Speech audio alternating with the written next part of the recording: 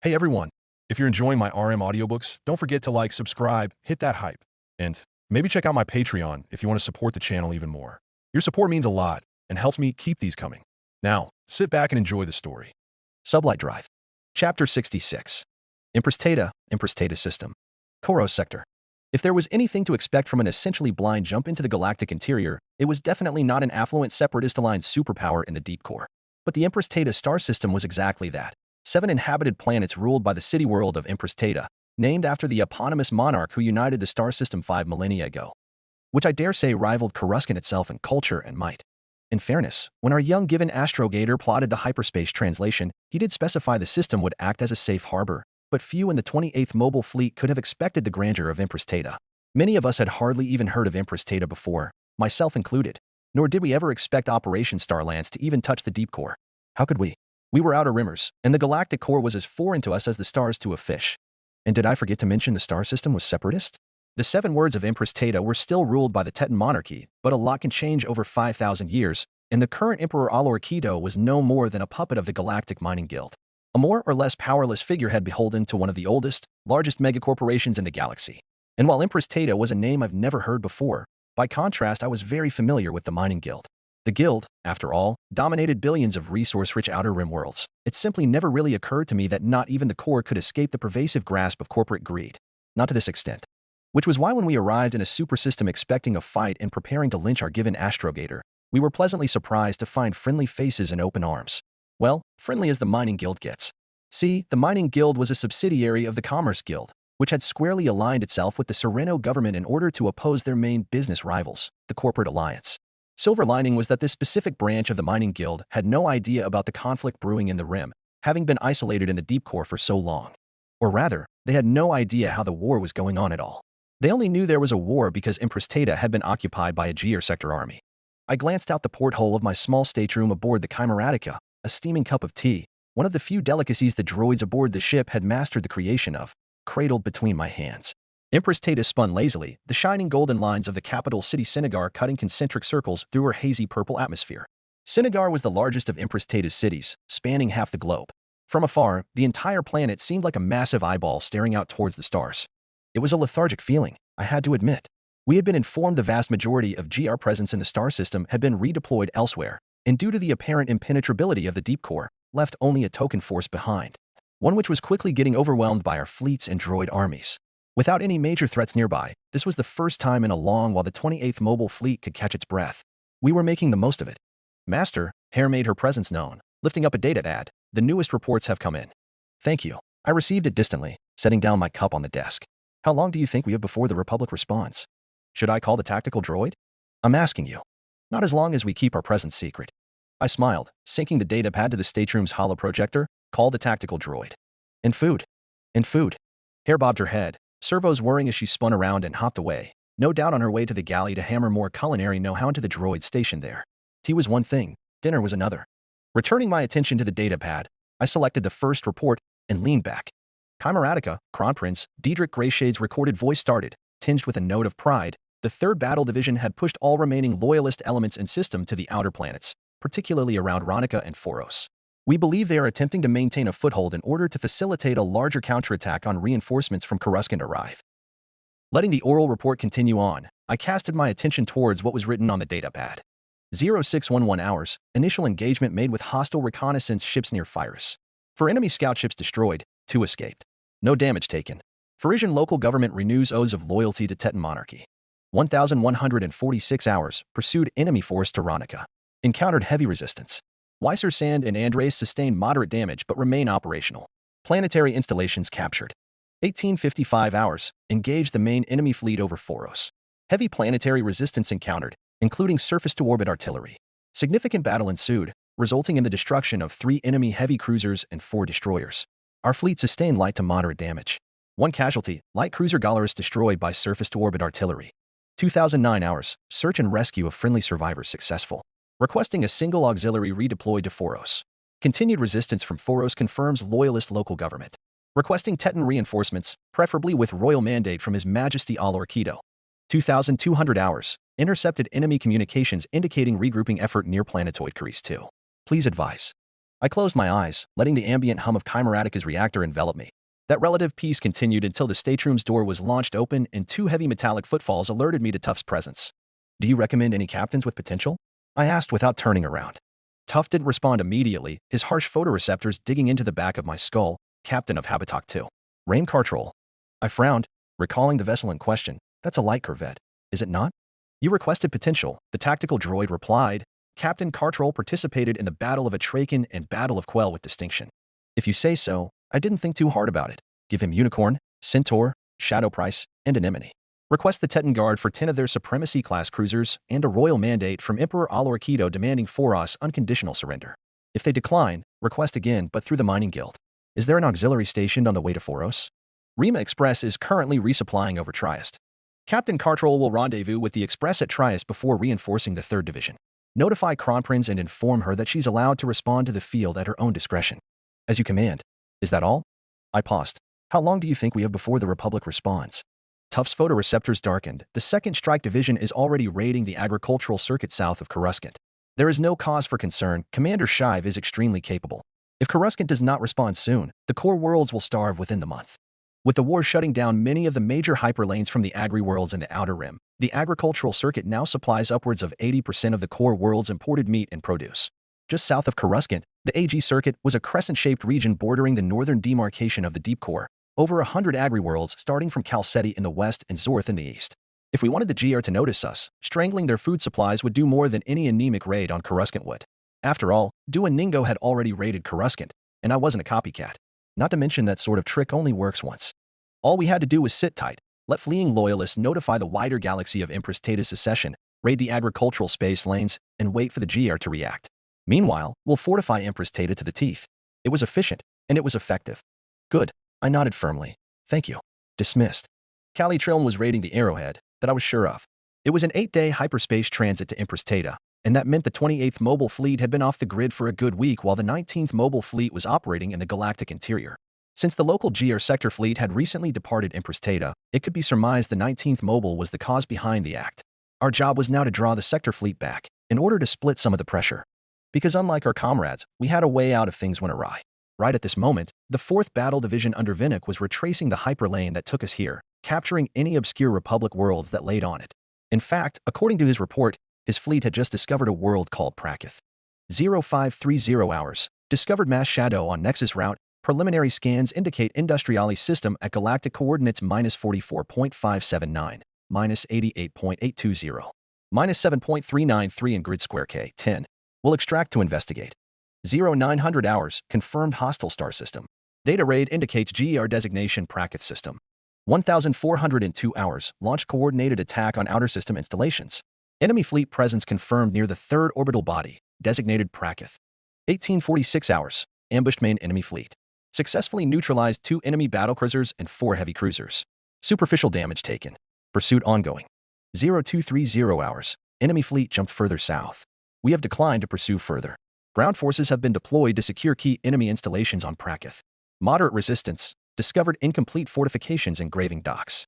Possibly interrupted in ongoing fortress world construction. 1200 hours. Star system secured. Conducting mopping up operations to identify and secure any remaining enemy assets and intelligence in system. Data raid indicates location of 5th Deep Core Armada Fleet Headquarters and Odic system further south. Requesting additional support and reinforcements for assault. What the? I mumbled beneath my breath. Vinnick conquered a budding fortress world with only 51 warships? But this was concerning indeed, because it confirmed further GR presence deeper in the core, and considering this mysterious Odic system was to be found even further south, there was a high likelihood the GR already charted the Nexus route, if not entirely in its entirety. Still, it was an issue, because right now the Nexus route was our only way out of here, and unless we secure all of it, the 5th Deep Core Armada could raise an interdiction net south of us and shut the door. However, the Mining Guild also told us the vast majority of the 5th Armada went north to fill the vacuum left by the core reserve armadas. Considering how easily Diedrich and Vinnick were able to beat back the garrisons in the Deep Core, I was inclined to believe that. However, it only took a single interdiction mine to screw us all over. I pondered the feasibility of sending Vinnick what's left of our limited resources to sustain his campaign for a long while, before finally deciding otherwise. We only had just about 200 ships, though more were being folded into our ranks by the day, courtesy of the Teton shipyards, the Koros Space Works, and volunteer vessels from the Teton Guard and Mining Guild. Their loyalty was questionable, however, and I wasn't inclined to dispatch them too far from Empress Teta. With a good fraction of our warships away raiding the AG circuit, I didn't feel confident enough to overstretch our meager forces chasing rumors in the deep core, and especially not with an impending Republic counterattack on the horizon. I toggled the holoprojector to record my voice, crying, "Son, Chimeratica. Your orders are to hold position and complete the fortifications in the Pracket system. Erect an interdiction field and intercept any enemy forces attempting to travel back up the Nexus route. Over." Opening Kret's report next, it was a brief thing detailing his successes in the neighboring star systems of the Koros sector. Just as preying on economic trade routes was the sort of thing Horgo Shive seemed to excel at, it appeared diplomacy and negotiation was as much the Nimodian's forte. With her ships stretched thin, he only had 10 ships in his small squadron. But that was enough for him. The worlds of Kiera Major, Symbia, and Quar had all renewed their pledges of loyalty to the Teton monarchy under Kret's pressure, confirming their status under Empress Teta's sphere of influence and thus the Separatist alliance.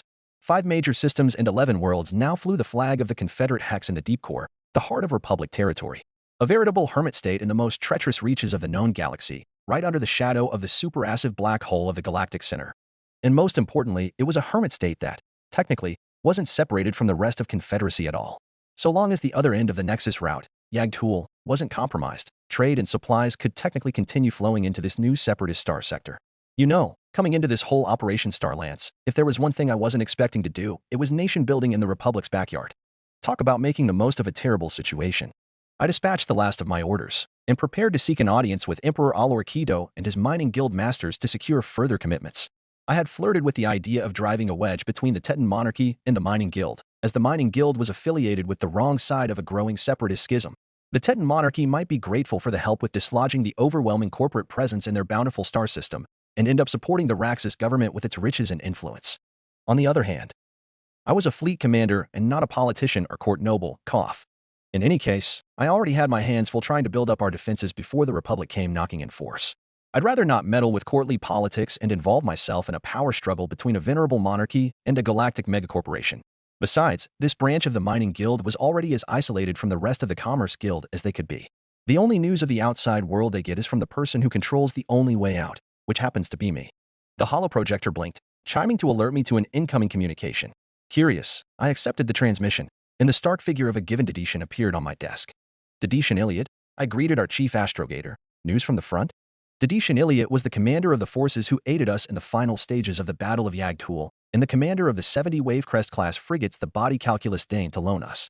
Since his frigates were most useful as scout ships, as soon as we made ourselves comfortable at Empress Teta, Iliad had taken his division, along with most of our intelligence frigates, to trailblaze alternative space lanes out of the deep core, which would prove useful in the case that the Nexus route ever gets compromised, to say the least.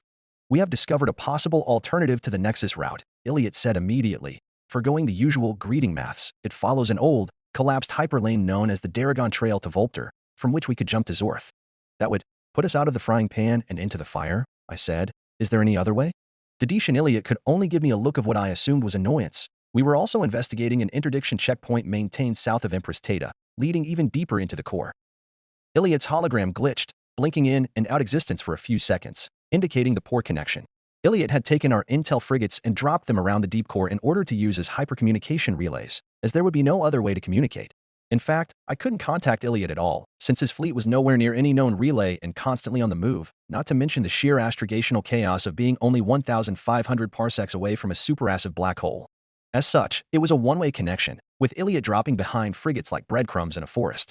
And if anything happened to the given fleet, such as ramming straight into a freak mass shadow, there would be no way for us to know what happened. But the given were confident enough, and I saw no reason to protest. They were in their element, after all. There was also a second reason for dropping around intel frigates, and that was to create what was essentially an early warning system around Empress Teta, a metaphysical bubble that would alert us of any fleet approaching Empress Teta from any direction. Even more so as these frigates were concentrated around potential space lanes. In its current iteration, Priestess was only able to inform us of any incoming and outgoing communique from Coruscant, useful for gauging the macro-level situation in the Republic capital world, but not so much for reliable military reconnaissance. Doubly so with the delay, factoring the receival, filtering, and decryption of transmissions, of which the vast majority still end up mundane and useless.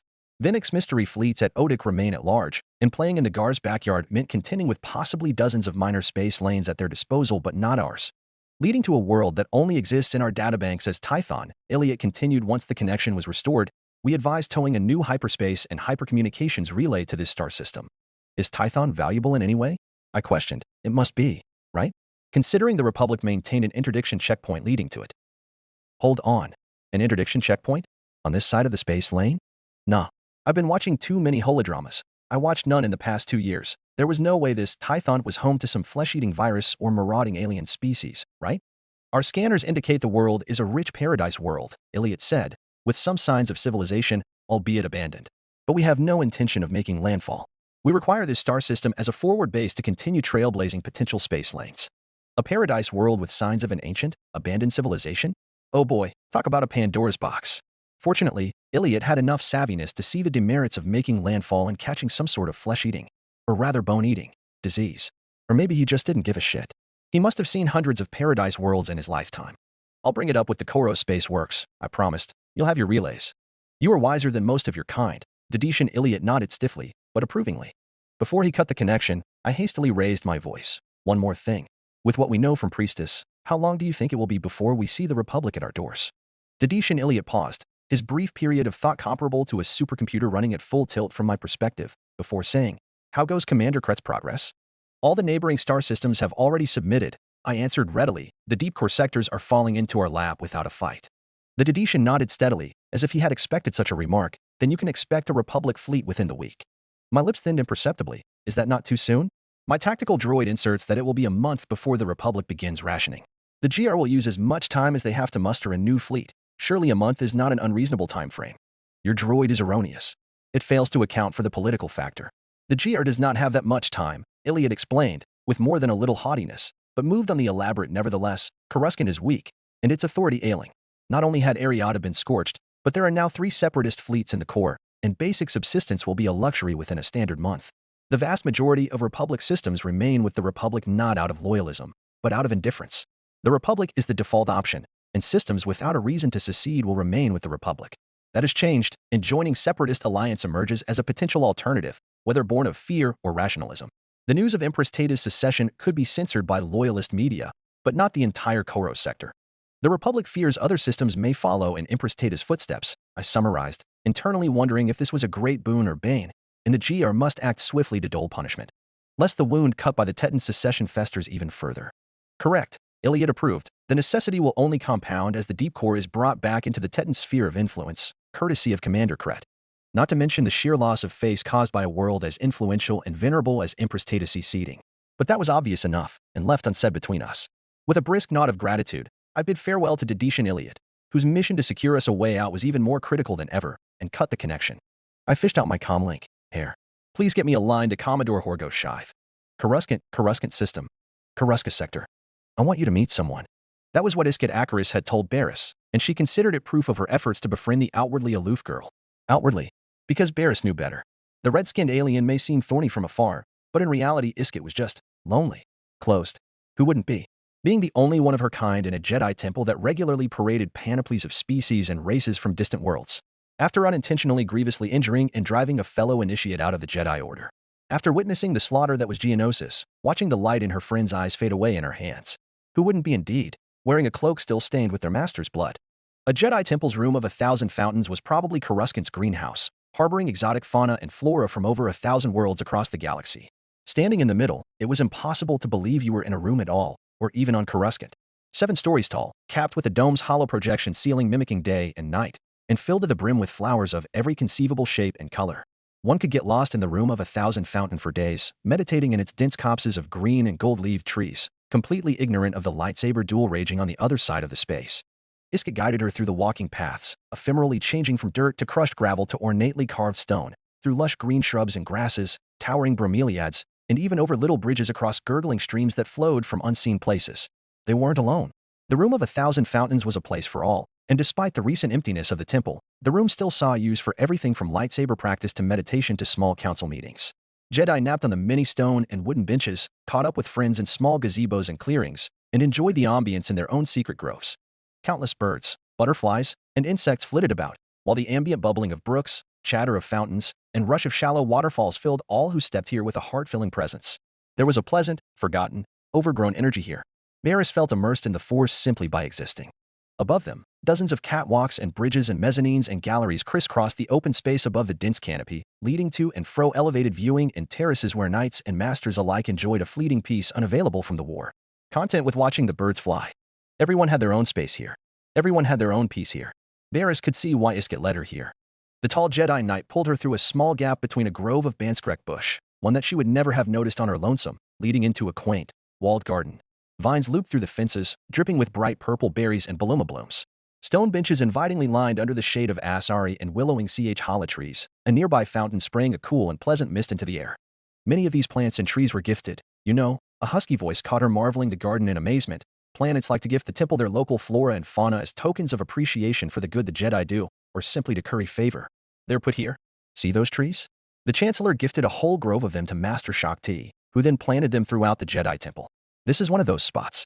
Varys flicked her gaze to the individual, a towering Solonian 2 meters tall, wearing the gray uniform of a temple staff technician.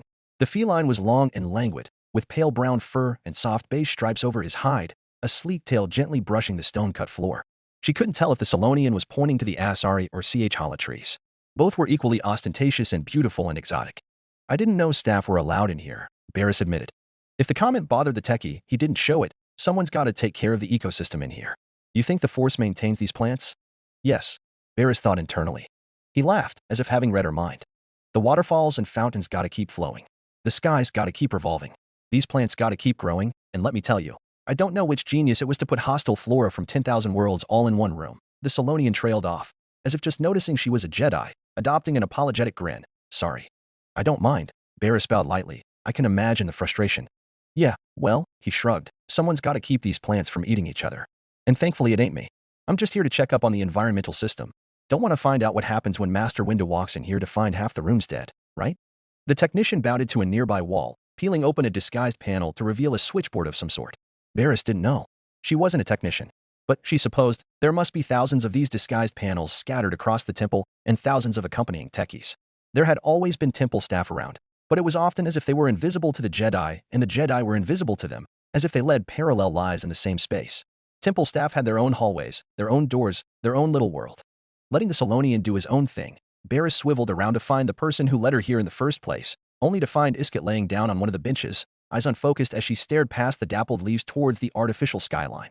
Varys had never seen the Jedi Knight more at peace than then and there, and decided not to ruin the peace. Sitting down beside Iskit, she leaned back against the backrest and exhaled. All her worries and anxieties seemed to leave with her breath, replaced by a supreme sense of tranquility, as if she had gone to sleep for days and finally found true rest. I assume you know Iskit? Varys asked softly, unconsciously stroking Iskit's hair and feeling her chest rise and fall. We're friends, the Solonian answered. We met, HM, a day before she was knighted. Name's Hizo. Varys. I know. She likes to talk to me. Varys' soft smile nearly died, but she maintained it admirably. A Jedi Knight, talking to a technician, regularly? It seemed too much of a coincidence for Hizo to be here right as they arrived. Had they predetermined locations and times to meet? That was one way to circumnavigate the separation between Jedi and staff. And you don't talk to her? Varys asked innocently. Hizo glanced over his shoulder, tapping one of his gray-tipped ears with a wire stripper. I'm not as young as I look. Not sure if I'm the one to tell you this, Varys, but I'm also too old to care much. She's a troubled one. Varys recalled that bloody scene aboard the military satellite and whispered, I know. I'm not even that good at listening. Hizo chuckled throatily. I can't remember half the things I once did anymore. But if a girl needs someone to listen, who am I to say no? You seem like the thinking type, aren't you? What's become of the Jedi Order if the only person who will listen, actually listen, is an old Solonian techie? She deflated, closing her eyes and taking in the lovely scent of baluma blooms. It's difficult to know what's going on in the masters' heads, Varys allowed. They aren't honest. Hizo returned to his fixing, simple as that. You talk, and they give you quotes and platitudes in return. And if that doesn't solve what's ailing you, well, now you're the problem. Iskit told me her old master didn't like her all that much, you know? But there's no master who wouldn't take on a Padawan they didn't like. Now that was curious. Hizo spoke as if he was an old hand at these things, and for some odd reason Varys doubted he had been a therapist for that many Jedi. You've been here a long time, haven't you? The old Solonian paused, his fur flattening, and his answer was measured, 40 years. It's been a long time. 40 years, Varys echoed. Do regular staff stay that long? I was a Jedi, once, Hizo finally admitted, 40 years ago. Never quite made it to Padawan? Never quite made it to Knight. I didn't pass the Jedi trials. It didn't take an empath to sense the whole chest of bitterness that accompanied that statement, but Varys was an empath by trade, and she sensed a bitterness not even the serenity of 1,000 fountains could wane. From the corner of her eye, she caught a mouthful of sharp teeth open in a silent hiss. The Jedi trials are a lot easier now. Barris didn't know what exactly possessed her to rub in the salt, but she trusted her own judgment. Most Padawans who see live combat get knighted. Lots of Padawans die, Hizo grunted. Lots of fake knights die. Iskit nearly did. Where was that? Barris wondered. She heard it before. Thule, the Solonian supplied. Thule, she repeated. She hadn't noticed when, but Iskit's head was now lying peacefully upon her lap, cradled in the soft zaecloth folds of her dress. So what do you suggest, then? Hizo raised a furry eyebrow, as if any of us could do something about it. I can, Barris replied with more confidence than she thought she possessed. I mean, I regularly talk to a council member. What, the spy master? Hizo asked doubtfully. Really? Well, maybe you can convince her to assassinate Dooku. That should end the war. One old man for a whole lot of kids seems like a fair trade. The Solonian huffed, his chest hair puffing. But what do I know? I'm just a droid maintenance technician. Barris glanced at the electrical panel hidden in the wall. That doesn't look like a droid. Hizo froze. There was a prickly shift to his fur that suggested she shouldn't continue this line of questioning, which only told her that this was the right line of questioning to continue on. After all, she was not Iskit Akaris, and Hizo was not her friend. Haven't you heard? The Solonian returned breezily. The temple's been short on hands ever since the war began. Ah, for most of us, double duty it is. Is that so? The technician clapped his paws and hooked the false panel back onto the walls, and setting it so perfectly Barris nearly forgot where it was in the first place. She tore her attention back to the Solonian, the furs on the back of his neck raised, despite the easygoing grin adorning his lips. It was clear that he wasn't going to say any more unless prodded. Barris courted the idea of just getting into his head. Literally. Hizo may have been a Jedi once, but he was also decades out of practice. It wouldn't be too difficult to just read his mind. Or his emotions, more exactly. Perhaps not exactly the Jedi way, but it was a way, and the fastest and simplest way, to get the answers she wanted. But before she could act on her impulsive thoughts, there was a pulse in the air, as if someone had turned the volume of the universe, like the mutinous following a whip rack. The sounds of flowing water was gone, along with the rustling of flora and chatter of birds and critters. Varys straightened in alarm, and Hizo's fur snapped straight, the Solonian rising to his full height. Iskit stirred in her sleep. And then the sounds came rushing back in like a water hammer, pounding her eardrums loudly. Something just happened. Varys looked around instinctively. Something terrible. Like a million voices screamed out and the universe stopped to listen. Hizo glanced around, his ears upright and swiveling like a periscope, before he sighed and settled down, getting more violent. These things are. I mislike it. More common. Varys inquired, not quite yet so sure of herself. Well, I like to call events, the Solonian hesitantly explained. The war goes on like background noise for many of us, but when something so dreadful that could make even the Force flinch happens, we flinch with it. There was a parade of events during Operation Trident's Perlemian offensive, small and minor ones that could give you gooseflesh, but after Ariadu, the Force stopped reacting. The technician chuckled morosely, or maybe, we just got too used to the noise. This was the first event since Ariadu. Not as unsettling, but still noticeable. Varys opened her mouth to reply, but her attention was stolen by a sudden chime found deep within her dress. Her comlink. It was muffled and hardly audible, and she thought of pretending it wasn't there. But Hizo's feline ears immediately perked up. I'll get out of your way, miss. Varys fished the device out, humming and making no sign of her prior intentions. It was a pleasure, Hizo. Any friend of Iskit is a friend of mine, was all the Solonian had to say before he disappeared behind a vine-covered exit, likely leading into some maintenance corridor or the other. Varys felt the pressure removed from her lap as Iskit sat up, rubbing her eyes as she did so. Welcome back, was all she said as she pressed down on the comlink. Your friend was nice. Varys, Master Audi Gallia's voice was impatient. Meet me at the funerary halls. Again? I thought that was a one-off thing. Varys glanced at Iskit, who was glaring daggers at the comlink as if it had personally insulted her. Iskit's with me. Should I bring her along? If she needs to stretch her legs. I take offense to being treated like a restless dog. Iskit's gravelly voice said blandly. Where are we going? If you want to find out, Master Gallia's voice tailed off, and then cut, leaving the both of them on an uncomfortable high note. Well, Iskit broke the strange silence. Let's not keep her waiting. Follow me. Instead of making for the brush back into the room of 1,000 fountains, Iskit marched straight for the hidden maintenance access Hizo just left through. Is it quicker this way? Varys questioned curiously. And unseen, Iskit grinned. I've made a habit of it.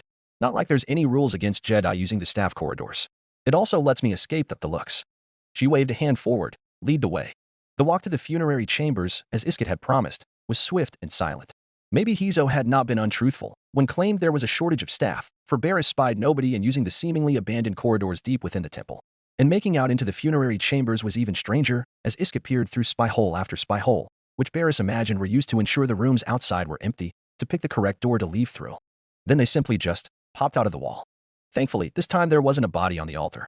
Just two Jedi Masters standing beside it, looking at them. In surprise. Surprise. Iskut said weakly as the two knights stared down Jedi Masters Audigalia and Plo Koon. Did you find anything in there? The Velothian master questioned. No. Varys answered hesitantly. Were we supposed to?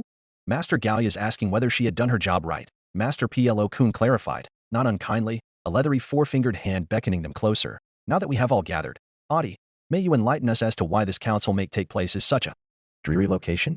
It's the only place in which I've confirmed that there are no ears, Master Gallia answered dryly. Now, the mission. Hold on, Iskut interrupted. Boat isn't here? You weren't supposed to be here either. Why's Barris getting special treatment? Well, if you would listen, Audi Gallia emphasized, you might just find out.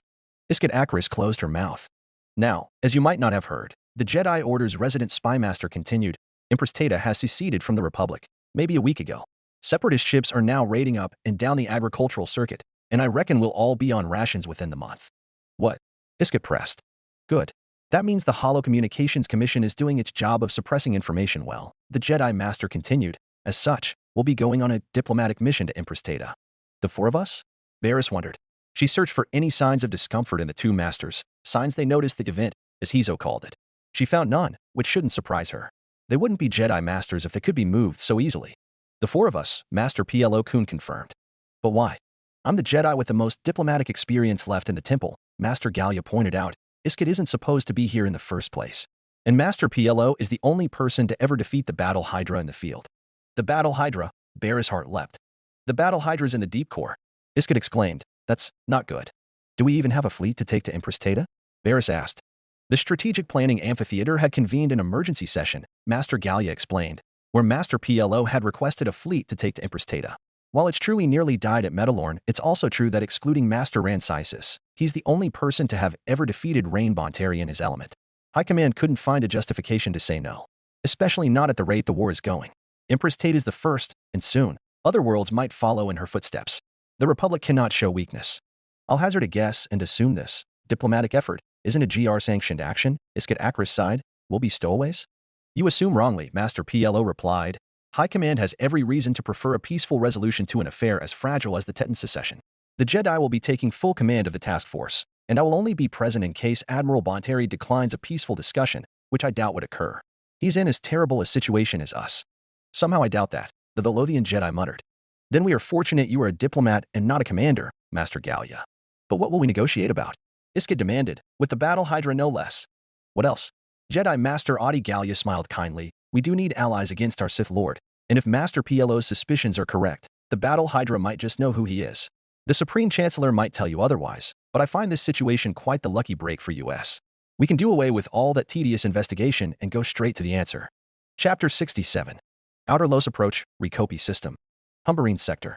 Right where the Admiral said they would be, Commander Adar Talon murmured. So this is how the Separatists managed to run circles around us. Captain Jan Dodonna dipped his chin briefly. This isn't the only one.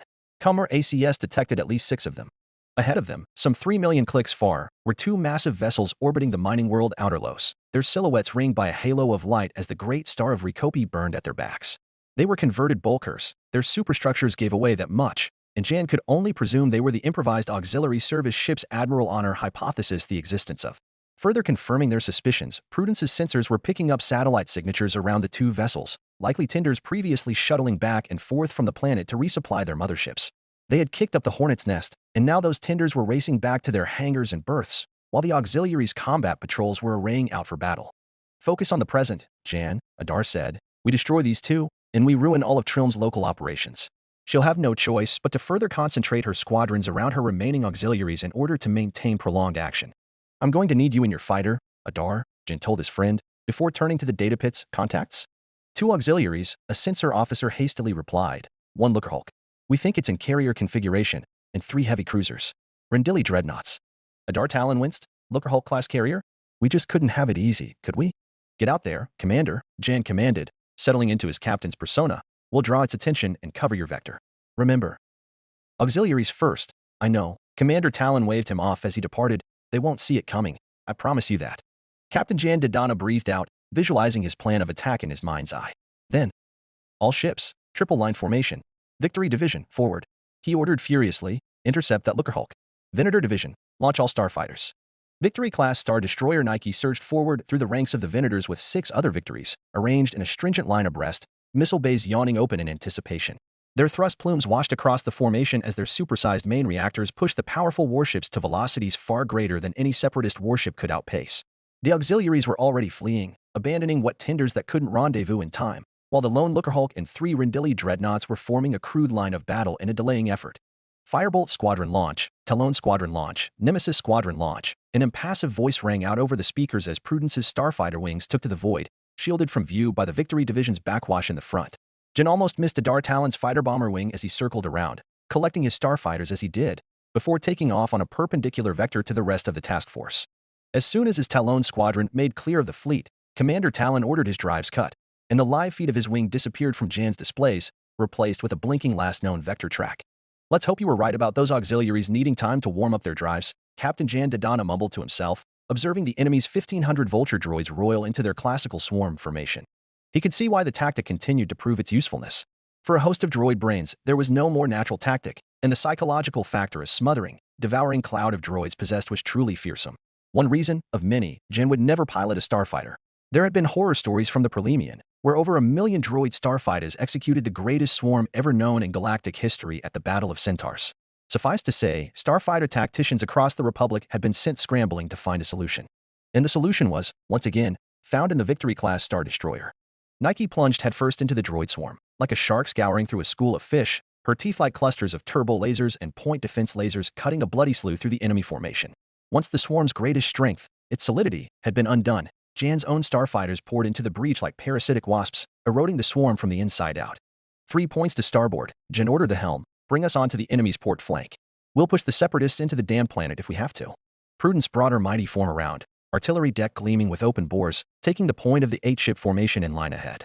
Maneuvering around the pinned-down starfighter battle, his 8 Venators discovered that the enemy cruisers had anticipated the attack, and a furious firefight began. Unfortunately for the separatists, they were severely outgunned and outtonnaged, and were forced to give ground.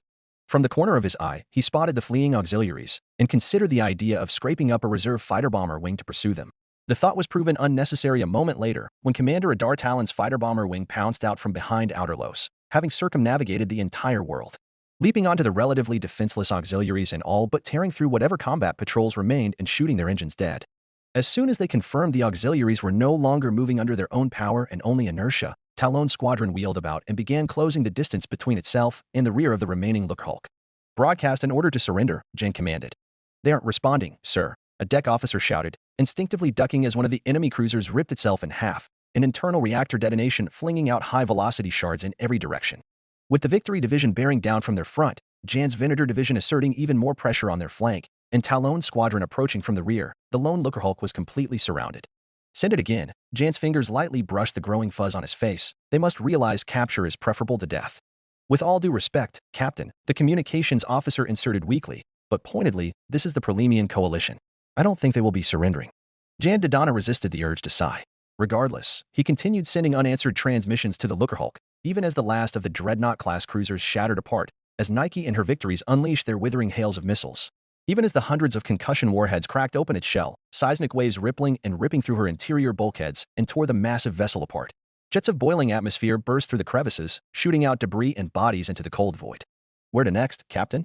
Jin turned around, not an emotion on his face. "Where's the closest separatist raid party?" Scans indicated the Serapin system, but it's a couple hours old. "Based on what we know of their raid patterns, where would they jump next?" "Well, the Seigi system, Captain." "Plot the jump. We must not waste our momentum." "Serapin orbit, Serapin system. Humberine sector." Click, click. Callie Trilm held up the Starpath unit to the light, inspecting it from every angle. She wasn't so sure as to what had become of it, and she had half the mind to believe it had become infected by some sort of dormant virus, like a sleeper cell. It would make sense, and she could certainly give the GR credit for such a novel anti-espionage tactic, except it did not behave like one. After all, what sort of sleeper virus would activate before it had been attached to a mainframe? And if there was a sleeper virus, why would it only activate after the device was no longer in use? To prevent the CAF from reverse engineering GR technology? Not for something as ubiquitous as a Starpath unit. In fact, the CAF had even better communications technology than the GR. While the Republic may maintain its advantage in weapons and starship technology, the Confederacy was well and far in the lead with its automation, communications, and most things electronic. "Tex," she called out to TX. 103, "have you prepared the isolation chamber?" Isolation chamber, she called it. Simply put, it was just a digitally isolated space completely separated from any critical systems or accessible networks. It was a common enough technique to train any sort of novel artificial intelligence, especially if no restraints had been hard-coded into it, so as to prevent the intelligence from going rogue and infecting everything within reach of its immaterial claws. It takes time to partition a databank of sufficient size, Tex returned from whatever he was doing. Can't we just use the same databank handler one inhabited before? It had been repurposed. Before she could reply, a chime on the comms module of her chair caught her attention. Cursing softly underneath her breath, Callie took a brisk glance at Chrono before leaping off her seat and climbing down to the viewports. Battle Squadron Salvara, the very same Battle Squadron Salvara that participated in the Battle of Centaurs and Battle of Calumex, were returning from their raid on Serapin's orbital relays. The boiling volcanic world was a wealth of effectively limitless geothermal energy on its own, and the Old Republic had been wise enough to exploit Serapin to its greatest effect, effectively using the world as the prime energy supplier of the entire galactic interior, at the cost of making a single world produce up to 80% of the entire core's energy imports. Incidentally, Severance Tan's opening move of the war was to lead an overwhelming attack on Serapin, knocking out the root of the core's entire power grid, completely blacking out tens of thousands of worlds for hours if not days until secondary sources could make up for the sudden loss. Suffice to say, the Republic had learned its lesson and hastily made to diversify its energy suppliers. However, Callie Trilm would hazard Serapin still dominated a large slice of that particular pie chart, considering the apparent renewal and improvement of its defense grid. But Callie had no intentions to brave the defense grid. She was neither the Pantoran, nor did she have the might of the Confederate Second Fleet. Or was it Second Fleet Group now? The 19th Mobile Fleet was designed specifically to raid space lanes and transports, and that's what she would do. Because energy was useless unless it could find its way to the consumer. And that meant energy had to be transported, in one way or another, as the satellite wrecks around Serapin could testify. Mission accomplished. Leader, Heavy Cruiser Sarissa's captain reported, the Rendili dreadnought's running lights flashing in salute as she smoothly slid past Callie's flagship. Damage report? Rear Admiral Trilm asked. Nothing that couldn't get past our shields. Rendili builds them sturdy. That was a lie. Callie knew that was a lie because Sarissa was sporting a nasty black bruise on its port beam, right above one of its artillery blisters, and shields don't tend to cause that sort of thing. What shields can do, however, is melt the vessel it's supposed to be protecting by absorbing too much thermalized energy during enemy barrages. That's why some ships get a post-battle glow after an engagement. But that sort of thing only occurs when said warship's heat sinks get shot. Nevertheless, Sarissa's scar was more representative of a direct turbo laser strike than an overloaded ray shield. But nothing short of a direct hull breach would even make them flinch, wouldn't it? That was what Callie Trilm had concluded. The Salvarans simply have nothing left to lose. Most of the Perlemian Coalition's armada was of similar mind, all of them exiled legionaries fighting in foreign space. Give them a target, and they might as well be her personal hounds. Then let's get moving, she commanded. Tex, bring us around. We're going back to Ricopia. Star of Sereno swung herself over, sublight drives igniting and afterburners blazing like great blue flame all the way to the nearest hyperlane egress. They spotted the wrecks of Serapin's trifling defense fleet drifting aimlessly on the way there, gradually heading out the outer planets in the next few dozen years. Admiral, the tactical droid abruptly alerted her. Do you wish to test the Starpath unit now? Now. Callie echoed, glancing out the viewports. I do suppose there's no reason not to. She nearly tossed the once useless cube over to the droid, before interrupting herself with the reminder the cube was no longer so useless. Instead, Callie marched right up to the droid and deposited the Starpath unit in his metal grip. Tex inspected the device with his harsh photoreceptors, approaching the nearest console, and after confirming nothing important was being done there, shoved the operating droid out of the way and hooked it up to the Starpath unit. You are certain the system is isolated? A swell of nervousness rose up within Callie. I'd rather not break my flagship. I am certain, the droid replied, configuring the display and unceremoniously accessing the Starpath's data files. For a brief moment, it was as if Callie was watching the words of an eldritch deity pass before her, visualized by some arcane sorcery. Hundreds, thousands, trillions lines of encrypted data erupted forth through the console display like an unstoppable, endless cascade of information. Voices, holofeeds, transmissions, what seemed like an entire galaxy's worth of data surged onto the single console display. And each and every transmission started with the exact same prefix, Kixerbimcmh. They're all coming from the same place, Callie muttered. Can we decode this? All we need to do is find out what these words mean, right? I suspect it is a single word, Tex said, his digits frantically reconfiguring the console so that the sheer volume of traffic doesn't break the databank from memory overload. All the transmissions are encoded into 5-character blocks. Well, if it's 9 letters. We lost contact with the 2nd Auxiliary Squadron, a droid shouted, voice high in alarm. Their last transmission was enemy contact. Contact lost with Task Force 198. Contact lost with the 91st Recon Division. Contact lost with Relay Frigate Ravana. 2nd Auxiliary Squadron? Callie's eyes widened. That's at Ricopia. Tex. Ricopia is no more than a 10-hour jump from Serapin. Plotting emergency jump to the Sayugi system, Tex was already bounding away from the console, leaving a rather stumped B-1 battle droid blankly watching the cascade of data strings on his display. Contact lost with Task Force 1911. They're criffing chewing straight through us. If there was the hope of another uneventful raid in Callie's mind before, it was long gone by now, all synchronized, no less. Have the Republic figured us out?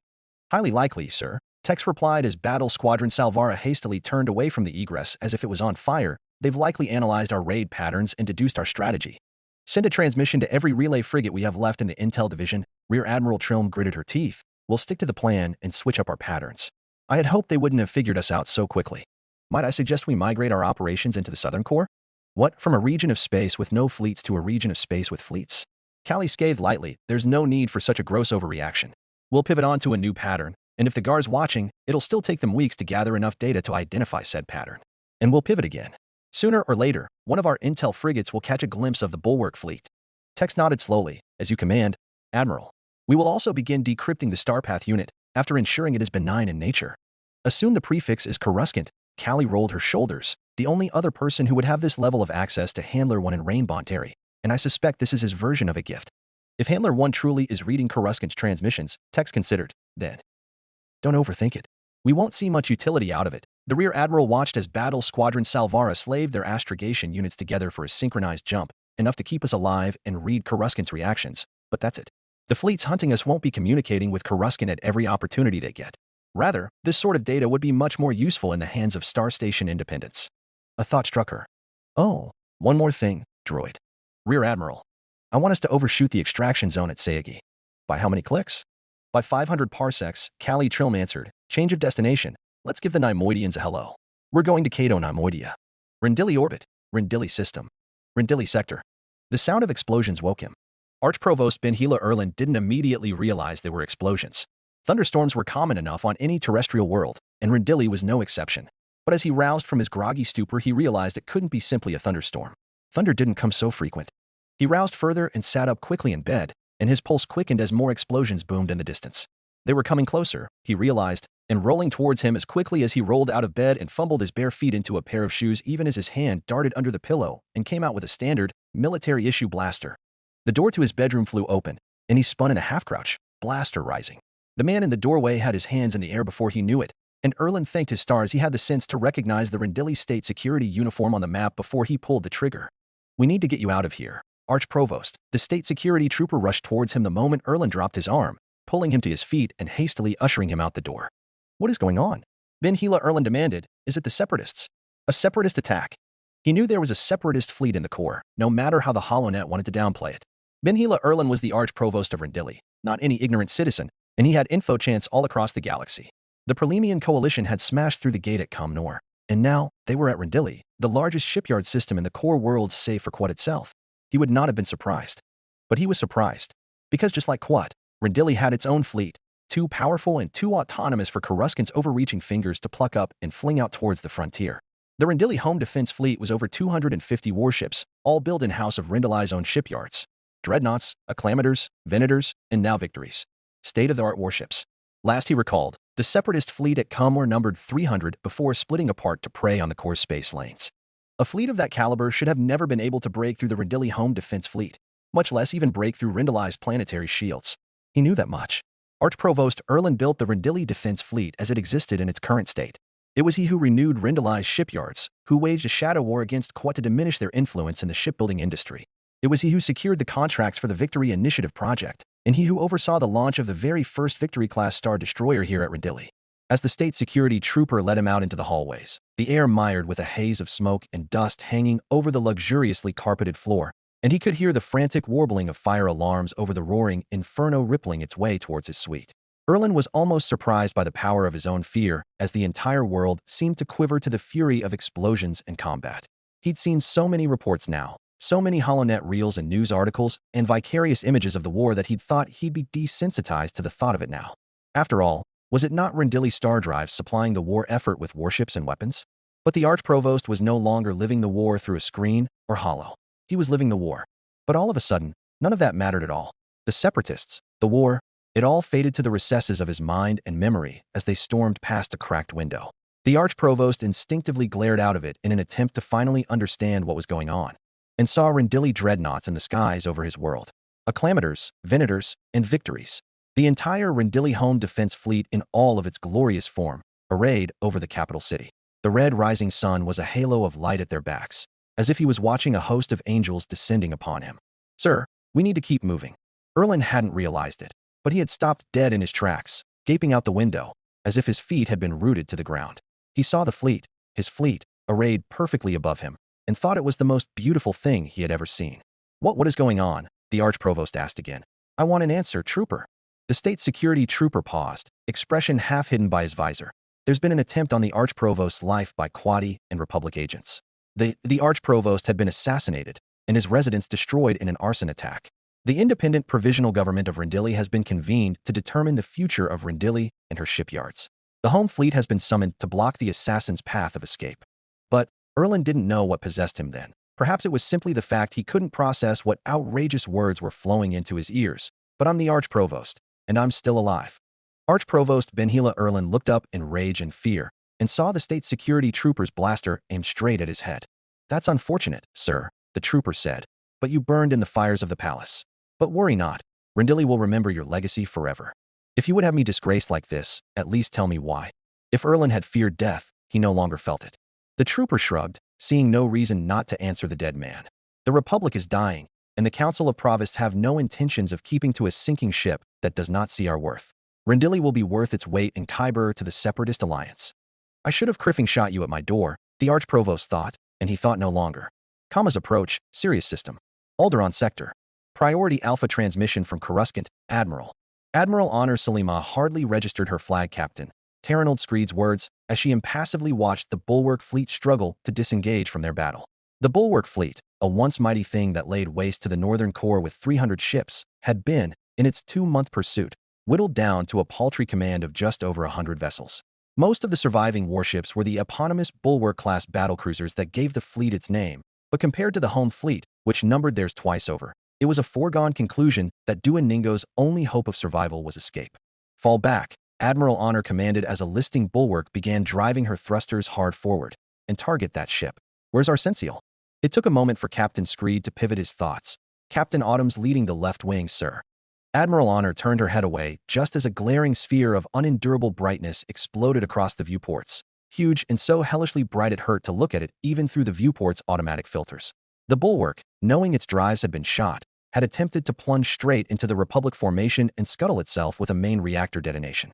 But the Coruscant home fleet was a veteran of half a dozen battles with the Bulwark fleet now, and they had long familiarized with Duoningo's stubborn insistence that his vaunted warships would never fall into his enemy's hands.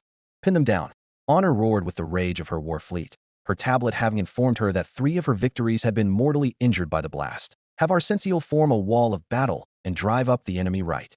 The home fleet had caught the Bulwark fleet on the hyperlane egress towards Camas, one of the most respected worlds in the core, not to mention a founding world of the Republic. If one squinted the sensors, you could spot the meager Kamasai system fleet arrayed close to a battle station in orbit. As commanded, Captain Autumn bravely led from the front of his victory squadron, Arsensiel a flaming spear tip as she raked Duoningo's flanks. As soon as he reached the starboard quarter of the enemy formation, Arsensiel hooked right and began pushing the Bulwark fleet away from Camas and maneuvering north to block them from jumping out of the core. That left south or east, as the home fleet had chased them from Skako in the west, to which laid either Demophan or Alderaan. Captain Screed, Admiral Honor summoned as soon as she was satisfied with her battle line. You may proceed with the message. Captain Screed coughed, his cybernetic eye fixated sternly on his commanding officer as he pivoted back onto the prior subject. Priority Alpha transmission from Coruscant, Admiral. A coup on Rendili had killed the ruling Archprovost, and the system has declared for the Separatist Alliance, along with the Rendili Star Drive. In order to prevent a domino effect that would see much of the core following their sedition, we have been ordered to quell the insurrection. What? Terranold Screed suppressed a wince. How many heads do they think I have? Admiral Honor demanded softly, but severely. Do I look like the battle hydra to them? High Command has promised reinforcements from the Jedi Order. A second fleet will bolster our numbers, Captain Screed said, nevertheless unmoved by the Admiral's ire. Who? Which Jedi? They've refrained from giving a name, sir. Admiral Honor Salima ground her teeth. Then we'll make for Rendili at once. Very good, sir. We must prevent the Celestin from jumping to Alderaan. Honor Salima ordered. Have our right flank execute an orderly withdrawal and shift the center to the left. Order Captain Autumn to extend along the enemy's rear. Duoningo was a good battlefield commander, she allowed, as the Bulwark fleet reacted promptly to the home fleet's enigmatic actions. His age has not dulled his senses, Honor thought, as the Celestin translated his most powerful Bulwark-class battlecruisers to oppose the home fleet's weakened right wing. Shame he doesn't realize he is reacting as I wish, or rather, he has no choice but to react as I wish. With Arsensiel and her sister ships now opening fire on his vulnerable aft flank with their powerful missile launchers, Duoningo must have realized the quickest way out was to ram straight through the purposefully thinned Republic lines with his heaviest capitals. The alternative was to die, frankly, and Honor did not want that. Despite the fact that Honor would have summarily executed anybody who even suggested the idea they let the Bulwark fleet escape for any reason a mere week prior. No reason to toy with the hunted, as it were, unless it served an even larger quarry. And the Prelemian coalition was the largest there was in these parts. Have we calculated where the Bulwark fleet will jump to? Aldrake or Demophon, sir. Good. That's the direction we want, she nodded. Make sure Cali Trilm catches wind of our movements. Leak it if you have to. And send word to Kamas and Alderaan. We've prevented the enemy from reaching them. We could use the favors and ships. We need as many able warships we can get our hands on. They may not give them up for Coruscant, but they will give them up for the home fleet that saved their lives. Very good, sir. And we are still going to Rendili, Admiral? Coruscant has been kind enough to decide our battle space for us, Captain.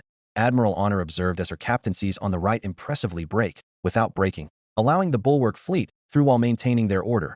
Far be it for us to decline their invitation. We will deal with Cali Trilm, Duoningo, and whichever stupid bastard he thought jumping ship into the Sea of Stars was a good idea, in the Rendili star system. Chapter 68. Empress Teta Approach, Empress Teta System. Koros Sector. The Republic didn't have enough time to scrounge up a sizable fleet. That much was obvious from the some 100 warships inserting just outside Empress Teta's interdiction net. As our scopes would put it, however, their fleet still possessed an impressive ratio of 2 score capitals and 3 score escorts. Truthfully, however, I was uncertain of that ratio. There was a new class of ship in the Republic fleet, one unknown to our registries, and thus unknown to our classifications. A Star Destroyer, for certain, as their iconic drive wedge could not be mistaken. But everything else? Their physical size was conservative, at under 1,000 meters, but their power output and the strength of their drives betrayed their strength. What sort of diminutive vessel required the reactor output of a capital warship? There were at least a dozen of them, and arrayed not dissimilarly to a wedge of storks at the front of the enemy formation. I would hazard a guess at their purpose confidently. By comparison, the fleet I had on hand numbered no more than 50, as a quarter of our full might was still campaigning against the Gar's deep core fleets with Commodore Vinnick. The rest, however, were arrayed at strategic locations across the 7 Teton Crown worlds.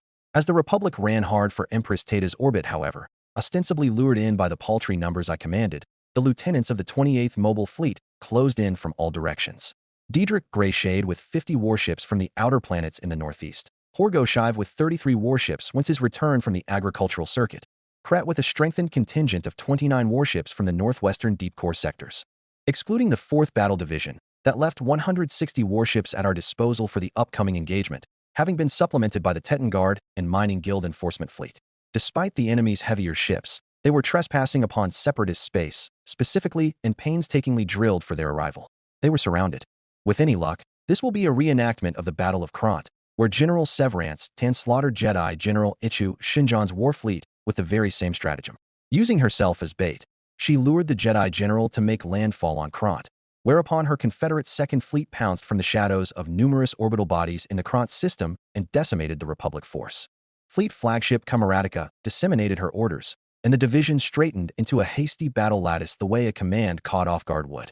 In truth, this strategy was born of the necessity to defeat a larger force with a lesser one, in the case of preparation for the worst. I held my reserves now, however, as the GR knowingly sent a lesser force against a greater one, in an offensive action no less, and thus it could only be assumed the enemy commander was regarded as extremely capable. Set a pace of 500 GS. I ordered. Close the distance and prepare to swing to port. Watch for any enemy maneuvers. There was the choice to sit back and wait for the enemy to enter Empress Teta's artillery range, which would obviously be the imminent decision for any defensive force on their last legs. However, if the enemy commander was as capable as I suspected, then they may realize the precariousness of their own situation. If the enemy commander realizes they were not facing our full force, then they may decide to wheel around and strike at the nearest ambush fleet. In which case, this would not be a reenactment of the Battle of Krant, but rather the Battle of Yagtul. As such, I ordered Chimeratica's division forward, out of Empress Teta's range, in an attempt to close enough distance that we would be able to support our allies if such a development arises.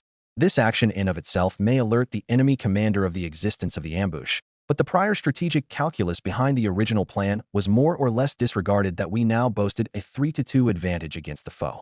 "They're slowing down," Taylor commented. "Are they supposed to slow down? Have they discovered the ploy?" Tuff's photoreceptors flashed, his servo joints flexing his metal fingers, informed the fleets to execute the battle plan.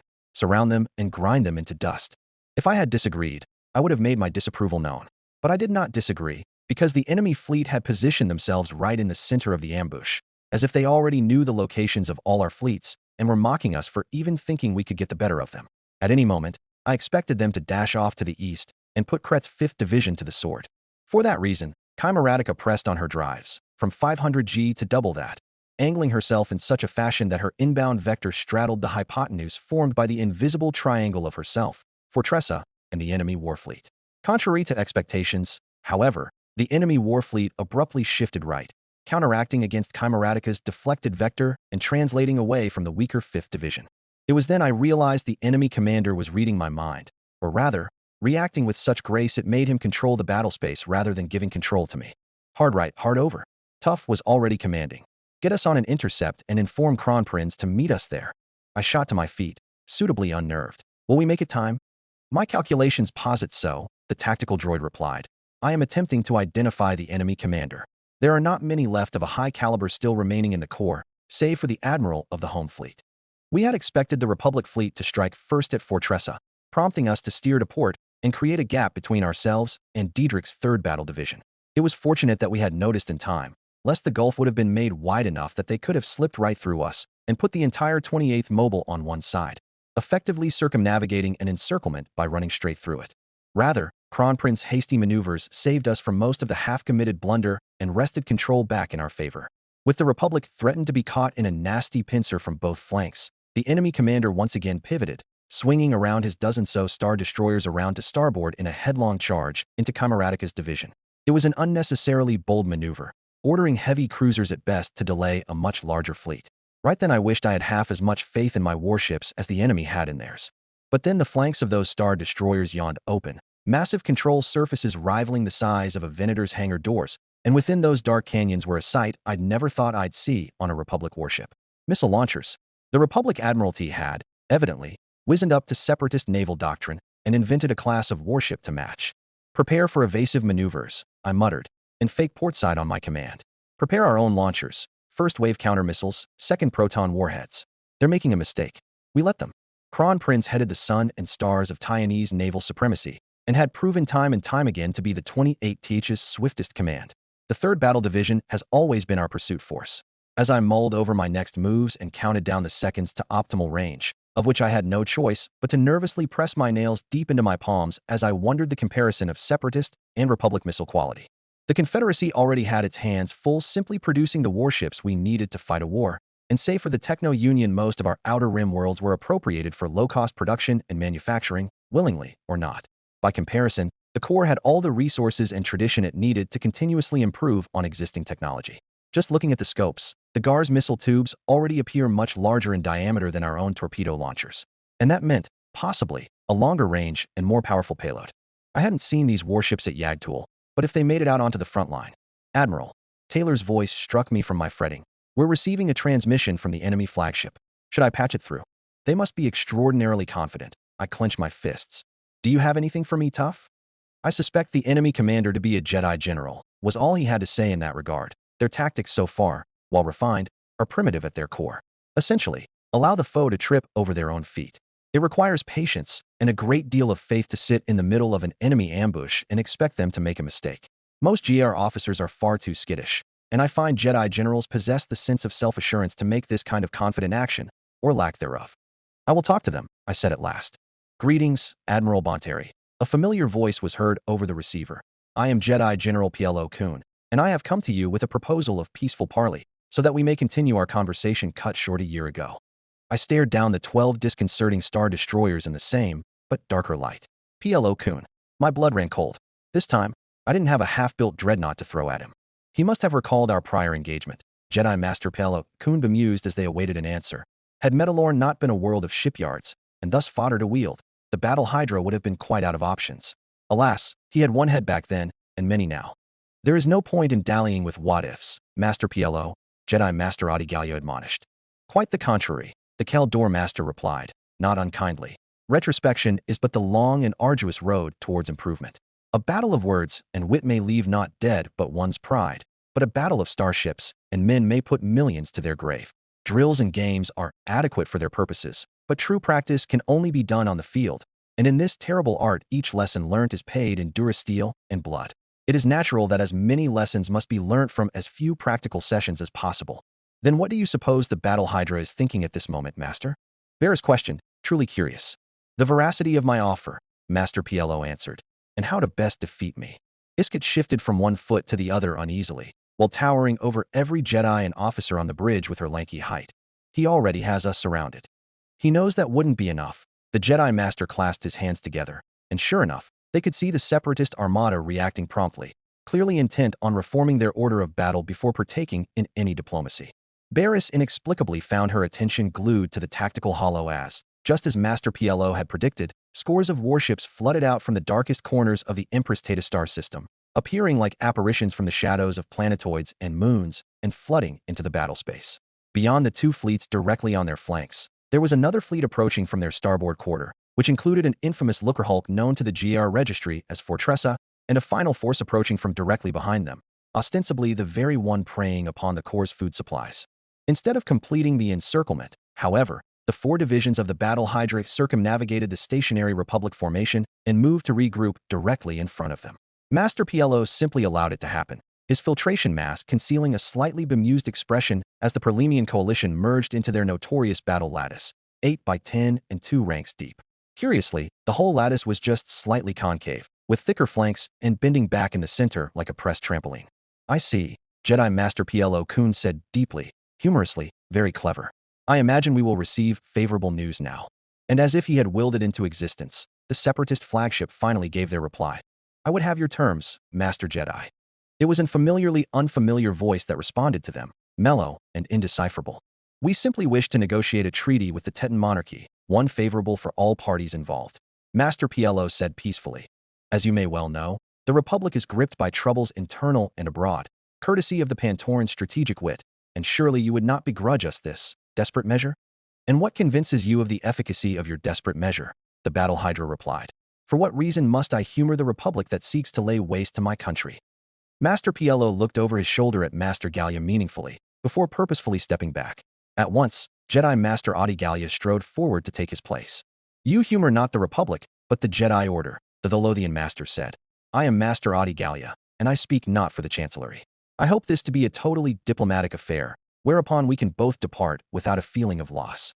Forgive me, Master Jedi, but that seems to me an improbable outcome. The Battle Hydra paused before adding on, especially with the sad state of affairs in which the galaxy wars.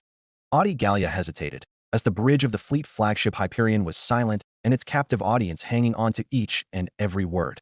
If you would have us, we would be open to a convention on Teton soil. Our delegates would be myself, Master PLO Kun, and Knights Isket Akaris and Barriss Afi. There was stark silence from the other side. My name, Barriss realized. Master Gallia used my name to get to him. In exchange for a temporary truce, Master Gallia continued whereupon the lack of response. We would submit to any temporary demands you would have of us, in order to satisfy your requirements for a continued cessation of hostilities. You will bring forward one ship, and only one, the Battle Hydra said at last, as would I, and we will make for Sinagar at once. Your fleet, and ours, will remain here, neither of which is to activate their drives beyond attitude thrusters. The fleet that fails to adhere to this agreement first, for whichever reason, will be considered the oath breaker. For whichever reason, Master Gallia clarified. I care not if a rogue asteroid strikes or a pirate flotilla appears from the black. The first fleet to have a vessel activate its main drives will be at fault, the Battle Hydra said clearly.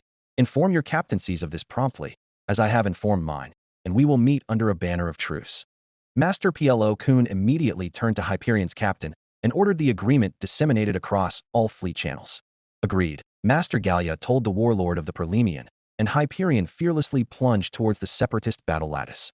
1 point to port, the Venator's captain ordered, swiftly identifying a portal in the enemy lattice, created by a single ship vacating its station. Camaratica, Hyperion's scopes identified.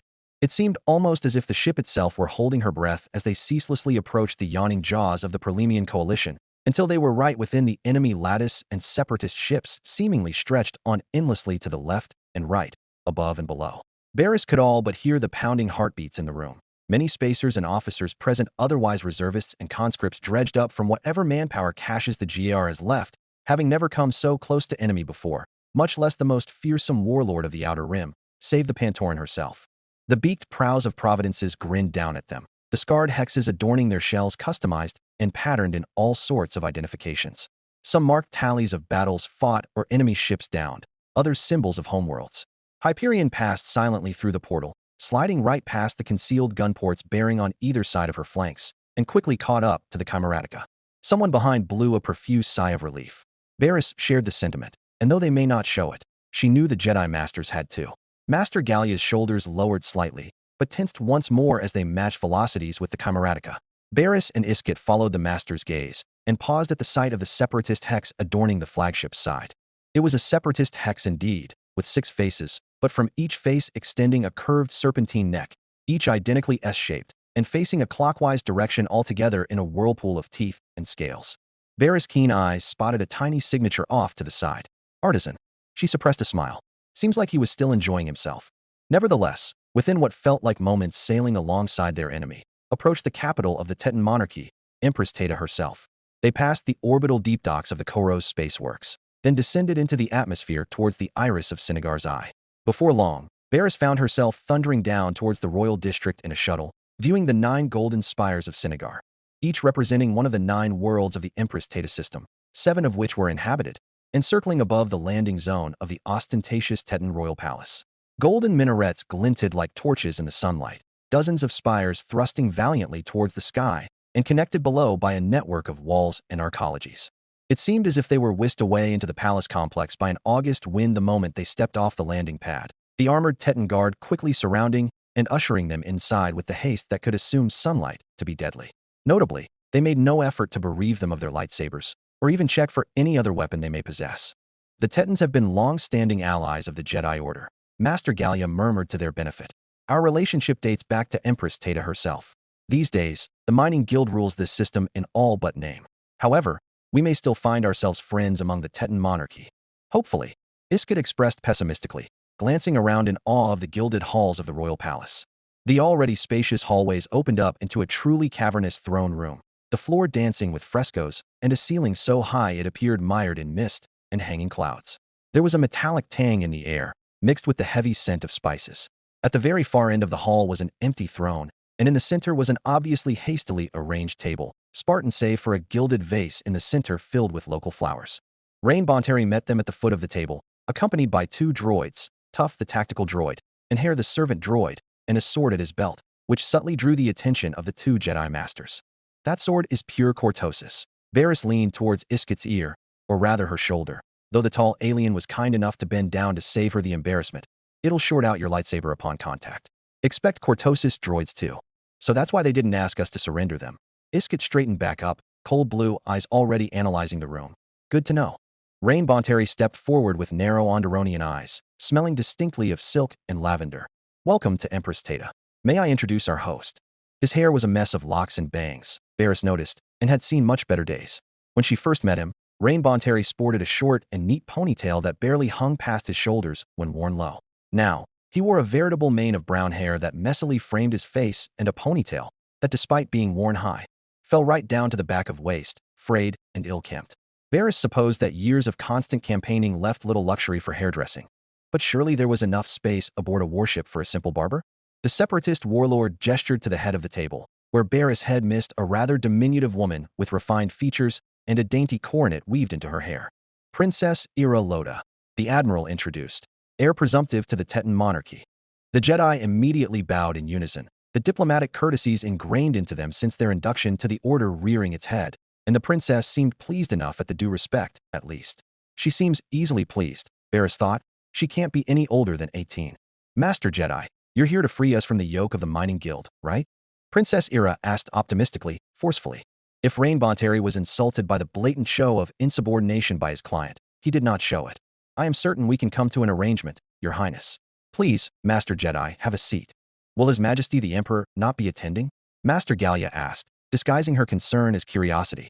Uncle's never awake at this hour, the princess answered nonchalantly, though he seems hardly awake on the best of days, after my cousin's accident. Let us speak reservedly. The battle hydra offered one of his non-committed smiles as he took his seat. The princess our witness, we need no other man hear of this conversation. Rain Bonteri's clear eyes unsubtle shifted over to Barris and back. The Jedi took stock of their environs. The hall was so cavernous that indeed, it could be believed one could not hear a conversation from one side of the room on the other. One would imagine there would be an echo, but the effect was conspicuously absent. Let us omit the pleasantries. Master Gallia naturally took command of the situation, speaking first. The Jedi Order came here in hopes that Empress Teta and her crown worlds would return back into the fold of the Galactic Republic. The Battle Hydra's smile grew a little more amused. I require the Republic to kill itself, Master Jedi, and the Confederacy no longer wields the power to do so on its own. Why must I allow the Republic to bandage itself when it goes against everything my nation stands for?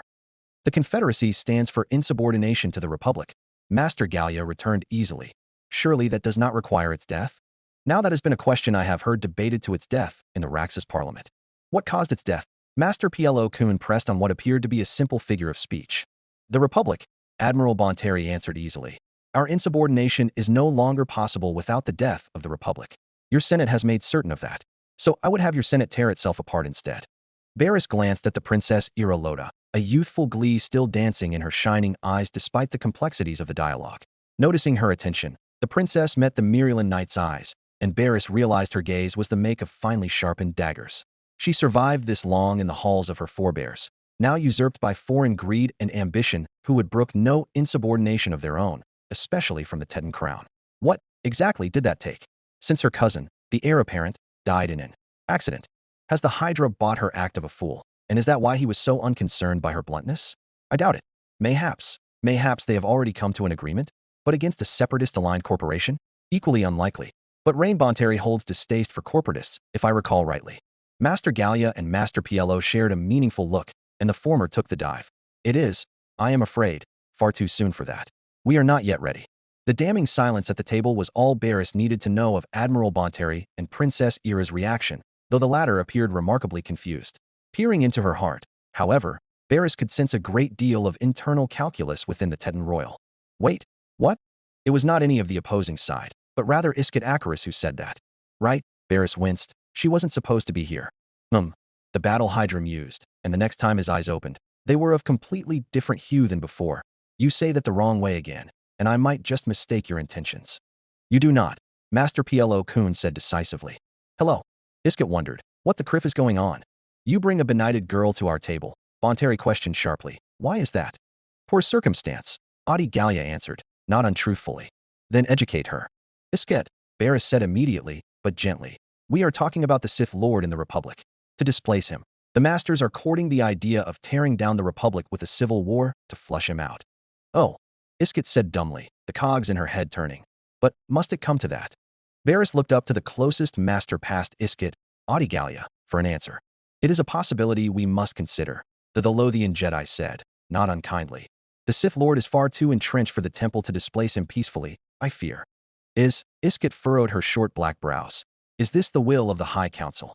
Adi Gallia paused, and Rain Bonteri, like a hound sniffing weakness, leaned forward with his elbows on the table. I am curious as to the same, Master Jedi.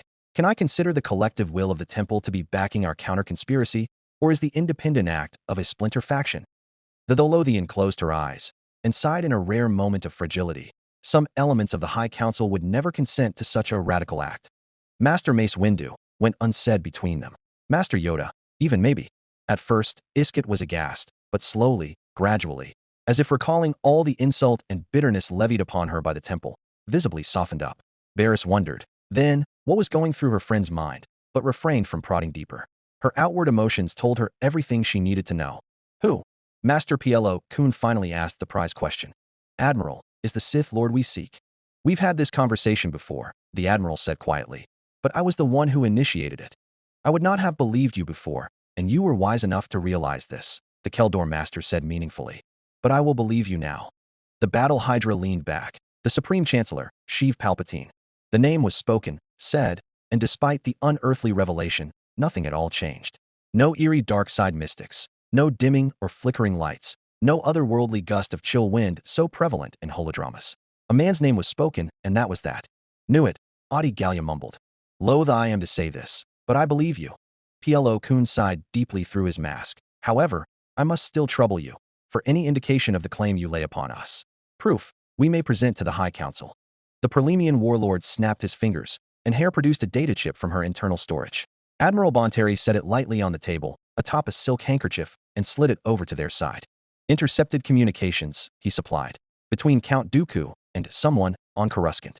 No definitive proof it is the Chancellor. Audigalia gently picked up the data chip, as if it were a shard of glass. No, it was far more fragile than a shard of glass. Count Dooku is arrogant. The Sith Lord hides his arrogance behind sense, Bonteri explained, not unaggrievedly. He covers his tracks well, despite the best efforts of my slicers and infochants. I would, however, hazard 500 Republica to be where you can find the answers you seek. Why would that be? He shrugged. It appears to the Sith Lord's residence, considering the percentage and manner of transmissions received there. Though, other locations on Coruscant do exist, most notably the Works and the Senate building itself.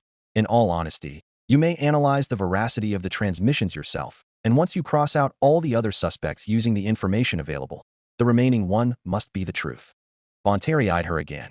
And if, in the case that you may require more material to work with, for I have been negligent these recent weeks in my intelligence gathering, you may confer with Barriss Offee. Barriss cringed, feeling 3 pairs of Jedi eyes bore right into the side of her head. She nodded silently and meekly, not trusting her voice to not crack. I see. Master Gallia bowed her head lightly. We are in your debt. Truly. No, no. The Battle Hydra shook his head. You do the galaxy a favor, undertaking this bloody work. Nobody will thank you for it. Not even the generations to come who will never know the strangling yoke of an Imperial Sith regime. Truthfully, I have not expected much from this daring endeavor, but this expedition has proven so much more fruitful than anybody could have expected. But please, assuage my concerns. Will the Temple have enough support in itself, much less the core worlds, to oppose the Chancellor? I intend to work behind the High Council, no matter how deceitful that may be, the Jedi Spy Master answered honestly. I will make a backing on concerned senators and caucuses, of which there will be many. Alderaan, Chandrila, Camas, Humberine, and Corellia, Brental, with luck, and Hosnian Prime. Alsakan perhaps, if simply on the prospect of overthrowing the yoke of Coruscanti dominance once more. Worlds in the Rims, too. Queen Mutiny of Naboo is predisposed to an alliance.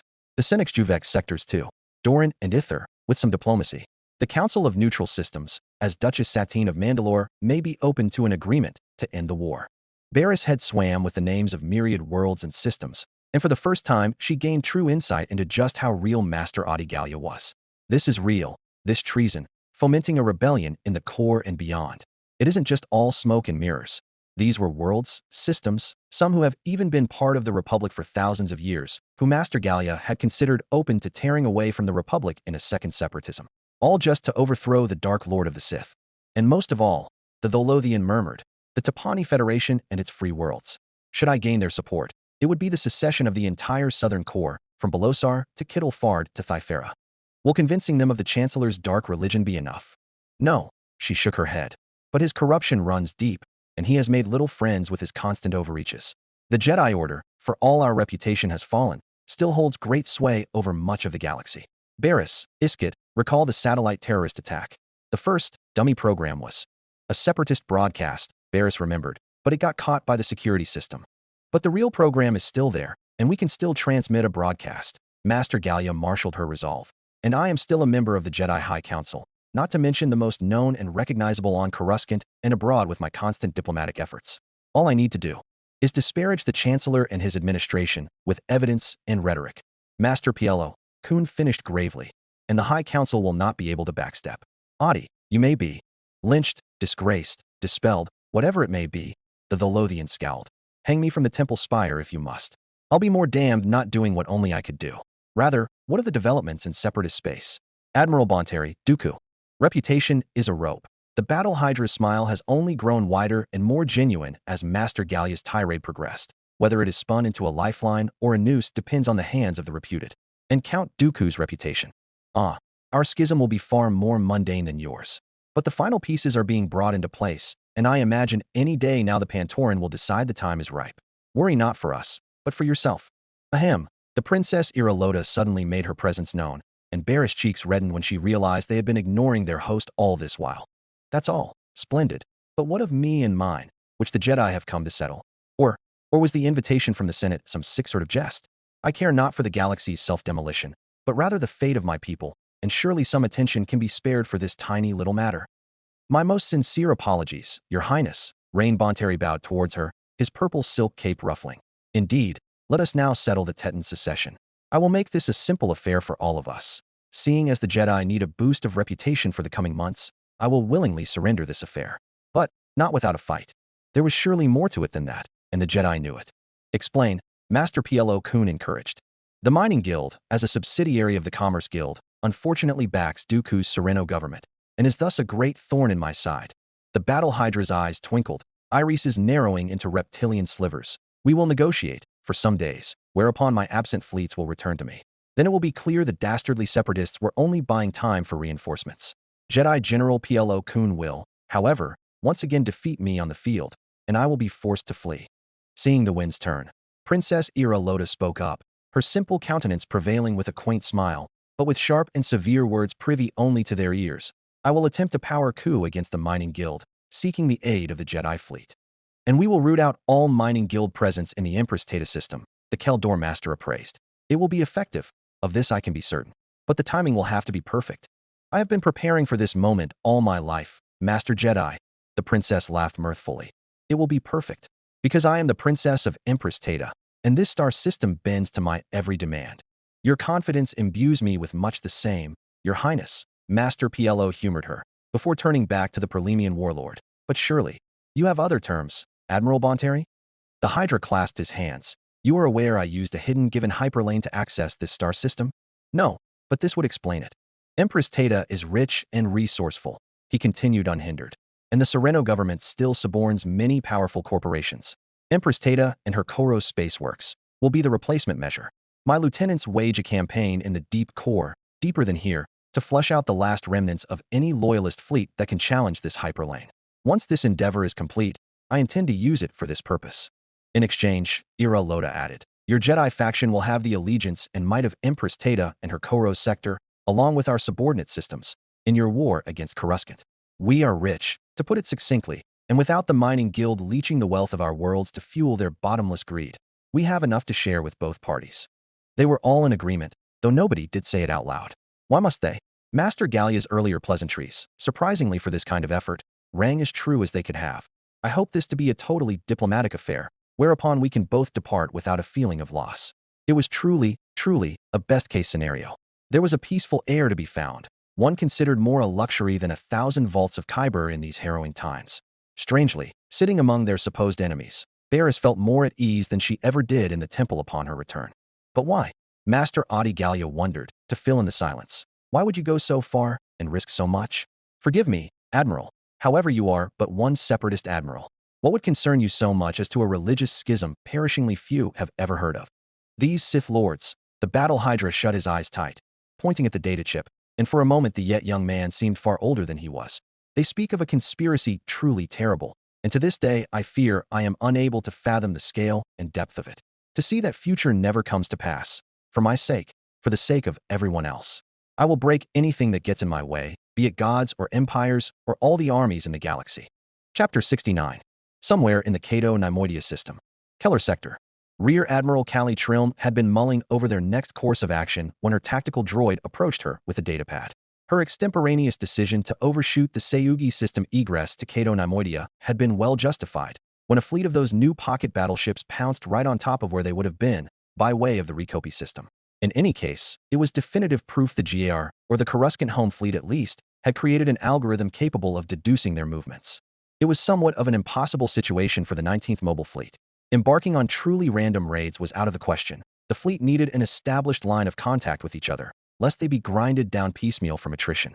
As such, Callie and her staff had devised a series of patterns that would appear as random as possible, whilst allowing the 19th's raiders to not only predictably communicate with not just each other, but more importantly their auxiliaries, but also be efficient and effective in both their search for Duoningo and destruction of GR material. Unfortunately, should the GR already have an algorithm in place, then their raids would simply become datasets to feed into their machine. An impossible situation indeed. To achieve their goals, they needed to raid the innumerous worlds in the core, but the more successful they were in their raids, the faster the GAR could devise a retaliation. It made one question if the endeavor was at all worth the pain and effort. After all, these were seasoned ships and crack spacers, veterans of 100 engagements. Every warship downed was an incomparable loss. To make matters even more concerning, Callie Trilm hadn't been able to contact the 28th Mobile Fleet at all. She had arranged intelligence frigates along the southern zone of her AO, bordering the 28 T'Ch's supposed AO in the southern core, and yet they had still not seen hull nor signal of their sister fleet. In fact, the fleets of the Free World's common navy seemed content with guarding their strongholds on the Rima trade route. There was utterly no sign of any upheaval in the Tapani Federation. It's because of the 28th, or lack thereof, Commodore Aviso had told her, with no small amount of severity. Their presence was supposed to split the Gar's attention between us. But without their presence in the core, the Bloodhound's home fleet could level all of their attention on us alone. Callie Trilm rubbed her face. She knew she had jumped the blaster, storming into the core well before Operation Starlance was ready. But even then, according to the itinerary, the 28th Mobile was supposed to have already been inserted into the core. But they were nowhere to be seen. Stars damn you, Bonteri. Where are you when I need you?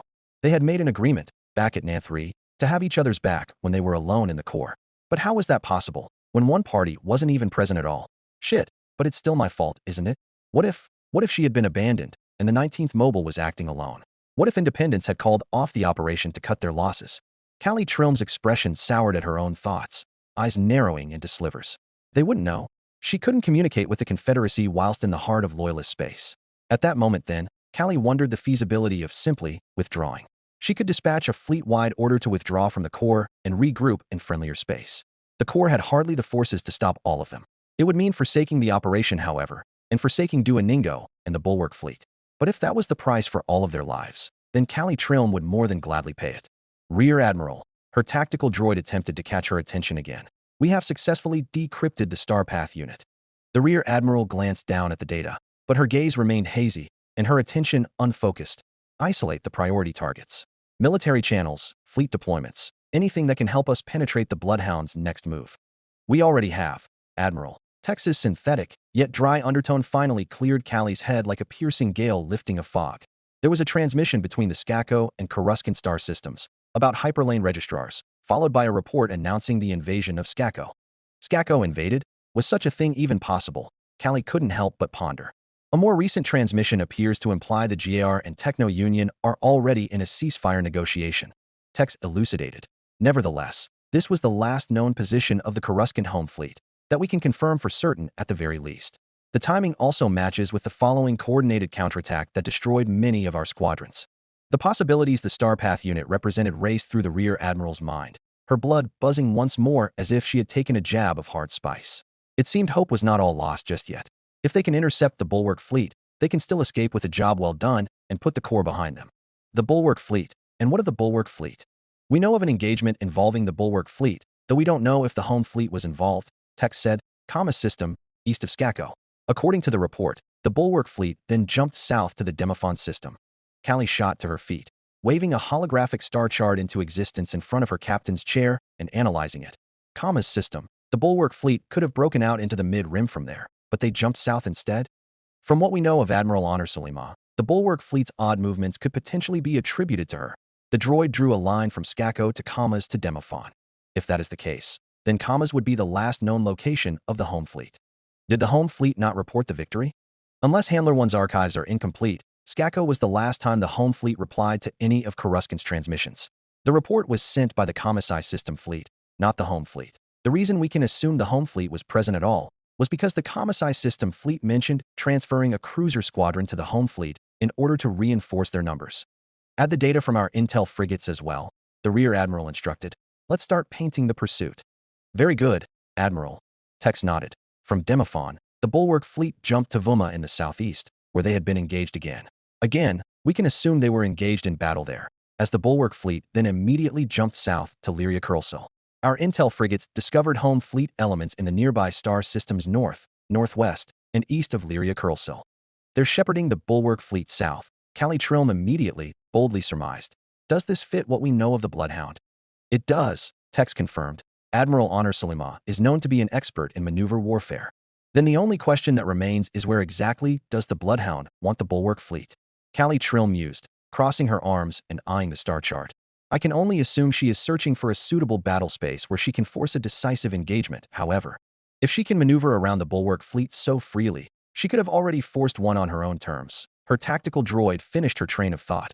According to my calculations, Skako, Kamas, and Vuma should have all been decisive battles where the home fleet could have destroyed the bulwark fleet in its entirety. So either we're dealing with an utterly terrible tactician, Callie Trilm thought out loud, or we're dealing with another of the Bloodhound stratagems. Is there anything else we can glean from Hamler 1?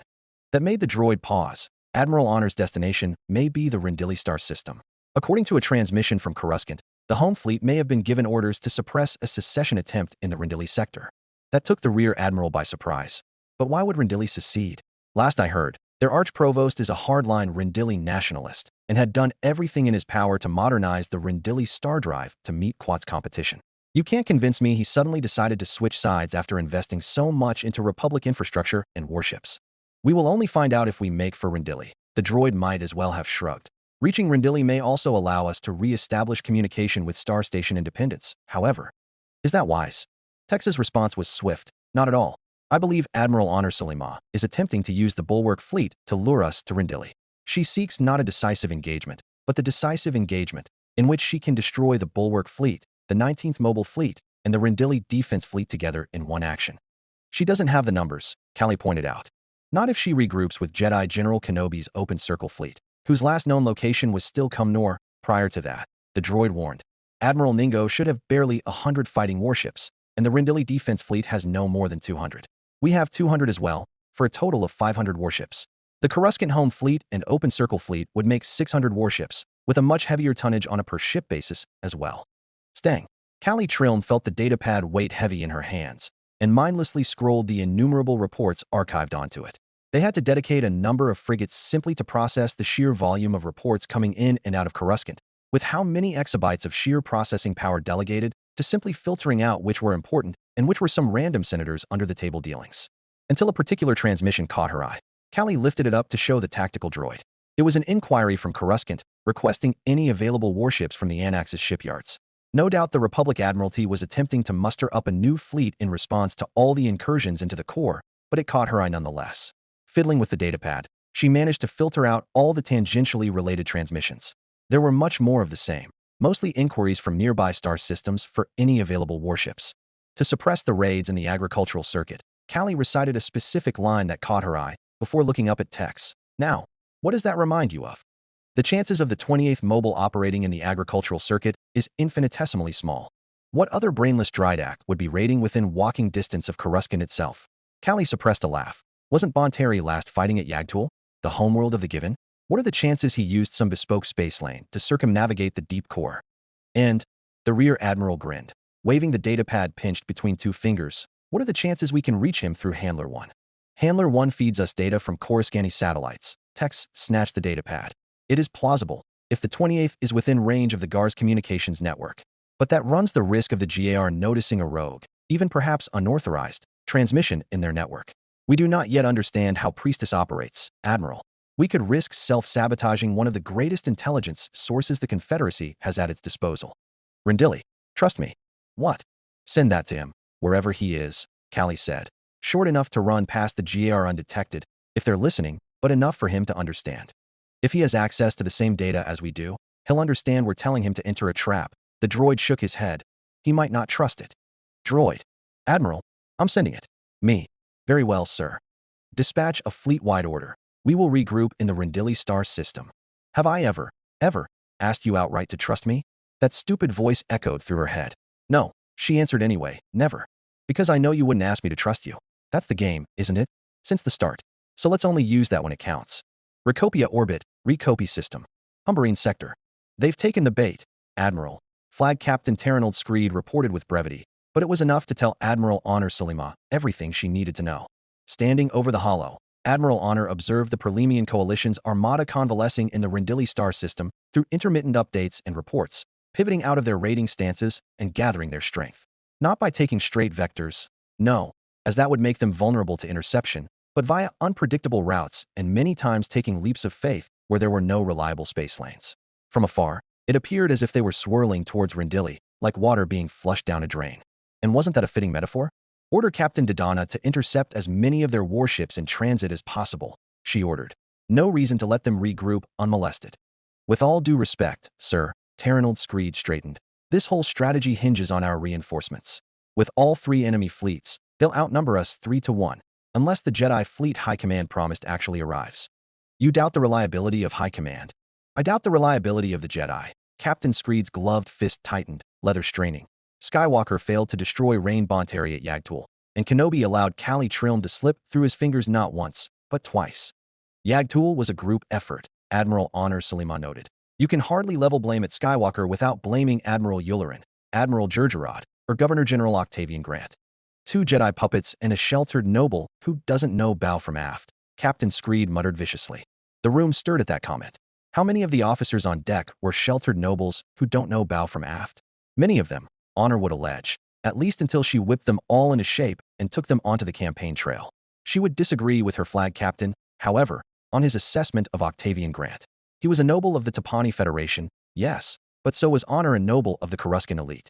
One could hardly escape the label in the core worlds. To get anywhere in the Republic Navy, you had to be able to trace your surname to some ancient hero or the other. From what she had heard, Grant was capable enough, if reclusive and unwilling to operate outside the Tapani oversector. But she could hardly fault him for his nationalist bent. Most Tapani were like that. What she could fault him for, letting the battle hydra penetrate the deep core. On the other hand, if her suspicions proved true, then the Given of Yagtul surely had a hand in that. Admiral, a comms officer beckoned her. We have an incoming transmission from Exodine. It's the Open Circle Fleet. Admiral Honor could feel Captain Screed's stare digging into the side of her head as she ordered the transmission to be patched through. As expected, the white-garbed form of Jedi General Obi-Wan Kenobi appeared, a young alien girl standing by his side. Togruta, she decided, from her striped montrals. Terranold Screed sniffed in distaste upon seeing the child. The hologram scanned down for a moment, until the connection stabilized. I wonder why High Command refrained from informing us of the nature of our reinforcements? The Bloodhound wondered aloud. Was it because it was the man who failed to catch Kali Trilm twice? The Jedi General's affable expression never once departed his face, even as he set a firm hand on his protege's shoulder. I request we postpone the leveling of hostilities until after we have dealt with the intruders, Admiral. These arguments would be better served on Coruscant than here. Admiral Honor narrowed her eyes, but ultimately tilted her head in agreement, waving her flag captain back. Very well. So you are to be our reinforcements? And Skywalker? Anakin is currently fighting the Tomb Maker with the 2nd and 18th Sector armies on the Rima trade route. Kenobi brushed his beard. They're preventing Horn Ambigine from bringing his bloody trade into the deep core. But his presence will not be needed. I bring 300 warships, currently stationed south of Rendili at Exodine. We'll have 600 ships together, Admiral, Captain Screed supplied. The enemy will have less than 500. So these are all the forces the Admiralty delegated for this effort? Admiral Honor tried to confirm, so that they may start planning. In truth, Admiral, the reason High Command failed to specify which Jedi is coming to your aid is because there is still another fleet that may possibly join us. General Kenobi informed her with a smile beneath his beard, Jedi General Plo Koon and Task Force Hyperion. It is only another 100 ships. Yes, however. He won the only decisively strategic victory against the Battle Hydra at Metalorn. Captain Screed finished, his near-death experience notwithstanding, as a result of an ill-planned boarding action. Without that blunder, his victory would have been near-perfect. You're terribly well-informed of his exploits, the Togruta girl commented. Screed levied a steady glare at the girl. When placed against the rest of Jedi Command's naval operations, one could only be taken by the only bright spot in all of it. Forgive me, Commander, but I believe the Jedi Generals are better suited for planetside warfare. Naval veterans the likes of Plo Koon and C.C. Tyen are hard to come by. I'm inclined to agree, Captain. General Kenobi concurred mildly. Nevertheless, General Plo Koon had been tasked with suppressing the Teton secession and defeating the Battle Hydra there if need be. If he is to complete this action promptly, it was High Command's intention to immediately deploy him to our AO. Isn't that optimistic of High Command? Admiral Honor Salima leaned back slightly. His foe is still the Battle Hydra. And General Plo Koon is still the hero of the hyperspace war. Obi-Wan Kenobi shrugged. I'm afraid I will have to request that you delay the Battle of Rendili for a bit longer. We cannot loiter too long, she grunted. Kali Trilm will want to abscond with the Bulwark fleet the moment they rendezvous. We must interrupt them at that precise moment to deal the most damage. The timing must be perfect. Nothing to fear, Admiral.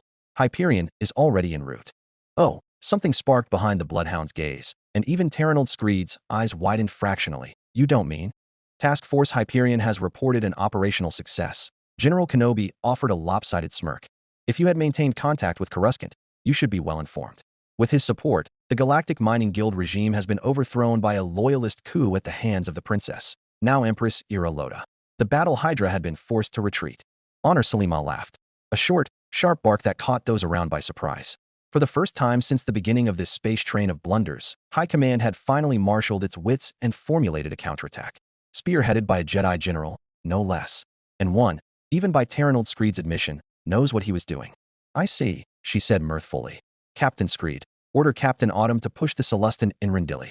Let us plot the final end of the damned Perlemian coalition. Empress Tata approach, Empress Tata system. Koros sector. Something you have to tell us, Barris? Isket Akaris asked her once they were back aboard Hyperion. Barris glanced over at the Jedi Masters, but Master Plo Koon had already departed to re-establish his presence on the deck, whilst Master Adi Gallia was of no help at all. Rather, she sided with Isket instead. Indeed, the Tholothian Jedi crossed her arms, lips quirked in amusement. Now, why would the Battle Hydra of all people ask us to confer with you? Something to do with the satellite operation, Barris? Oh, come on. You already know. Master Gallia's emotions were unguarded, Barris could sense, and she could tell her line of questioning was no more serious than a badly timed joke. She's having fun with this, Barris realized. Not that Isket realized. The red-skinned alien was ever more talented with her sword arm than her force senses. The satellite operation? Isket latched on sharply, unwittingly playing to the Jedi Master's game. Barris, what did you do? Seeing no reason to skirt the issue, Barris simply raised her hands in surrender and said, I inserted 2 programs into the satellite back then. First was Bode's, the other was a separatist spy program. Isket froze, the atmosphere shifted, and Adi Gallia's smile dropped. You're a separatist spy? Isket Akaris curled her lips, aghast. Since when? Since I returned. Barris watched Isket's lightsaber carefully. She was no match for the knight, that was for certain, and she dare say she wasn't sure if Master Gallia was either. At least, Master Gallia had never been known for her dueling skills. Master Plo Koon would definitely be able to stop Isket if she went on a rampage, but he wasn't here. Barris reached out through the Force, fearing the worst. Help! Adi Gallia's eyes sharpened, and with a whisk unclipped Isket's lightsaber and whipped it towards her. Except, Isket has 2 lightsabers, doesn't she? Barris attempted to convey as such to Master Gallia, but she didn't seem to have noticed. The Jedi Knight whirled around. Master? Let's hear her reasons, the Jedi Spy Master said softly, soothingly. She's a spy. We're spies too. Master Gallia shot back. Have you not realized, Isket? We've already betrayed the Republic by consorting with the enemy. Now, let us hear her reasons. He told me first, Barris finally admitted, and a weight was lifted from her chest, about the Sith Lord. I promise you, the Separatist program and Bode's program have the same purpose. While we want to uncover the Sith Lord in the Republic, the Pantoran wants to uncover Count Dooku's true allegiance to use against him in the courts. Bode's program reads Coruscant's satellites. Isket shouted. If the Sepai program does the same, you've just handed everything coming in and out of Coruscant to the Separatists on a silver platter. Every fleet deployment, every major order, every army command. How will we win the war like this? The war, Isket, will be won when we rid the galaxy of the Sith, Barris explained calmly. That is my mission. That is why I agreed to help the Separatists. I don't care if the Confederacy breaks, or the Republic breaks, or both. I don't care if the entire galaxy needs to be torn down and rebuilt. If that's what I need to do to exterminate the Sith, then that's what I'll do. But Isket looked lost, like a lost dog searching for her owner. But how can we do that when it's just us? Not even the rest of the High Council is in on this. We try, Isket. Master Gallia offered her lightsaber back. We try our best, and we succeed. Then we know we've prevented a terrible future. And if we fail, then we die with a smile, preferable at the end of a red lightsaber, knowing we've tried. Isket gingerly reclaimed her weapon, and the Jedi Master resumed. I'm pairing the both of you together. When we return to Coruscant, we must begin flushing out. Adi, Master Plo Koon's voice rang out from the comlink. I've received orders from Coruscant to suppress a revolt in the Rendili system as soon as we've secured Empress Tata. I'm putting all 3 of you on a frigate back to the capital. We have different fights. May the Force be with you. Understood. May the Force be with you, Adi Gallia echoed. Let's go, girls. A battle's about to be fought, and I'd like to miss it. I gritted my teeth to avoid biting off my tongue as Chimeractica was rocked violently, bracketed by a volley of concussion missiles. Plo Koon certainly wasn't pulling his punches, despite our prior agreement. As his fleet plunged into our ranks, a deadly vanguard of Victory-class Star Destroyers ripping into our front ranks as his larger battlecruisers spread out onto the wings and pinned down our flanks. He didn't appear to be wielding his force cheat this time. Battle meditation, was it called? But he hardly needed to. I mean, sure, he had to make it believable for his spacers, but weren't his spacers green boys freshly harvested from the academies? A fleet wasn't just warships, as modern as they may be. and was nothing without its crews. And yet, PLO Kun wielded his crews with well-oiled efficiency, steadily mounting up the pressure on the 28th Mobile's ranks as he pressed us away from Empress Tata. And speaking of Empress Tata, 20 ships bearing down on our port side, bearing 311 relative, range 200,000 clicks, Diedrich Greyshade warned. It's the Teton Guard. Just great, I muttered. We were about to get outflanked. Tough. Order a general retreat. Peel off 10 droid warships on our left to delay the Tetons. As you command, sir. Almost instantaneously in the droid-commanded style, 10 Recusant-class destroyers separated from the lattice and formed a tight line of battle opposing the Teton warships, led by Lexington and Saratoga. Great, great. I breathed out. All going to plan. Dedetian Iliad. Is our vector of escape open? Affirmative. We will jump to Tython, then to Ojam in the southeast deep core. We will be able to jump back onto the Nexus route from there via the Kalis system, circumnavigating any loyalist forces around Odic. Perfect. I mumbled as I facilitated our withdrawal, beating back any straggling warships back into line with strict commands whenever any drifted out of course. I couldn't blame them too much. It was difficult enough maintaining a battle lattice in combat, especially against a hard-ass opponent like the Jedi, and it was even more difficult to maintain a lattice while going backwards. Melodiosa, you're falling behind. Falling forwards, rather, since we were retreating. Our retro thrusters are shot, sir. I blinked, then honed in onto the adjacent ships. Riposte, Ronin Huntress. Use your forward tractor beams to drag Melodiosa back into line. Camaratica, riposte. Understood. Camaratica, Ronin. Yes, sir. Lady Lex is being boarded. Tough noted calmly, and my attention snapped back around. 2 Teton Supremacy-class cruisers had bracketed the droid ship, allowing a host of attack ships to swarm her shell and start inserting troops. The squadron was putting up a good fight, but they were outnumbered 2-1 and flagging under the Teton assault. Soon, even Saratoga was under siege, her vulture droids desperately trying to fend off waves of Teton assault crafts. The Empress is a clever one, isn't she? I mused, referring to Ira Loda. It's good to see that she's a woman of her word. With this, Lexington and Saratoga will be successfully stationed in the Empress Tata system without drawing suspicion from the GAR, as the Tetons have claimed them as spoils of war. In reality, they would effectively act as floating embassies for the Confederacy in order to facilitate our trade agreements. That, and also as insurance. In case the Chancellor activates his Jedi extermination order, or whatever the hell it was, I would at least have ships in a nearby system to watch over the Jedi Temple. Fleet navicomputers have been synchronized. Admiral Dedetian Iliad notified. Confirm Tython as our destination? Confirmed. I barked. Tough. Bring us around. Retro thrusters were abruptly cut all across the lattice, with the second rank swiveling around first, each individual ship spinning 180 degrees transversely like a top until they were facing backwards. The rear screen would jump first with half of Iliad's fleet to guide them, opening the way for the forward screens to turn around and immediately follow them. It had to be done this way to avoid collisions and pseudo-motion, not to mention if both ranks spun around at the same time. All that would accomplish was opening up our vulnerable aft flank to the enemy. Incoming transmission from Lady Lex. Taylor suddenly shouted in alarm. I'm putting it through. I squinted at the tactical holo again. Lexington was getting boarded, and my eyes were not mistaken. What could be so important? From CND underscore 1.2, 52.4 to 91.4, 72.0, 1.51.4 underscore 1310 RV, FWD. Rindalai, trust me.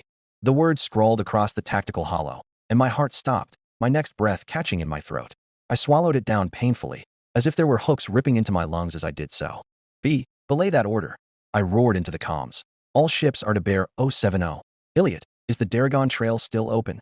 Only until the Volpter system. The rest of the hyperlane collapsed millennia ago, but we can break into Arrowhead from there. Correct. Change of destination. Plot a course for the Rendili system. We're reinforcing our sister fleet. Chapter 70. Rendili Orbit, Rendili System.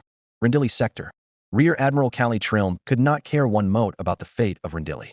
Empress Tata's secession attempt has emboldened the more brazen planetary governments to defect to the Separatist Alliance for a whole multitude of reasons.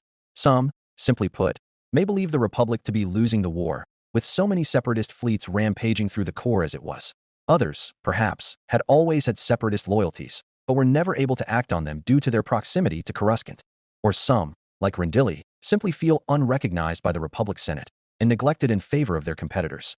From that perspective, the Confederacy had every reason to secure Rendili's loyalty. After all, the government's Rendili Star Drive was one of the Quat Drive Yard's few competitors in the field of military engineering, possessing a rich shipbuilding tradition that the relatively young Confederate shipyard industry desperately needed. Alas, it was not Callie Trilm's mission to defend Rendili from the consequences of their own ill-conceived rebellion.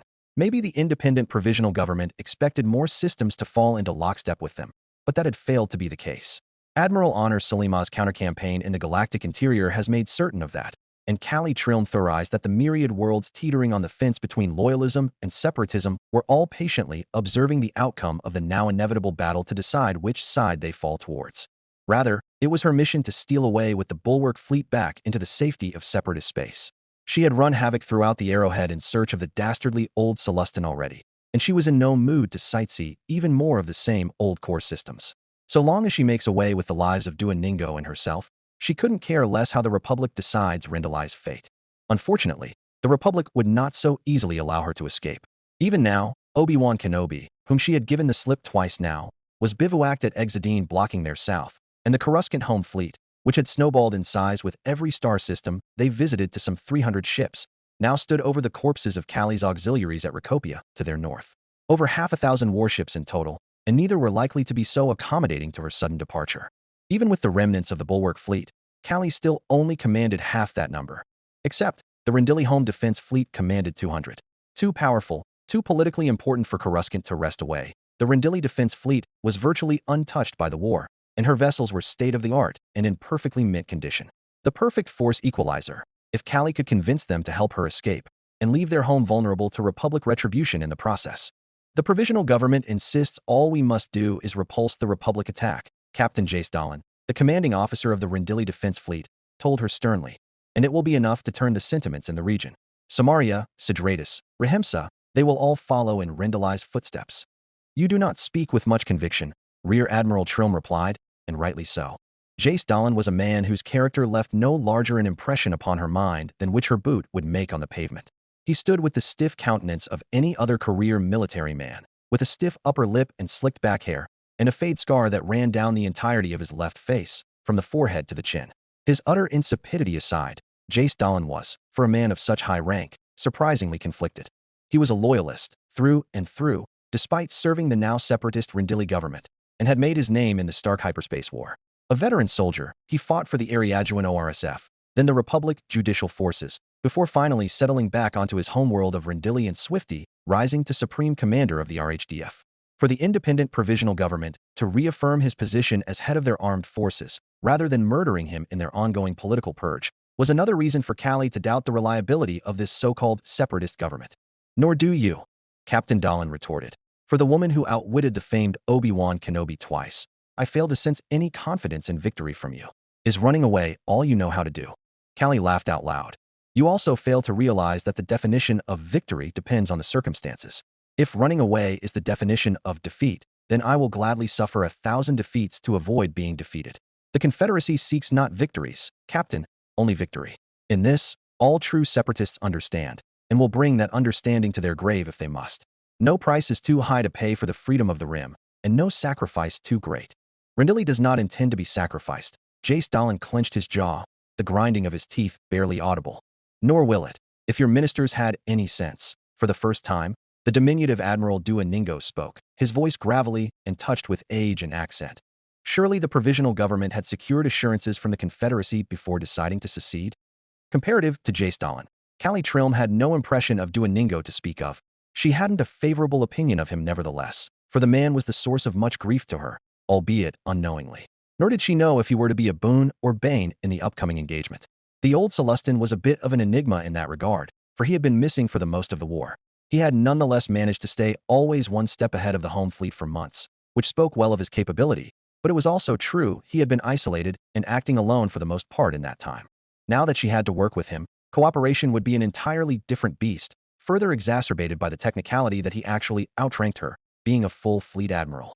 On the other hand, she was the ranking officer of twice his numbers, all of whom are deathly loyal to her alone. Callie Trilm did not seek friction, but she would not put her command in the hands of a man of which she was an utter stranger to. I am not privileged to that information, the Rendili captain answered Duoningo softly. All I know is that my government acts on the word of Count Dooku himself. Then is that not enough insurance to act? The Celestin admiral inquired honestly. Rendili's planetary shields are second to none in this region of space. Skako held out for over a year, and the Neimoidian purse worlds have yet to fall. And that was the other matter occupying Callie's mind.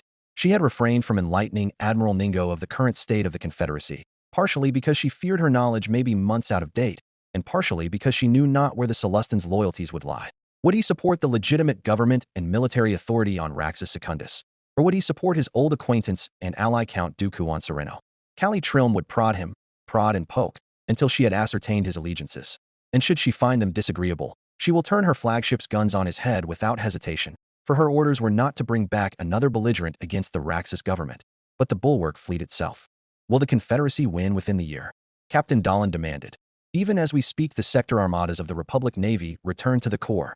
The Confederacy won't need to, if Rendili can convince her neighbors to join her. Callie decided to circle back to Dolan's initial point. You were not incorrect when you said Rendili's best chance at survival is to draw more systems to secede. Jace Dolan narrowed his eyes at her capriciousness.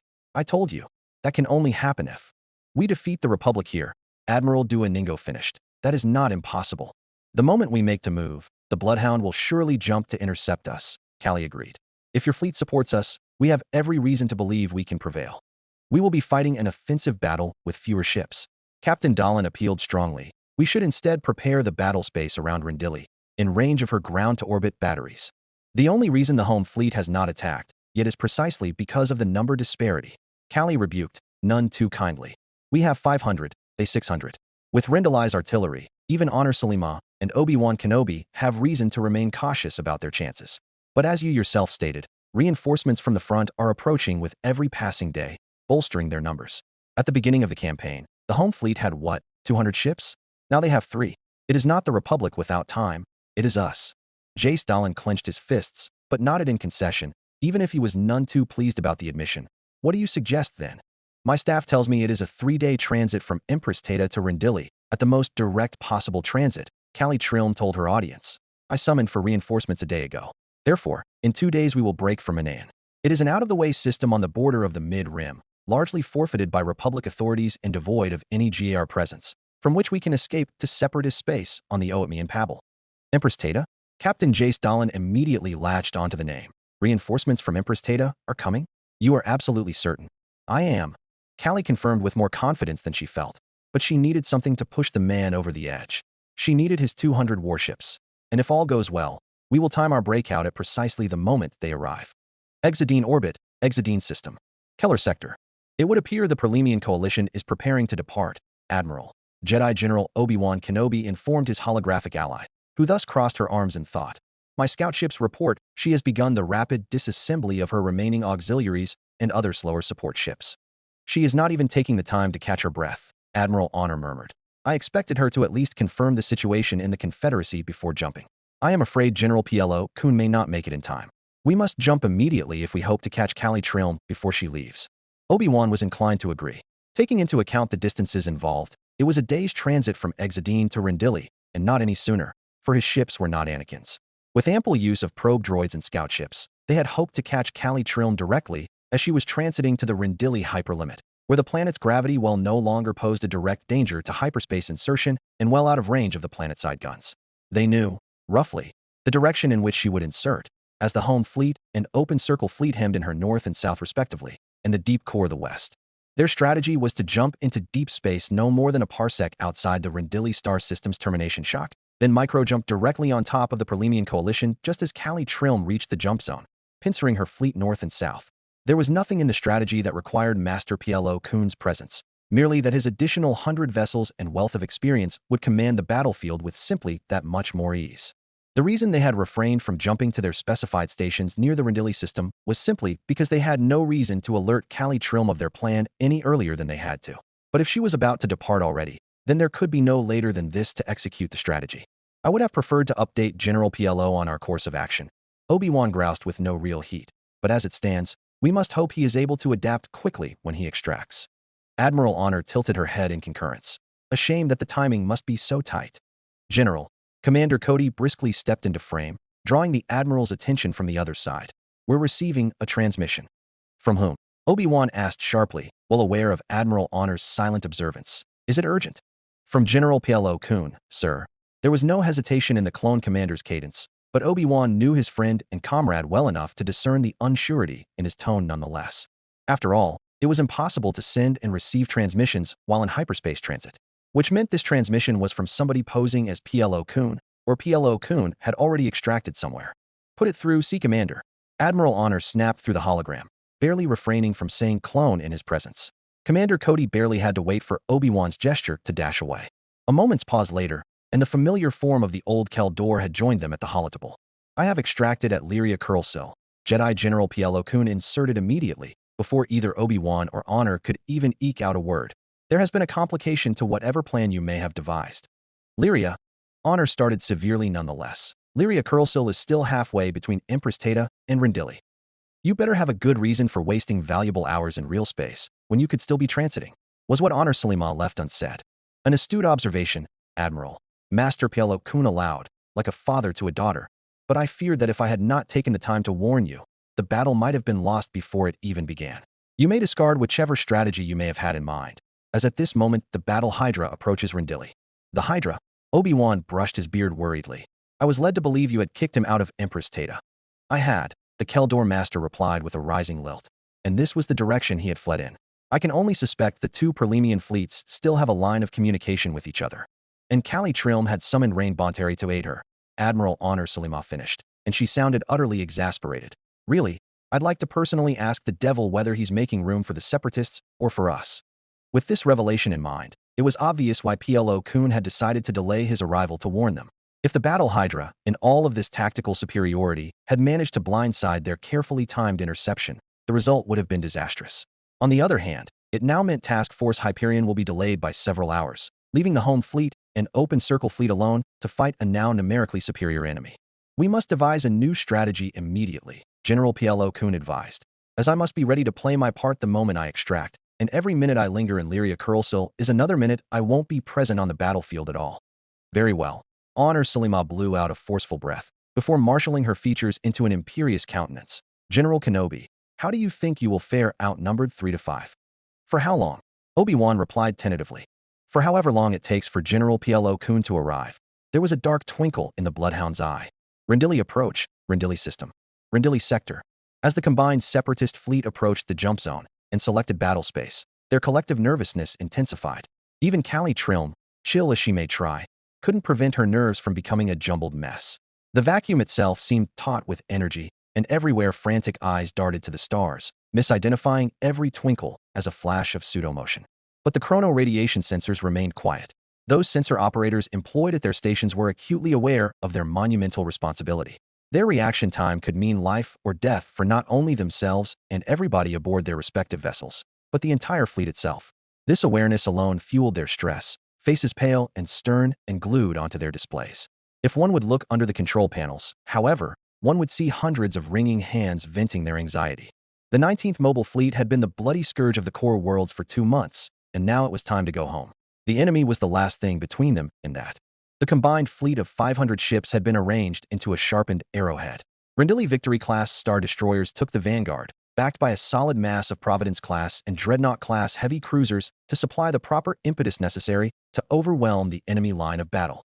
On the wings, Duoningo and his captains commanded the Bulwark-class battlecruisers, providing ample a solid wall against any potential flanking maneuvers undertaken by their numerically superior opponent.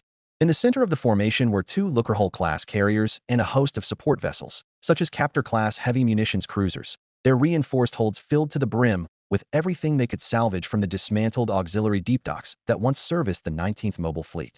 At the most rear was stationed the fleet's munificent-class frigates, while screening ahead of the main body were Recusant-class destroyers among other smaller escorts. They were traveling at best speed, limited by the slowest ship in the fleet. Even then, it was a blazingly high velocity, and they would cross the hyperlimit within 10 minutes. Not that anybody in the combined fleet expected to, whether it be Rel Harsol or Jay Stalin. They were all veterans, and as such were under no illusions of optimism. The boot of the Republic would fall, and they were waiting for it. As they approached, the minutes started to drag on like hours, every man and woman agonizingly counting down the ticks. And it was 5 minutes from the hyperlimit when the boot finally came down. Chrono radiation detected. The operators all but screamed, releasing hours of pent-up anxiety in a single blow.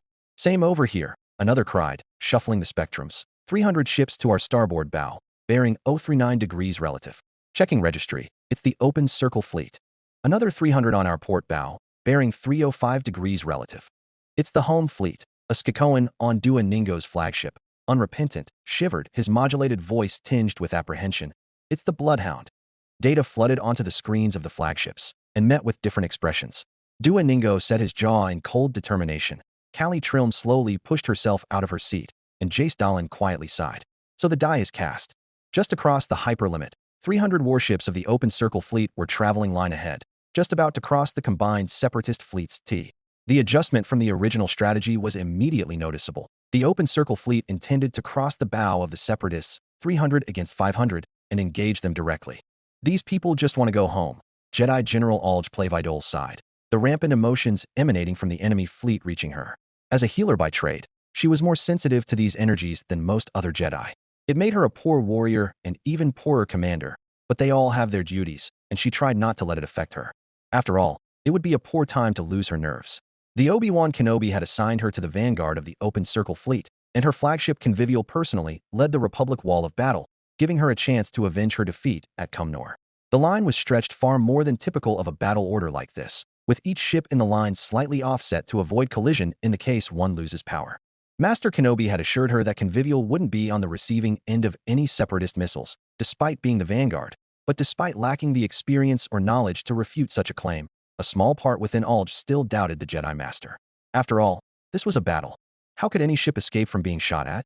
She breathed out, steeling herself as she ran through the strategy again. Behind her, at the center of the line, was the Defender, the temporary flagship of Admiral Block. Lastly, at the very end of the line, and singularly remarkable for her completely unconventional placement, was the fleet flagship of General Obi-Wan Kenobi, Vigilance. All three flagships were Venator-class Star Destroyers. With the way they had matched velocity with enemy fleet, the Separatists would collide with the Open Circle's wall of battle directly in the center, where Admiral Block had been stationed. This is what General Kenobi expected them to do, as the ultimate goal of Callie Trilm was to escape past the hyperlimit and jump. Going through the center of the Republic line was the most expedient way to accomplish that objective. However, as Admiral Block engages the Separatist mass, the front and rear under Alj and Kenobi respectively would strike around and flank the enemy, effectively encompassing the larger force with a smaller one. The single catch, Defender and the Open Circle center had to fight tooth and nail against a force nearly 5 times their superior, long enough for the Jedi to come around. Otherwise, the whole formation might be breached. And the Separatists must know that too. Alj watched the plot, and she watched the enemy formation continue at speed without changing, which meant that as predicted, they intended to crash straight through the Open Circle in its center. She did not envy Admiral Block in this situation. Meanwhile, as the distance between the Republic and Separatist forces was quickly reduced, pins speckled the plots aboard the Separatist fleet flagship Star of Sereno. From the vantage point of the Providence's bridge, clusters of luminous points indicated the unceasing approach of the combined Separatist fleet towards the midsection of a long, horizontal stretch of Republic vessels. On the final approach, however, Callie Trilm reconsidered attacking the center. Attacking the Republic right was out of the question. Doing so would allow Kenobi to wrap around the Separatist right, while the home fleet punches into their vulnerable left. Attacking the Republic left would achieve similar results, with the Republic right doubling back to attack the Separatist left. But the key difference would be that it would negate the home fleet's tactical position, as they were already stationed to their left. This would result in the doubling of pressure on their port flank, but in exchange for relieving all pressure on their starboard. Furthermore, should Rain Bonteri's 28th Mobile Fleet arrive, they would be directly poised to strike the home fleet's rear, effectively counterpincering the enemy. On the other hand, Callie squinted at her tactical holo. The home fleet wasn't moving. They were completely stationary, save for some small drive cones which she surmised to be screening vessels, and apparently content to observe how their combined fleet cracks opened the Open Circle's spine. Callie Trilm was aware of the rivalry between the Republic Admiralty and the Jedi Order, but would it really culminate to this extent? There was no time to dwell on the issue. The Rendili victories had already opened the battle with the devastating volley of concussion missiles. Rear Admiral Trilm, at the last minute, decided to execute her hastily conceived plan and ordered the combined fleet to decelerate by several gravities, in order to allow the enemy line of battle to slip further to her left, shifting the point of interception nearer to Kenobi's flagship. Thankfully, both Jace Dahlin and Duoningo had conceded ultimate command of the combined fleet to her, and all three separate entities, the 19th Mobile, Bulwark Fleet, and Rendili Defense Fleet, responded as well as they could. Upon receiving Rendili fire, Admiral Block responded by opening up his broadsides, cold blue fire erupting from their bores. At the same time, General Alj Playvidol was already deflecting her vanguard portside in order to put the Separatists downrange of her guns, and light fire erupted across the Separatist left. Aboard Vigilance, Obi-Wan Kenobi was seeing the least of the action, and thus occupied himself with overseeing the tactical situation. The Separatist fleet was slowing down, and this time he realized what Kali Trilm was up to in time. An order was carried from Vigilance to Defender across the tight beam burst, and the Defender struck hard to port side simultaneously with at least 100 fellow warships of the line, now directly facing the Separatist formation and doubling their volume of fire. They burned retro at the same time, traversing backwards and attempting to close the velocity differential between themselves and the Separatist formation in order to maintain that relative distance for as long as possible. The Rendili captains of the Separatist vanguard, upon seeing this, reacted promptly and, against standing orders, diverted all power to their thrusters. It was not an incorrect decision, as allowing the open circle to match velocity with them went against their objective of breaching the enemy lines. But for Kali Trilm, who was considering the larger strategic situation, it was the incorrect decision at that moment. The spear tip of victories raced forward, forcing the main body of the combined Separatist fleet to hasten in order to preserve the structural integrity of their formation. This, just as Obi-Wan Kenobi had hoped, effectively killed Kali Trilm's new plan. Rather than grieving on the loss, however, Rear Admiral Trilm simply shrugged and belayed whatever intentions she had in mind to resume the original strategy. Ordering the fleet full forward, the Separatists fearlessly thundered into the awaiting arms of the Open Circle's line of battle. Now visibly curved inwards, both Jedi generals of the Open Circle were effectively poised to pounce at the Separatist flanks. From above, it would appear as if the Separatist fleet were an iron fist striking, and thus being enveloped by a silk handkerchief. Just as the Jedi had planned, the Separatists were surrounded, and if they didn't break through Admiral Block's center soon, their fate was to be ground down into stardust. A few millions clicks north, the home fleet was patiently waiting for their own battle to arrive, as devised by Admiral Honor Salima's new strategy. While they waited for their mine layers to arrange an interdiction minefield north of their tentative formation, Admiral Honor was observing the progress of the battle from the tactical hollow of her flagship Arlion. Her flag captain, Terranold Screed, broke the silence with a voice of grudging admiration. "I'm surprised the Open Circle is being forced back to this extent," he said. "And I'm even more surprised the Separatists are willing to dive headfirst into an envelopment like this. The Separatists have their fair share of courageous spacers, don't they? I envy their captains, considering what we've got." Captain Screed muttered the last part under his breath. On the hollow, the U-shaped space between the Republic and Separatist lines had been consumed by a bright inferno of high-density Tabana bolts and shrieking missiles and torpedoes from every side. The Open Circle, fueled in part by clone efficiency and in part by a burning desire to avenge the pain the Corps had suffered under constant Separatist raids, were laying into Kali Trilm's fleet with everything they had. However, the Separatists are more maniacal than courageous, Admiral Honor coolly corrected. Our Republic spacers may be fueled by vengeance, or a burning desire to see justice through, but the Separatists, those in the Bulwark and Perlemian fleets at least, are fueled by something much more potent: desperation. Besides, despite how it may appear, Admiral Block was admirably conserving his strength and skillfully maintaining his lines of bearing despite the overwhelming pressure put against him. Unfortunately, his retro thrusters would never be as powerful as the forward drives of the Separatist fleet, and sooner or later Kali Trilm would break through. Nevertheless, he was executing the part assigned to him perfectly. It was the Jedi's part to carve into Trilm's sides before such a development could occur. The home fleet's part, on the other hand, chrono radiation detected. Captain Jan Dodonna forwarded a report from his sentries. Home fleet, Honor Salima commanded imperiously. Prepare to engage the enemy. The lines of pseudo-motion came straight at them like a spear of light, spitting out radiation in every direction as it stretched on for light seconds, until the interdiction mines detonated. Artificial gravity wells imploded across the void, violently ripping out everything from the realm of hyperspace and in between, and the empty patch of space was abruptly filled with just under 200 Separatist warships. Terranold Screed observed a burning, fin-shaped wreck floating across Arleon's viewports. "A Wavecrest-class frigate," he commented. "So it was the Given who enabled them to traverse the deep core, after all." The rest of the Perlemian coalition's armada were in no better condition, as the interdiction mines had cracked upon many hulls and shells, and there were more than a few fires raging across the Separatist fleet. Besides that, many spacers must be suffering from extraction sickness as well. And last but not least, there was the fact that the 200 ships of the Battle Hydra had been torn out of transit right in the center of a 300-ship formation of the prepared and waiting Coruscant home fleet. "Captain Dodonna," Admiral Honor called out, "are all of the Hydra's heads accounted for?" "Positive, Admiral," he replied. "All the enemy vessels detailed in the fleet composition General Plo Koon had provided us are accounted for." "Very well," she paused. "Actually, this is perfect." "Home fleet," the Bloodhound allowed herself a smile with all teeth. "Local control. You may open fire." Chapter 71. Rendili Approach, Rendili System. Rendili Sector. Uninterrupted hyperspace travel had its risks, that I knew. Every naval officer worth their uniform did. There was a reason prolonged, uninterrupted hyperspace travel in and into enemy territory was unheard of. Yes, it was invariably true that a fleet was virtually and practically invulnerable in hyperspace, but it was also invariably true that a fleet was most vulnerable exiting hyperspace.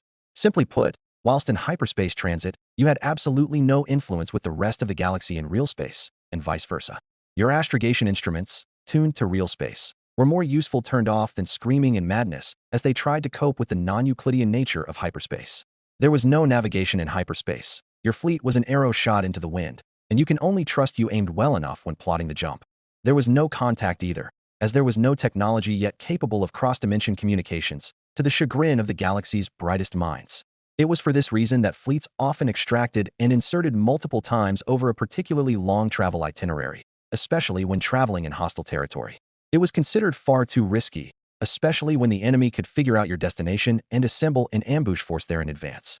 The bare minimum, as established by common galactic naval doctrine, was to extract a few light years short of the intended destination and send a scouting party to investigate first. If the scout ships returned in the stipulated amount of time with the all clear, jump the final leg. If the scout ships do not, consider the destination compromised and abort. This was conventional naval wisdom. Following standard procedure, it was expected for the 28th Mobile Fleet to adhere to this wisdom, if not for one problem. The procedure of extracting and inserting again was far easier said than done, and was exponentially harder and longer for every vessel in the fleet. For a fleet of the 28th Mobile's current size, just under 200 vessels, it could take anywhere from half a day to a full standard day to extract, reorganize, correct bearings, recalibrate instruments, plot course, synchronize hyperdrives, slave navicomputers, and insert again.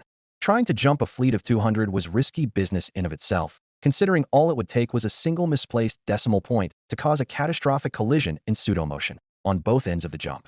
We could always forego the pre-jump precautions, as fleets often do in emergencies, but we would still have to wait for the scout ships anyway.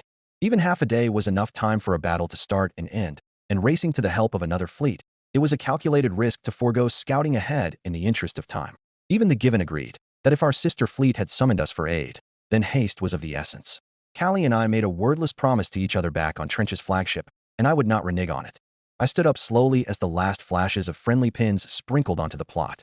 Ahead of us, no, all around us, the grand forces of the Coruscant home fleet drawing in like a noose around our necks held a strangely abstract fascination for me, as my throat constricted in, was it fear, anxiety, excitement, or maybe all three? For a brief moment, it was as if I was watching my own back, temporarily disembodied. I count 300 warships, sir, Taylor told me, synthetic voice strung with nervousness. We have less than 200, I thought. Vinnick and Jorm command near another 70, but they're campaigning in the deep core. Vinnick's 4th Battle Division was too far away to rendezvous with us, and had been given the crucial duty of guarding the Nexus route and flushing out the rest of the GAR's forces in the region. Jorm's 6th Auxiliary Division, on the other hand, was judged too great of a liability to bring to battle, and thus sent to join the 4th Division. Is this my first time on the receiving end of a ready and anticipating fleet? I had no time to dwell on the issue, or on the issue of how exactly the Coruscant home fleet knew of our arrival, though I certainly had my suspicions. The forward divisions of the 28th Mobile Fleet were already opening up their batteries, as we had been prepared for the possibility of ambush as according to combat extraction procedure, and though they were hardly accurate and hard to describe as anything more than an impulsive reaction with shots off falling short or fired in random directions, it was enough to incite chaos. Though certainly designed to intercept and encircle us, the enemy formation had cut their formation wide, their ranks spread far to cast a larger net. It was no fault of theirs. Trying to pin down the exact location of an extracting fleet was borderline impossible, and the fact that they were even able to guess the general area to catch us was impressive enough. Nevertheless, this meant that despite our forward ranks being close enough to dish turbolaser fire, our flanks were relatively free for a precious few minutes. The home fleet had tried to compensate for this by placing their missile cruisers on their flanks, those Victory-class Star Destroyers of theirs, but our given captains reacted much faster than anyone could have predicted. Wavecrest-class frigates spun out to the wings, their PDCs cutting down missiles from the void with an accuracy that would have made even Jedi impressed. And to think they were doing all the calculations and firing patterns in their heads alone, without computers, much less the Force. I had the honor of touring a Wavecrest once. Its pilot house was the definition of Spartan. No computers or calculators in any form, just plots, inputs, and a helm. Everything else that made a ship took place in the brains of her crew. Tough. I forced myself into an artificial calm, ready to hatch the escape plan. We need to buy time. The droid nodded sharply, practically taking over my role as battlefield commander with all of his objective pragmatism. Droid brain whirring, TF 1726 plugged himself into Chimeratica's plot and ordered Diedrich Greyshade's 3rd Battle Division forward. Spearheaded by Kronprinz, 30 heavy warships condensed into line ahead on our right wing before driving forward, then hooking portside and doubling back down our left, creating an upside-down U-shaped wall of blistering broadsides. Looks like your calculations fell short of something, Dedetian. Diedrich Greyshade roared with an indescribable emotion, his shining flagship's brutal pulse cannons raging with him. Incorrect, Dedetian Iliot replied, bringing his ships around now that the 3rd Division has relieved them of the pressure. Our presence has saved the 19th, as intended. I immediately looked to the plot, at his words. It was difficult for Chimeratica to see through the storm of lasers and missiles, but through the eyes of another ship's sensors, I managed to catch a glimpse of a separate engagement several million clicks southeast. It was the 19th Mobile Fleet, presumably, punching their way through a Second Republic fleet. Or rather, a Republic fleet that was forced to split in half in order to deal with both of us. If it hadn't been for our timely arrival, it was probable the 19th Mobile would already have been defeated by the combined firepower of both halves. How many ships does the 19th have? I asked, relying on Tuff to cover my back as I came up with a plan to extricate us out of this mess. 500 warships, Iliot reported, using his better sight lines. They have been completely encircled by the Republic fleet, however, and I am uncertain. Encircled, Horgo Shive demanded, leading our rear guard. Surely our Countess CLYSM can do better than that. She can, the Given observed loftily. The 19th is breaking through. Then we must work to join them, I grunted, finalizing my maneuver package and cursing at the lack of Vinnick and his 70 ships. 70 heavy ships of the line that would have opened up a whole host of more opportunities for us. Easier said than done, sir. Kreth threw in his 2 credits. Dedetian, I summoned. How many mines do you have left? Our stores are adequate, Admiral. Transmitting you the command package now, I told him, fingers dancing over my console. Execute it forthwith. Understood. The rest of you, I sucked in a deep breath. All ships, dive. What is he doing? Flag Captain Terranold Screed murmured. Trying to slip under us, Admiral Honor Salima ordered. The Separatist fleet was splitting in twain, its main body translating downwards, attempting to circumnavigate the comparatively vertically shallow Republic formation and break for their allies on the hyperlane ingress. At the same time, Given Wavecrest rose up like a school of blackfish rising up to nip at crumbs thrown onto a pond's surface, before diving back down. In their place, a layer of homing mines, preventing the home fleet from straightaway pursuing and biting into the enemy's exposed ventral flank. Captain Dodonna, Honor commanded, launch all fighters and intercept the enemy. Home fleet, translate downwards. Match the enemy's velocity. In the rear, Captain Jan Dodonna's carrier squadrons opened their mighty hangars, and the starfighters came pouring out. Y-Wings and Arc 170s and thousands more citizen starfighters of the Galactic Republic. They accelerate upwards, giving space for the rest of their wings to join them, then banked hard on their etheric rudders and plunged back down over the lips of their carriers, sweeping around like the spray of an exotic fountain. The Separatists scrambled to launch their own droid starfighters, but the Republic's wings, under the command of Adar Talon, surged forward with calculated precision. Talon's pilots dove headlong into the enemy formation with an unhealthy lack of fear, threading their ships through the looming bulks of the Separatist battlecruisers. Their daring maneuvers disrupted the droid fighters' formations, preventing them from swarming and overwhelming the Republic fighters. Good, Honor swung around. Autumn, launch your missiles underneath the enemy fleet, right along their vector. Orders received, Admiral. Captain Saguro Autumn brought his star destroyers into a sharp descent, their angular hulls tilting downward and missile banks erupting with flare and smoke. Wings of white smoke plumed in the abyss, killing pinions racing beneath the Separatist formation and erupting directly in the middle of their downward vector. With the Wavecrests trapped on their ventral flank and main battle line pinned down blocking the incessant fire from the home fleet's frontal batteries, the Prelemian Coalition's armada had no other choice but to stop their descent for, if they continued their descent, they would be ripped apart from the underside. Honor Salima could almost imagine the Rain Bonteri halting and reassessing his position, trapped between Arleon's relentless bombardment and Arsensiel's devastating missile volleys. They were running out of time, as even their mightiest battleships couldn't last forever under the home fleet's claws. Unfortunately, for Rain Bonteri, however, Honor had already foreseen his next move. After all, the key to victory on the field was control of the battle space.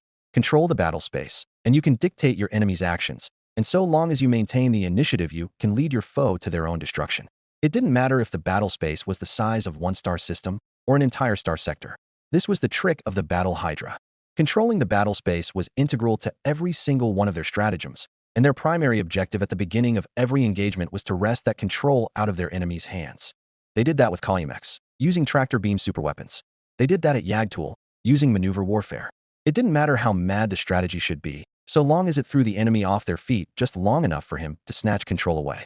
That was what can be concluded if one reviewed his operational records. And what happened when he couldn't control the battle space? The Battle of Centaurs, when Oppo Rancisis splendidly ripped away control by introducing a Mandator-class dreadnought onto the plot, forcing him to cut his losses and retreat.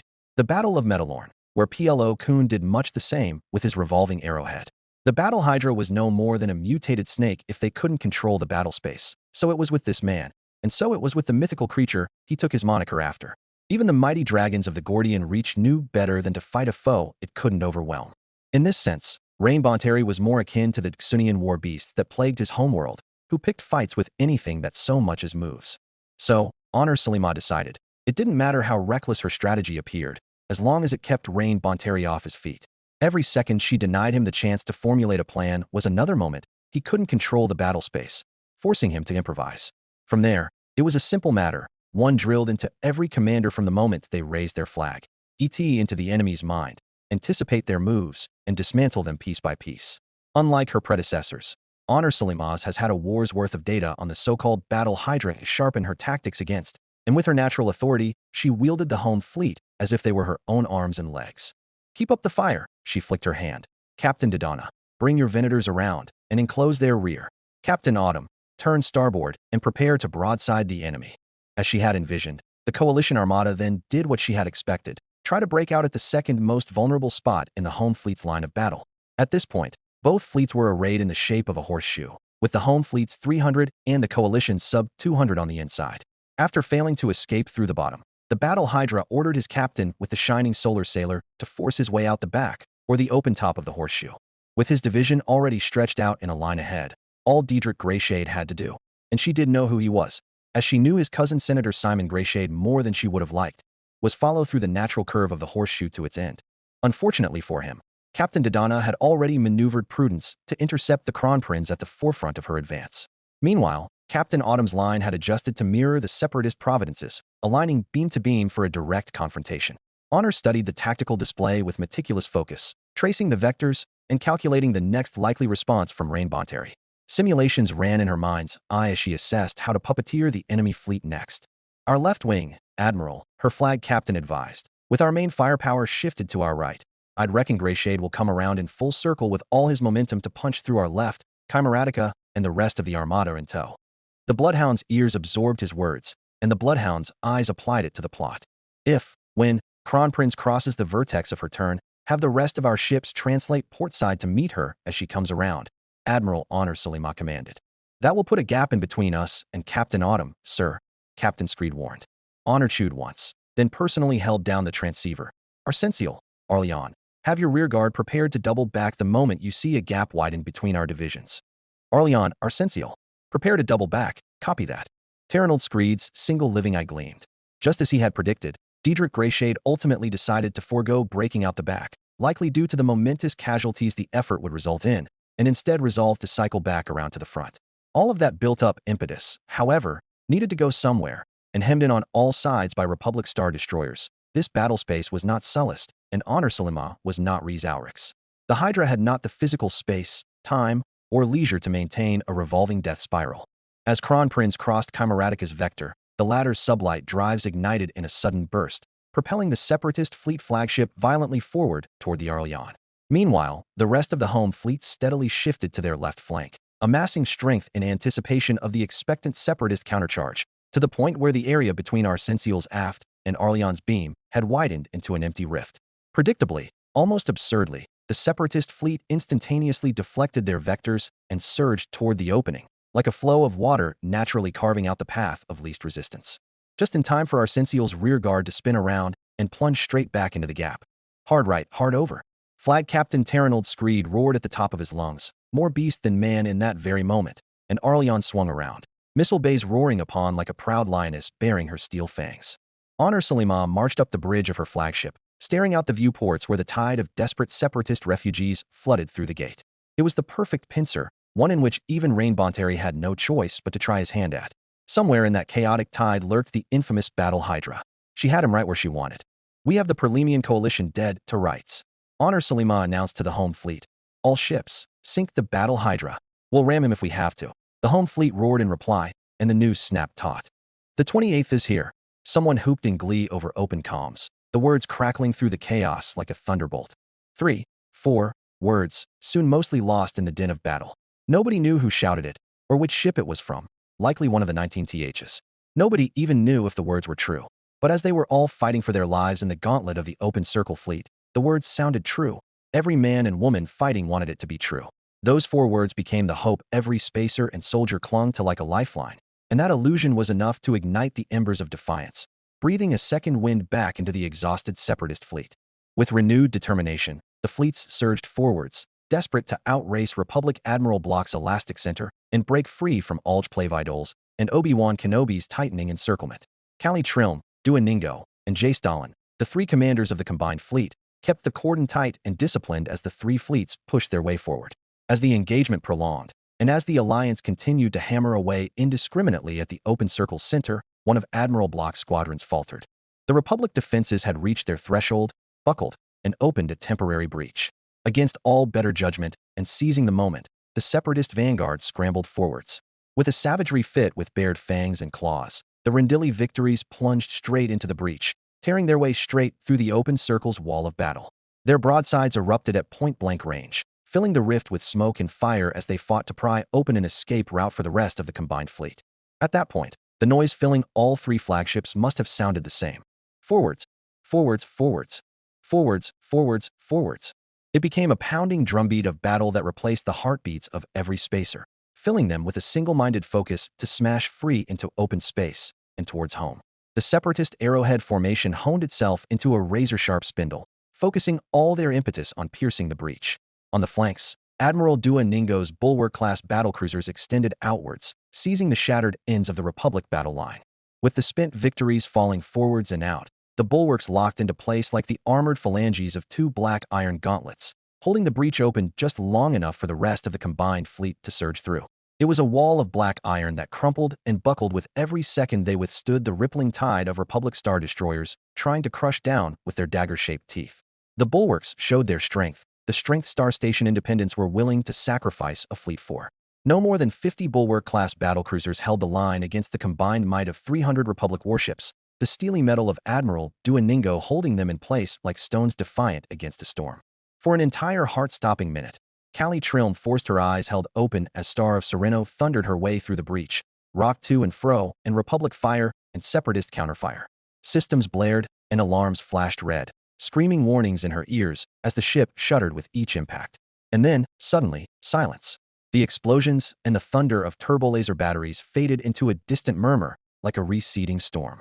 They were home free. The realization took a moment to settle in. Kali Trilm blinked, almost disbelieving the sudden calm that had replaced the chaos. Her flagship, scarred and battered, had made it through. The bridge lights flickered, the alarms dimmed, and the relentless barrage that had rocked the ship just moments before now felt like a distant memory. Her breath caught, and for the first time in what felt like an eternity, she allowed herself to exhale. They had done it. They had broken through the Republic lines, escaping the clutches of Obi-Wan Kenobi for the 3rd time. She could laugh. They were sailing away now, keeping up the momentum.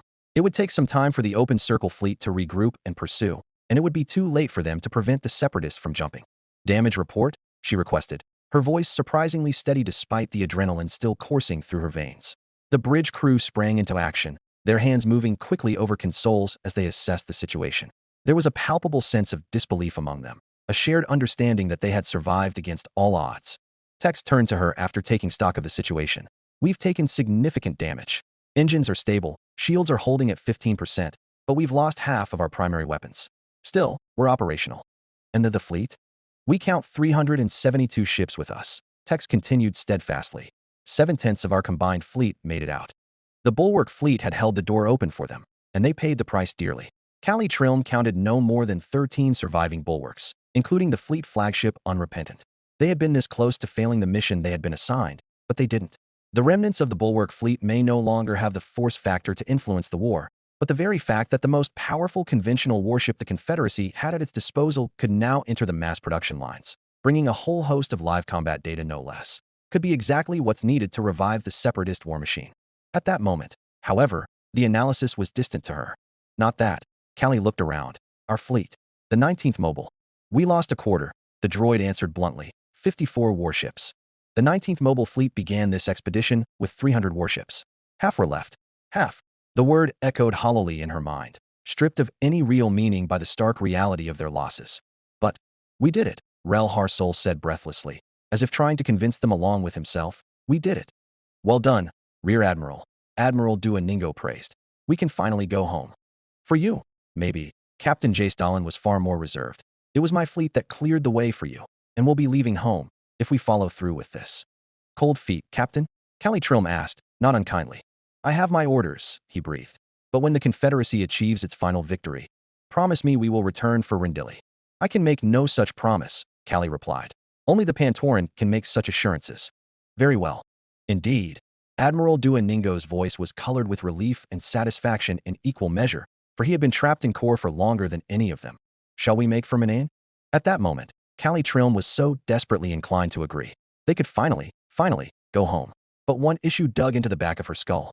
Wait, what of the 28th? She raced to the plot and looked to the north. Or rather, it was northwest now, as their battle with the open circle fleet had displaced them by a handful more million clicks, and her breath caught in her throat. The 28th Mobile fleet was encircled, much in the same situation they themselves had been minutes prior, but with neither the numerical or firepower superiority the combined separatist fleet enjoyed. They were trapped and dying. If it weren't for them occupying the home fleet, it would have been the 19th Mobile fleet trapped and dying. And now they were to leave their saviors for dead? Can we make it? Kelly wondered out loud. We can, her tactical droid confirmed. But it will be close, by my calculations. That was all she needed to hear.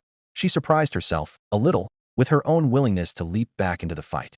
For a woman so averse to putting herself in harm's way, it seemed this would be the one exception. Admiral Ningo, Captain Dolan. Callie spoke, steeling herself as she did. You will continue to Manan as we had planned. And you will not. Admiral Ningo replied, sensing the undertone across the transmission. We will join you later, she replied simply.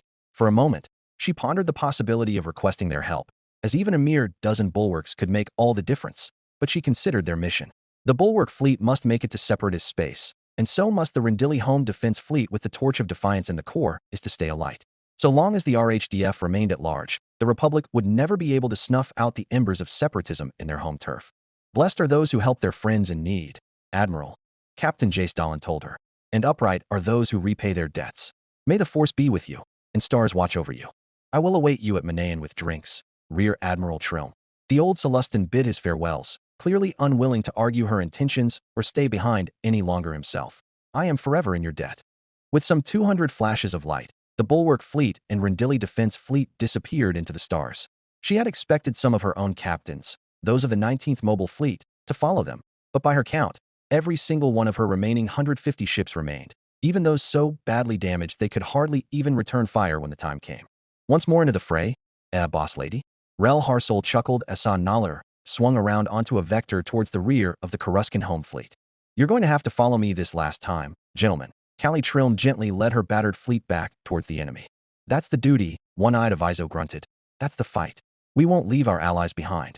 And was that not the founding principle of the separatist state, the very declaration of the Confederacy of Independent Systems? If we are to leave the Republic, we are to leave together.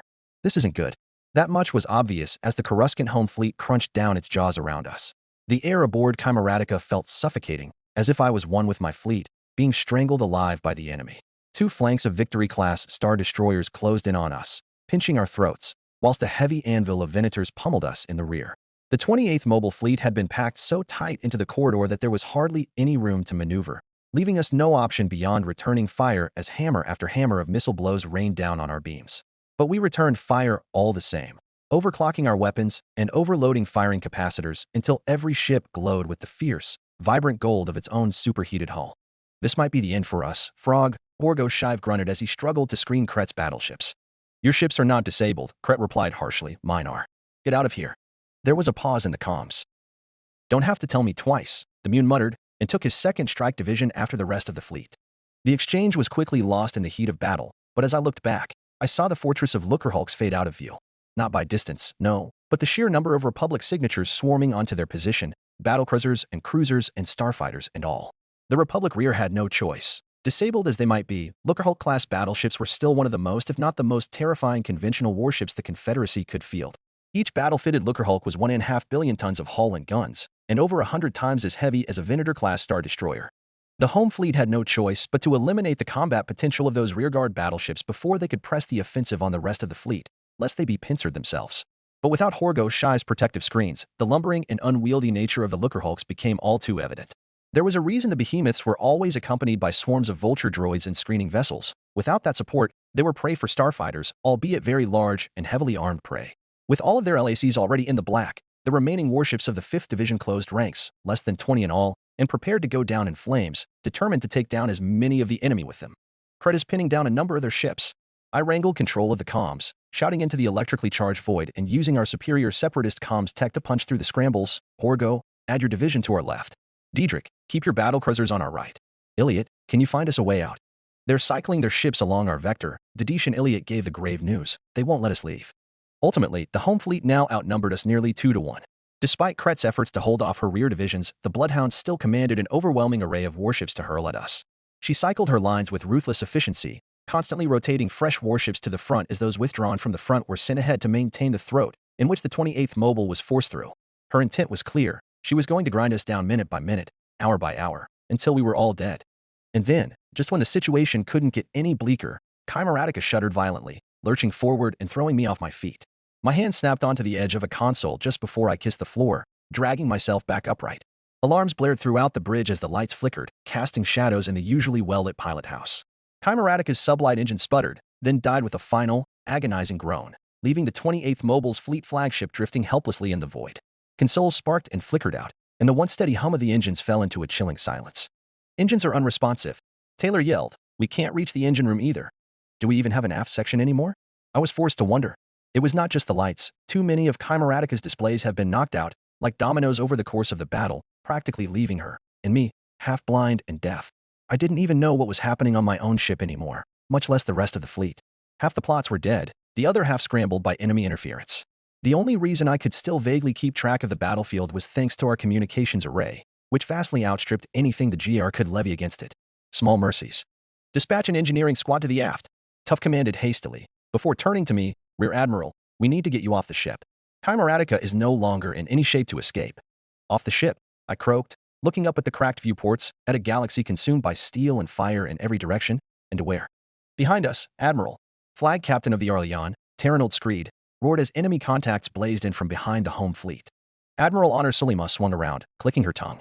Words of rebuke for the open circle fleet were already at the tip of her tongue as she reevaluated the situation, but she swallowed them just as quickly as she saw exactly what was happening. The Separatist fleet had been cut down to around a quarter of its original number, and the remainder, no more than 150, had been re-intercepted by General Kenobi's forces. However, while the open circle had intercepted the 19th Mobile fleet, it was clear to everybody aboard Arleon that the Separatists clearly didn't consider themselves intercepted. The Jedi fleet was like a fierce tiger snapping at the heels of a pack of savage hounds, who had long since forgotten the meaning of fear. Honor traced the vectors on her display, noting with a piercing realization that the 19th Mobile fleet had doubled back to support the Battle Hydra. The open circle fleet had re-intercepted them, but the Separatists were unfazed, continuing their desperate sprint toward their allies. Each time the Jedi drew close, a Separatist warship would suddenly cut its engines and fall into the midst of the open circle's formation, only to self-destruct in a blinding explosion. It was an act of sheer, mind-boggling insanity and sacrifice, repeated over and over again, as the 19th Mobile fleet sacrificed itself ship by ship to slow their pursuers. Screed was at a loss for words, sheer disbelief coloring his voice. What are they doing? Are they even human anymore? They're aliens. Honor gritted her teeth. Gods know what they think. Captain Autumn, bring your ships around to intercept the enemy. Do not, at all costs, let the enemy fleets link up. The rest of you, sink the Battle Hydra. I say again, sink the Battle Hydra. At that moment, it was as if the 9 hells of Corellia rose to consume the galaxy at once. The 19th Mobile fleet crashed into the rear of the Coruscant home fleet. Callie Trilm's attack wasn't just erratic, it was formationless, riotous, unified only by single-minded purpose and a wave front of steel and destruction heading in generally the same direction. The Republic Navy might have the upper hand when it comes to quality of ships and weapons, but at that moment, Honor Sulima found herself entirely struck into stupor by the Separatist frenzied madness. Callie Trilm smashed into the home fleet's formation, warships striking past each other in a blur at respectable fractions of light. They opened all gun ports, loosing arrows of light from multiple directions as they barreled at high speed through the crowded brawl. Warships fearlessly disabled their own anti-collision systems, slicing enemy destroyers in two with their hulls. Cruisers volleyed their main artillery into enemies directly ahead of them, engulfing their own ships in balls of explosive light. It was a mad rush that broke all reasonable rules of self-preservation, spreading out a banquet of destruction, fueled by the undeniably berserk nature of the offensive. Jam the enemy. Callie Trilm barked out her orders as her flagship dueled 3 enemy destroyers at once, even as half her primary armaments lay dead. Do not let them reorganize. Scores of separatist frigates unleashed all of their power, filling the whole battle space with an impenetrable electronic fuzz that made any and all Republic coordination impossible. Against all odds, the separatists had turned the tide, indiscriminately slaughtering the loyalist forces as comrades from both 28th and 19th Mobiles fought side by side and back-to-back with a familiarity and wordless coordination that would bewilder any battlefield tactician. After all, these ships and crews haven't seen each other in months, and yet they fought in tandem as if they've known each other all their lives. Unable to dispatch orders and rearrange her ships, Honor Sulima exhausted every medium available to him before finally seizing a young messenger by the shoulders. Get a fighter out to the open circle fleet, she snarled. Tell that criffing Jedi to open fire. But sir, the messenger spluttered. We're still. That's an order. Outside the fleet flagship Arleon, however, Admiral Honor Sulima's orders were very different. Cut off from command by berserk separatist frequencies, the loyalist captaincies, completely drunk with carnage and havoc, fell upon Arleon's last known standing order. Sink the battle Hydra. Sink the battle Hydra. Sink the battle Hydra. The home fleet's most valiant commanders, Dodonna, Autumn, and Screed, each launched their counterattacks individually from their own ships, with seemingly predetermined precision, drawing those around them into the fray with light codes and aura alone. The entirety of the home fleet released a soundless tremor, as if accepting an unheard order. Sink the battle Hydra. 300 warships converged onto the core of the 28th Mobile fleet simultaneously. Outside of the chaotic melee taking place in the Rendili star system, Jedi General Obi-Wan Kenobi heard the pilot's orders aghast. Admiral Honor wants us to do what? That's what the orderly told me, General, the wing leader relayed. 56 of my boys died getting her orders to you, sir. Better make it count.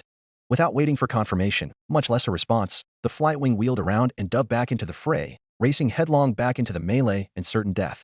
It was as if they had become indifferent to their own lives, or perhaps, like the rest of the fleets, both loyalist and separatist, they had been consumed by the battle mania. Obi-Wan could feel the intense stares of Commander Cody and Alj Playvidol fixed on him, their eyes heavy with expectation, and it took everything he had to not falter. It would not do to falter, not at this crucial juncture. Give the order, General, the clone commander told him. Admiral Honor is willing to give up her life for victory. We would dishonor her and every spacer and soldier in that fleet if we do not open fire. We will be shooting at our own allies, Master. Night Alj cried. We will defeat the Prelemian coalition. But at what cost? For every dead separatist, 3 dead loyalists. Citizens of the Republic. We would drench our hands with the blood of our allies and countrymen. And if we do not, we will be wasting the blood they've already spilled, Commander Cody retorted coolly. General, with all due respect, this is a direct order from the Admiral of the Coruscant Home Fleet, the closest admiral to the Admiralty and Navy Command itself. General, a sensor officer reported, we're detecting chrono radiation. A fleet jumping in? Obi-Wan swung around, secretly thankful for the brief respite in which he could use to make up his mind. Have the Rendili returned? No, General. It's from the north. On the other side of the brawl. To the north? On the other side of the brawl? Obi-Wan checked his chrono. It's been half a standard day since the battle began. Then it's Task Force Hyperion. Master Plo Koon. At last. Hail them, he barked. The officer frantically returned to his station and patched the Jedi Master through. I see I'm not too late to the party, Obi-Wan. The Keldor Master's presence was a reassuring one, and Obi-Wan felt like a mere knight once more, under the tutelage of a Jedi Master many years his senior. I could use your advice, Master Plo. Obi-Wan told the senior Jedi honestly, and felt no shame for it. Admiral Honor has ordered me to fire into the melee that you see. She intends to pin down the separatists while we deal the finish blow, General Plo Koon surmised in a thought. Very well. As the situation presents itself, I see no better time than now. Surprise bloomed inside Obi-Wan's heart. Truly, Master Plo? We will be firing on our own allies. If the Admiralty, nay, the Senate finds out we fired upon the feathers of core nobility. At our allies' behest, the Jedi Master corrected, not unkindly, we have the transmission and the Cinder's transponder? We do, Commander Cody confirmed quickly. Plo Koon nodded decisively. Then we must steel our hearts for the battles to come, Obi-Wan. We save Honor Sulima, and she will be a terrific ally to have. Come, let us end this terrible affair. By being more terrible than the Home Fleet and Prelemian coalition combined? At that moment, he could only wonder if Master Plo Koon and General Plo Koon were 2 different people. Which was the wise master of the Jedi Temple, and which was the hero of the hyperspace war? Obi-Wan shared a glance with Alj Playvidol as Commander Cody departed to carry out the orders. Meeting her eyes, the young knight deflated, but marshaled her features and gave him a brisk nod. Her hologram blinked out soon after. Just like that, the entirety of the Jedi forces, over 400 in total, condensed two sickle-shaped formations on each side of the melee and swooped down on the battle. In a grim reversal of fortune, the Separatists went from perpetrators of a slaughter to its victims. They were assaulted from within by the melee's glittering firestorm, whilst from the north the divisions under General Plo Koon hurled hundreds upon hundreds of lance-like missiles into the fray. And from the south, the open circle fleet spat out flaming tongues of energy and gas, starfighters leaping into the black and plunging into the chaotic storm laden with fresh torpedoes and missiles. The explosions were so bright it was as if the arms of the galaxy were burning to their ends, and the melee, now the target of concentrated fire from all sides, was being cremated alive. Ray shields absorbed the radiant heat diffused onto the battlefield, steel hulls glowing hot at the gun ports. Even if the outer walls of a ship could withstand the heat, the men inside them couldn't. Spacers were thrown against the compartments, slammed onto decks, and into the pleasantly cold embrace of death in stark contrast to the soaring temperature for others, the agony stretched on for minutes. Their bodies convulsing from the unbearable torment of boiling internal organs and choking of their own thrown-up blood, which then evaporated into white smoke. Melting floors consumed the bodies of the living and the dead, loyalist and separatist alike, as blinding light tore ships apart, then sucking out the bodies into the freezing release of hard vacuum and wiping away the horrors that took place within. The two Jedi fleets continued firing, gritting their teeth or biting their tongues as they rained hellfire and brimstone on their allies and enemies indiscriminately, whittling down the melee as weather control satellites would tame a raging hurricane. It was like watching fireworks. Missiles from the pits of hell rampaged through the darkness, blue and red bolts of energy lancing out from everywhere at once, seeking targets known only to them. Starfighters turned into flowers of flame all around me as laser bolts sparked useless blue spirals and whirls off the deflector shields. I watched 6 frigates gone within the minute, right within the eye distance, vaporized by battlecruisers. I didn't know whose frigates or whose battlecruisers. The flaming wrecks of destroyers carved through the black sky like brilliant meteors, streaking across the viewports and cutting through the billowing clouds of dust and debris. Another 2 cruisers charged at each other, as if they were not interstellar warships but jousting knights. They collided head-on, atmosphere boiling out of their cracked hulls and revealing the glow of fires consuming everything inside their steel bardings. For a brief moment, I wondered why it seemed as though Chimeratica was remaining relatively untouched, like we were in the eye of the storm. And then I realized that we were in the eye of the storm. Chimeratica was still gliding along on its momentum, and all around her Republic warships were trying to intercept us, and counter-intercepted by surrounding Separatist warships. Dozens of warships in bloody livery, from the largest star destroyers to smallest corvettes, charged at Chimeratica without a mode of self-preservation, as if possessed by a single-minded obsession with my death. Even with the naked eye alone, the scene was absurd enough for me to realize Honor Sulima must have put a bounty on my head. Then, from the distance, somewhere right and up, there came a Victory-class star destroyer painted in the blood-red GR livery. She was crashing through a gap in the Separatist lines, broadsides lighting up with fire smoke, the edges of her hull glowing red-hot and drive cone like a blinding star, and she was aiming directly for the Chimeratica. Like a heated knife poised to cut through a slab of butter, the Victory fell upon my head like an executioner's axe. Get the Admiral to an escape pod. Tuff roared, louder than I've ever heard him. My eyes were still transfixed on the descending Victory as I vaguely felt the tactical droid shove something sharp and small into my hands before shoving me towards the blast doors. Taylor seized me by the arms as he all but dragged me into the flaming depths of the flagship, and as the blast doors groaned towards each other, I caught a glimpse of a second ship. A Separatist Providence ramming straight into incoming Victory right in its ventral flank and shoving it off to the side. A split second later, an explosive shockwave burst outwards, and I heard the telltale crackle of shattering transparasteel just before the doors thudded shut. The interior of Chimeratica was a cacophony of chaos I could barely keep up with. It seemed like every droid aboard the ship had been activated, stampeding the corridors and hallways. Firefighting crews charged into smoke-filled compartments, the maze of blast doors closing off here and there to isolate damages and hull breaches I could not see. There was a terrible gale blowing through the hallways, tearing the breath from my lungs. Sirens blared, lights flashing red and amber. "Master, you're all right." Hare's voice reached my ears, though I could not see her. Was she at my feet? I did not know when she had joined me, but I felt a palpable sense of relief at her safety. The lower pods have been compromised. Artisan shoved us in another direction, on hand holding on to an emergency repair plank. "We need to make our way across the artillery deck, sir." It was Stell who shouted that in my ear, despite it being Taylor dragging me along earlier. It wasn't Stell's shift. He had been recharging. I looked around. Taylor was gone. I was in an evac suit, despite having no memory of ever donning it. Running along the deck, right beside massive mass driver cannons that thundered away autonomously, I instinctively pressed my ears shut as the deafening hammer blows rocked the flagship in erratic intervals.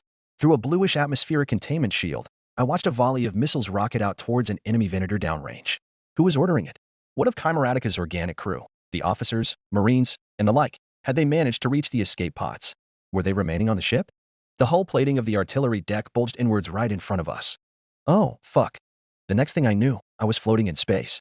I didn't know how I got there, which appeared to be a prevailing theme in the last hour or so of my life, though I can only conclude I had been sucked out of the whole breach. So instead of being atomized with the artillery deck, I was ejected from her. Small mercies. Maybe I'll be cut to ribbons by high-velocity microdebris instead. It was scant reprieve. Something was wrong with my suit. It was torn, or a seal had melted. Padding around was a futile effort. Either way, I could hear the hissing and feel that my body was growing numb. I looked in my palm and found a chip. I held it close to my chest.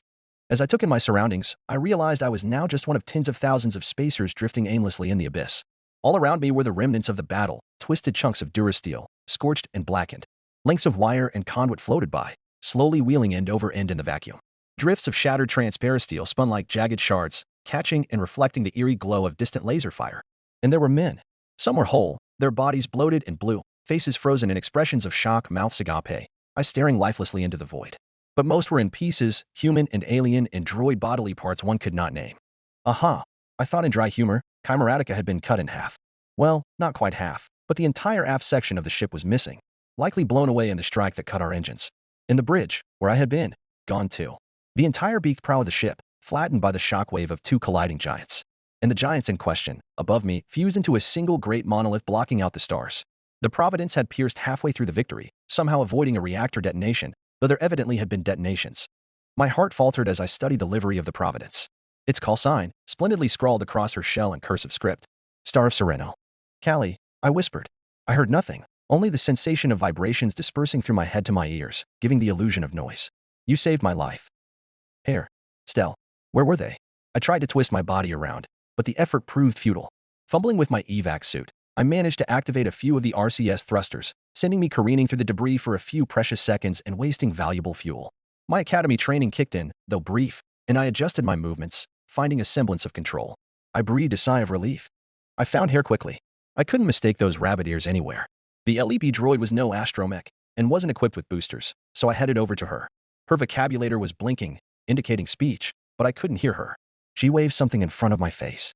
A distress beacon, likely with my signature on it. I hugged my droid tight then, though I kept my helmet well away from her ears. I didn't know how long we had to wait afterwards, but soon enough a familiar sight breathed some hope back into my bones. Kronprinz was a sight for sore eyes, and a sight that made sore eyes. The Taiwanese battlecruiser did not look one bit as if it belonged on the battlefield, her mirror-polished chrome armor gleaming way too brightly in the starlight, despite having been blackened some. She approached underneath us like a gargantuan sailfish, and I was unsure how far she was away. Your brain can't trust your eyes in vacuum. Without an atmosphere to dull detail, everything is equally sharp. And when it's robbed of the ability to judge distance, the mind scrabbles for purchase. Is that chunk of durasteel a foot across and about to hit your faceplate?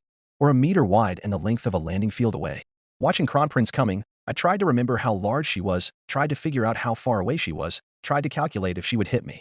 When I realized I was able to count the ladder rungs on her sensor masts, I kicked my feet in a panic, as if trying to swim upwards. No use. I tried to reach out and grab the mast instead, but my gloved hand scooped vacuum. Did I miss by a centimeter or a kilometer? Then I spotted a gray figure clinging onto the ladder well. AB-2, Series Super Battle Droid, and one evidently equipped with a booster pack. It launched itself off the Kronprinz and towards us. I let myself go slack, still holding on to Hair and the chip, and allowed the droid to drag us towards one of Kronprinz's airlocks, hidden behind her sails. The very moment the airlock was sealed and regular gravity returned, I unceremoniously collapsed like a sack of spuds. My entire lower body was numb. Fuck. My legs. I can't feel my legs. And the droid was forced to drag me deeper into the ship. Rear Admiral. Diedrich Grayshade's voice was filled to the brim with relief when he saw my broken form leaning against a bulkhead. You're all right. That droid of yours is a resourceful one. That she is, I groaned, patting the LEP droid. Stang, that looks bad. The Commodore of the 3rd Battle Division appraised my form. Can you walk? If I could. Go get a hover stretcher. Diedrich commanded one of his accompanying orderlies. Right away, sir. You should be commanding your ship, I grunted, eyeing him in pain as I dragged myself more upright. They'll be fine. Diedrich was dismissive. We have good news, Admiral. The Dedetian found us a way out. We'll head down and jump to Baraboo, the Minayan. We'll rendezvous with Duoningo there. Minayan? Why Minayan? That's what our Countess CLY Sim told us. That caught my attention. Callie, you know where she is. Diedrich grimaced. I know where her ship is, can't really miss it. But herself? She told me to come find you, before ramming the Arsensial. Thank God for your droid. Otherwise, we'd be sweeping this whole coordinate for hours. I slouched, then winced in pain. Something's broken there. The Kolumexi officer straightened. Help's here. Let's get you to the Mabe. I sensed myself rising into the air with the help of several pairs of arms, before settling onto the hover stretcher. The steady hum of the repulsor lifts beneath me was reassuring. It told me I wasn't quite dead yet. Here, I gritted my teeth, handing Diedrich the chip. You command the fleet now. I'll get us out, Admiral. As for the 19th, I let out a gasp as some drug was injected into me. I'll command them too, Diedrich Greyshade reassured. As for Callie Trilm, she'll be fine. She dislikes the idea of dying more than all of us combined. That I agree with you, I chuckled, then hacked out a cough. That I agree with you. Commodore Diedrich Greyshade commanded the joint 28th to 19th Mobile Fleet retreat to the Manan system. Many ships were lost in the insertion and transit, and would begin to trickle in towards the rendezvous point in the following days. 600 warships of the Perlemian Coalition entered the galactic interior for Operation Starlance. 2 months later, the retreat from the Radilli star system saw only 100 make it to Manan. Chapter 72. Roche Asteroid Belt, Roche System. Roche Sector. Admiral Trench, commanding officer of the Confederate 2nd Fleet Group, had been under no illusions of the monumental undertaking put before him. Whilst they had not been able to deal the knockout blow to the Confederate heartworlds that would end the war early, the Grand Army of the Republic had nonetheless been able to push the separatist state to the edge of the cliff with their lightning Operation Trident. Once it had become apparent they wouldn't be able to reach the Taiyan hegemony as initially planned, in no small part thanks to the brave struggle of the Perlemian Coalition. The GR had cut their losses on the border on the outer rim and settled in to entrench the front. It was that entrenched front that Admiral Trench and his fleets had to shatter if Operation Stormdoor was to succeed. The stakes were high. There was no front as crucial as the Perlemian front, the home front. Admiral Kirst could fight a protracted retreat in the north, and General Ambigine could dole out his brutal campaign in the south, but at the doorstep of the Confederate homeworlds. The 2nd Fleet Group was metaphorically and practically under the ever-scrutinizing eye of the separatist Senate. Trench's counteroffensive will have to be lightning swift, and yet also clean and precise in order to maintain the optics of a victorious liberation campaign. Quick and clean. 2 words that, put together, become the worst nightmare of any military officer. There was quick and dirty, as General Ambigine and Admiral Kirst tended towards. There was clean and thorough, as General Tan and General Farstar would like it. Traditional military convention stresses that there was no such thing as quick and clean. And yet, that was what was demanded of Admiral Trench, and the old Harch was always up for a challenge. For this reason, he suspected that the Supreme Commander of the Confederate Armed Forces put Admiral Trench to command of the most important yet delicate theater of the war. It was a political appointment as much as it was a militarily motivated one, and considering the timing of it, he could smell the hands of Callie Trilm all over it. Not that he disagreed, of course. As the most proven fleet admiral of the Confederacy, second only to the Pantoran herself, and as the most veteran officer of the Confederacy, second only to the Two-Maker himself, there was no more natural choice than the old Harch. And yet, Admiral Trench was also General Severance Tan's only rival in the CAF, politically and militarily. By putting him to the home front, she earns the confidence of the bureaucrats and support of the rival military factions, and the Supreme Commander can only strengthen her position no matter what happens. If he is victorious, she enjoys his laurels, and if he is not, she shrugs off the blame. Admiral Trench naturally had no intention of shouldering any blame. From their base of operations at Calumex, the Confederate 2nd Fleet Group made their plans for the upcoming offensive. First, a 1,000-ship-strong fleet would embark west on the Saline Corridor, with the intent of reaching the Republic fortress world straddling the space lane, Fender. Second, a 1,000-ship-strong contingent under the command of Rear Admiral Marai, including both Star Dreadnoughts Subjugator and Malevolence, would launch themselves down the Perlemian trade route. This central thrust would occupy the attention of the GR sector fleets in the AO, including the 12th and 3rd. Their fight would be the most difficult, as the GR had established a string of hidden D-space fortresses, shipyards, and bases along the frontier, from which secret fleets could strike to and fro the hyperlane. Despite separatist naval intelligence's best efforts, these fortresses remained largely elusive. As long as they remained active, however, the sheer strategic threat they posed meant that any protracted action on the Republic Perlemian was doomed for failure. They had to be dealt with, one way or another.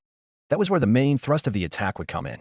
1,500 warships under Admiral Trench himself would circumnavigate the entire front by sweeping up from Salakami in the south and driving straight to the Roche system deep in Loyalist space, effectively encircling the entire front. With this maneuver, those hidden Republic fortresses would eventually starve of food and supplies, and the foundry of the Confederacy could be liberated. The timing of the attack was most crucial. It had to follow Operation Starlance, which was designed to draw the bulk of the Loyalist fleets away from the front. Trench was effectively dividing his 3,000-strong armada into 3 smaller, more consumable divisions. There would be no point in striking at Roche if the GR 3rd Sector fleet could simply about-face and bring its full might down on him, trapped in hostile territory. But first, Roche. Progress report, Admiral, came the stern volume of Supreme Commander Severance Tan.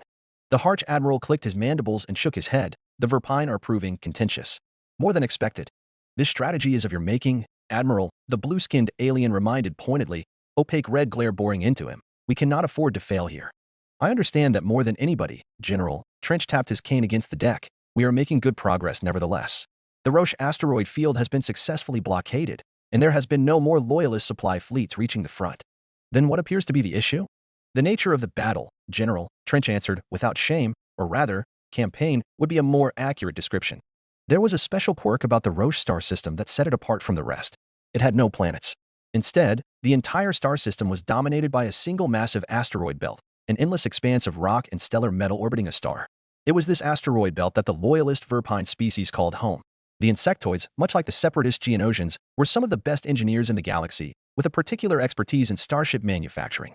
Since their entrance into galactic society, the Verpine have thus been staunch loyalists, transforming their asteroid belt into a hub of industry and mining whilst propagating through their asteroid colony cities. One could begin to see the challenges of trying to capture such a star system.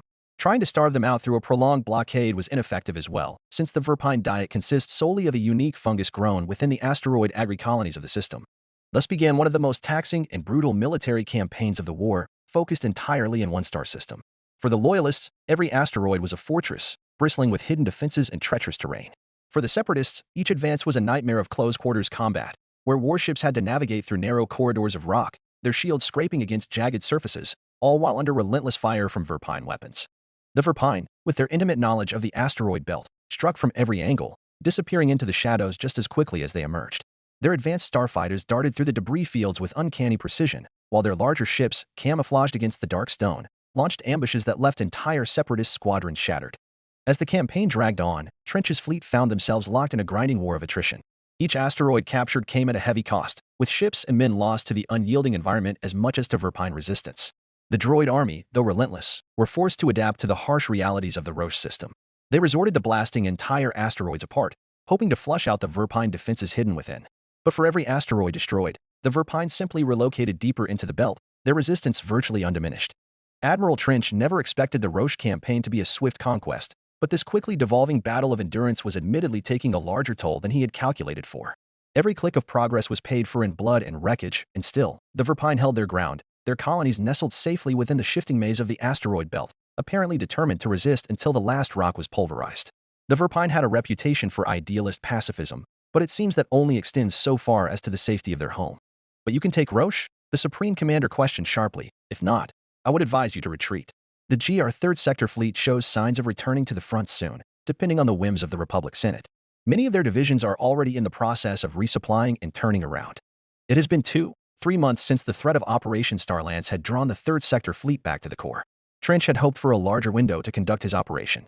Rear Admiral Marai had pushed the remnants of the 12th Sector Fleet back to the devastated world of Useron, lifting the siege of Ringo Vinda en route and poised to lift the siege of Metalorn as well. Trench was admittedly unsure of how much worth Metalorn had left to the Confederacy, considering the GR had slagged the planet's crust, but he imagined it would be nothing some self-replicating factories couldn't fix. Sooner than I would like, or expected, Trench said as such, a well of unease pooling in his coxal glands. How did you come about this development? Severance Tan's features were set grim. The Republic made no secret of it. The HoloNet has been broadcasting a great loyalist victory at Rendili for the entire galaxy to see. Reportedly, the home fleet of Admiral Honor Salima, along with the Jedi fleets of General Plo Koon and General Obi-Wan Kenobi, had defeated the Perlemian Coalition's armada at Rendili. You will see it for yourself soon, I'd imagine, the footage of the claimed separatist flagships wrecked in the debris field. Can we confirm that those wrecks are authentic? Trench asked carefully. From the footage, the Supreme Commander clarified, yes. Our analysts conclude they are more legitimate than not.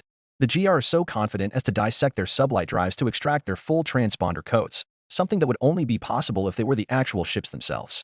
Star of Sereno and Chimeratica, Rainbow Terry's adopted flagship post-YAG tool. They want us to know. They are counting on it. Trench's stateroom was filled with a tense quiet, and the old Harch felt his thorax shiver lightly as he stared out the portholes towards the sea of asteroids. Bright flashes erupting from the depths of one segment as 16 separatist warships punched through the corridor G-147 towards a suspected Verpine industrial colony. Similar sights were happening concurrently all across the system. A whole 1,000 warships dedicated to flushing out a single asteroid field. Have they shown Rainbow Airy or Cali Trilm on the HoloNet? Trench pressed further. Tan's features said even grimmer, if that was at all possible, and shook her head, wavy black hair drifting lightly. So they weren't captured, he muttered, mandibles clicking in frustration, that or the Republic doesn't wish to publicize their capture for whatever reason. Unlikely, Severance Tan said. I tend to agree, Trench concurred, and have any survivors of the battle contacted us yet? Not, she paused, yet. Our agents report that the Rendili Home Defense Fleet had defected to the Separatist camp on the onset of the battle, something we are still investigating. That makes 4 participating Separatist fleets, the Rendili, the Bulwark Fleet, the 19th, and the 28th, none of which have made any attempt to contact us. I have personally scoured every separatist transceiver code on the front. Which means either they have escaped, Trench's mechanical arm word as he tightened his grip on his cane, or more likely, they are dead, and the Republic couldn't find their bodies. Not at all unbelievable, considering the nature of space battles. I will not argue with you there, Trench conceded, but this means. I imagine Parliament is clamoring for answers from you, and in the midst of the Sereno transmissions affair as well. I maintain that the survivors of the fleets are currently making their way back to separatist space, and we should defer any hasty judgment until we can hear the truth from our spacers, the Supreme Commander of the CAF told him. I need your support in this regard. And you will have it, Trench pledged easily. The separatist state is already experiencing a political schism. It cannot afford a military schism as well.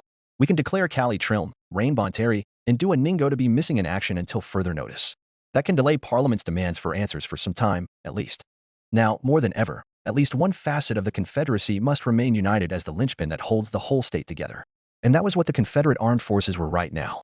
The hopes and dreams of every citizen and politician of the Confederacy was riding on their ships and soldiers. That was the founding principle of the separatist state, and now that was the only thing holding the separatist state together. Hopes and dreams. However, Admiral Trench continued, you did not foresee this? I've heard the Jedi can sense if a man is dead or alive, even from a galaxy away.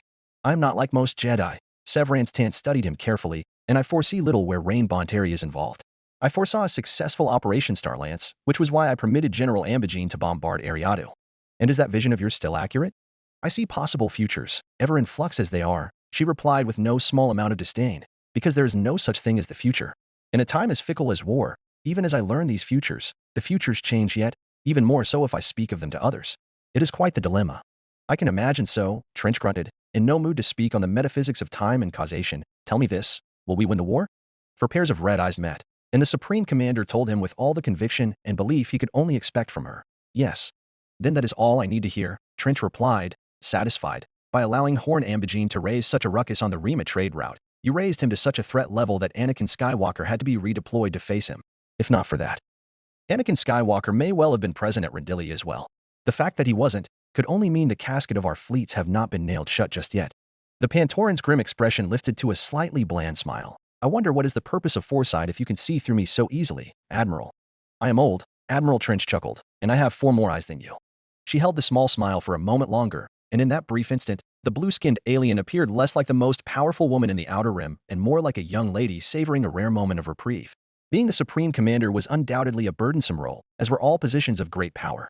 The responsibility of managing the galaxy's largest fleets and armies, the constant pressure to secure victories, and the weight of shouldering defeats, it all took its toll. Observing her closely, it was clear she had aged decades in the years since her appointment, with strands of gray already threading through her once raven-black waves. Trench was not so heartless. He hated to break the smile. Operation Starlance achieved its primary purpose. Trench made an attempt to console his rival and comrade in arms. They raided the richest worlds of the Arrowhead and hounded the critical supply lines of the Agri-worlds. There is no discounting the impact they made on the war. Their sacrifice allowed us to liberate worlds once thought lost to us. Has it? The smile waned. I may have prevented Skywalker from joining the Loyalists at Rendili, but that also means I pitted him against Ambigine. The 4th Fleet Group has made 8 offensives towards Yagdhul, and the Open Circle Fleet has beaten them back 8 times. Runa remains a contested world. In the north, Admiral Kirst has been forced to fall back to the gates of Sereno itself. Axela and Vincith are under siege, and Loyalist fleets are poised to strike at Selenon, where Dooku's Hound Grievous resides. With the Sereno transmissions affair, there is no knowing whether the cyborg is to be pitted against Coruscant or Raxus Secundus. Dooku will not make such a drastic and foolhardy move. It was Trench's turn to frown. That is not the man I know. That is the man I know, the Pantoran murmured, the man who would torture his apprentices at the slightest inconvenience. But no matter, I will deal with him as I deal with the Republic. Does confidence fail to come to you, General? In response, Severance Tant closed her red eyes in what Trench recognized to be one of those forced trances of hers, and he settled in to wait patiently. 5 minutes later, her eyes opened. The outcome of the war will draw to a knife's edge, she told him, blank-faced. Whose knife? I am unsure. But I do not recognize the galaxy to be, and that can only be a good omen. Indeed, Trench chittered, a galaxy without a dominant republic is one nobody who's lived in the past 1,000 years would recognize. Whatever happens, we have shaken this galaxy to a state where it will never be the same again. Our legacy will be intact, the Supreme Commander decided. Admiral Trench, I trust that I can leave the development of the home front in your capable hands. You may continue at your own discretion. Trench accepted the proverbial peace offer, drawing to his full height. Much obliged, General. In light of the situation, I will withdraw from this failing effort in Roche and consolidate our gains in the Near Perlemian. I will see to it that we are well prepared for the Guard's return. Operation Trident will not happen a second time. General Tan smiled at him and nodded. Keep up the good work, Admiral. For the Confederacy. For the Confederacy. Everything for the Confederacy. If 4 fleets and 1,000,000 veteran spacers was what it would take, then so be it. Chapter 73. Coruscant System. Coruscant System. Bode, Barris, I want you two to keep an eye on Priestess. If Palpatine communicates with Dooku, I want to hear it. Copy that, leader. Understood, Master. Plotting a scheme to depose the most powerful man in the galaxy was no easy feat, but it was a simple feat one could make the scheme extraneously complex and opaque. Jedi Master Audi Gallia could attest to. But in this instance, she decided the outcome would not be worth the immense effort imputed. Ultimately, the influence of Supreme Chancellor Palpatine now pervaded every facet of Republic governance in some way or form. There would be no concealing the meeting of influential senators, representatives, generals, and admirals, and other political figures who were willing to stake their bets against Palpatine. Especially so if the Supreme Chancellor was a Dark Lord of the Sith. In which case, Audi Gallia determined she might as well host the council directly under his nose. The Jedi Master patiently waited as the numerous eminent bodies of the Republic political strata trickled into the room, one of the 2 mini committee chambers housed in the Senate building. Master Gallia mentally took note of the personages in attendance and what or who they represented, arranging them in order of importance and necessity. Many of them, Audi Gallia and her network had to contact, clandestinely or otherwise, and convince them to attend the dialogue. Some took more effort than others. After all, simply showing their faces here was tantamount to putting themselves in the crosshairs of Comper and other loyalist lobbies, especially should the particulars leak, which Audi Gallia had already accounted for. No doubt some of them were puppets of the Chancellor, standing by the relay every word spoken back to their Dark Master.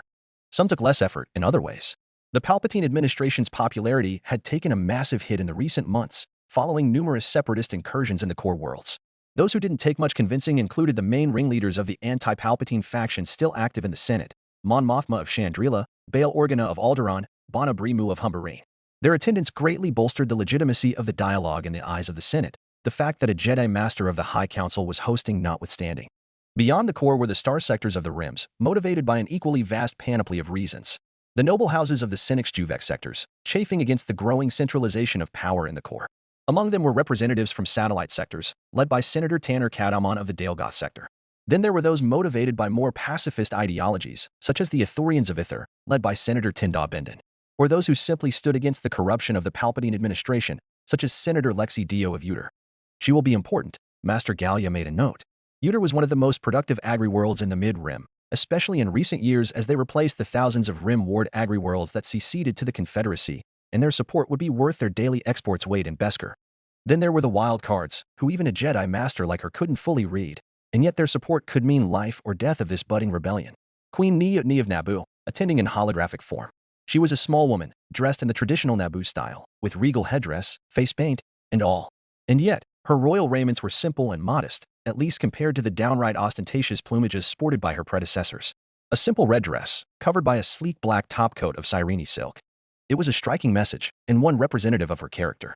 By all accounts, Queen Nyutni was not Padme Amidala, and the same arguments that may have worked on the former Queen of Naboo would not work on the current one. The current queen was a wartime monarch, and by all means a rationalist. She did not so much act out of principle as Padme Amidala may have, as she might weigh the potential gains and losses for the homeworld and the star systems she held overlordship over. Next, there was Duchess Satine Kryze of Mandalore, who was a consummate pacifist and leader of the Council of Neutral Systems in fact. Audi Gallia may have already written off her potential support, if not for her willingness to attend in the dialogue. Despite the pacifistic ideologies of the new Mandalorians that she ruled over, the Mandalore sector remained a sleeping powerhouse in the Outer Rim. Well over 1,000 neutral, strategic systems rested in Mandalorian space, filled with the traditionally warlike people whom not all have converted to the ideology of the new Mandalorians.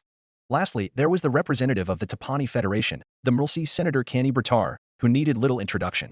The League of Tapani Free Worlds constituted over a quarter of the galactic interior and included an entire sector army. The avian senator started, her feathers ruffling with impatience. For the sake of unambiguity, I attend here in the name of the Tapani Federation and her free worlds. With the power vested in my body, I listen and speak on behalf of the Octavian Grant and the Tapani noble houses. The Mrlsi's eyes shifted. Before continuing, it appears to me that we convene to discuss the numerous trespasses of the Palpatine administration and the continuous overreaches of the executive body. Am I correct? You are, honored Senator, Master Audi Gallia replied kindly, gesturing for the doors to be closed. Jedi Master Plo Koon just about materialized from the shadows to do so, catching the attention of the gathered body. Not just one council member, but two? A wave of recognition washed through the seated audience. A similar wave washed through Audi Gallia, but one born from Senator Canny Bertar's words. How much can be believed? Had the Dapani Federation truly vested their interest in their senator? Would Octavian Grant truly act depending on her conclusion of the dialogue? Audi Gallia allowed the force to fill in the missing details in her mental image of the situation. I am glad we can all agree that something must be done against the overreaches of the current government. Queen Niutni's voice was demure as befitting of her stature, and yet compelling enough to bid men listen, and yet I must question. How much can be trusted of the core worlds? The Supreme Chancellor is a canny man, and his staff are equally capable. Even in the Kamal sector, I hear news of his tightening grip in the wake of that scuffle at Rendili. You are well informed, Your Highness, Master Plo Koon said gravely. Indeed, the Chancellor's overreaction may prove to earn him allies in the core nobility, but it is also a sign of desperation. He realizes what we all do. Support for his government is waning. His most recent actions are those of a man trying to salvage a terrible situation as much as possible. Many nodded in agreement with the Jedi Master's words, Bail Organa and Mon Mothma in number among them. Following the Battle of Rendili, Honor Salima had been declared Admiral of the Corps for her victory, and near every 1 in 3 servicemen in the home fleet had been awarded the Republic Medal of Valor, most of them posthumously. No doubt powerful Jedi detractors in the current military administration would have loved to derogate the Open Circle Fleet's actions during the battle, if not for the fact that doing so would contradict the current narrative being built around the home fleet. And that for some reason, Admiral Honor Salima had praised the Open Circle Fleet and Task Force Hyperion for their conduct and timely assistance during the battle. Well, the Velothian Master might say for some reason, but she had a strong suspicion she knew why. Regardless of the reason, few could oppose the awards lavished upon the home fleet. They had destroyed the Prelemian Coalition. The Prelemian Coalition that had obstructed the Republic time and time again since the Battle of Centaurs. And not just that, but also finally put the nail in the coffins of two most infamous warlords of the Prelemian, Rain Bonteri and Kali Trilm. If it wasn't for the fact that Plo Koon and Obi-Wan were Jedi of the Temple and thus duty-bound to decline any awards, they too would have had medals and ribbons heaped high on their humble robes. The clone forces under their command, however, earned everything from medals of valor to bronze crescents. By all accounts, the Battle of Rendili had been a massive victory for the Galactic Republic. The Prelemian Coalition's leaders were dead, its fleets rendered combat ineffective. The Bulwark fleet was near annihilated in its entirety, with no more than a dozen ships still operational. The only dark lining in the battle was the escape of the Rendili Home Defense Fleet, which emboldened the Provisional Independent Government to hold out against any Republic repercussions. The damage was limited, however, as the Home Fleet's ongoing tour of the nearby sectors stamped down on any budding restlessness in the region. With the fleets recalled from the front now returning to their garrison posts in the core, the unrest stemming from the prolonged lack of military presence finally began to ease. Unfortunately, the Grand Army of the Republic found itself back at square one when it came to ending the war, but the national crisis had passed, and that brought a collective sigh of relief from just about every faction within the Republic. Except one. Would the death of the Battle Hydra affect our agreements with the Separatists? Audi Gallia had asked Plo Koon upon his return. The Keldor Jedi had paused upon her worries. I find it unlikely that he is dead, despite what the HoloNet may claim. Unfortunately, the nature of his being makes it difficult to ascertain anything. Nevertheless, we do not need him. Nor does the Pantoran. He is the right arm of the Separatist military, indeed, but a body does not stop moving just because a limb had been amputated. If his words prove true, then the Raxus and Sereno governments are diverging at an unmitigated rate. A separatist civil war is all but inevitable, at which point continued war with the Republic would be undesirable. You believe his death changes nothing? Nothing at all, Plo Koon confirmed. The Pantoran will play her part, and we will play ours. Then, we will simply forge a lasting ceasefire between our two factions, so that we may focus on our respective enemies. If we manage to seize the Republic without bloodshed, then the matter will be even simpler. We cement an alliance with the Raxus government and turn on our true enemy, Count Dooku. His argument was sound, Audi Gallia had to admit, but even then it left a bad taste in her mouth to shake hands with a man and stab him in the back right after. Even as a spy master, she still had some Jedi sensibilities, or rather, the sensibilities of any moral person. Master Plo Koon, however, seemed perfectly capable of compartmentalizing which persona to use for the situation. The Jedi Master, or the General of the Republic.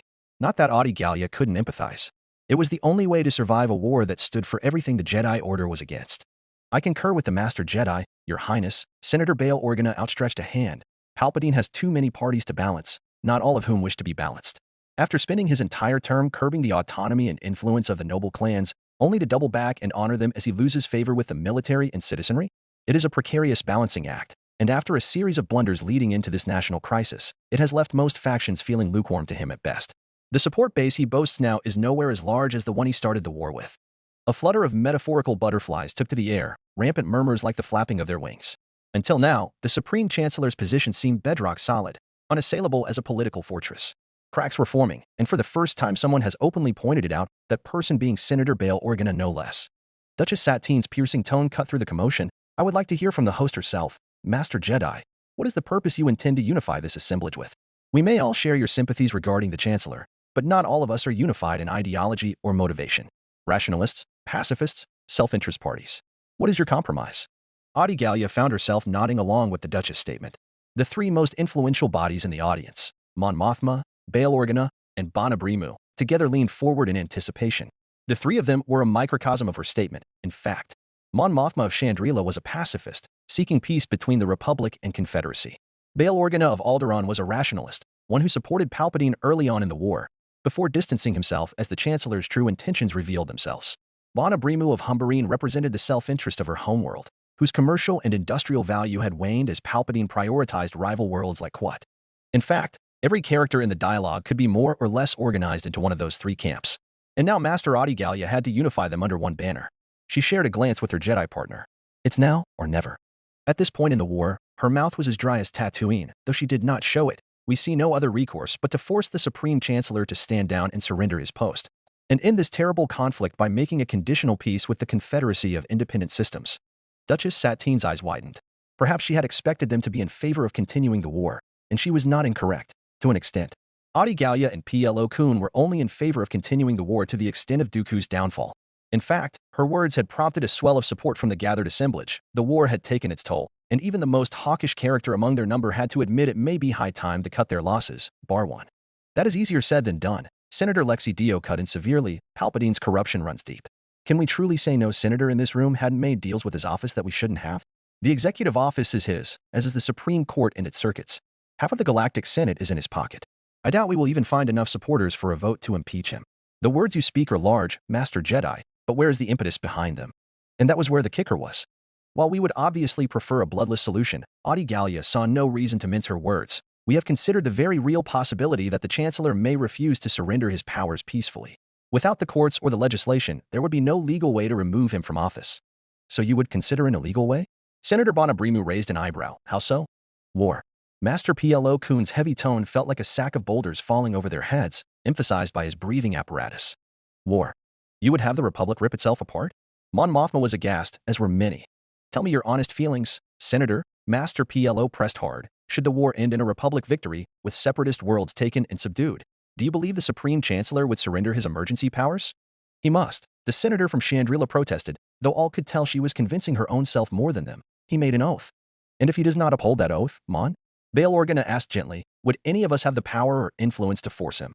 It is as the Master Jedi said. We wouldn't have the courts or even the legislative power to do so. Palpatine has the Senate divided, as is his best interest to do so. Our caucus would be sizable, but it wouldn't be enough. At which point, Audigalia hammered down, does the Republic cease being a republic and begin being a dictatorship? From my perspective, it already is. But if you wanted to be official, simply wait for the war to end, and I guarantee to all of you, the Supreme Chancellor would declare himself on for life. And with the courts, legislation, and even the media, it would be completely legal. There was a shaky breath. Audigalia reached into the Force, felt the atmosphere, and felt it favorable enough to continue. The perks of being a Jedi are paying off in spades, she thought humorlessly, yet I'm using them to foment a civil war. Civil war is a possibility, ladies and gentlemen, she insisted. Whether it becomes a necessity depends on the Supreme Chancellor. But in the case it does occur, we must prepare for it. This civil war, it will not be about whether to tear down one man, but about the very survival of the Republic itself. It is about how much democracy is worth to all of you, and whether it is worth shedding blood over. It was a difficult decision, matched by similarly difficult expressions. At this point, Audigalia might have said something along the lines of sleep on it, except she needed their answers now. Audi needed to know in no uncertain terms who she could consider her allies and enemies, even more so if Palpatine was listening, as he too would decide who were his enemies from this dialogue. Letting them go to think on it would only invite unsurety and further complications. If they declared their support to the rebellion in this quasi-open setting, then they could be trusted. After all, it meant they had thrown in the bet. There was no taking it back. Similarly, if they didn't, vice versa. But for that to happen, somebody needed to break the mounting tension and take the first step. Senator Canny Bertar's beak clicked. I have decided. Half 100 heads snapped to who may be the most powerful person in the room, representing a quarter of the core worlds.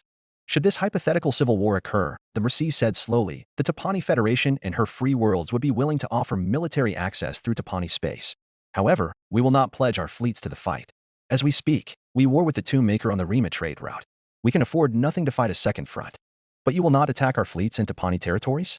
Plo Koon questioned.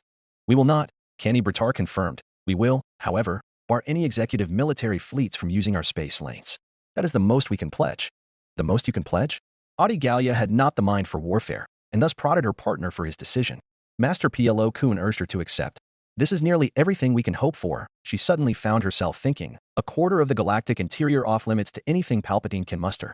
As for the political implications, Audi Gallia realized the Tapani were simply taking up the age-old practice of fence-sitting until a victor became apparent.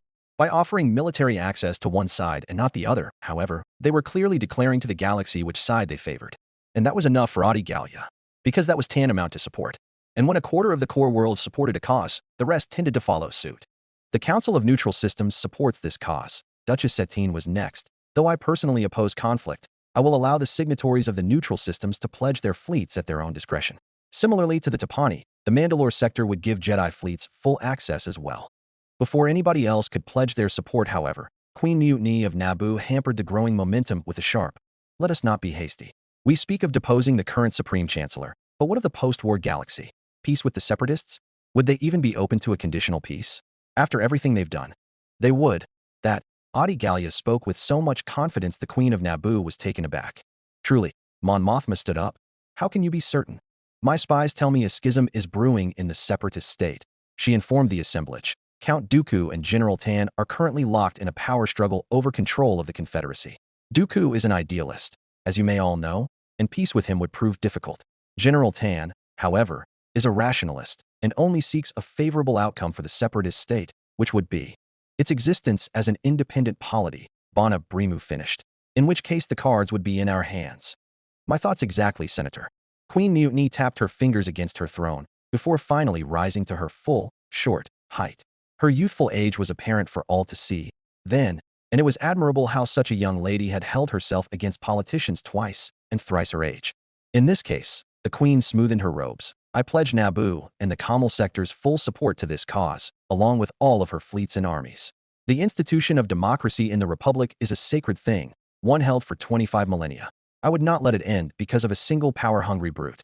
I am ashamed to call him my countryman, and thus in my capacity as Queen of the Naboo, I hereby disavow Sheev Palpatine and banish him from Naboo. The dam had been broken, and soon the tide of support and withdrawals started making themselves known. Uter, Ither, Taris, and Phoenix all pledged their support, as did Akachan, Alantine Six, and Hosnian Prime. At the same time, the delegates from Alsakan, Fidal, and Cumnor quietly left the premises, unwilling to openly air their disagreements in a chamber so heavily favored to one side. Humbarine would be willing to pledge her fleets, Senator Bana Brimu spoke over the commotion. If not for that, the Chancellor's military reforms had seen them subsumed into the sector armadas. Our defense is left entirely at the mercy of the GAR. I agree with the senator from Humbarine. Bail Organa clenched his fists gravely. Many of the core worlds are no longer garrisoned by their own fleets, and instead those attached to us by the Republic Navy. I fear this is as Palpatine had planned for. We simply have no ships to offer. I beg to differ, Master Plo told them. You have ships. They are simply spread across the sector armadas. Audi Gallia hastily followed up. As the face of the Jedi Temple, and on behalf of the Order, I will publicly demand that the Supreme Chancellor surrender his emergency powers and vacate his office for a new election to take place. I will air all of his corruption and his treason, including the communiques he had with the Separatists in order to further his own profit from the war. She tactically paused, studying the various expressions at the outrageous claim that the Supreme Chancellor of the Republic of all people was communicating with the Separatists for his own gain. It is following this declaration that I hope all of you will make your own announcements. Declare to the Republic and to the galaxy. You are all popular leaders of your homeworlds and sectors. It is why you are present in this dialogue. Decry the dictator. Urge your countrymen to protect the Republic and its values. Chancellor Palpatine would see uprisings across the Republic. Plo Koon finished. Mutinies in every sector army would arise. Octavian Grant would declare his neutrality, setting a precedent. The second sector army is commanded by Jedi and will support the cause. The governor-generals would realize which way the winds are blowing and either sit out of the conflict or pick a side. Thousands more worlds not represented here today will flock to the cause. It is my most solemn hope, Audi Gallia said truthfully, as she met every attending member in the eyes, that the Supreme Chancellor will realize that should he decide to fight this war, there will be nothing left of the Republic for him to rule over, and he would stand down. Do you think, Queen Mutiny asked softly, though in the silence every syllabus struck like a drumbeat, that Sheev Palpatine is that kind of man? No, I think he'll get news of this meeting and panic and communicate with Dooku to somehow turn the situation to his advantage. There will be the nail in his coffin. Rampant corruption is one thing. Definite proof of the most grievous of high treason is an entirely different beast. There would not be a soul in the Republic who would support him then. I pray that he is. Chapter 74. Coruscant System. Coruscant Sector. Having suffered through all 4 hours of Palpatine's post-crisis address to the Senate, interrupted likely a half-dozen times by thunderous standing ovations, Jedi Master Adi Gallia was not inclined to hear one more honey-dripping word from the Chancellor's mouth. And yet, she must, as she watched the sun-kissed spires of the Jedi Temple approach. The newfound bustle of the temple's wide corridors were not lost on her as she made her way to the turbolift, filled with thousands of Jedi Knights and Padawans recalled from far-flung frontiers to defend the core from the recent separatist incursion. Thousands of Jedi in the temple, thousands of fronts on which the Confederacy of Independent Systems found a second wind. Thousands of fronts on which the Republic was being pushed back. The Tholothian shook her head, tendrils swaying. Thousands of Jedi on Coruscant to oppose the Dark Lord of the Sith. As soon as she entered the circular chamber of the High Council, filled in advance with the forms of myriad Jedi Masters, she ran the holo recording of the Supreme Chancellor's recent speech.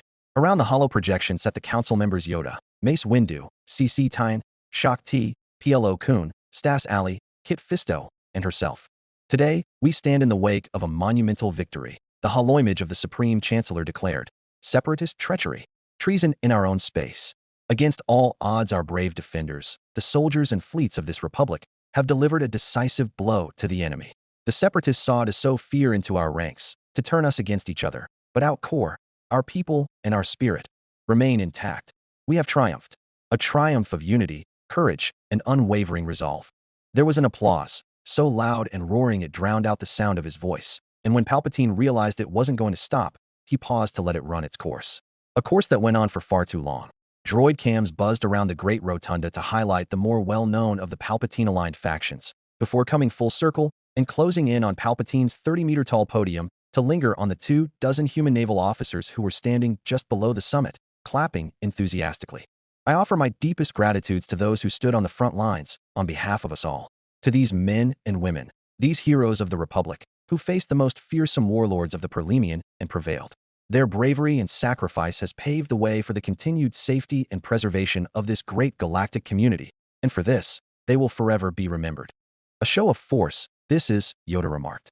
Dressed in robes of deep red, the colors of the Republic, Palpatine continued. In recognition of the service, we must honor our heroes accordingly. Another raucous cheer. In my capacity of Commander-in-Chief of our Grand Army, I hereby announce that the Star of Coruscant will be awarded to Admiral Honor Sulima, whose command over Rendili kept our fleets unbroken and indomitable. To Captain Terrenold Screed, Captain Jan Dodonna, and Captain Saguro Autumn, whose distinguished conduct filled our brave spacers with impeccable resolve, I proudly award the Cross of Heroes. To Commander Adar Talon and all of his fearless pilots, I award the Medal of Valor. And finally, to all the brave fighters who took part in this campaign, they will be honored with the Crescent of Service, a symbol of the Republic's gratitude for their service. Adi Gallia muted the holo recording just before a second standing ovation applauded the liberal bestowment of military accolades. She casted a look across the gathered attendants of Jedi Masters. I see no reason to disagree, Master Kit Fisto said. Our soldiers have fought well, and the Republic is unbroken. Rewards are due, are they not? These are awards not seen since the days of the old Republic, Master Shak Ti murmured to herself softly. It is as Master Yoda says. Master CC Tyne leaned forward and knitted his fingers together. This is a show of force. For the Separatists, and also for anyone who may oppose him. Master Mace Windu straightened at that. How can you be so certain? It is to show he still possesses, and maintains, the support of the Grand Army. Master Plo Koon crossed his arms, and that the recent Separatist incursions have not soured that relationship, or at least, as it appears. There's a bright spot in this affair. Adi Gallia felt the need to point out. Admiral Honor has been vocal, to some extent, about our instrumental role in the victory over Rendili. In fact, I had the liberty of reading a draft of this speech, and all the brave fighters who took part in this campaign was originally supposed to be all the brave troopers of the Open Circle Fleet who struck the decisive blow against the Separatist forces. Honor Sulima may not be the most endearing character, but apparently she is at least fair. I do see why this is an issue of concern for us, Master Windu grunted. Palpatine is a danger to the Republic, she retorted. Surely you can see that? He has only concentrated more and more power in his own office since the start of the war, and he had promised to surrender all of them once the war is at an end. However, Palpatine's voice cut through the budding debate. Honored senators, my fellow countrymen, while we celebrate this victory, we cannot allow ourselves the luxury of complacency. The war continues. The threat remains. But let this victory serve as a message to the separatists, to their leaders, and to all who would challenge this republic. Try as you might, we will not falter. We have driven the menace from our home. With every battle, with every siege, we are one step closer to restoring peace across the galaxy. We will continue to fight, not because we seek war, but because we seek its end. We will fight until every citizen of the Republic can live free from fear and tyranny. We will fight until every world, from the light of the core to the spiral arms of the outer rim, is safe. Applause, Audie murmured, just as it happened, because she had been there. So I ask you, as representatives of your people and guardians of this Republic, to stand with me. Stand with our brave soldiers, with the loyal fleets defending our skies, and with the citizens who long for peace. And so I will look to you, as our citizens look to us, to author a new spirit in Coruscant, in the core, throughout the star systems where the light of democracy continues to shine. Let our victory at Rendili be a beacon of hope, a promise that the Republic is strong, and that together, we will prevail, so that we can look forward to another 1,000 years of peace, and another 1,000 beyond that, and so on, until war itself is stamped out from our just domain. That's enough, Audie Gallia said just as the Senate broke into another extended applause. She deactivated the holoprojector, to nobody's objection. This victory has given him the boost in the polls which he desperately needs, and now he's milking every ounce of worth he could from it. Palpatine is dangerous. He is shoring support again. He fooled us once the first time. Damn us if he fools us a second time. Intentions against him, you have? Master Yoda asked. I do, Master Gallia confirmed. Demand he surrender his emergency powers. This is the best chance we'll get. If we wait until the war is over, it'll be too late by then. We do this, and not only will we preserve the democratic institutions he perseveres to erode, but we will also strike a severe blow against the Sith Lord in the Republic. Mace Windu raised an eyebrow. You believe the Chancellor is a puppet of the Sith? He can only be. Plo Koon supported her. Palpatine does not need this much power to manage a war. The Republic is a mighty vessel, yet he wishes to steer it alone, because, as he claims, it is necessary to fight the war. The Republic has fought much worse than the Separatists, with much less. Palpatine is either power-hungry or gathering it for someone else. Either way, he must be stopped. Planning this for a long time. You have, together, Master Yoda looked up at the two of them. We have. Master Gallia saw no reason to lie, especially before the Grand Master. And we have allies. Despite what the HoloNet might lead you to believe, not all the senators were on their feet. Many are skeptical of Palpatine, even in the core, Alderaan, Chandrila, and Humberine being the big three. You are certain, Mace Windu demanded, of Palpatine's ties to the Sith Lord? We are. Plo Koon leaned back. The evidence, though circumstantial, is too much to ignore. The only reason they did not outright say that Palpatine was the Sith Lord was that it was still a little too unbelievable, not to mention outrageous. The Dark Lord of the Sith, being the Supreme Chancellor of the Republic, under their collective noses, all along. There were many proud figures in the Jedi Order. Proud, conservative figures. Audie Gallia was under no illusions that she was a radical, in the perspectives of many of her peers. It was fortunate she had somebody of as high standing as Master Plo Koon to support her sometimes outlandish claims. Yoda fell silent for a moment, then said, Speak with the Supreme Chancellor. We must. If there is one point in which I agree, Master Windu nodded gravely. Our deference to him must come to an end. Increasing, the power of the dark side is the source of this war. The Sith are. Yoda turned slightly to regard them all. Rooted out. This Sith Lord must be rooted out and eliminated. There was a vibration beneath her cloak, and Audie Gallia snuck a peek as the council further discussed their course of action. It was a message from Barriss. Found the mole. Plans never go to plan. That was one reality Supreme Chancellor Palpatine was extremely well-versed in, dare say, more than any man alive. He had made a lot of plans in his lifetime, after all. Plans to seize the megacorporations, plans to seize the Republic, plans to seize the galaxy. It was the grand plan. His plan. The only plan that mattered. But it was not perfect. It never was, and was never meant to be. The grand plan evolves. It was a living and breathing thing that changes and adapts to the circumstance like a writhing serpent, feasting on the dark side of the Force. That was the way of the Sith, as it has been for 1,000 years. Lurking in the darkness, stalking the galaxy, biding its time, and striking when the moment was right and its prey at its weakest. Palpatine guided the serpent, subtle, precise, binding it to his will. Tiny, minute movements that adapted it to the situation of its prey. Even the best-laid plans can become ensnared by the unexpected. However, there were moments when the galaxy shifts too rapidly, too viscerally for a single move, a single nudge, to realign the serpent's eyes. And in those moments, The serpent must react carefully. The Confederacy of Independent Systems, a puppet regime, was no longer bound by its strings. Darth Tyrannus' alien apprentice, that Severance Tan, has gone rogue, as Sidious had feared. The Chiss girl now wraps the separatist state around her fist, forging her own empire from the fires his grand plan so carefully kindled. And the Dark Lord of the Sith admired her for it. I should have discarded that aged and brittle Dooku and chosen her as my apprentice. She is far more capable than he is.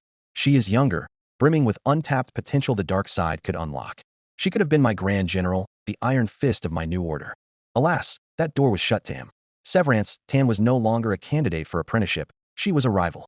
The order she now built threatened his own, and Sidious briefly entertained the thought of paying Raxus Secundus a visit. If only the crisis in the core did not demand every moment of the Supreme Chancellor's attention. As for Tyrannus, as for Dooku, his usefulness is drawing to an end. Pitiful creature, thinking he is still a part of my new order. But Palpatine was nothing if not resourceful, and even discarded pieces could still prove themselves valuable. Count Dooku still controlled half of the Separatist state, and with a masterstroke, Palpatine may as well slaughter 3 birds with 1 stone, shatter the Confederacy, dispose of Dooku, and purge the Jedi. All with a single sentence. In the privacy of his suite, the Supreme Chancellor of the Republic smiled to himself.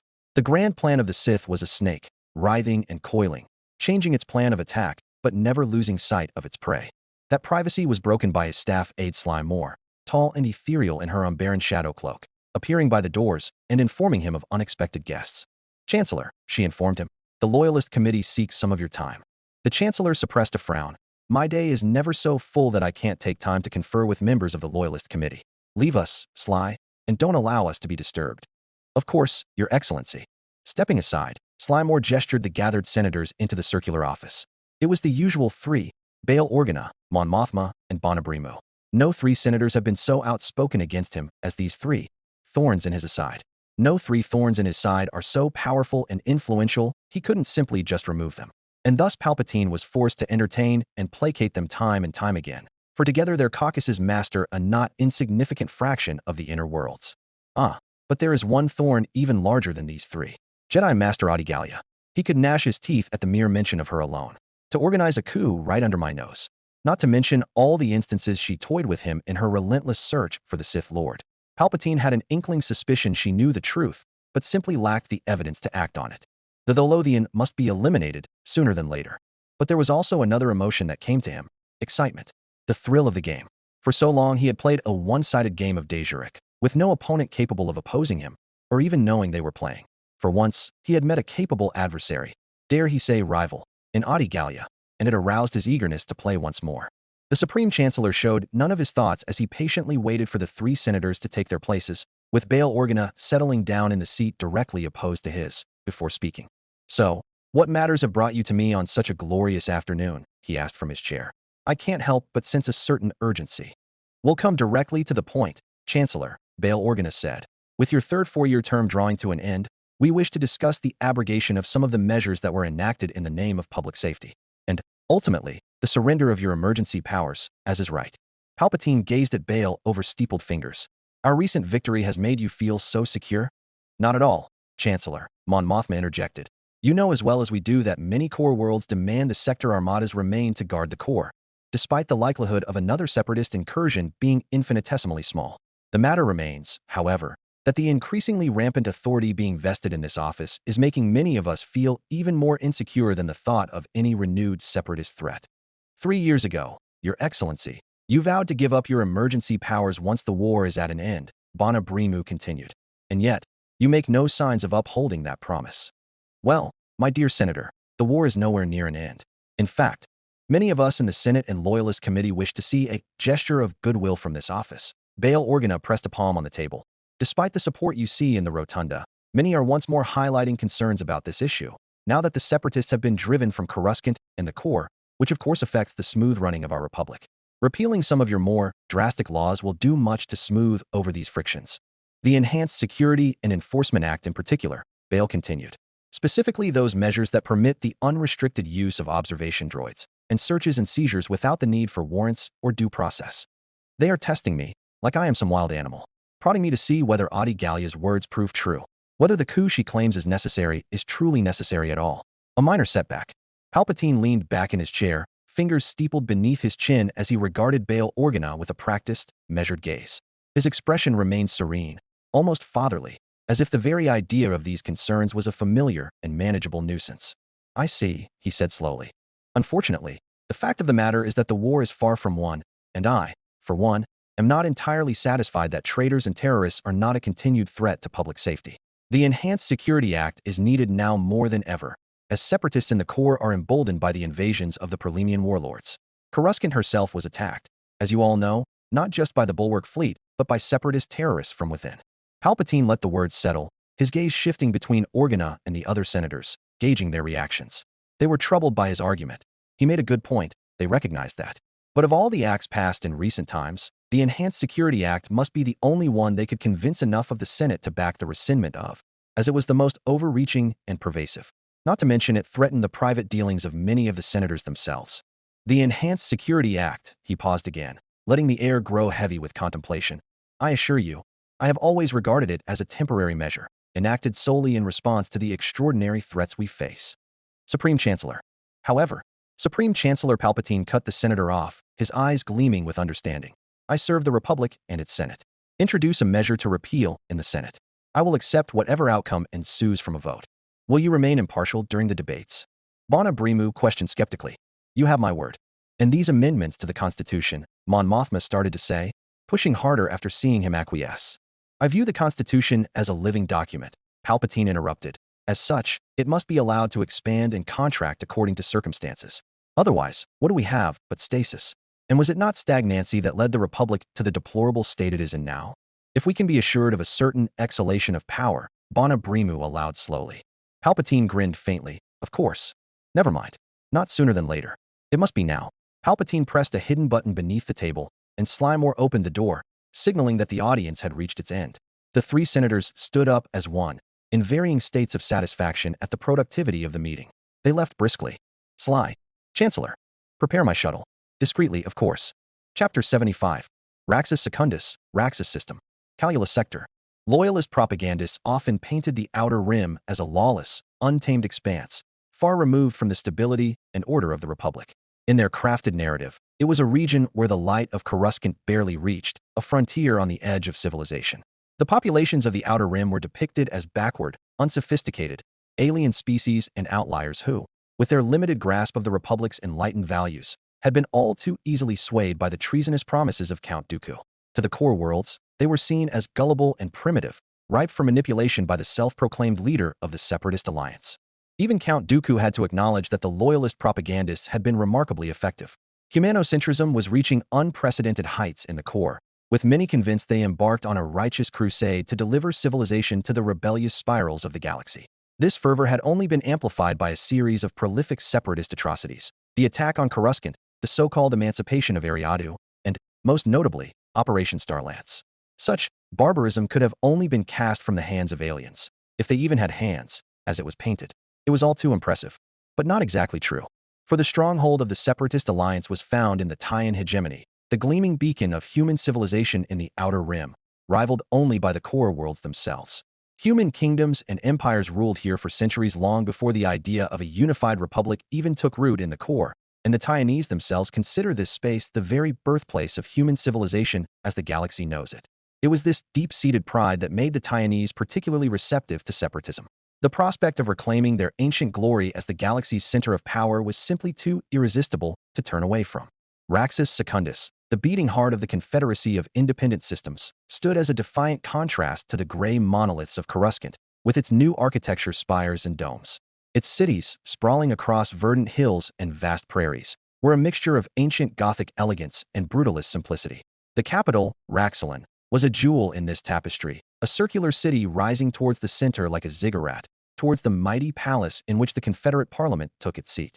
Count Dooku loved the place, despite the reasons for which he now paid the world a visit. It reminded him of his homeworld Sereno, and for the man who spent years campaigning and preaching the merits of separatism on this very world, it felt like a second home.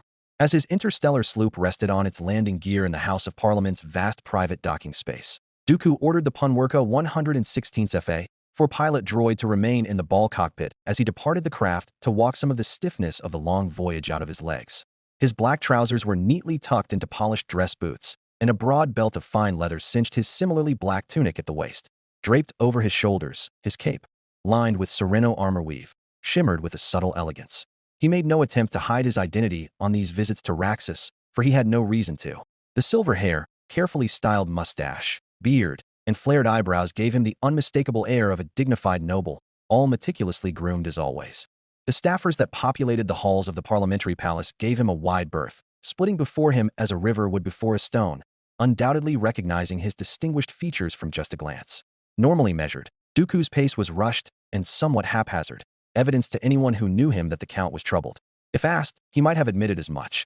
It would not be a surprise to anybody. After all, his loyalty to the Confederacy had been called into question by none other than the Supreme Marshal Commander of the reorganized Confederate Armed Forces herself, casting a shadow of disbelief and suspicion over his every move in equal measure. Count Dooku glanced at his chrono. By now, Severance Tan was likely entrenched in the proceedings of a Senate hearing. The agenda of the day, the military tribunal of General Horn Ambogene and the fallout from the disastrous Operation Starlance, culminating in the crushing defeat at Rendili. If the Pantoran commander survived the political gauntlet that awaited her, the next item on the docket would be even more perilous: the impeachment of the head of state, charged with corruption, and whispers of treason hanging in the air over Raxilin like a blade poised to fall. But there was still time until then yet. Count Dooku sequestered himself away in the executive suite, surveying the pristine condition the staffers had maintained in the room in his prolonged absence with a certain fondness. He ensured all of his effects were in place and expanded his senses to cover every nook and cranny for active devices. After all, this office was to be his base of operations for the coming week, and must be in perfect condition to service him as he navigated the treacherous tides of Taiwanese politics. Only once he confirmed there was none, did he allow himself to activate his holo-emitter integrated desk. Dooku dropped to one knee, a blue cone of light emanating from the device as the hooded hologram of Darth Sidious resolved. "Rise, Lord Tyrannus." "Lord Sidious." The Sith Lord rose as beckoned. "I spared no haste in leaving Sereno. And took a great risk you did, my apprentice." Whether by nature or design, Sidious's words came slowly, sibilantly. "A calculated risk, my lord. Do you believe you can sway the result of the accusations levied against you?" "There is nothing more to be done in the north, my lord." Darth Tyrannus bowed slightly. "I have contacted my agents and readied those loyal to my government. My presence is required on Raxus to maintain my legitimacy." Count Dooku had shored up his main support base in the northern galaxy, and even beyond that, in systems and worlds not even Severance Tan could predict. His colloquially known Sereno government had secured, by persuasion or force, the allegiances of the Trade Federation, Intergalactic Banking Clan, Commerce Guild, and Retail Caucus. Likewise, the Techno Union, Corporate Alliance, Hypercommunications League, and Quarren Isolation League had fallen in with the Raxus government. At his word, entire star sectors across separatist space would erupt into arms, most of them corporate worlds, declaring against some fabricated injustice, marshaling their droid armies against the Raxus government. While there could never be enough preparations, Dooku still had to make his case against his rogue acolyte's claims on Raxus Secundus in order to maintain some level of authenticity. "Then my instructions were carried out?" "They were," he confirmed. "The preparations are complete, and General Grievous stands poised to strike a most devastating blow to either the Republic or the Confederacy. At your word." "And your failure of an apprentice?" Sidious asked with a purposeful slowness. "That." "Asajj Ventress." Dooku stilled. Lord Sidious had ordered him to kill his most prized assassin in order to reaffirm his loyalty to his master. It was regretful, but after Sean Volta's failure to kill Severance Tan on Bothawi, a failure she was grievously punished for, Dooku had no choice to appease the Sith Lord's mounting ire. Dooku flirted with the prospect of disobedience and betraying Sidious, but decided against it. Or at least, not yet. He still needed more time. With the Confederacy out of his hands, he no longer had the armies he needed to war against Sidious. Dooku would rather let Sidious create his new order for him, before slaying him as Sidious slayed Plagueis before him. To that end, he ordered Ventress into a death trap in the Lawn Nebula. The Storm Fleet reported the death of Ventress, but not long before Dooku lost contact with the entire Storm Fleet soon after. It was only later he learned that the Open Circle Fleet had followed Ventress into the Lawn Nebula and engaged in a violent brawl with the Storm Fleet within. "Regretfully, my lord," he started, "the Storm Fleet may have failed to act quickly enough and was destroyed by Anakin Skywalker before it could confirm her death." Dooku had been able to count on one hand the number of times he had seen Sidious angry. Suddenly, he needed two hands. "The Storm Fleet survives." The air grew thick with the Sith Lord's displeasure. Anakin Skywalker confirmed it. "Have you contact with your own fleet?" "No, my lord." "Then Ventress has stolen it from under your nose," Sidious hissed. "You have betrayed her, and now she seeks vengeance." "Where is the Storm Fleet?" "The Storm Fleet could be anywhere." and none would be any wiser. It was by design. Who would raise an eyebrow to a convoy of heavily armed merchantmen in this day and age? Dooku, feeling the weight and wrath of the dark side incarnate crash down on him like an avalanche, extended his senses through the Force, searching for connection he had with his erstwhile apprentice. Secure Geonosis, Lord Tyrannus, Sidious' voice boomed terribly. You believe Ventress is headed for Geonosis, Master? You must control the separatist droid army, his master snarled. With the CAF in Tan's hands, the droid armies are your only resource to make war with her. Geonosis must not fall into enemy hands. Dooku paused. Is civil war a foregone conclusion, my lord? I can still.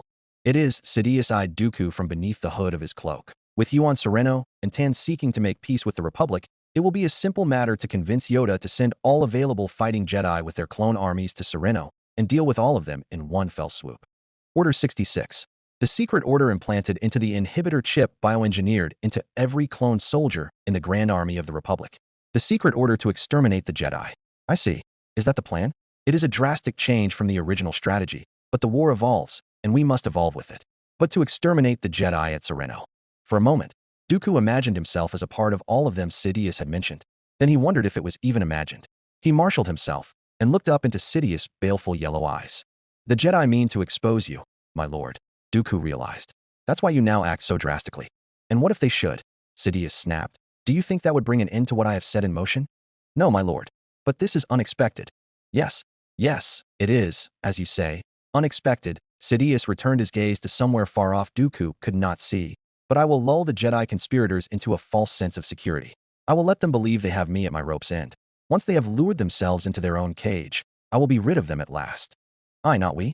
I understand, Lord Sidious, Dooku bowed. But there is still the matter of Severance Tan. It is now our ultimate purpose to ensure our new order has no rival. See to it that Severance Tan ceases to be an irritant. Sidious sneered the name. She represents such a forceful threat to our plans. General Grievous is still untested. The Sith Lord made his doubts apparent. Have him deal with the loyalist nuisances in the northern territories and fortify the Hydian Way from all directions. It would not do for the Sereno government to fall so quickly. Dooku nodded. It is done. The shift in the room was immediate, sharp as the crack of a whip. The very air seemed to thicken, pressing in on Count Dooku's chest like an invisible vice. His throat tightened, every breath a struggle, as if the oxygen itself had been drained from the room. It took all his willpower to remain composed, resisting the instinct to swallow or gasp for air, for it was impossible anyway under the Sith Lord's glare. Sidious did not need to speak. His very presence filled the space with a palpable menace that sent a chill crawling down Dooku's spine. Even after years of mastering the dark side, Dooku required nothing more than a stare to remind himself of the precariousness of his own position. Do not take this matter lightly, Lord Tyrannus, the Dark Lord of the Sith murmured. Time and time again, you have failed to prove your worth to me. If you fail to do so again, take it on faith that it will be the last time. And Sidious lifted his grip as he continued. Prepare Geonosis for any unwelcome guess. It always pays to be ready for the unexpected. What would you have me do? Dooku swallowed a choke. Nothing more than make arrangements, for you are needed on Raxus. Inform the Geonosians and let them handle the rest. Understood, Lord Sidious. Count Dooku exhaled with purpose. My lord, may I know who is conducting the search for you? Sidious regarded him distantly.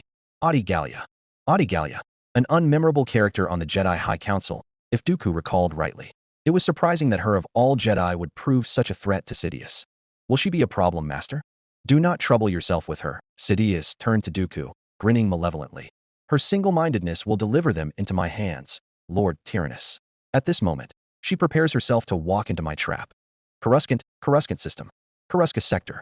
Barriss Offee returned to that hidden courtyard in the room of 1,000 fountains, immersed in the life energy of the Force, brimming and trembling in the air. It didn't seem all too long ago that she took her first true steps against the Republic, infiltrating a GAR satellite, then engaging in unauthorized talks with the Separatists, plotting for the downfall of the current government. The Sith government, she reminded herself. Iskut had been right. The gardens scattered throughout the Jedi Temple were perfect recluses to sojourn and gather their thoughts, a vibrant scatter of green and plenty in a cold, desolate cityscape. Many of them were hidden places, known to only the perishingly few Jedi who considered them safe spaces or maintenance staff who tended the grounds. Barriss found it pleasing to stalk through them like a wraith, leaving no trace of her presence save for some freshly weeded flower beds. At the very least, it would make the rounds of those greenskeepers just a tiny bit more painless. But of all places Barriss found eager to sojourn herself in her spare time, She wouldn't consider Iskit's hidden courtyard in the room of 1,000 fountains among her top choices. But she was there, not because she was seeking peace of mind, though she desperately needed it, but because she had a job to do, weeding the flower beds. She looked around. Willow trees still rustled in the artificial breeze, and distant brooks still gurgled cheerfully with the birds. Little had changed since her last visit, and yet, somehow, everything had. It felt like only a week ago all she could hear was fears of the Perlemian coalition and their rampage through the core worlds, and now, the battle Hydra is dead, gone to the abyss with all of his dreadful warships. Varys could scarcely believe it. Varys wasn't quite sure if she did even now. Even as he fell, their war fleets still him. She'd more likely believe he's conquering the hell he ended up in with them. She wouldn't put it past him. An odd glint of red pulled her eye, an exposed wire, strung from an open panel in the wall. She swept the premises again, and came across a familiar tuft of pale fur. The Solonian techie, Hizo, sleeping under a willow tree with his cap pulled down over his eyes and a mouse droid in his lap. Sleeping on the job? The moment she called out, he startled awake guiltily and then grinned at her, showing his pointy little teeth. It's a tireless, thankless job. His hands moved instinctively, one reaching for his toolkit and the other flipping the mouse droid around. If nobody notices me gone, it means I'm doing my job right. I can imagine that. Varys made a round of the courtyard, fingers brushing right above the ivy wall growths. Iskit was here? Hizo bobbed his head. She was called away for some planet-side mission. Oh, compound raid. From the looks, he clarified, with a sense of pride, like a father speaking of his child, or a master praising their apprentice. She's leading a strike team of clone shock troopers against a separatist terrorist hideout in the Manor Uplift. Did she tell you that? Varys wondered. Or did you overhear? A mission from Master Gallia, I presume. The Solonian shrugged. Maybe. Only Master Gallia would know to give Iskit Acaris such bloody work. And the girl's built for it.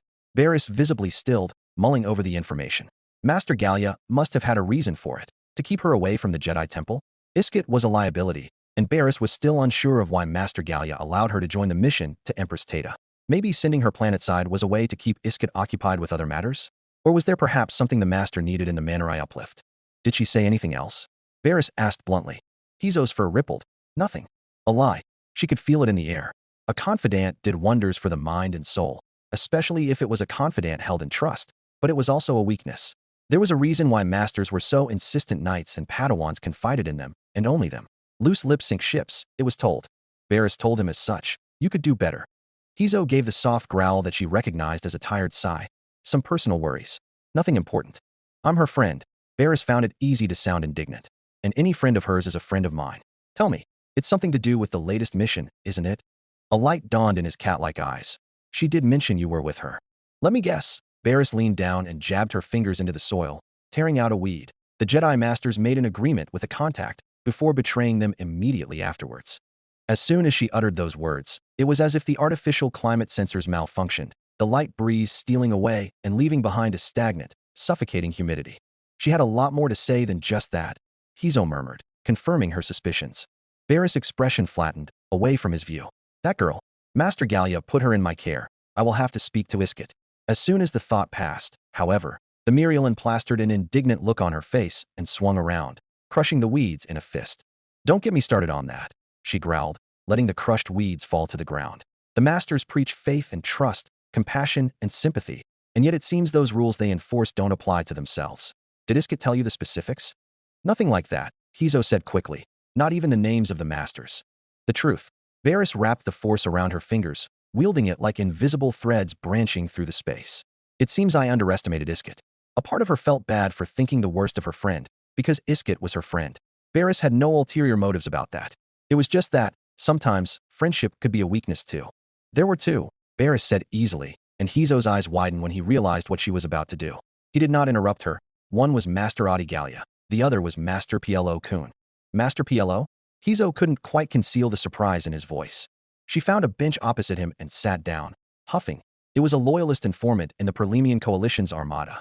So that was how Master Plo was able to track the Hydra to Rendili so quickly, Hizo whispered. But that means... We were at Empress Teta, she confirmed. And the informant was in the Coalition armada when Master Plo arrived, and fired upon it without a second thought. Hizo paused, then gently set down the mouse droid. I hate to say this, but that's not the worst thing I've heard. It's war, and war is messy. These things happen, and I'm sure the informant knew what he was getting into.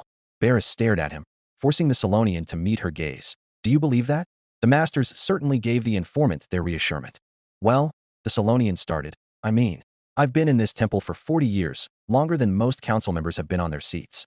I've heard and seen a lot of things. Entire populations die because the council chooses to wait and see, because knights are sent to the planets with the loudest senators instead of the loudest screams. The Jedi Order has always been willing to sacrifice. But they pretend that they're not, Barris retorted, until they do. And then that's all right because it's for the greater good. It's all so hypocritical, don't you think? I think so, and I'm sure Iskit does too. She looked around. Even though they were alone in the courtyard, protected by high walls and the constant drone of nature all around them, she was still careful about speaking so freely. The room of 1,000 fountains were large, and it was easy to get lost in its vastness, but the gardens were still free to all. Hizo chuckled. You're preaching to the choir. You're no stranger to it either, I'm sure. This war has taken its toll on the galaxy, the Jedi most of all, ever since the start. What about JBM, where Obi-Wan Kenobi abandoned our allies the moment that battle was lost? Or Basadro, where the Empito Jo's brand purposely fired upon a civilian mining settlement to root out an enemy entrenchment? Or Yagtul, where Anakin Skywalker lost the battle by chasing after a personal glory trying to capture Asajj Ventress? Compared to all that, a single informant really isn't all that big of a deal. Barris stood up measuredly, homing in towards the open wall panel and analyzing the neatly arranged wiring inside. There was a control box too, acting as a nexus point for all the cables, gleaming with buttons and inputs. The Force called her to it, but it was useless. She was no techie, and she couldn't make heads or tails of it. I wouldn't touch any of that, the technician warned. Wouldn't want anything to go bad. Not that it would be on your head. It would be on mine, was left unsaid. Wouldn't dream of it, she lied, shaking her head. Likewise. I hope you keep this conversation under wraps. You don't report to Mace Windu, do you? She glanced back at him, and Hizo met her eyes, nose wrinkling. That'd be weird. Why would I? I report to Joper Tondil in tech management. That wasn't a lie, at least, but not the full truth either. She could sense that in the Force very clearly. That's good to hear. She traced the outline of the panel with a tattooed finger. You better finish this up and put all of it back in. Wouldn't want anyone to see it. She heard a grunt as the Solonian stood up, rising to his full 2-meter height, towering far above her. As he came up behind her, Hizo bent down to pick up the fallen wall panel and fix it back into place. So how does all of this work? She asked suddenly. The Solonian shot her a side eye as he carefully aligned the edges. Most Jedi aren't interested about this sort of thing. Am I like most Jedi? Hizo released a low purr, fur rustling, which she took as amusement. It's a whole system, not just in the room of 1,000 fountains but the whole temple. There's a bunch of parameters imputed in, temperature, humidity, pressure, the like.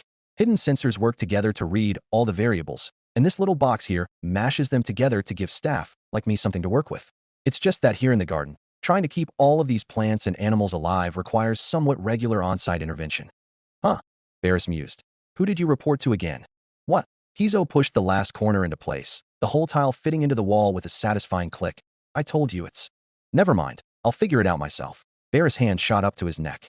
Hizo attempted to defend himself. Perhaps it was some of that former Jedi training kicking in, but he was decades out of practice and Barris was a young Jedi Knight. The old Solonian had barely lifted his arm when she sent a pulse of the Force into his baroreceptors, dilating his blood vessels and cutting off supply to the brain. In less than a second, the staff technician was limp in her arms. Gently setting the man on the floor, Barris looked over to the benches, where she spotted the mouse droid, still deactivated, dormant on the ground. After a moment of thought, she reached out with the Force and crumpled it like a metal can, before pulling it towards her. With the courtyard cleaned up, she fished out her comlink and sent. Found the mole. Barris left the garden, leaving no trace save for some freshly weeded flower beds. Chapter 76. Coruscant System. Coruscant Sector. Master Audi Gallia's skepticism was justified, if rather ironic. You are certain this is the Delta source? After all, how could a mere staff technician be the mole supplying the Sith Lord with the closest secrets of the Jedi Order? And yet, was that very thought not arrogance? The oh-so-very Jedi-like belief that their order was uncompromisable, much less by a mere dropout apprentice? If not the Delta source, Barris crossed her arms, then at least one branch of it. We don't even know what the Delta source is, might I point out, Bode Kuna said sharply. If it's a person, an organization, or persons, droids, or some sort of surveillance system. We simply don't know. Master Gallia looked at Barris pointedly. Remind me, how did you figure out that this man is a spy? He knew about the Anakin Skywalker acting in the Battle of Lawn Nebula, Barris shrugged. I figured anybody who knew about that knew about the Delta source, and is either feeding it or being fed by it. Or he could have simply eavesdropped on the High Council. I don't know how widespread that information is in the temple. No, the Jedi Master murmured. You're right that only the High Council should know about that, in the temple at least. But it's not solid evidence. Do you have any other proof? The Mirialan shrugged again. I had a feeling. You know, for a Jedi that's par for the course. Bode snapped his fingers, back to the Delta source. Master, how much closer are we to figuring out what that thing is? Not by much, Master Gallia sighed forcefully. We're making sweeps. The maintenance corridors, the droids, the electrical systems, but it's slow work. We can't be too obvious as we go about it. For one, it might alert the Sith Lord, and because it wouldn't do to cause alarm in the temple, especially at such a crucial time. As Adi Gallia and Bode Akuna continued their discussion into sourcing the Delta source, which Barris found herself truly out of her depth in, the Mirialan Knight turned to the fourth and final member of their little party. Isket Akaris, silent as stone and tracking the rise and fall of Hizo's chest as his unconscious form laid on the funeral altar.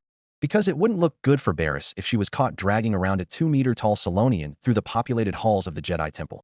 And this funeral chamber was the only place she could reliably trek to through the narrow and maze-like maintenance shafts. This can't be right. There was a glaze of disbelief and anger in Isket's eyes, though at whom that anger was directed at Barris did not know. Isket's volatile emotions were wild and unfocused, and Barris had a feeling Isket herself did not know either. It might not be, Barris told her friend lowly, though it was poor consolation. I was acting on suspicion. Isket's eyes flashed, and in that split second her anger was focused. At Barris. Were you using me to get close to him? The red-skinned alien hissed. Did you become my friend to chase after your suspicions? I did not know Hizo existed until you brought me to him, Barris told her honestly. And when Isket's expression fell, she knew the girl had sensed that she was telling the truth. The original suspicion was you, Barris wanted to say, and it might still be. Master Adi Gallia abruptly ended the exchange, stepping forward with the swiftness of a predator and pressing her palm to Hizo's forehead. In an instant, the Solonian's eyes flickered open, dazed and disoriented, the fog of unconsciousness slowly lifting as he blinked at his surroundings. What? He began, his voice hoarse as he tried to sit up. But the sharp clank of stun cuffs jerking him back down, the weight of his body slamming into the cold, unyielding stone of the altar with a harsh thud. His confusion turned to alarm as he strained against the manacles, only to find them immovable. Swiveling his neck around, Hizo took the sight of them in, and the moment he saw Barris, a dark light of understanding gleamed in his slitted eyes. You are staff technician Hizo, Master Gallia told him. Is that correct? I am, Hizo confirmed. Forgive me, Master, but I am rather confused as to why. All right then, Hizo. Master Gallia brusquely cut him off. May I know who you report to? Frustration creased his forehead. Joperton Deal in tech management. Master, I don't. Anybody else? Nobody else. You can ask him yourself if you. Hizo swiveled his neck around, catching Isket in the corner of his eye. Isket, tell them. I'm just a staff technician. Isket remained silent, cautiously observing the exchange. I did ask Joperton Deal, Master Gallia said, and he seems to back up your claim. Master Gallia, I don't see why I must be. Hizo's hackles were raised now, his fur standing on end. From where did you hear about Anakin Skywalker pursuing Asajj Ventress in the Battle of Yavin? The Tholothian master snapped. Hizo's jaw shut with a click, eyes wild and wide. Answer the question, Hizo, Barris requested softly. You tricked me. The Solonian muttered, looking around frantically again. The only way you're leaving is by answering the master's questions, Hizo. Isket told him, not unkindly. Just answer them, and we can put this behind us. I'm not any happier about this than you are. I've been around the temple a lot, the staff technician admitted. I overhear a lot of things. I'm a Solonian. I can't help it. His feline ears twitched and swiveled, as if to make a point. I need names, Hizo, the Jedi Master softened. Did you hear from a Jedi Master? Or someone else? A fellow techie? Tell me their names, and we can investigate further. Hizo hesitated, and he hesitated just a moment too long. It was Master Clefin. A lie. Barris immediately shot it down, switching tracks. Who is your master? Hizo's jaw shut again, sealing tight. We can force you to speak, man, Bode Kunis said, exasperated. Make this easy for all of us, and we won't have to kick your doors open. The Solonian cast one last pleading look at Isket, but once he realized he would find no purchase with her, he reluctantly righted his head, eyes fixing on a spot on the dark stone ceiling. It was clear any more answers will have to be forced out of him. Master Gallia's shoulders fell, and she wasted no time outstretching her hand. The force rippled the air, warping the empty space between them like a heat wave. Tell me the name of your master, the Jedi Master commanded, prying at his mental doors. Hizo's jaw clenched, but said nothing. The Sith Lord wouldn't choose agents who would break so easily. Bode cracked his knuckles idly. Barris, Master Gallia immediately employed the aid of their empath. Help me out. The Mirialan in question obeyed silently, closing her eyes and reaching out an arm towards their victim. Barris extended her arm, her fingers trembling slightly as she reached out with the force, feeling for Master Gallia's presence there. Together, they plunged into the murky depths of Hizo's mind. It was like stepping into a darkened corridor, walls slick and slippery with secrets, the air thick with resistance. Every thought felt like it was wrapped in shadow, locked behind doors that groaned under their mental pressure. Barris could feel Hizo's muted panic, a flurry of emotions rising up like a storm, but they were distant, faint. He was well trained, either by himself or by the Sith Lord. Walls of mental discipline erected around his memories. "Tell us the name of your master," they commanded together. Hizo released a sound, a mix between a whimper and a groan, and Barris could sense Iskit nervously fidget beside her. "Hizo," Barris whispered, "any more of this and your mind will crack open like an egg, spilling out what's inside. And we won't be able to put it back in. None of us wants that." The air hung in stasis as Barris and Master Gallia prepared to prod even further, Iskit tensing as she watched her friend writhe under the mental torture. Barris could feel the tremor in her fingertips as she dug deeper, each push closer to his core, like pulling apart the sinew of his thoughts, exposing the raw nerve underneath. The atmosphere in the chamber became oppressive, so dense it was almost suffocating. A pulse of desperation surged through the Solonian, a final attempt to shield his secrets, but it only emboldened the Jedi Master. Gallia's voice echoed through the force like a distant rumble of thunder. "Tell us the name of your master." "Lord Sidious." Hizo gasped violently. "Sidious." Bode latched on. "That's the one. Ask him what's the Delta Source." "I don't know." Hizo struggled, full-blown panic setting in. "I don't know what's a Delta Source. I swear. I only know what Lord Sidious tells me." "He's telling the truth," Barris quickly informed Dooley. Bode gnashed his teeth in frustration. "Then how do you contact Sidious?" "It can't be from within the temple. All outward communications are monitored." "All communications are." Barris hardly had time to even comprehend the massive breach in privacy. The Solonian clenched his jaw tighter, beads of sweat now forming on his furrowed brow, every muscle straining in resistance. Barris felt the feedback from his panic flooding into her mind, hot, sharp, and wild. His memories swirled chaotically like a storm of jagged glass, and she could hear his heartbeat hammering in her ears, a frantic, erratic rhythm that reverberated through the force. "Give it up, Hizo," Adi Gallia ordered. "You don't want to die this way. How do you contact Lord Sidious?" Hizo's eyes were squeezed shut, his sharp teeth grinding against each other. "Hizo," Iskit breathed, "please." Master Gallia shot Barris a look, and Barris breathed in. One last push. The pressure became unbearable. Barris felt as though she was pushing her fingers into a blister, the skin stretched tight, ready to burst. And then came the give, like slamming against a bolted door just as the hinges snapped. Hizo screamed. "The works," he shouted, his spine arching in agony, pinned down to the altar. "I meet him in the works." Master Gallia abruptly spun around on her heel, clasping Bode on the shoulder before stalking away. "Bring him to the Temple Detention Center and get me the specifics," she ordered. "I'm summoning the High Council to authorize and form a Jedi strike team as soon as possible." Raxus Secundus, Raxus System. Calculus Sector. It was raining on Raxus Secundus, harder than usual. Not enough to deserve the name of a storm, but not light either. The winds had come up, rolling clouds gathering over the prairie beyond the city outskirts. Like an encroaching thunderhead, Severance Ten mused, a foretaste of the carnage to come. Ugly weather. Severance Tan watched the raindrops hurl themselves against her suite's windows, like the loyalist troops who every day flung themselves against her fleets and armies and combat installations across the length and breadth of the galaxy. Each little splotch leaving the imprint of its death on the glass, then dissolving into a featureless wet spill and trickle. Little on their own, but relentless nonetheless, and against the walls she built and deceptions she played, ultimately meaningless. The Supreme Commander of the Confederate Armed Forces held the countless admiralties and captaincies of her command in full trust, and it was not the wars she waged abroad that gave her cause for concern, but rather the battles fought at home that she struggled amidst. It was a fragile time for the Confederacy, though she made every effort to isolate the fronts from affecting each other. It was no responsibility of the CAF's generals to distract themselves with the petty accusations of the bureaucratic courts, not when they already balanced the fate of the nation upon their backs. No, let this matter be handled by the office of the general.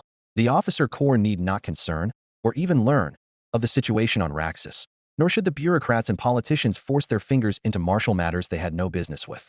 Severance Tan was the only bridge between the two fronts, and she was adamant about maintaining that status quo. Already, the Confederate Parliament actively tries to govern the CAF under the guise of regulation and accountability. It was as if they were not at war, and as if interfering with the only body capable of fighting for their very existence was a far more critical matter than letting that body win the war of existence first. Severance would not allow it. Not after all the work she did to dredge the separatist armies from the deplorable state she found it in to the ascendant state it found itself in now. A crack of thunder brought Severance Tan's attention back to the window. In her imagination, she saw the dagger-shaped silhouette of Star Station Independence high above the atmosphere, though she knew it impossible. The mobile headquarters of the CAF was far too large to bring into the atmosphere. The massive vessel would collapse under its own weight, effectively imploding in the skies over Raxus Secundus. But the illusory sight of it alone was cause for imbued confidence.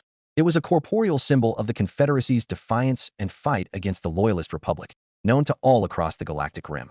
It was her castle, her fortress, her personal kingdom, reforged in her image, where not even Dooku's talons, or any who might undo her, could reach. She yearned to return to it, to red on the mantle of dictator of the largest war the galaxy has ever seen.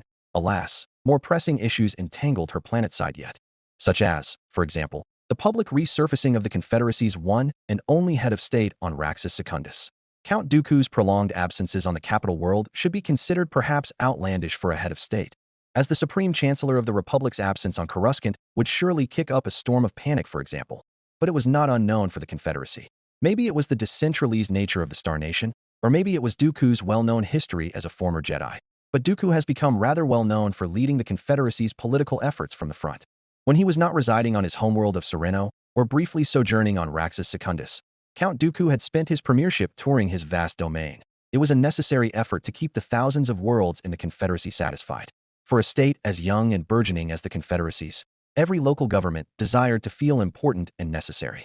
When discontentment rises, the perfect salve was an executive visit.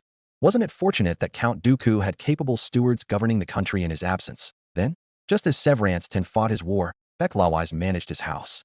Outside, the wind picked up another notch, shrieking and groaning among the Gothic spires of the parliamentary palace, as if to announce the arrival of a terrible guest. Severance stilled. She did not need to be precognizant to know who was standing outside the door outside that very moment. She had a brief fantasy of letting go with a single blast of force energy, as the Jedi do, shattering the door off its hinges and sending the man behind them tumbling through the air, dashing his brains out against the hard brick walls. But she was not able to, for the force came to her fingers as easily as a sewing needle would to a newborn's, much to Dooku's chagrin.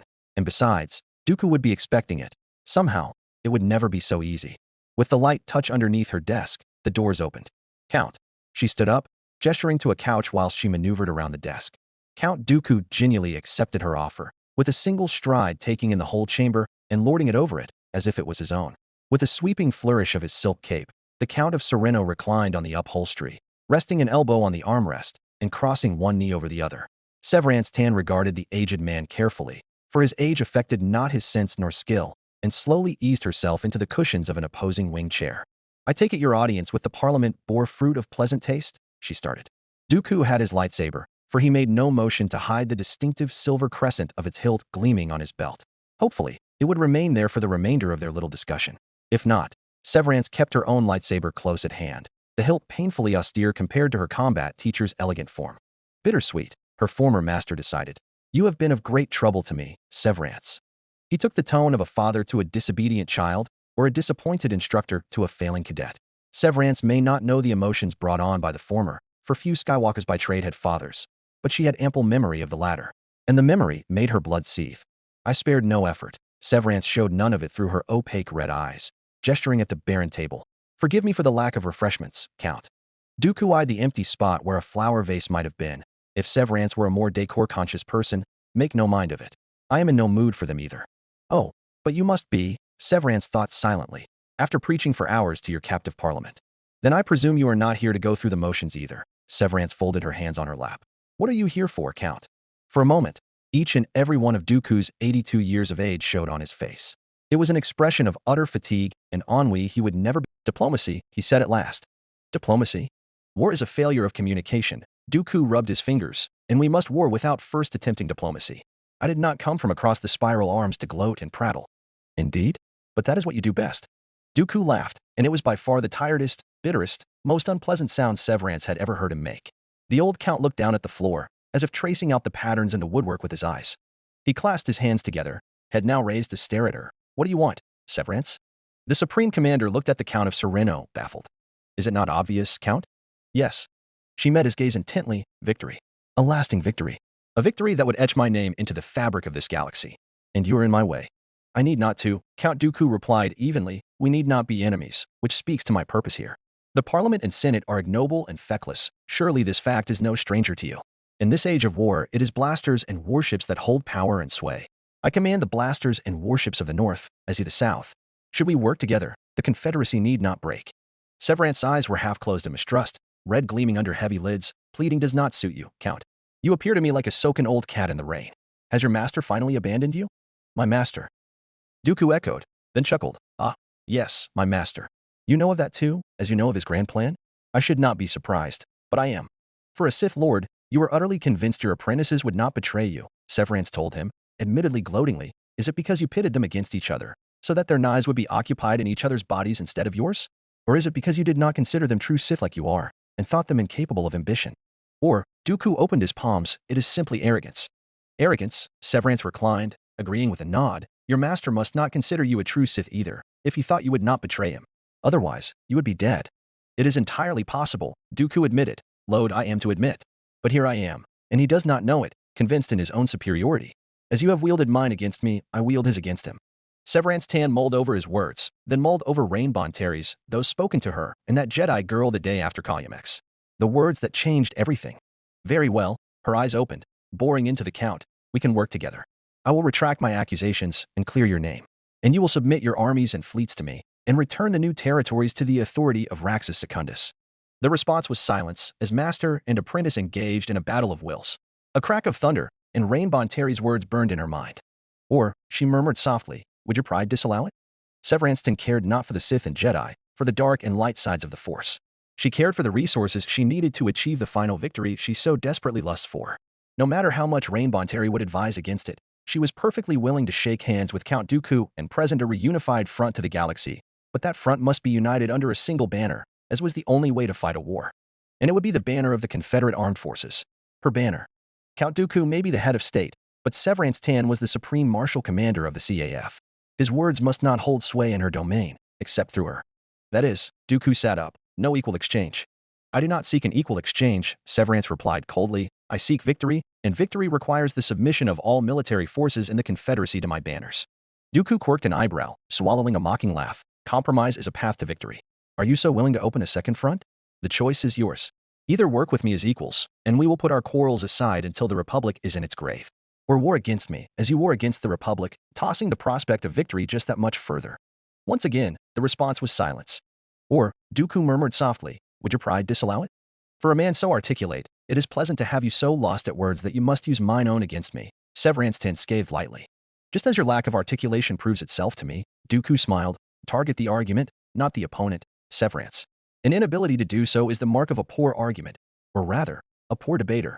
Or are you incapable of that without Cali Trilm at your side? Speaking of which, where is she? Count Dooku leaned forward ever so slightly, as if trying to get closer to her, and whispered, because your foolhardy Operation Starlance has left you bereft of your best captains and crews, Supreme Commander. And for what gain? You have made no progress, only reverse your losses at the hand of the Republic's trident. Your admiralties are occupied. The incompetent cursed fumbles backwards in the north, and begs my generals for aid. Trench has his many hands full rooting out the remnants of loyalist occupation in the near Perlemian. The superficial Farstar struggles against the onslaught on Corellian Run. Lastly, the bull-headed Ambigene grows ever duller, slamming his skull on Anakin Skywalker's defenses in the south. You preach to me of my pride, but I see it as your pride inhibiting our dialogue. Dooku admonished her. Your 4 fleets are occupied, and you sent your 5th fleet on a suicide mission in the core. Without your precious Perlemian coalition, you are in no condition to fight a civil war. And the coalition, the Perlemian coalition holds a major block in the Senate, and you have just sent their spacers and constituencies to their deaths. Would they even still fight for you? And they would fight for you? Severance asked dryly. Despite that, Severance hated how much sense Dooku spoke. Indeed, she had every reason to take upon his offer of truce. The enemy of my enemy is my friend, and it was not Dooku who posed an existential crisis to the Confederacy at the moment, but the Republic. Dooku himself clearly intends on eliminating Severance, but only after the Republic is dealt with. The same could be said for Severance, however. Their disagreement, Dooku proposed, could wait until the Confederacy's existence was secure. Severance didn't care about the Confederacy's existence, however. Severance cared about her Confederacy's existence. She would not allow Dooku to erode the authority she wielded over the CAF and Raxus government by extension. Severance weighed the choice in her head, careful not to slip into one of her future-seeing trances lest Dooku run a laser blade through her in her mental absence. Her former teacher saw through her easily, as if he was with her in her mind. It is your pride at stake, I understand, he cooed. It is your legacy you weigh, and whether you're willing to see me in it. But understand this too. Your legacy will be so much more with me helping you. And how would that be? She mused. Think about it. Dooku insisted, you cannot rule the Confederacy alone. This, it is as much my political maneuvers that have kept the system in line as much as your armies. With no disrespect, you have no mind nor patience for these matters. Who else can unify the independent systems for you? Beklawise is no ally of yours, and every day he chafes against the power the CAF accumulates. He has viewed the Perlemian coalition as a cabal of warlords ever since Centaurs, even with the two most prominent ones gone.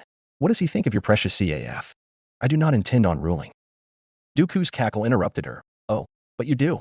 You convince yourself otherwise, so desperate clutching to your tenets of what you think a military should be. The dark side fuels you. It is so strong in this place, even with my absence until now. You can touch it, like a serpent's belly sliding under your hand. You can taste it, like blood in the air. That is not me. That is you. When this war is over, and you are triumphant over all, Beklawise and his parliament will wrest your CAF away from you. It will not be me, but the Raxus government that erodes your power, so eager to limit the military's power and return authority back to the bureaucrats and politicians, he continued. What will you do then? Will you allow it? Will you follow the rules? No. Her inner voice seemed to echo hungrily off the walls. It was a snake, black and oily, slithering around her. There was no light coming through the window now, and outside might as well be nocturnal. The rain roared with shouts of thunder. My army, the serpent hissed in her ear, my fleets, my confederacy. I will not let them have it. They owe me their pathetic existences. This entire country does. Oh, Dooku's eyes glinted darkly. You've let it in. You're swimming in it. Hear that? Those are your true feelings. The dark side only tells you what you want to hear, what you already believe. Red eyes bore into the smiling count, molten gold creeping around the edges. What is your proposal? A simple arrangement. The Sith Lord spread his hands in satisfaction. I will rule the apparatus of the state, and you will rule the fleets and armies of the state. The Confederacy is an artificial, unnatural creation, born out of a common enemy. Without the Republic, all the squabbling worlds and systems would see no reason to bind arms and fall apart. It will need strong rulers to keep it together. Us. One to create order, and another to enforce it. Me and you. Not as master and apprentice, no, as that time has passed. We will be equals. Then, I will die. If there was anything that could shock Severance, she did not expect it to be that one frank admission of mortality. She felt herself flinch, her balance gone, and the world seemingly turned inside out. What? I am human, Dooku clarified, as if that needed clarifying, and I am old. I have now seen 82 years, and I am uncertain how many more I will see. Darth Sidious promised me immortality, but he can promise me that no longer. The Force sustains me, and my good health persists, but that will not be forever. I am old, and I see the twilight. But you? You are young, and you have a century ahead of you yet. Together, we can navigate the separatist state through the vulnerable times after the war, but I will die. And you will have decades to mold the Confederacy in your image afterwards. Severance saw it then, in the eye of the serpent, her mind's eye. Everything she desired, simply at arm's length. You see the vision, don't you? Dooku urged, hand outstretched towards her. You will have your legacy. A legacy without me in it. All you require is a little patience. Patience. Severance tore her gaze away from the snake and back to him. And when you are dead and gone? What then? Who will control the state then? Dooku shrugged. You will, of course. But you said it yourself. I have no patience for these matters. Then I will teach you all that I know of the dark side. Dooku pressed, impatience leaking into his voice, not as your master, no, but because you ask it of me. The dark side grants power. Power over all. When you understand your own evils and the evils of others, it makes them pitifully easy to manipulate. The dark side will show you the stiff places in a being, his dreads and needs. The dark side gives you the keys to him. Severance Ten reached out with her own hand, as if making for Dooku's own, as he so clearly expected it. But then she slowly brought her fingers together, like she was grasping a goblet. You mistake me. I am no stranger to power. I have power. To his confused look, she told him. You live in a palace, but I live in an even bigger one, capable of raising entire planets to ash and salt at but a word. You have armies, but I have armies larger and more powerful than yours. You command legions of droids, but I have men and women willing to fight and die for my cause. Trillions of beings heed my words, at my beck and call. The dark side did not give those to me, effort and patience did. Did it give you the politicians and the courts? No. Dooku snapped, but the dark side can, and I will show you how. Do you want their friendship? The dark side can compel them for you. Do you want only their servitude? The dark side can bend their will to yours. You needn't concern yourself with their disobedience any longer. No, Count, I do not need the dark side, she sighed. If I want their friendship, I will speak and endear myself to them. If I want their servitude, I will order my armies to make them my servants. Just because I am untalented does not mean I cannot learn. All I need is to apply some effort. Why trouble yourself? Dooku snarled in frustration. How long will that take? The dark side can. I have time. You said it yourself. It was Severance's turn to smile, molten gold receding from her irises. I am young, and I have a century ahead of me. All I require is a little patience. Patience I will require with or without you, was left unsaid. Severance, Dooku warned, rising to his feet. Do not let this opportunity slip so easily. Do not let your pride blind you. With our abilities combined, we could forge a new galactic order, an empire to supersede the Republic. Severance Tan rose, her fist closing around the neck of the snake, and as she rose, she squeezed suddenly, hard, and the snake wretched, body squirming, fluttering uselessly in the air. You voice ambitions of an empire, Severance told Dooku, as if you were not standing amidst mine. With a final, violent clench of her fist, she felt the snake's bones crack, and its body went utterly limp. Severance's arm fell to her side, leaving Count Dooku grasping at thin air. Dooku started, then trailed off with a sigh. It is a shame, but perhaps expected. You are more Sith than either of us realized. With a sharp click, the Sith Lord's crescent-hilted lightsaber was unholstered from his belt. Severance eyed it cautiously. She could never hope to beat Dooku in a duel. She possessed neither his command over the dark side or his command over his own body. She could summon help, the button was but at an arm's reach away, but if he wanted her dead, then she would be in a blink of an eye. But Dooku did not move, flicking the unignited lightsaber at her, as if telling her to draw her own saber. Severance's blood boiled at that. The serpent she left dead on the floor stirring back to life, feeding on her emotions. Am I so weak that you don't even need to take me by surprise? Severance raged at the thought, at Dooku's dispassionate expression and elegantly held combat form, as if he could cut her down without breaking a sweat. Maybe he could. He trained her, after all, and would certainly know how to kill her. But would she allow it to be done so easily? Not so. Her pride would not allow it. Do you intend to kill me? Severance hissed at him, unclipping her own saber. Know that it would not change anything. Your rule is at an end, whether you would allow it or not. I beseech you, leave the Confederacy to me, retire away to Sereno or anywhere you so desire, and live the rest of your days away peacefully. Your power is at an end, but your life need not be. But kill me, and your life is forfeit, and you will be hunted down to the ends of the galaxy. The sweet burned red as Dooku ignited his lightsaber. I will try. And you will defend yourself, because I will be trying to kill you. It seems the plans Sidious set into motion have become unavoidable, thanks to you. There was a smirk on his face, as if this outcome was something he was satisfied with. From the moment he stepped into her office, he was going to leave with what he wanted, one way or another. But what did Dooku want from this outcome? Severance could not fathom it, and perhaps that was why Dooku was smirking, mocking her. Not smart enough to figure it out? His eyes seemed to gleam.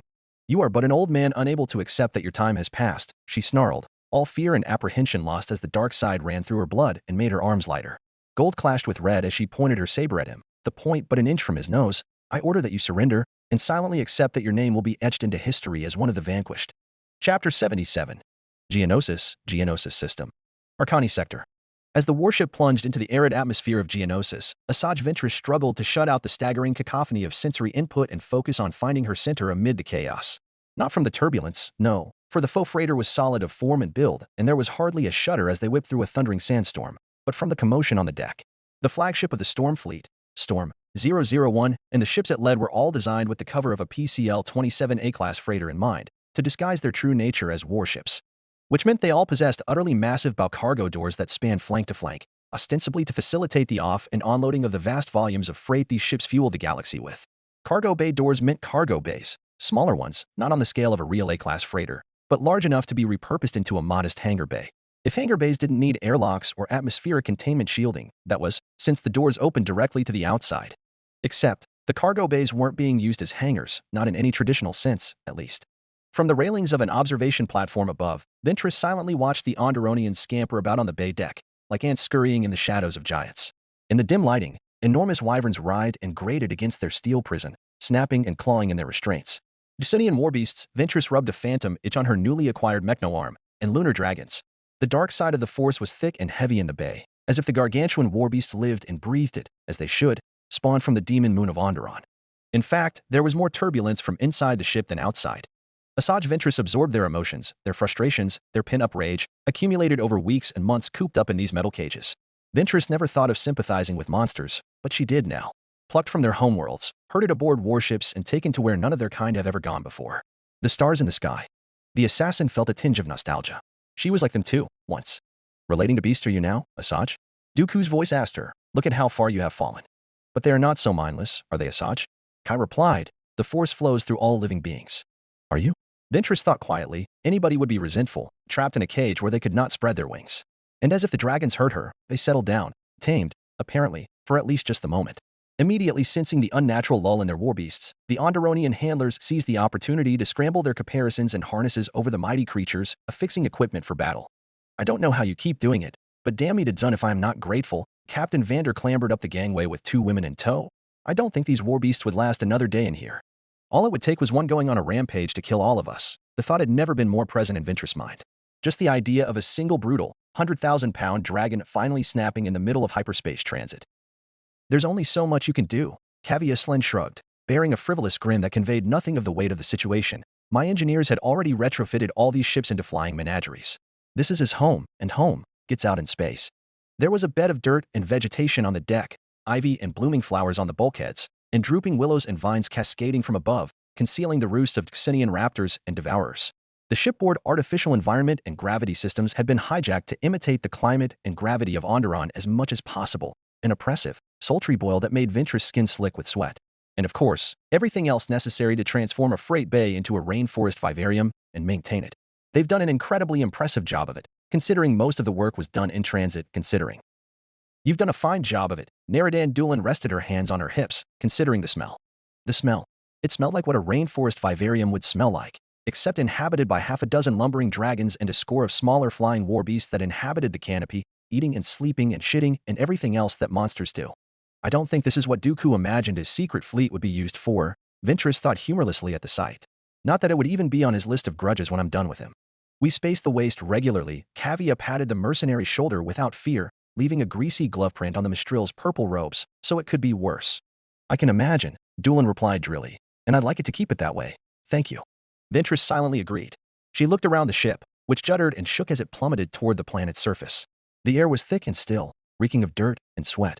The last Onderonian war bands were hooking themselves onto the bridles of their war beasts, actions that the lunar dragons recognized. The ship shuddered again, this time as the largest war beast roused from its dormancy, shaking off the dust from weeks of inactivity. The force tensed, like a rope strung taut and ready to snap. Soft, guttural snarling filled the hold, followed by clicking mandibles and rustling wings. The Geonosians won't be fooled by the Storm Fleet's signature for long. Their bioscans will immediately blow our cover. Neridan Doolan began her final brief, as the war master of the operation. Sherhin and the Mistral fleet will be stationed in low orbit to cover the operation in case the Geonosians scramble fighters from other hives across the planet. We'll reach as low as possible before the bugs start shooting. These ships can take a pounding, so we might as well use their armor. Are the beast riders ready? More than ready. Vander crossed his arms. They've never even set foot in a starship before. Right now, the Klaska and Azelk warlords are as pinned up as their war beasts, and just as eager to spill alien blood. Neridan nodded sharply. Good. They'll spread out across the drop zone, engaging the Geonosian defenses. At the same time, the Storm Fleet will execute a saturation bombardment of the Stalgusan hive, where we have discerned the master codes to be. While the bugs are occupied being bombed back to the Old Republic, Captain Vander's commandos will lift us down to the factory. From there it's a standard infiltration operation. Got all that? Vander grinned, clear as day. Ventress voiced an uncommitted confirmation, fingers, flesh and steel both, wrapping around the cold metal railing as she closed her eyes and concentrated on the force. There was still a phantom itch on her mechno-arm, despite her best efforts, but the steady hum of servos became a comforting rhythm and counterpoint to the ship's engines, a focal point that brought her consciousness into a state of calm. Focus. Find your center, Asajj. Your hand all right? Kaviya asked curiously. Asajj lifted it and flexed its bearings, listening to the whir. It'll serve, she decided. But it'll never be the same. There was no replacement for flesh, nerves, and blood. The mechno-arm was crude and improvised, crafted out of what limited materials were available aboard the Mistral destroyers. General Grievous proved that mechanical reflexes could be a league above organic ones, but not with a brain that's already been trained and honed for years. Not unless you started from the beginning again. And that's where Asajj Ventress was yet. She was afraid. She would have to learn her signature dual-wielding form, Jarkai, all over again. The Mistral had done their best to wire the mechno-arm, but they were not Arcanians. The reflexes, the control, they would all be so different from what Ventress knew, and even the most minute difference could mean life or death in combat. She counted her stars. She wasn't about to duel a Jedi, or anyone for that matter. Just kill some bugs. That's easy enough, isn't it? Any time now, Kaviya murmured, unconsciously bracing. Storm 001 whined and shook as it slowed, gravity pulling at Ventress' bones. The metal under her boots trembled, and as if she could already feel the hot sun outside, sweat beaded on her lip. They must be close to the surface now, and she imagined that if the hold had a viewport, she would look upon a familiar world of sand and spires, bright orange striped with harsh black shadows. A distant explosion rocked the ship. An even closer one knocked it off its vector. Then, the strangest feeling. Storm 001 shuddered violently, creaking and groaning as it strained against some invisible pressure. A vibration carried through the hull and into their bodies, traveling through their bones and veins. Ventress' pulse quickened to dangerous levels, despite her disciplined breathing. Leaves fell from the canopy as the Sunian raptors squawked and yelled in surprise. The larger wyverns on the deck rustled, but otherwise seemed wholly unmoved. Just as quickly as the sensation came, it was gone. Sonic wave artillery, Ventress gritted her teeth, Geonosian tech. Their blasters use the same technology. You get hit dead on, and your heart will explode. The ship didn't get affected much. Vander looked around, eyebrow raised, considering we aren't dead. This ship is big, Kavia pointed out, evidently realizing the implications. The damage will be spread out. But get hit a couple more times, and the ship will be disintegrating under our feet. How many more times is a couple? 2 to 100, the engineer shrugged, looking towards the Mistral War Master. Naradan Doolan paused, meeting Vander's gaze. Get them out there. You got it, lady. The Onderonian captain wasted no time bolting off onto the whole deck, animatedly waving his arms and hollering commands in a tribal tongue. The beast riders recognized the commands, as did their wyverns, and the war beasts all stirred in anticipation. Open the doors, Kavia shouted into a comm link, to a faint reply. The flood of sunlight poured in like liquid fire, overwhelming the eyes with a searing, blinding white. A torrent of blistering air followed, blasting through the open hatch with the force of a gale, carrying with it the arid scent of scorched earth and dust. She expected the vessel beneath her feet to buck at the sudden change of air resistance, as she had experienced on many dropships before, but the Storm-class destroyer was built like a Dunium brick and didn't shake easily. Unlike the ship, however, its passengers were much more affected. Inside the craft, the temperature rose instantly, stifling in its intensity, while the wind blasted out the humidity along with tons of vegetation and brush, sending them aloft and sprinkling onto the sandy dunes.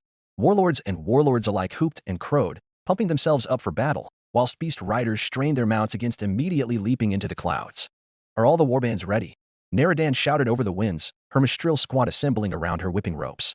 Kavia squinted against the glare, trying to cover her datapad with her sleeve. The engineering crews are coming down. Once we're all here, we're good to go. Wait, coming down? Ventress couldn't help but ask, you're joining us out there? Kavia looked at her as if she was out of her mind. What? You want us to stay here? Ventress resisted the urge to run the woman through with her lightsaber. I don't see what purpose you'd serve on the ground. You're an engineer. We don't need extra weight.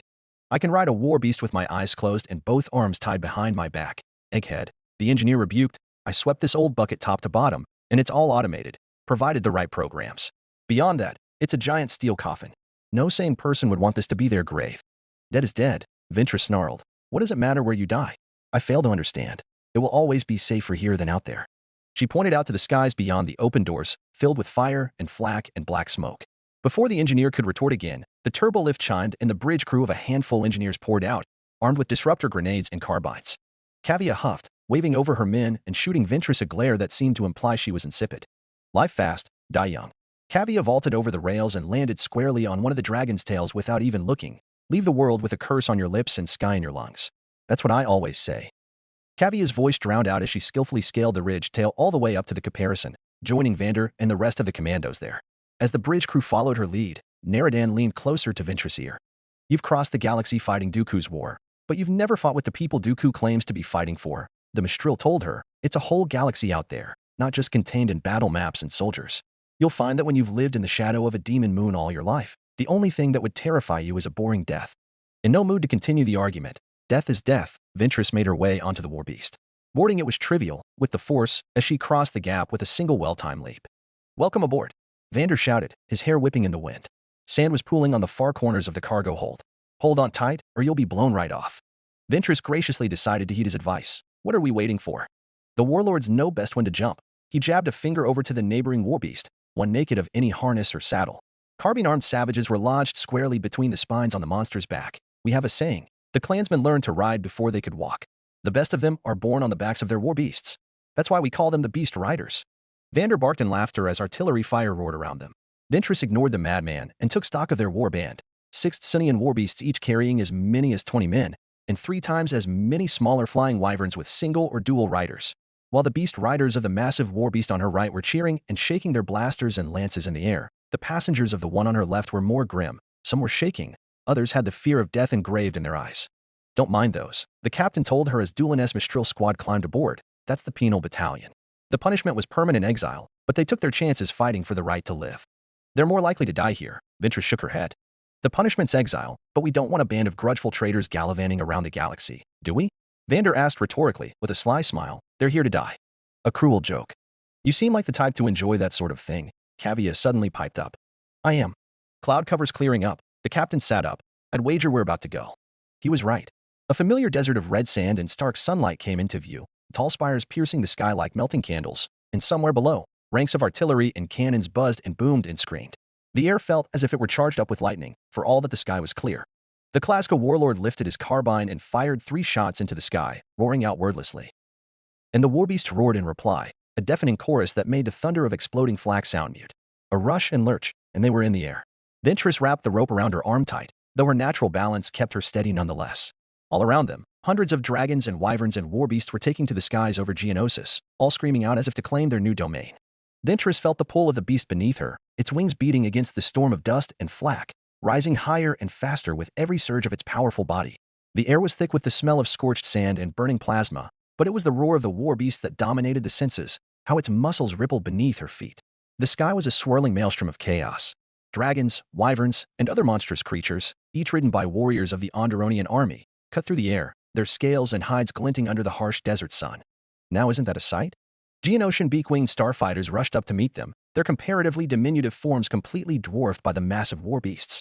Blasts of laser shot up from below, but were completely ignored by the riders. Those that came too close, the warbeasts reacted with shocking speed for their size, scorpion-like tails cracking the air as they whipped up and smashed the buzzing starfighters with their spike-tipped ends. Drexels can shrug off worse than lasers, Kavia declared seriously. If they couldn't, the demon moon wouldn't be called what it is. It's the sonic projectiles we need to watch out for. I've related to the other war bands, Vander replied, concentrating on steering the monster through the hail of blooming fire. We got a target? Over there, Naradan crawled to the front of the saddle on all fours, pointing towards a massive hive city in the distance. That's the factory we're aiming for. It's got a ray shield, but it's meant to stop artillery, shouldn't stop us from getting through. Marking out targets. Kavia shouted into her comlink, standing upright despite the winds and gazing through a macro binoculars. Slinda storm fleet. New directive, saturation bombardment, fire for effect. A droid vocoder replied, affirmative. The outcome was immediate and devastating. Hundreds of cannons emerged from the hidden ventral gun ports of the freighters, unleashing a hail of bleeding plasma and energy. They were precise and targeted as droid rangefinders can get with no room for organic air. The defense lines around the factories were quickly vaporized, every single shot glassing hundreds of square meters of desert and mountain in glowing molten ooze. They descended low, through the flak and smoke, into the mountain passes and out of view of Geonosian long-range artillery. The flak cannons on the cliff faces were swarmed by wyverns, whilst clansmen aboard the Drexels open-fired with grenade launchers and mounted rotary cannons, the warbands sweeping a blazing warpath through the valley. The first hard obstacle they faced was a towering wall, bristling with cannons and artillery. They flew over it, but not without casualties.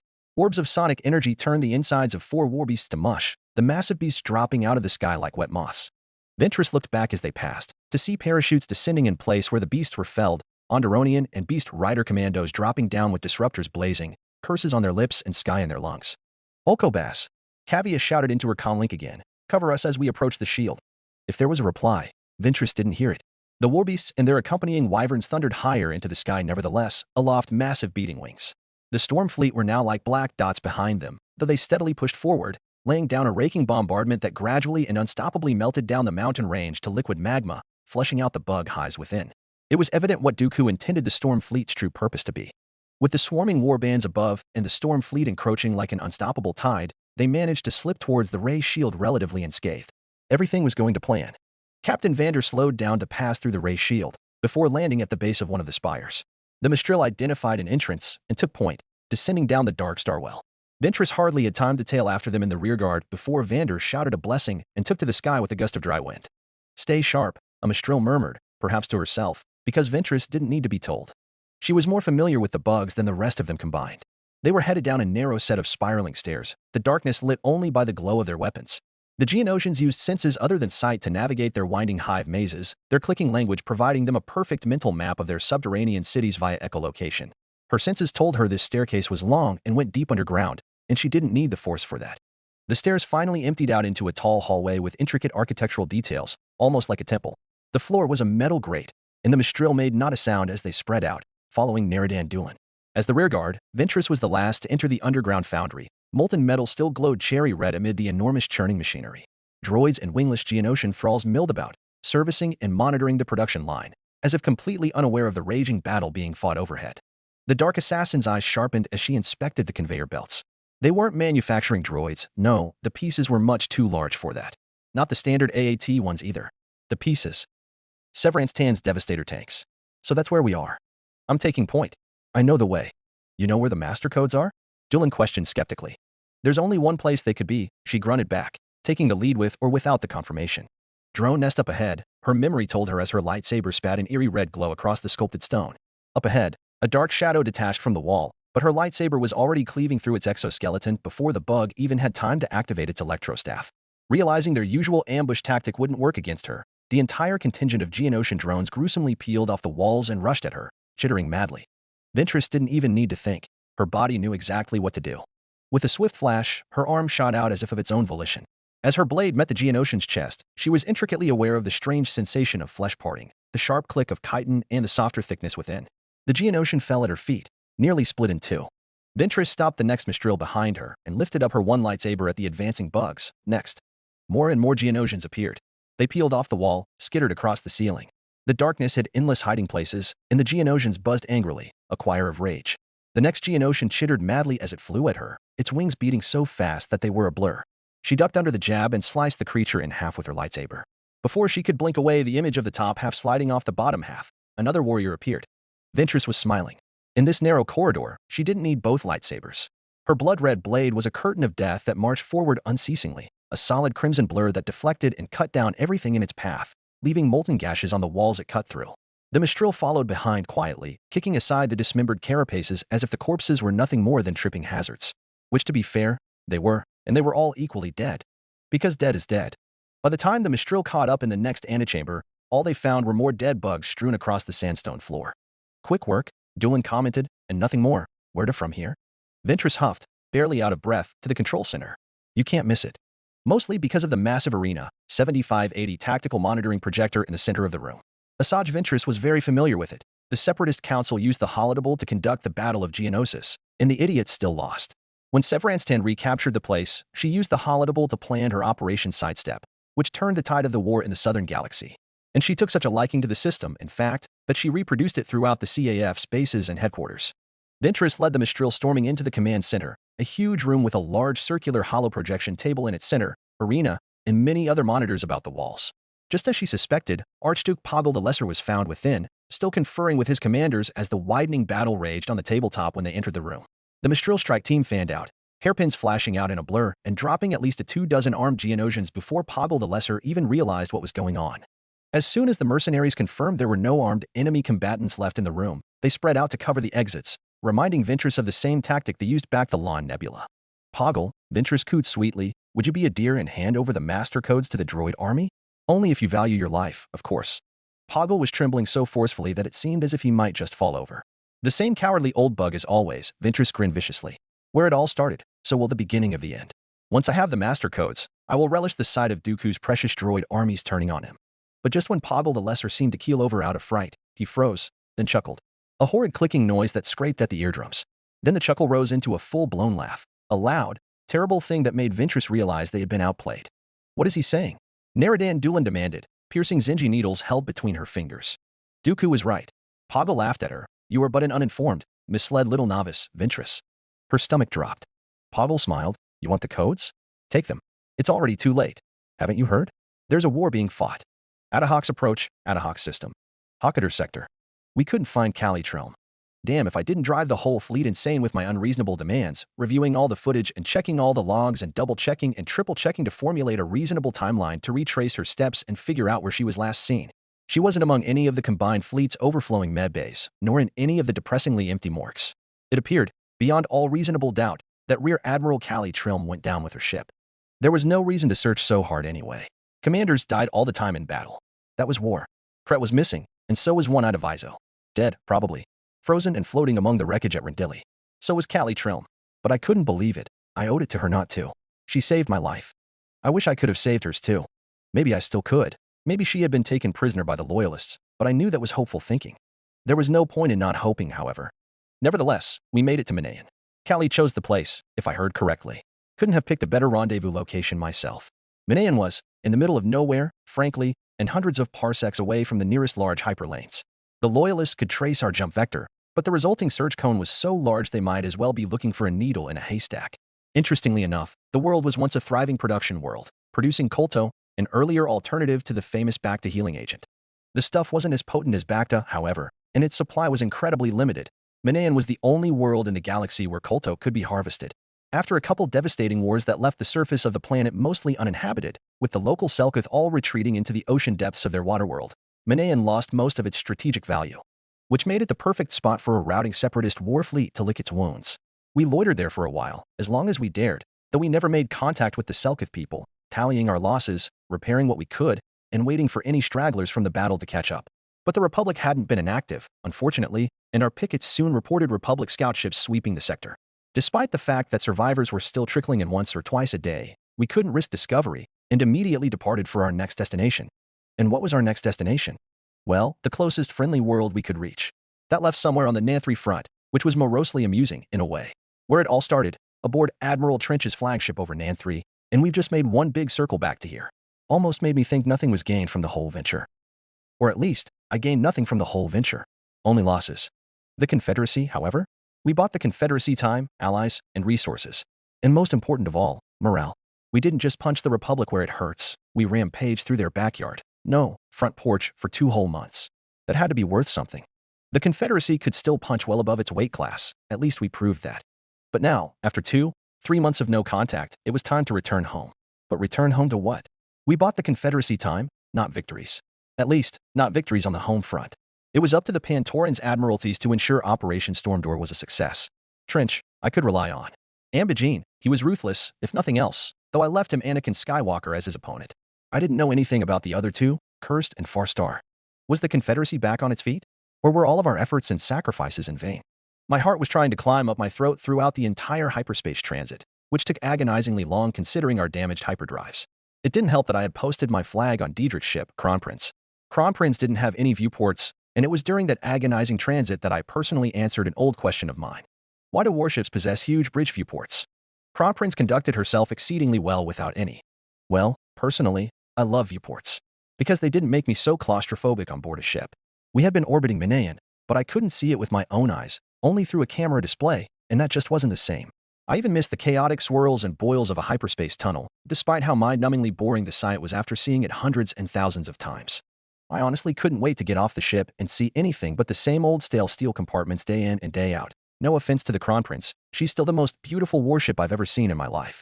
In any case, we circumnavigated Mimban, as the world was hotly contested between the Loyalists and Separatists and their local government proxies, and we were in no mood to get caught up in another battle. The next major world down the line was Attihox, recently recaptured by the Confederate 3rd Fleet Group, which was General Atticus Farstar's fleet group. Atticus Farstar. I racked my brain. Who was he? What was he like? A nugget of information came to me. Farstar was Severance Tan's XO during the Bodhan campaign. Seems to me he was elevated to generalship to prosecute the campaign, and maintained that rank well after the shakeup from the Militia Act. We emerged outside the system's hyperlimit so as to not give their interdiction net, if they had any, a fright. It must have been a sight for the local Astro Service. Separatist Providence is accompanied by bulwarks and dreadnoughts and Venators and victories. We immediately blasted our clearance and transponder codes to anything and anyone that might hear us, though it was swiftly proven an unnecessary precaution. Because we had the Kronprinz, and there was not a warship in the galaxy that looked like her. Commodore Diedrich Greyshade, a voice hailed us from the transmission. I am Commander Silas Mott of the 331st Strike Division. Welcome back home. Silas Mott, I murmured softly. He was a well-known pirate, when Nanthri was still a pirate haven. Looks like he found a new calling after the Militia Act. Was it Callie who told me that? Why plunder and steal illegally when you can plunder and steal legally? Diedrich joked, before toggling to comms. Glad to be home, Commander. It's been a long journey, but it is not my place to say. The Kalyamexi gestured for me to take his place. I cleared my throat and did so. Rear Admiral Rainbontary of the 20th Mobile Fleet speaking. I spoke into the silent comms. My apologies for trespassing into your AO, Commander Mott. Rainbontary, you're a dead man. I'm afraid my death has been greatly exaggerated. I swallowed. If I am going to die, I'd at least like to know why. No. My apologies, Rear Admiral Sir. Silas Mott laughed nervously, voicing my pleasant surprise is all. You'll be pleased to know we have the Loyalists on the run over here, so the sector's quite secure. I am indeed pleased to know. I replied patiently. May I speak to General Farstar? Right, Commander Mott paused. I'm afraid the General has a conflict of interest, so to speak. Especially since this is, well, we're talking about. Rear Admiral, pardon me, but I'd like to confirm, you are close to the Supreme Commander. Yes. I shared a confused look with Diedrich and the other bridge officers. We are on speaking terms, Commander, if that is what you meant. She listens to you. She does. That's good to hear. Silas dragged out his words. Forgive me, but I will have to go behind the General's back for this. Rear Admiral, please proceed through my AO until you reach the tracks tube. Then head north until you cross into Admiral Trench's AO, where you will certainly be stopped again. Please do your utmost to reach Raxus Secundus. What is your purpose, Commander? I'd like for you to speak some sense into the Supreme Commander, the former pirate told me, or at least, figure out what is going on. We are conducting a war at present, but we'd like to know who we're conducting it for. Diedrich leaned into the comms. Speak clearly, Commander. While you were dead, Star Station Independence has occupied Raxus Secundus. Silas Mott dropped the bomb on our heads. The Parliament and Senate have been suspended by the Supreme Commander, and state of martial law has been declared in the Tyan hegemony. Chapter 78. Calumex Approach, Calumex System. Vorzit Sector. There was a battle fought here, now over a year ago and honestly a distant memory, but the largest battle the galaxy had ever witnessed in the last 1,000 years nonetheless. There was also little to no physical evidence it ever took place anymore, however. No more debris fields, no more scavengers and scrap haulers and rescue cutters. In the Confederacy's rampant thirst for ever more material to fuel its war effort, recycling the trillions of tons of wrecked durasteel and dunium aimlessly floating in space was an obvious decision. And thousands of salvage and braking contractors had all but jumped onto the figurative gold rush. The Calumex hyperjunction was empty. And we were home. Diedrich Greyshade had his eyes fixed to the displays as the green-blue pearl known as Calumex grew larger and larger, suspended in space like a turquoise star and twinkling with the lights of hundreds of satellite foundries and shipyards.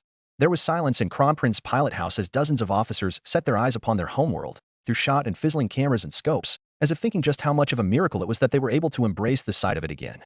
My eyes were drawn to Diedrich's expression, internally expecting to see a smile of some sort, even tears perhaps, as surely even I would let them slip should I see my homeworld, my true homeworld, again after my ordeals.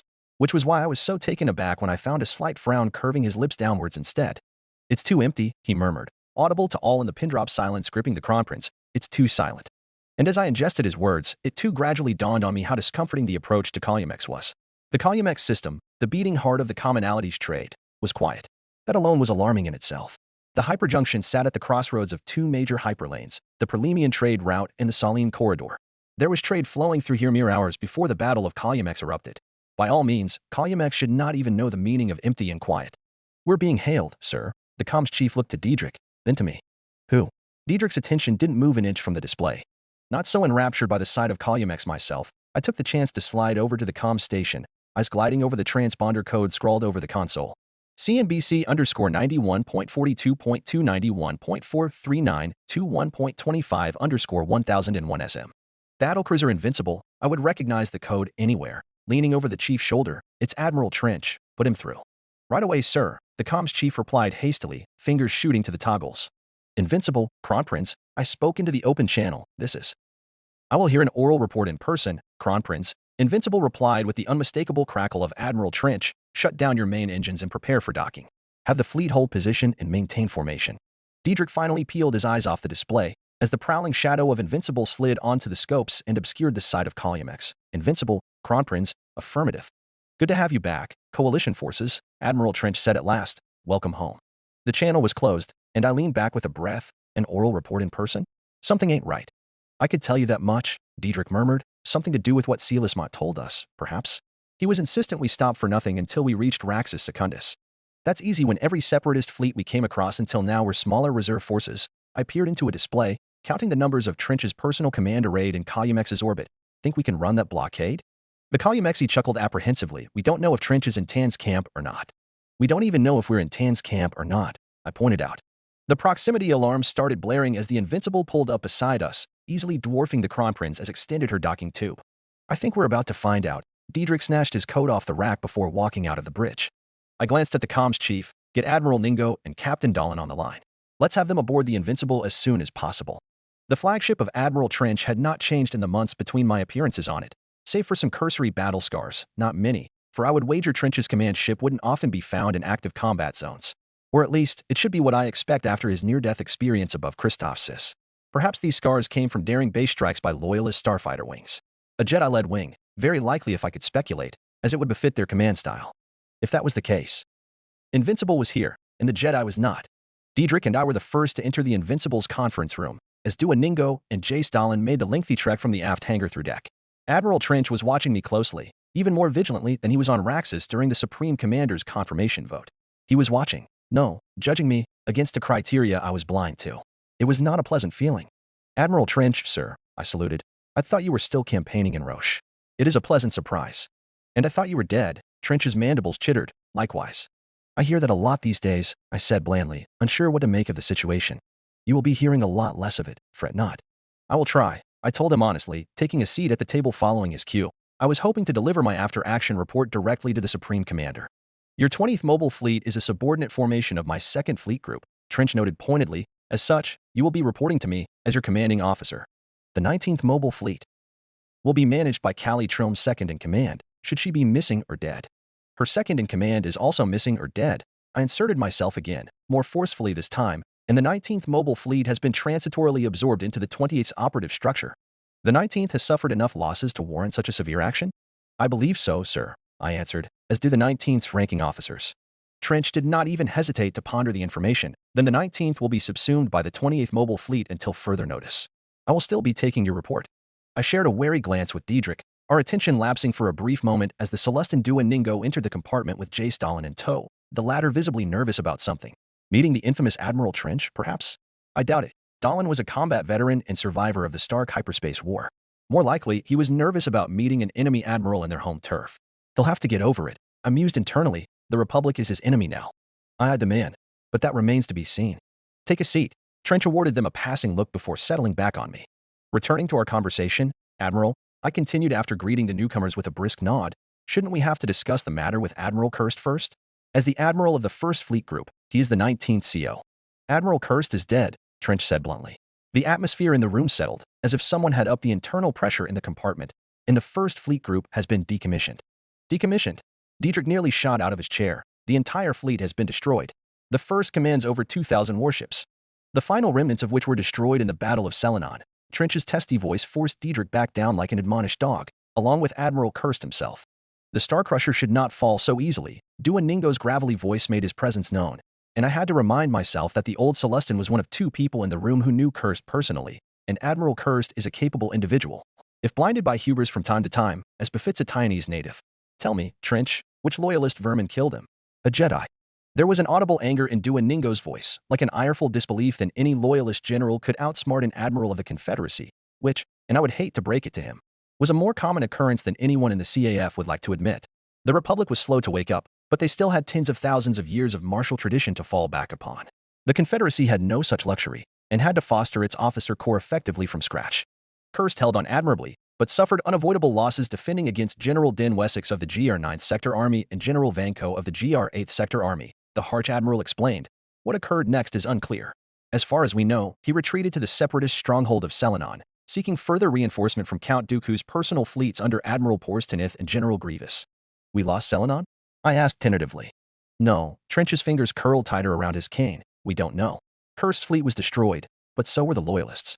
Soon after Selenon, Admiral Porstenith lifted the sieges at Axela and Vincith, launching a counteroffensive back up the Saline corridor to Shom Hai. Meanwhile, General Grievous has launched his first major operation of the war, an offensive down the Hydian Way. He has conquered the Quelli, Mirian, and Belmont sectors, including the worlds of Dathomir, Badajev, and Bandamir. His fleets now threaten Taris and Mandalore. I have been updated by the status of the war by Admiral Bondari. Duoningo drew circles on the table with his finger. I take it you suspect foul play from Dooku's commanders? That is hard to say. Trench bluntly danced around the question. That bodes the question. Who do you support? Duoningo. The Celestin laughed bitterly. So you say, so you ask, without giving me the information I require to make my fair judgment, as if I would decide based on name alone. I know Dooku, but I know not our dear Supreme Commander. Forgive my prolonged absence. And I know that the Supreme Commander has overthrown the separatist government. Diedrich, Dallin, and I were as quiet as wallflowers. In a debate between 2 old admirals, we felt no place to insert ourselves, for we would never be on equal footing. Despite Duoningo's diminutive form, especially compared to the Great Harch, the Celestin held himself to the same weight as Admiral Trench. It was a conversation between equals, and ever since joining the CAF, it was something I was rather unaccustomed to. True equals. Not just equal in rank, but equal in age and experience and simply, standing.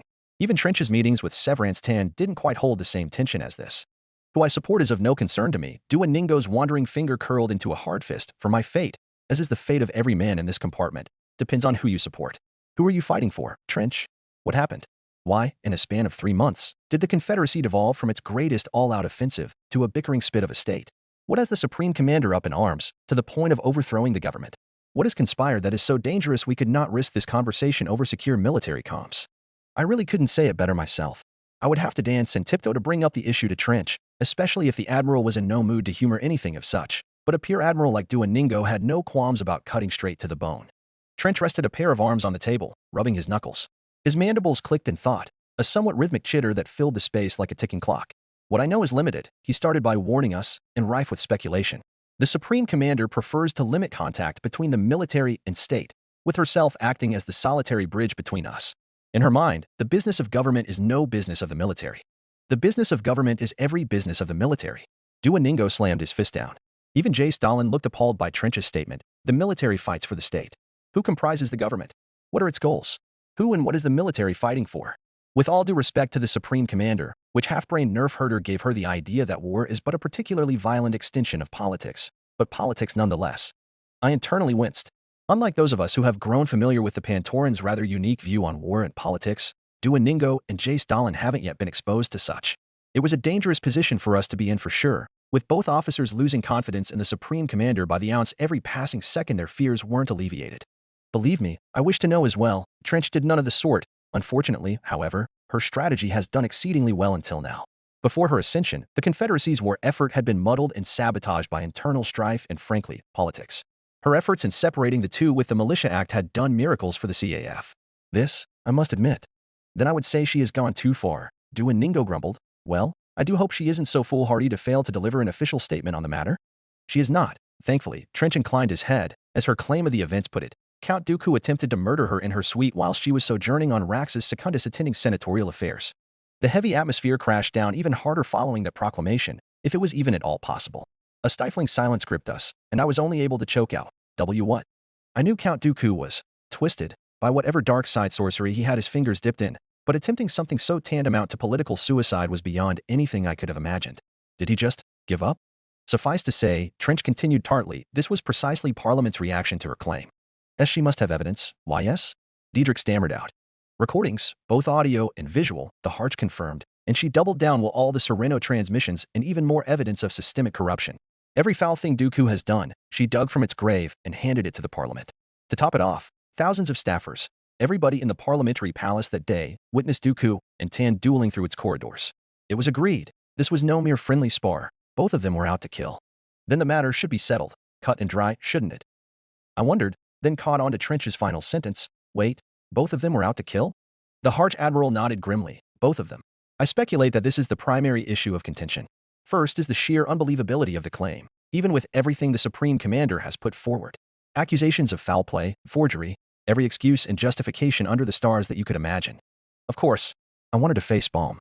Count Dooku was not only the head of state, he was also a former Jedi, a beacon of virtue, and the very founder of the Confederacy itself. He's had decades to build up his reputation and costs.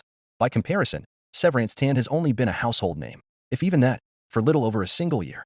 It was like comparing an underground idol to a superstar. I wanted to say that Tan could have acted with more tact, to say the least, but I feared that she had little other choice. Their duel on Raxus had been a very public affair, by Trench's rendition of events. If she had not acted immediately and decisively to press her version of events, she would have been ruined by Dooku's vastly superior PR legions. Dooku had effectively forced her into a corner, and this was her only way out. And Dooku's Sereno government accused the Supreme Commander of attempting to murder the head of state during his visit. I would hazard, I said, trying my damnedest to resist rubbing my cheek. Precisely, Trench agreed with my assessment. It is now Dooku's word against Tan's. Who tried to murder who? But Tan seized the Raxus government, which means Dooku lost? Diedrich wondered. I groaned out loud, surrendering any pretext of composure, which only lends more credence to the Sereno government's claims that the Supreme Commander was attempting to seize power by killing the head of state. Because she did seize power. Continue, Trench, Duoningo grunted, shutting us down.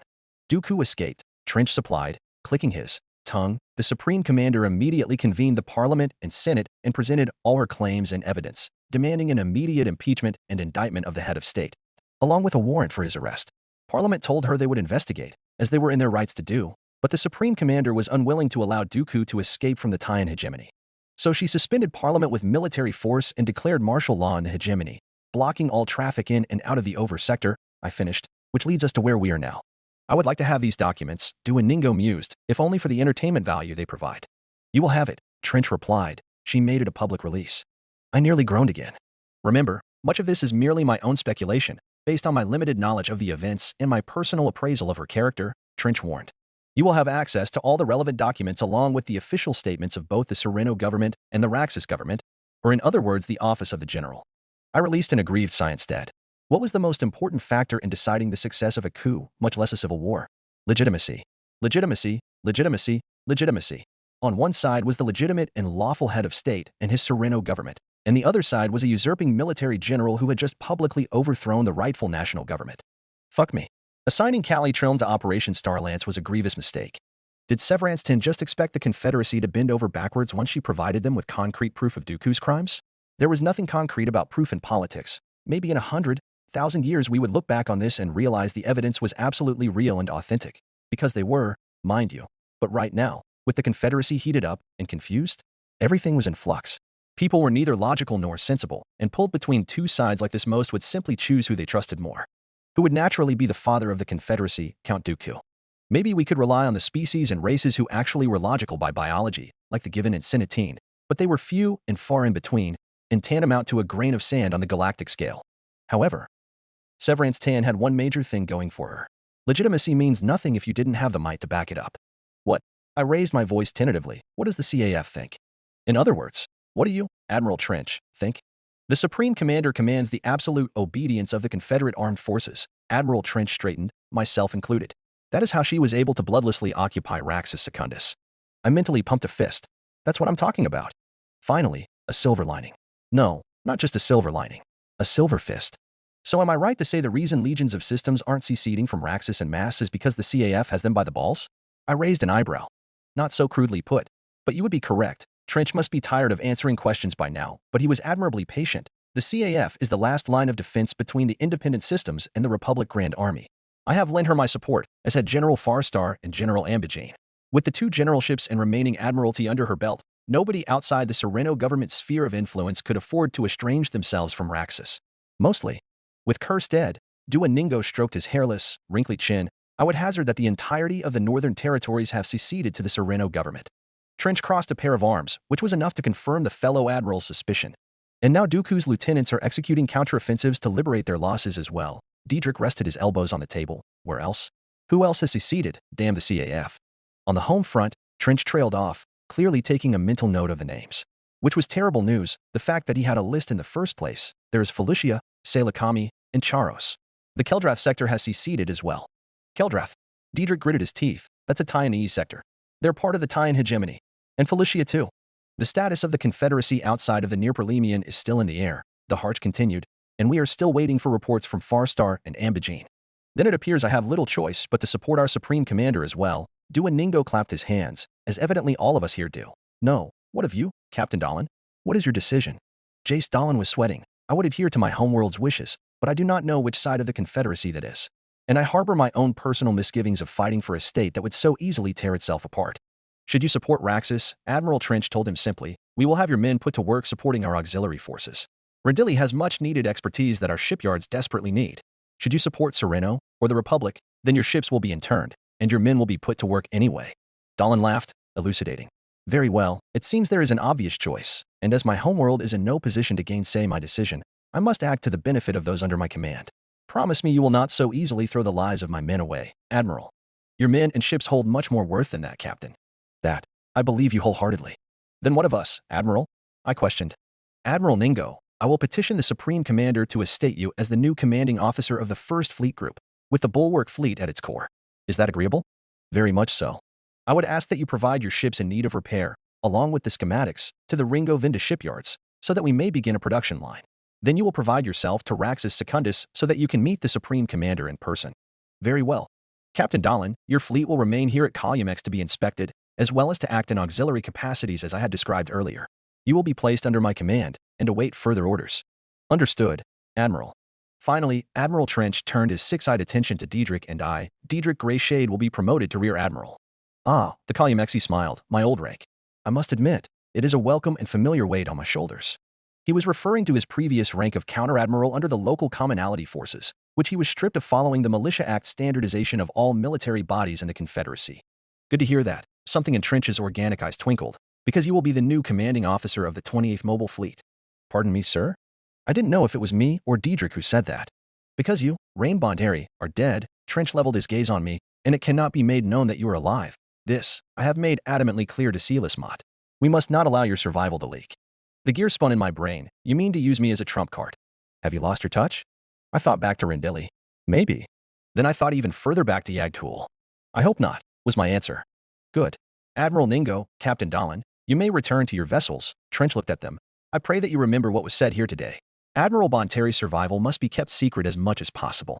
Of course, Admiral, J. Stalin saluted. Stay safe, you old spider. Duoningo nodded grudgingly. You too, Bonteri. Likewise, I shook their hands.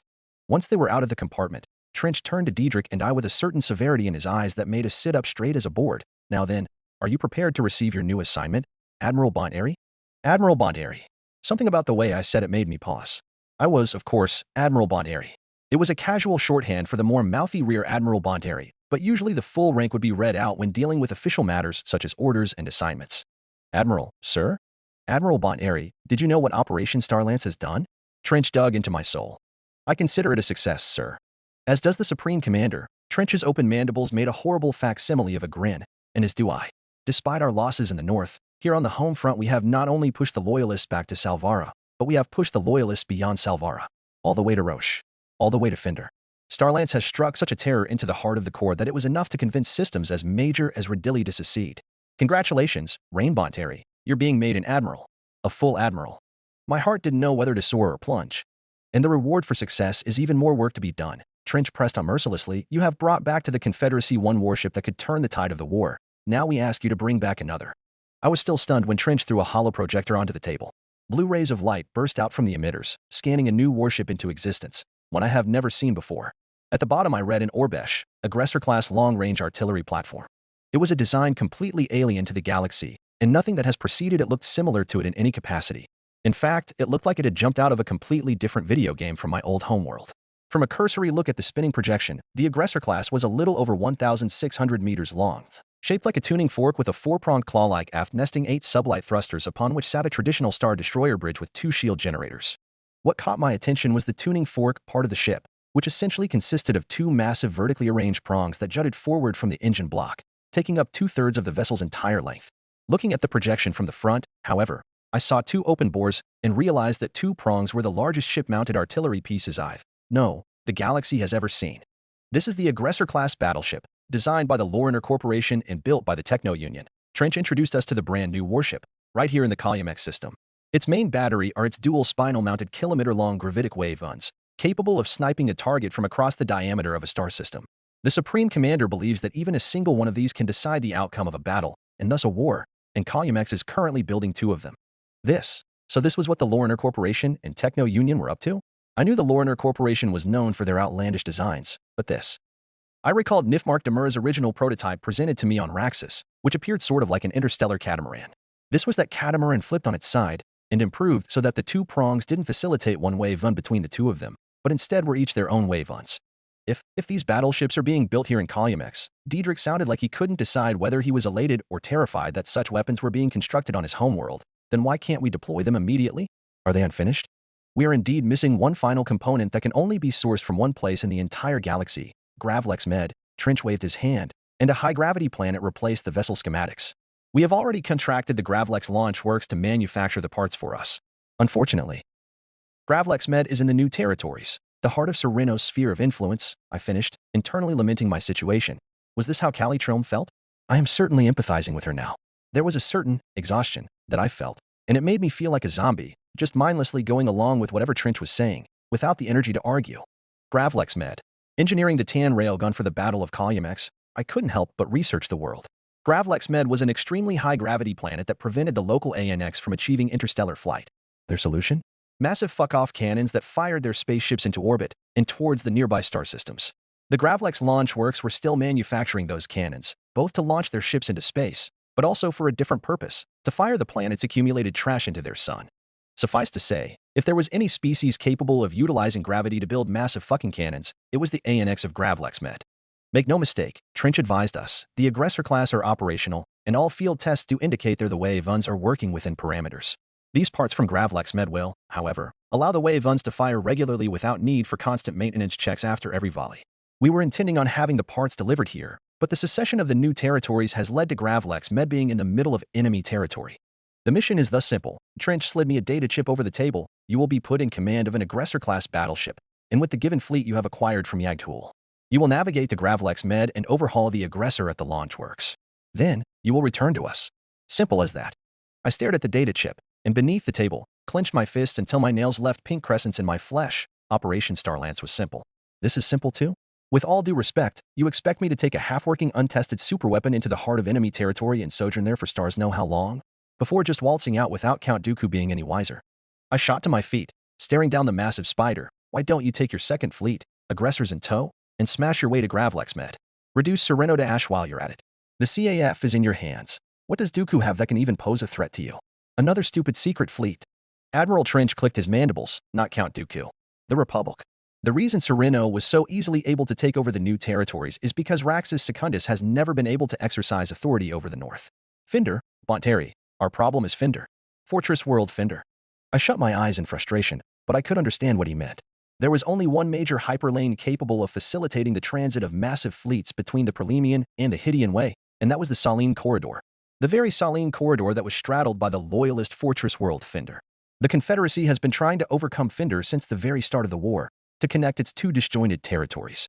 But Finder held strong, even to this day, and refused to bend or break.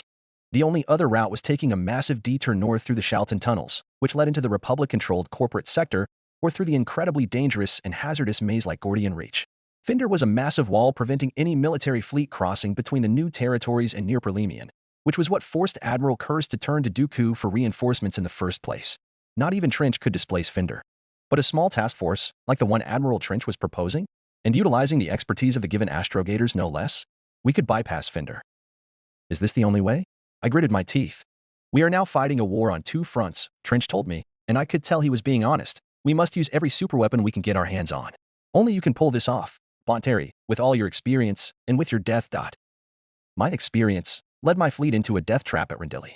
Then don't do it again, Trench simply told me. Right now, you are a ghost to both the Republic and the Confederacy. Ghosts can't die twice. And Finder? Diedrich questioned. We are now fighting on two fronts, but if we can't get through Finder? The Supreme Commander has a plan for Finder, Trench interrupted him. Which is? We try to convince the Republic to let us through. Chapter 79. Runa Orbit, Runa System. Heron Sector.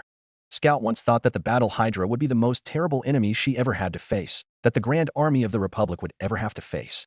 The warlord of the Prelimian who crushed fleet after fleet and Jedi after Jedi in his relentless advances across the height and breadth of the galaxy, in whichever direction the Pantoran pointed him towards. An insurmountable challenge, it had seemed, to any Jedi tasked with putting a stop to his rampage. Scout was now re-evaluating her erroneous preconceptions. Because the Battle Hydra's rampage had been put to a stop by the combined efforts of Admiral Honor, Master PLO, and Master Kenobi in the Rendili star system, he was not undefeatable. But standing in the battle room of the battlecruiser Orodia, the bloodthirsty crusade of the tomb maker of Ariada seemed utterly unstoppable. As Scout desperately hung on to every ticking, sweeping update across the innumerous holos and displays, that horrible sinking feeling only embedded itself deeper and deeper into her gut. Horn Ambigine did not know the definition of defeat. Commander Aiden to run a command, can you hear me? Scout was hunched over a comm station, headset pressed against one ear. The Seps have launched another assault on Lohopa 2. We're requesting urgent reinforcements. Scout clenched her teeth. 8 times now, the Tomb Maker had hurled his forces against Yagdhul, and 8 times the Second Sector Army had thrown him back, each one more hard-fought than the last. And yet here he was again, Horn Ambigine, pushing his relentless offensive up the Rima trade route, unwilling to accept defeat, incapable of turning back. There was a grim respect in Scout's thoughts for the man's sheer tenacity, but the admiration was edged with wariness. Ambigine's utter disdain for the notion of defeat did not just border on recklessness, but was madness in of itself. He seemed to care little for the staggering cost in soldiers and ships, so long as his goal lay in reach. I hear you, Commander Aiden. Scout checked her mental list. How many men do you need? The 7th Legion's thinned. She was briefly deafened by the scream of atmospheric thrusters followed by a chain of rampaging explosions roaring out the headset. 60 troopships to recoup our losses. Scout looked down at the comms officer, waiting attentively to record her orders. 7th Legion in the Lohopa system requests 60 troopships, 1 million troopers. 7th Legion, Lohopa system, 60 full troopships, the officer recited as he punched into command. That makes 370 troopships today, sir. I'll run it by the 2nd Armada, but I wouldn't hold my breath. Run it by them now. We'll try to redeploy some of the nearby reinforcements just in case. Scout pointed at a holochart of the Heron Trade Corridor before swiveling around to a nearby officer. Commander Faginak, I need a status report on the Stobar system. Lieutenant Commander Faginak's eyes darted towards her in surprise, before sharpening in attention. He did not need to consult any material to give his answer. The situation is tight, sir. We've just sent 60 acclamators and 1,000,000 troopers to shore up its defenses just in time. The Seps aren't letting us breathe. So Ambigene's trying to outflank the 7th Legion, just as we feared. Scout nodded grimly, silently cursing herself for ever hoping the Two-Maker would relent on just one front of the campaign. Who's fighting there? The 327th Star Corps 13th Brigade, sir, Fagenak answered easily. Return transmission from the 2nd Armada. Commander, the comms officer suddenly alerted, prompting Fagenak to rush to their side. How many can they spare? Scout braced herself for the answer. They only have 300 acclamators left in reserve. The comms officer squinted at the transcript. They're saying they'll try to procure and commandeer more troopships, but it'll be some time until then. General Regal is disallowing having proper warships be put on transport duty. Scout couldn't blame the Jedi General. If there was one thing they needed more than transports, it was warships. Horn Ambigene had a frightful trigger finger and a tendency to blow apart anything and anyone that would raise a modicum of obstruction. They must contest the Two-Makers' fleets above every planet they fought over, lest there wouldn't even be a planet left to fight over. 300 is better than nothing. Scout closed her eyes, visualizing the campaign in her mind's eye. Chief, which fronts require reinforcements? The comms officer's gaze was fixed on his console as he rattled through requests, linking them to a star chart that flickered with dots in line. Lohopitu requests 60 troopships. Ordvog needs 40 for the 332nd. General Skywalker's calling for 100 at Vandalhelm in the south. We've got an order for 70 more from General Regal on Wistery, and General Ayla Sakura is asking for 50 on Darafor. He paused, scrolling further.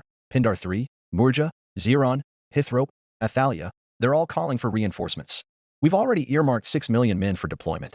Scout's gaze drifted to the star chart, now ablaze with the red indicators of active battlefields. War zones and reinforcement lines crisscrossed the screen like arteries, pulsing as star sectors were carved up by vast, invisible trenches. Each arrowhead and border spoke to the strain on the Republic's lines, as if torn apart to answer the relentless fury of the Two-Makers' 9th Assault. 8 times he had hurled himself coreward, and 8 times they'd thrown him back. But this time, his assault stretched across so many fronts that the scale of it felt suffocating, larger than anything he'd marshaled before. But we're lacking the ships to ferry them to the front, Lieutenant Commander Fagenak grimaced. I was tracing the lines on the holo. It doesn't help that the Two-Makers a master at hit-and fades and asymmetric warfare.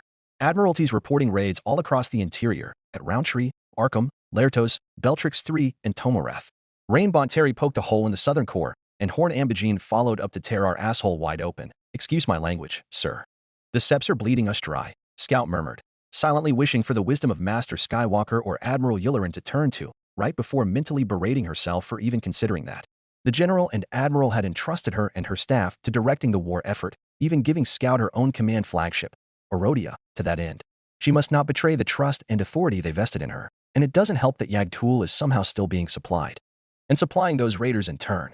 Yagtul was under siege, resumed once the threat of the Hydra had evaporated with his fleets, and yet the Given showed no sign of ailment. In fact, the mathematocracy was feeling healthy enough to launch their wave crests into the southern core to harass their supply lines in tandem with the Confederate 4th Fleet. Conjuring resources from thin air was how Octavian Grant described the phenomenon. Either their arithmetic sorcery was more sorcerous than they had let on, or the Given were in on some secret hyperlane from force knows where. One was more likely than the other. What do you recommend, sir? Fagenak turned to her, expectancy dripping from his tongue. Pull 16 brigades off Stobar and redeploy them to Lohopitu, Scout ordered. Vandalhelm and Wistery must get their troops by any means necessary. Murja will also get everything they ask for. We can't risk our western flank collapsing. Chief, hook a line to General Octavian Grant and request that he reinforces the Xeron system, as well as expand his patrols through Beltrix and Tomorath. What about Darafor and Ordvog? Scout dug her nails into her palms, willing the force to flow through her, guiding her to the right direction. What should I do? She asked to the void, and received silence in return. Sir, the comms officer asked, fingers hovering over the keys. Whatever she says, he would will into existence, guaranteeing the safety of millions, and guaranteeing the deaths of just as many.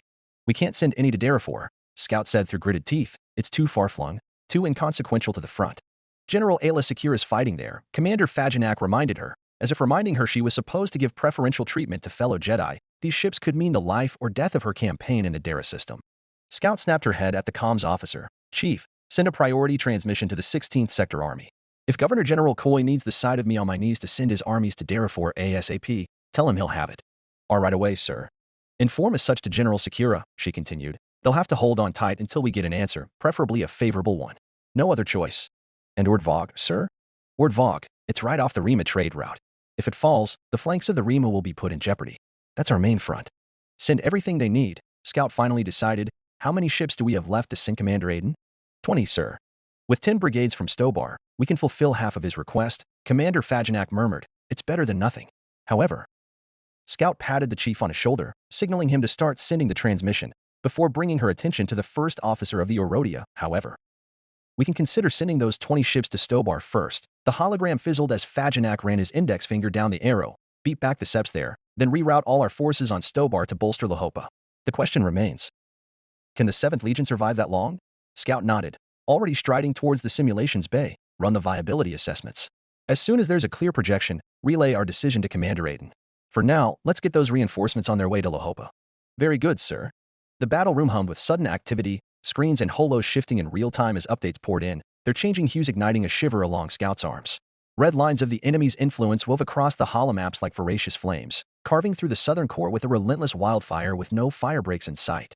There were no clear boundaries anymore, just the sprawling spread of the two makers' fleets as they ravaged across sector borders, pouring into neighboring AOs and destabilizing the front. Fighting a man who refuses to taste defeat, that's one kind of military hell, Scout mused bitterly. But coordinating with the sector armies? That's another brand of bureaucratic hell entirely. Octavian Grant, for all his noble airs, was an ally she could stomach. They'd fought together before, and she dare say knew he respected her, perhaps even shared in the bond of facing the battle hydra head-on. But the other governor generals? Dealing with the others was nothing short of political purgatory. They're my allies, she thought with a scowl. Why must I sacrifice more to them than to the enemy? She forced herself into a meditative calm, summoning the force like a bomb over her fraying temper, a more common occurrence these days than she'd prefer to admit. Pride, she reminded herself, what I'm sacrificing is only my pride. If there were any of it left to speak of. She now understood why General Skywalker disliked dealing with him. Good for him, pawning the work on me. A chime drew her attention to her data pad. Another report, cause for hope and distress all the same. Lurching from one disaster to another, one decision to another, making sacrifices here and there to maintain the overall integrity of the front. Scout opened up the report, hoping that some front or the other had freed up troops that could be redeployed to more urgent sectors. Or maybe good news from the shipyards of the core worlds, and new warships and transports had been procured for the southern front. 257th Legion on Galapraxis requesting additional troops and close air support. 45th Armored Battalion on Trey Gillis needs more medical supplies. 64th Shock Division on Alkanaut requests immediate evacuation. Scout numbly forwarded the request to the relevant stations. Lieutenant Commander, we need to evac our forces in the Alkanaut system. What's the closest redeployable fleet? Fagenak's eyes darted up from the simulations bay. Ordvok, sir.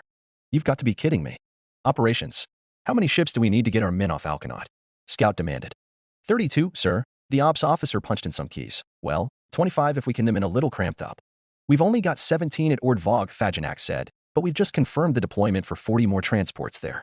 Operations, get those 17 down to Alkanaut immediately, Scout ordered hastily. Tell the 64th the rest are on their way. It might be too late by then, though, was left unspoken. Scout didn't linger on that thought. She couldn't afford to for one, and she was by now far too comfortable with that line of thought for two. We'll need to pull off some escorts for them as well, especially capital ships, the lieutenant commander warned. Alkanaut's a hot spot of Sepai activity, which I suppose is what has us on the run. Regardless, it'll rain in the Undercity before our transport touchdown without orbital cover. And if we pull warships off Ordvog, but we also can't leave 500,000 men to die on Alkanaut. What other fleets nearby from nearby? Alkanaut sector. Enklon system. Get those ships from the Enklon system nearby, Scout ordered. We're withdrawing from the Alkanaut sector entirely, so we won't need them to hold the flank at Enklon. They'll rendezvous in the black before inserting into Alkanaut. I'll relay it to comms, sir. Logistics, trusting her second to it, she darted to the next station, appropriate some medical frigates for Jersey. They have escort priority. I'll leave the details to you. But, sir, we've already got frigates bound for Aviles Prime. The officer's voice wavered, a pitch too high, his youth evident, almost as young as her. We're still waiting on ships to free up in the Jersey system, and there's nothing left to spare. His words rushed out, barely coherent. I've put in a request to RPO, but we haven't received any response yet. Even in the cool dimness of the battle room, sweat glistened on his skin, casting a sheen under the faint blue glow of the holodisplays. His wide eyes were fixed on Scout, betraying the storm of dread beneath his attempt at professionalism. She could feel his pulse, his fear radiating from him like a beacon in the dark, unspoken but clear. It's my fault. It's my fault. It's my fault. His desperation was almost tangible, like a suffocating halo around him. And he was on the edge, teetering dangerously close to a panic attack. Calm down, she urged, cursing the Republic Defense Procurement Office as a star chart flashed through her mind. Does Jersey have priority? I don't know, sir, he squeaked. Right, not his department. Jersey, there. She narrowed her eyes. Recall the frigates from Jersey and redeploy them to Trey Gillis. They have priority. But Jersey. They'll put in an evac request if it comes down to it, Scout said, more forcefully than she'd like. Just follow my orders. I'll take all responsibility. Yes, Yes, sir. The hesitation was painfully evident. Get me the logs for everything in deficit, Scout said, drifting back to the comms bay like a vengeful wraith. I'll put in another request with RPDO. What the fask is going up there? The situation can't be any worse than it is down here, she swore, taking a cursory glance at all the negative red numbers transmitted to her datapad. I'll have to use General Skywalker's transmission code to get them to listen to me. Coruscant system. Coruscant sector. We've gathered here today to discuss the projection of our war effort moving forward, Supreme Chancellor Palpatine announced to the gathered Military Advisory Council concerning the volatile situation in separatist space. Volatile situation is one way to put it, Audi Gallia thought wryly. Severance Tan had pulled the cord, just as Rainbow Terry said she would. But it was too early, far too early, for her Jedi conspiracy to exploit fully. In fact, the timing was so soon it was even detrimental to their cause. Not that Audi Gallia ever believed the stars would align and the universe would bend backwards for them. Well, I don't see any reason to change our course of action, Senator Jani Hanuk commented snidely. The separatists are tearing themselves apart. Good riddance. I say take advantage of their rampant idiocy, punch through, and take both Raxus and Sereno. Her words may have received greater reception in the vast audience of the strategic planning amphitheater, but unfortunately the amphitheater was in ruins, reduced to rubble by the Bulwark Fleet's attack on Coruscant. In the smaller, more conservative atmosphere of the Advisory Council, Senator Hanuk demagogic tirade found little purchase. With what ships, Senator? General Cole Seardon sneered. We just lost the Battle of Selenon, leaving 2 sector fleets crippled in the process. The 8th and 9th sector armies are on the back foot, and with our reserve armadas either garrisoning the interior or deployed to other fronts, we hardly have the resources to make a concerted push to either Raxus or Sereno, let alone both. Are you suggesting we let the separatists get away? Hardly, the Governor-General of the 3rd Sector Army retorted preemptively. I agree with you that this is an advantageous situation that we must seize without hesitation. What the separatist strength have between the two governments, we simply must identify the more threatening faction and focus our efforts on them. More threatening, Director of Republic Intelligence Armand Isard commented, or weaker. What a surprising admission from Isard. Audi Gallia would have thought he was one of the Warhawk types, but it appears he was just ambitious. As long as he continues climbing the ladder, he wouldn't care about the state of the galaxy, whether the Republic comes out on top or not, so long as he comes out on top at the end of it all. It was a clear distinction she had to ingrain in all of her Jedi operatives, the difference between Warhawks and militarists. Cole Seardon was a fine militarist, but he was no Warhawk. It just so happens that the influence of the GR depends on an ongoing war most of the time. The same applies to Armand Isard. Chancellor Palpatine steepled his fingers together, leveling a purposeful glance at the observers on the council. I'd like to hear your wise opinion on this matter, Master Jedi. She was just as surprised by Palpatine's invitation to one of his secretive military advisory council conferences in the first place, usually populated by only his most hardcore loyalists and yes-men. The Jedi had never been privy to such council, but now they were, and this was the first time. Of course, Audi Gallia had a responsibility to attend all these political and diplomatic summits, but an invitation sent to the Jedi Order could only be an invitation for one individual in particular, Master Yoda. Count Dooku, we must bring to justice. Master Yoda tapped his cane against the floor, the legitimate separatist government he represents. Master Yoda's low, gravelly voice was a great departure from the loud, shrill voices that Audi Gallia could only presume dominated the advisory council during its routine sessions. Not Raxus Secundus? General Cole Seardon leaned forward onto the table, visibly interested. The rightful Raxus government was overthrown by separatist supreme commander. Armand Isard noted dispassionately, it is Severance Tan in control of the Raxus government now.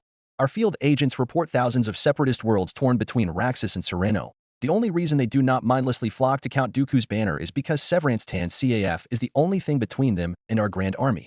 And because Sereno's influence does not extend past the new territories, surely, Chancellor Palpatine pointed out. That as well, the director tilted his head towards Palpatine, but it is still something we can exploit. Then that begs the question, which side should we level our forces against? The Chancellor mused. It was a strikingly fascinating thing to the Jedi Master, how this tiny advisory council of a dozen individuals were the true puppet masters of the war, in more ways than one. Every major decision of the Grand Army of the Republic, decisions that influenced entire campaigns and operations, were made here. In an insignificant boardroom far away from the military arcology of the GR or Admiralty of the Republic Navy. Everything that ever transpired in the strategic planning theater, all the arguments and debates and strategies and planning, all of it was just that, theater. However named the place, if they were in the know, must have had a very sardonic sense of humor. I believe the answer is of no debate, Chancellor, Cole Seardon said confidently, as if his opinion is the only one that mattered. We must focus our attention on Count Dooku and his Sereno government and avenge our defeat at Selenon. In agreement, I am. Master Yoda nodded sagely. Started the war, Count Dooku had. Pay for his crimes, he must. But it was the Pantoran who prosecuted the war in his place, Speaker Masameta said. Why must she be free from her crimes? Just because of a violent disagreement she has had with her master? I agree, Senator Hanuk clenched her fists. Both must be punished. But we must be realistic. Senator, the Governor General scolded the senator. Once we defeat one faction, we can turn our attention to the other. That is also an option, Armand Isard allowed. Oh. General Seardon raised an eyebrow. Had you another intention in mind, Director? I concur that Count Dooku is the target we must prioritize, but for a different reason. The Director of Republic Intelligence laid his files on the table, and that is because he is an idealist. The separatist state was built on the foundations laid by his demagogy and rhetoric. He will never consider a peace with the Republic. By comparison, Severance Tan is a rationalist, and not a separatist by heart. She is in an unstable position, presiding over a fragile state held together by force of arms alone. She will also want to eliminate her only political rival and claim it to her government above all else, Count Dooku. Adi Gallia couldn't have imagined being surprised 3 times on the same day, but it seems Armand Isard was also a man full of surprises. You intend on making peace with Severance Tan? A ceasefire, if nothing else. Isard met her gaze head on. I imagine Severance Tan will be open to such an idea. Our agents have reported across the separatist frontier, as the droid armies are split between their loyalties to Sereno and to their local CAF commanders. She is seeking to stabilize the situation. A ceasefire will provide just that. How will you sell this to the Senate? Senator Hanuk demanded. This is outrageous.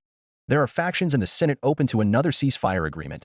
Masameda informed them regretfully, as if the very idea was blasphemous in of itself, following the crisis in the core. The Supreme Chancellor's speeches can only arouse so much lust for vengeance and justice. Vengeance is one thing, but there is also exhaustion. War exhaustion. For every senator moved to fury, there is another tiring of the war. They want to return to their conveniences, their luxuries, unfettered by travel bans and heightened security in all things. Mon Mothma's cowardly pro-peace faction, the senator sneered. Haven't we learned once that the separatists cannot be trusted?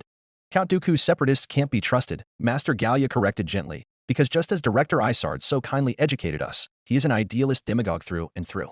Severance Tan's separatists are not so keen on destroying the Republic as they are trying to shore up their own country following the coup. Furthermore, we can destabilize the Raxus government even more. Armand Isard inclined his head in gratitude to her, exploiting the already precarious position of her military junta. We may be able to lure the independent systems back into the Republic without firing a shot at the CAF. I am inclined to agree with your assessment. Chancellor Palpatine leaned into his high-backed chair, rubbing his knuckles. Well then. I propose we engage in under-the-table preliminary ceasefire talks with the Raxus government in order to turn our attention on our common enemy and Count Dooku. Are there any objections? The military officers and attendants all fell in lockstep with Cole Seardon, as did the intelligence chiefs with Armand Isard. This left Janny Hanuk's Warhawk political faction outnumbered. As for Yoda and Gallia, they were only observers, and content to wait out the heavily one-sided vote. Then that decides that, the Supreme Chancellor clapped his hands together in satisfaction. Now then, let us consider which fleets we will dispatch to Sereno. A sinking feeling began to gather in Adi Gallia's gut at those words, like a whirlpool of stomach acid growing in size and intensity until it was a maelstrom. A whirlpool all the more fueled by General Seardon's next words. I think the answer is quite obvious, Chancellor. The general smiled at the Jedi, as if he was doing them a favor. Who better to lead the expeditionary force against the traitor Jedi than the Jedi themselves? The worst part about it? Gallia could feel that Seardon was being completely honest, and that those were his true thoughts.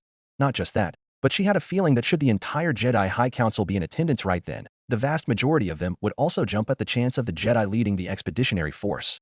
After all, it was justice served, and it was justice a long time overdue. But not Adi Gallia.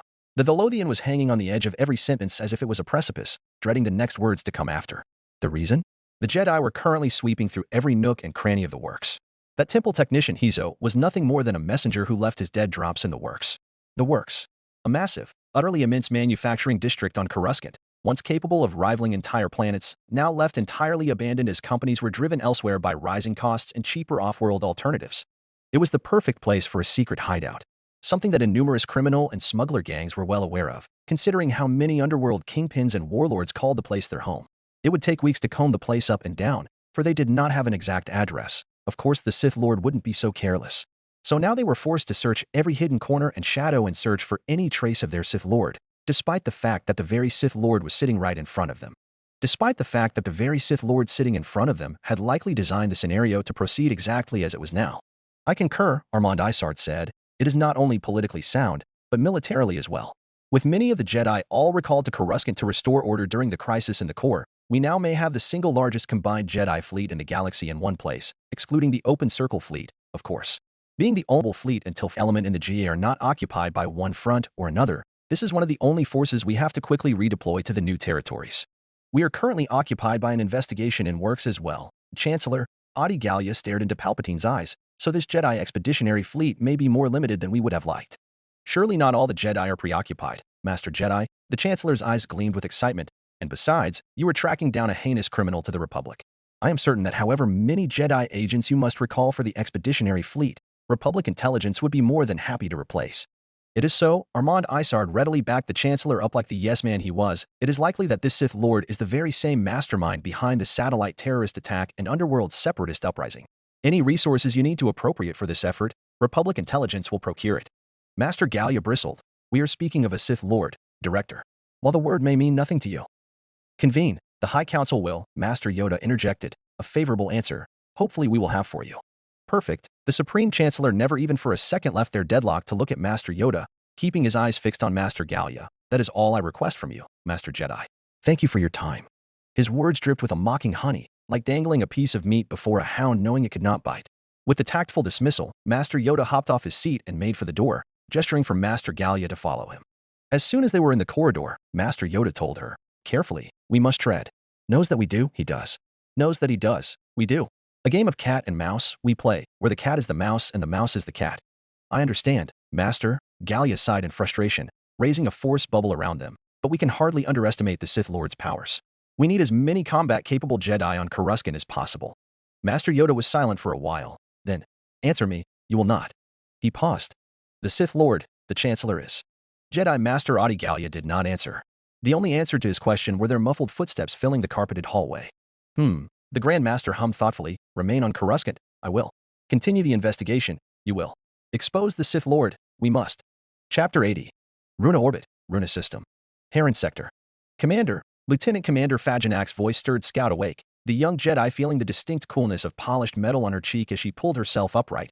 We've got an urgent transmission from Jerzan. Scout rubbed her eyes, grit scraping against her lids as she forced them open again, blinking back the haze of fatigue. She had half the mind to be ashamed of so blatantly falling asleep in the battle room and being woken by her XO, no less, but she could tell Faginak could hardly care. His words slowly registered in her mind as she captured enough of her wits to prevent her first words being slurred. The background hum of electronics and holotech settled into her bones, like a slow-burning simmer that brought life back to her body. Just one more sector to review, she initially thought, just another set of troop movements to confirm probably. But it was the name of the world that jolted her to full attention, like a pike through her skull. Jerzan, that sounds familiar. Commander Faginak took her sudden alertness as his cue to continue. The 138th Armored Corps is requesting an immediate extraction. Do they lack the troop ships? Scout squinted, frowning at her console. They've been stranded for some time, sir. Faginak shifted, hawkish eyes analyzing her response. We had ordered some blockade runners to relieve them with much-needed medical supplies. But the frigates were urgently redeployed to Trey Gillis due to the higher priority of the sector. Oh, she replied dumbly. There's 32 acclamators in the Hithrope system nearby. Can we redeploy them to Jerzan? Hithrope is being evacuated as well, sir. The order had been issued 2 days ago. Oh. The air in the battle room felt thick, tinged with stale sweat, and the sour stench of too many unwashed bodies forced to coexist in the same space for days on end. Scout was running on stimulants and sheer grit, her skin clammy under her too tightly wrapped robes, her vision flickering at the edges from exhaustion. Around her, officers leaned over consoles, heads bowed, mumbling instructions in low, weary voices. Her staff was in no better condition than she was, hollow-eyed, backs hunched as they typed and swiped and relayed orders that seemed to vanish into the air. There was a sense of, not hopelessness, more like futility hanging like a shroud above them, as if their efforts were nothing more than feeble gestures of resistance against the vast shadow of the separatist war machine. No one had slept. Not really. Maybe they'd caught a few hours with every changing shift, but even then, the vibrations from incoming transmissions were a constant reminder of the battle at hand, rattling their nerves with constant demands for reinforcements, reports of enemy movements, desperate pleas for relief. Each watch, each request bled into the next, an endless litany of needs they could barely meet, wearing away at the semblance of control they clung to. Orodia was a ghost ship, crewed by ghouls and specters. The command nexus presiding over the Near-Rima AO was a vast and complex structure, a living net of information spanning thousands of light years, connecting battlefields with strategic command nodes, entangling local data points with the pulse of larger objectives. Orodia was one of those nodes, overseeing the dozen other command vessels that drifted in her shadow in the Runa system, each one tasked with supervising their assigned star systems. It was Orodia who translated their localized webs into something whole, pushing the flood of intelligence coreward to the headquarters of the 20th Sector Army on Talon. Orodia was the middle management between the greater strategic impulses of the Sector Army and the local tactical practicalities of her satellite commands. Despite fully understanding the severity of her duties, she still wished she could be anywhere else, even on the battlefields of Vandalhelm. Well, Scout pushed herself to her feet, the blue scan light of the hollow projection table burning into her retinas. Are there any other nearby task forces we can send to relieve Jerzan? Mycaster, Genesaria, and here, Fagenak pointed, briefly hesitating as a new icon blinked into view, red and ominous against the starfield projection, here as well, in the Pelinat system. But we're seeing increased separatist pressure across the entire eastern flank. It wouldn't be safe to deprive these battlefields of their orbital support.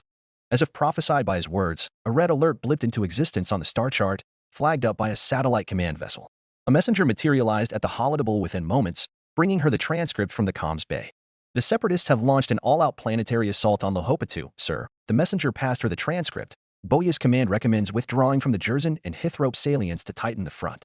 She stared at it, her tired mind scrambling to process, as a low murmur started rippling through the room. An isolated offensive on Lohopa doesn't sound like the two-maker, Commander Fagenak told her. We must assume that this is it. Scout's pulse quickened as more alerts began appearing, from a slow trickle to a mass, spreading across their eastern flank on the Heron trade corridor like an infectious rash. The battle room buzzed with activity as officers and staffers came alive from their fugue as anxiety and panic set in. Only the Heron corridor? Scout's voice was eerily calm, instilling a sense of stoic tension in the room and overpowered the rising panic. Can we confirm with General Regal and General Skywalker that they aren't seeing any unusually large separatist activity? I'll secure a line to Vandalhelm at once, Commander. The messenger nearly tripped over his own feet in his haste to the comms bay. Lieutenant Commander Fagenak was staring at her intensely. Commander, sir, if the offensive is only on the Heron corridor as you suspect, then it means even Horn Ambigine is feeling his losses. Scout nodded, her fist clutching around that little glimmer of hope. His callous disregard for losses has come to bite him back. And it means we made a mistake. Scout thought that I made a mistake. I sent the vast majority of our available reserves to Vandalhelm and Runa on the Rima trade route, anticipating the main separatist offensive to materialize there. We need to commit everything to the Heron, Fagenak said decisively. Stop the two-maker in his tracks at Lohopa. He was watching her, judging her. The lieutenant commander deferred to her on matters of command because she was a Jedi, but their ranks were of equal value, and his age far overshadows hers. He was as much her second as he was her custodian, and Scout knew, should she falter for even a moment, the lieutenant commander was well within his rights to veto her orders and take control. Scout's authority was built upon her status as a Jedi and her relationship with General Skywalker. Fagenak and his officers, they respected that status so far, but Scout had to maintain that respect nevertheless. Scout held down the intercom, operations, issue a withdrawal for all forces in the Hithrope and Jerzan salients. We are consolidating our front in the Lohopa system. Authorize all required task forces required to evacuate our armies. Acknowledged, Commander. Athalia HQ, requesting immediate reinforcements. Enemy forces breached planetary defenses. Civilian evacuation incomplete. An urgent transmission from Athalia caught her attention, with the news that reinforcements have already been authorized by the relevant station. Armith HQ, heavy casualties reported. Remaining forces are holding perimeter but urgently need support to prevent collapse. But before she could even catch her breath, her console chimed yet again, somehow with increasing urgency. This time, there weren't any available units on hand to redeploy, and the local command center was seeking advice. Mycaster HQ, separatist bombardment ongoing. Population centers at risk, requesting evacuation corridors for non-combatants. Dara HQ, multiple enemy divisions converging. Last line of defense collapsing, urgent reinforcements or full evac needed immediately. She didn't even have time to answer. Another transmission was forwarded to her station, then another, and another. A trifling number at first, but as if following in the wake of the alerts, soon pouring in with the wrath of a storm as hundreds of battlefields soon came under the fire of the separatist offensive. Atricus HQ, supplies running critically low. We can't hold for more than 3 system days without resupply or extraction. Pelamat HQ, ground forces outnumbered. Need aerial support and ordnance drops, or we risk total loss of defenses. Aviles Prime HQ, artillery units overrun, requesting extraction and redeployment to safer sectors. Frantic messages poured through the din, a steady stream of urgent updates that began to overlap, voices merging into a panicked cacophony. The compartment buzzed with the frantic pace of fresh alerts and responses, each one detailing more deployments, more fleets, more worlds falling under the weight of invasion. She could feel the tension coiling tighter, escalating from the sluggish, dull exhaustion of days gone without sleep into something sharp, bristling, and electric. Galapraxis HQ, separatist ground assault intensifying, casualties mounting, need immediate evac for injured and vulnerable. Hithrope HQ, perimeter defenses falling back, additional armor and infantry requested to prevent enemy breach. Owaladai HQ, resource shortages critical, frontline forces losing morale, reinforcements required to stabilize positions. Genesaria HQ, enemy fleets massing on system outskirts, need reinforcements to secure trade routes and prevent siege. Eden HQ, planetary shields failing under sustained fire, evacuation of essential personnel required immediately. Lieutenant Commander Fagenak looked to her, face set grim, and she knew they had nothing left to send. She swallowed down the acidic taste of helplessness down her throat and showed none of it on her face. Lieutenant Commander, Jedi Commander Esterhazy's voice a frigid cold, her eyes reflecting hundreds of incoming reports, inform our troops on Jersey that no help will be coming. Very well, sir. How many lives of the 338th Armored Corps and other units fighting on Jersey had she just written off? She didn't dwell on the thought, waving it farewell with the vague hope that the separatist commander on the planet was more sympathetic than their general. General Skywalker's on the comms. Commander, a comms officer announced. Commander Esterhazy's fist immediately slammed down on the push. General Skywalker, this is Runa Command. I need a status report of your front on Vandalhelm. Runa Command, Skywalker's cadence was rock solid. We are engaged in a stalemate with the separatist forces on the planet. Little progress has been made on either side. Scout shared a look with her XO, acknowledged. General Skywalker. It appears the Confederate 4th Fleet have launched their 9th all-out attack at Runa. The central vector of their offensive is focused coreward of the Heron Trade Corridor. Over a dozen contested systems are threatened by the invasion. We must shorten the front. Is that your honest evaluation of the situation, Commander? There was a ghastly wind howling in the background, punctuated by distant explosions. Commander Esterhazy swallowed thickly. It is. We need to liquidate any salients that endanger the structural integrity of the front. The separatists are running out of resources too. That is why they are only attacking along the Heron Corridor. They need us overextended to advance. Then where will you have us, Commander? She breathed out. The 501st Legion will be redeployed to the Lohopa system 1,000 parsecs east of Vandalhelm. This is where we must stop the separatists. Clone Commander Aiden's 7th Legion holds Lohopa too, General Skywalker recognized. It is the only world fortified enough to halt the separatist advance, she explained. So you have decided to liquidate the Jerzyn and Hithrop salients, General Skywalker murmured, and Scout involuntarily tensed at her master's incoming judgment. Sounds good to me. I will inform General Regal of the development. Demand more warships from General Grant and reinforce your position at Runa. Lohopa 2 is no fortress world, and an invasion fleet or two slipping to Runa is a foregone conclusion. Understood, General. She could see it unfolding now, the slow-motion horror of a coordinated assault reaching across the map in blood-red tendrils. Her hands shook slightly as she leaned forward, bracing against the holodeble to study the flashing icons, her mind in a race against the advancing separatist warfleets. Commander Esterhazy has lived this life 8 times before. Each sector falling back, leaving a void that seemed impossible to fill. Each plea for aid was a reminder of the enemies bearing down upon her, tightening like a vice around Runa. General Sakura is also fighting on Darafor, maintaining the Mycaster salient, he continued. Have her withdraw her forces to Lohopa and rendezvous with me there. Understood, General. The Jedi commander pressed her palms down on the edges of the holodeble to anchor herself, looking towards her second. Contact General Sakura now, she hissed. We can't. Fajinak hissed back, cajoling a nearby comms chief for an answer. Dara Command isn't responding. Scout felt her stomach twist. Dara 4 is too far out, and the Mycaster salient is too overextended. The closest allied armies are at Armith and Atricus, and both are already holding on a knife's edge as it is. Can we directly contact General Sakura's forward base? Commander Esterhazy demanded. What about Marshal Commander Bly? She felt the need to keep her hands moving even as she waited for a response. Requests to evacuate poured in from every sector, every channel buzzing with demands they couldn't possibly meet. But her hands kept moving, issuing orders, redirecting what scant forces remained. Her team moved with her, but their voices were fractured, panicked, even in the crisp efficiency of military jargon. We managed to get a connection through to Commander Bly. The comms chief suddenly shouted out, and her heart leapt. Commander, is this Runa Command? Despite sharing the same voice as every other clone trooper, Commander Bly's voice was hardly recognizable, raw and scratchy through the comms. This is, Scout answered hastily, Marshal Commander Bly, this situation on Dara. Dara 4 has been lost. The Marshal Commander's words came down like a sledgehammer. Reinforcements from the 16th Sector Army never came. General Sakura. Sir, Commander Fajinak whispered to her. We're getting a visual transmission from his end. Should we put it on the holo? Scout froze, but ultimately decided, do it. Fajinak nodded cautiously and forwarded the transmission into the holo projection table.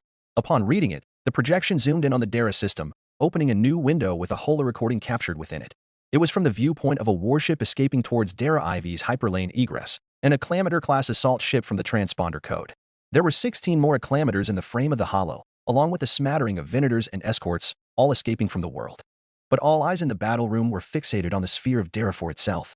The hologram projected distorted footage corrupted by internal damage and enemy jamming, but even then, they could clearly make out the separatist warfleet hovering above key locations on Darafor. There was a singular warship that caught her eye, its destroyed hull and armor plates large enough to cover entire houses, its scars massive as a ravine each due to its immense size. She recognized it. How could she not? Battleship Antecedent, Hammer of the Outer Rim. And it was firing upon Darafor. Spiraling clouds of superheated maelstrom churned over its vast oceans, visible from outer space. Across the planet's atmosphere, Skyscraper-sized turbo laser bolts punched through the stratosphere, sending ripples outward, no more than raindrops on an endless pond from the distance. The battle room was deathly silent. "That's another world gone," Faginak murmured, as if crossing off a tally. "He may as well be. Be notified we're withdrawing to Lohopa Command." "General Sakura," Commander Bly breathed sharply. "General Ayla Sakura has been killed in action on Darafor." Corfu approach, Corfu system. Gordian Reach. The Gordian Reach was a mostly uninhabited patch of space nestled in between the Hydian Way and Nearperlemian. The region formed one of the galaxy's natural barriers, blocking easy fleet movement between the two superhyperlanes. It was a chaotic labyrinth of stellar graveyards, empty voids, and dense nebulae, a natural fortress and maze sprawled just north of Fender. And right in the heart of it was the Yavin system, where the future Rebel Alliance would erect their base of operations. Yavin wasn't our destination. Our destination was the Hydian Way, on the opposite side of the Gordian Reach. And that meant running the Corfu Trace, an incredibly tiny space lane running between Corfu and Arcuda that was the only known route to cut through the otherwise impenetrable nebula known as the Royal. With time, maybe the Given could calculate another path through the cosmic mountain range, but time wasn't exactly a luxury we could afford. And so the Royal laid before us, a great splash of gas and multicolored, dust strewn across the void like celestial paint. The night sky view from Corfu and Arcuda must be incredible. Statement. The deduction is correct. Augur's deep, steely voice was bone-shaking. Our scans are indicating unnatural gravity wells ahead of us. Assessment. The Corfu system is protected by an extensive hyperspace interdiction net. "Well, I am assuming it is not one of ours," I murmured, appraising the scans. Caution. The Confederate armed forces possess no documented military installations in the Corfu system, Augur answered. "So there's a Republic base here," I surmised. Assessment. A probable hypothesis. Long-range search mode scanning, I ordered. Flush the system and find it, starting from the center. Affirmative. Augur wasted no time in getting to work, commanding the crew of Battleship Conqueress with precision efficiency. The massive warship scanner suites immediately activated, flaring to life as they swept the star system ahead of us, its inner planets entirely within the cone of our bow. But Danteer, the scientist who designed and engineered the weapon system, and his Techno-Union technicians and researchers, practically buzzing in their pressure suits, eagerly monitored the results, testing, scrutinizing, and logging every detail from the bespoke sensor arrays they had painstakingly developed for what they called the most advanced weapons system in the galaxy. It struck me as somewhat like children testing out a new toy, if those children cataloged every scrap of data they could glean. After all, this was Conqueror's first deployment, and given the layers of secrecy surrounding her construction, it was also her maiden field test and voyage. Nevertheless, I tried not to let it affect me. Not that it did matter. I ended up taking a nap because it took approximately 10 hours before we found something. Observation. Sensor contact. Range 6 billion clicks bearing 029 Mark 008. Augur suddenly boomed. Probable solar orbit. 6 billion. What a mind-boggling number. That was the distance from Pluto to Mars. Switch to focus mode and paint the target. I slowly stood up. I want an identification. Are the shells loaded? Loading guns number 1 and number 2. The weapons officer reported. Set to anti-ship mode. Awaiting firing solution to begin targeting sequence. Clank thud. The deck shuddered as the first round was locked into the firing chamber, a gargantuan tungstoid kinetic kill vehicle about the size of a small apartment complex, equipped with attitude thrusters for mid-flight maneuvers. The KKVs were so large that Conqueress could only carry 8 of them at a time, for each gun, which made every shell worth their weight in gold. And that's a lot of gold, because tungstoid was notoriously dense. They made blast doors out of the stuff. Hell, half the ship's weight probably lied in the shells alone. Enemy fleet signature confirmed. The sensor chief hollered next. Identification. For grade 3 battle stations, 31 capital ships. Interdiction array nexus confirmed. Solar orbit. Target the nexus, I ordered, feeling my voice tremble just slightly as adrenaline pulsed through my veins. The murmur of excitement from the Techno-Union technicians was contagious. Augur, can we knock down enough of the interdiction net to make the jump? Affirmative. I nodded, taking a moment to inhale and let my heart settle. His answer was simple and firm, as according to his programming, and his presence was unflinching. I trusted his assessment. Why else would you keep a 2-meter-tall super-tactical droid on your bridge if not for making judgments like these? Very well. I breathed out as the rangefinders clicked into alignment, informed Dedetian Iliad to calculate the jump to Arcuda. Affirmative. Intercept plan has been copied and sent, the fire control officer called, his voice tense and sharp. Copy planned, the weapons officer replied, awaiting approval. Affirmative. Approved as planned. All stations prepare for intercept. Augur folded his metal arms behind his back. Gun number 1 is authorized to fire. Copy. All hands amend power distribution. Full power to number 1. Nifmak Demura, the Loriner Corporation officer and attaché commanded. We'll keep number 2 warmed up just in case. The bridge lights dimmed in a programmed sequence, the surrounding starlight beyond the transparent steel dome fading to black as the targeting array concentrated on the target 6 billion clicks forward. Number 1, as we called it, was so vast that its barrel alone extended half the length of the ship. Inside, energy began to course, power surging and converging as Conqueror's 4 tritium fusion generators directly fed into concentrated, overlapping gravitational pulses herded along number 1's length. "We have target acquisition," the sensor officer announced, the low hum of systems spinning up creating a bass undercurrent to the crew's chatter. The bridge began to feel a slight vibration at our feet, as if Conqueror herself was tensing up in anticipation. My vision dilated, like staring through a magnifying glass, the long snout of Conqueror's bow squeezing inwards as number 1 contracted the fabric of space as if folding paper. The stars burned brighter, the outer planets appeared larger, the sun of Corfu expanding like an approaching fireball. An invisible force dragged me forward, minute but identifiable. I instinctively turned my head around, and the space between me and the wall behind the chair seemed to have expanded tenfold. "Plotting intercept course.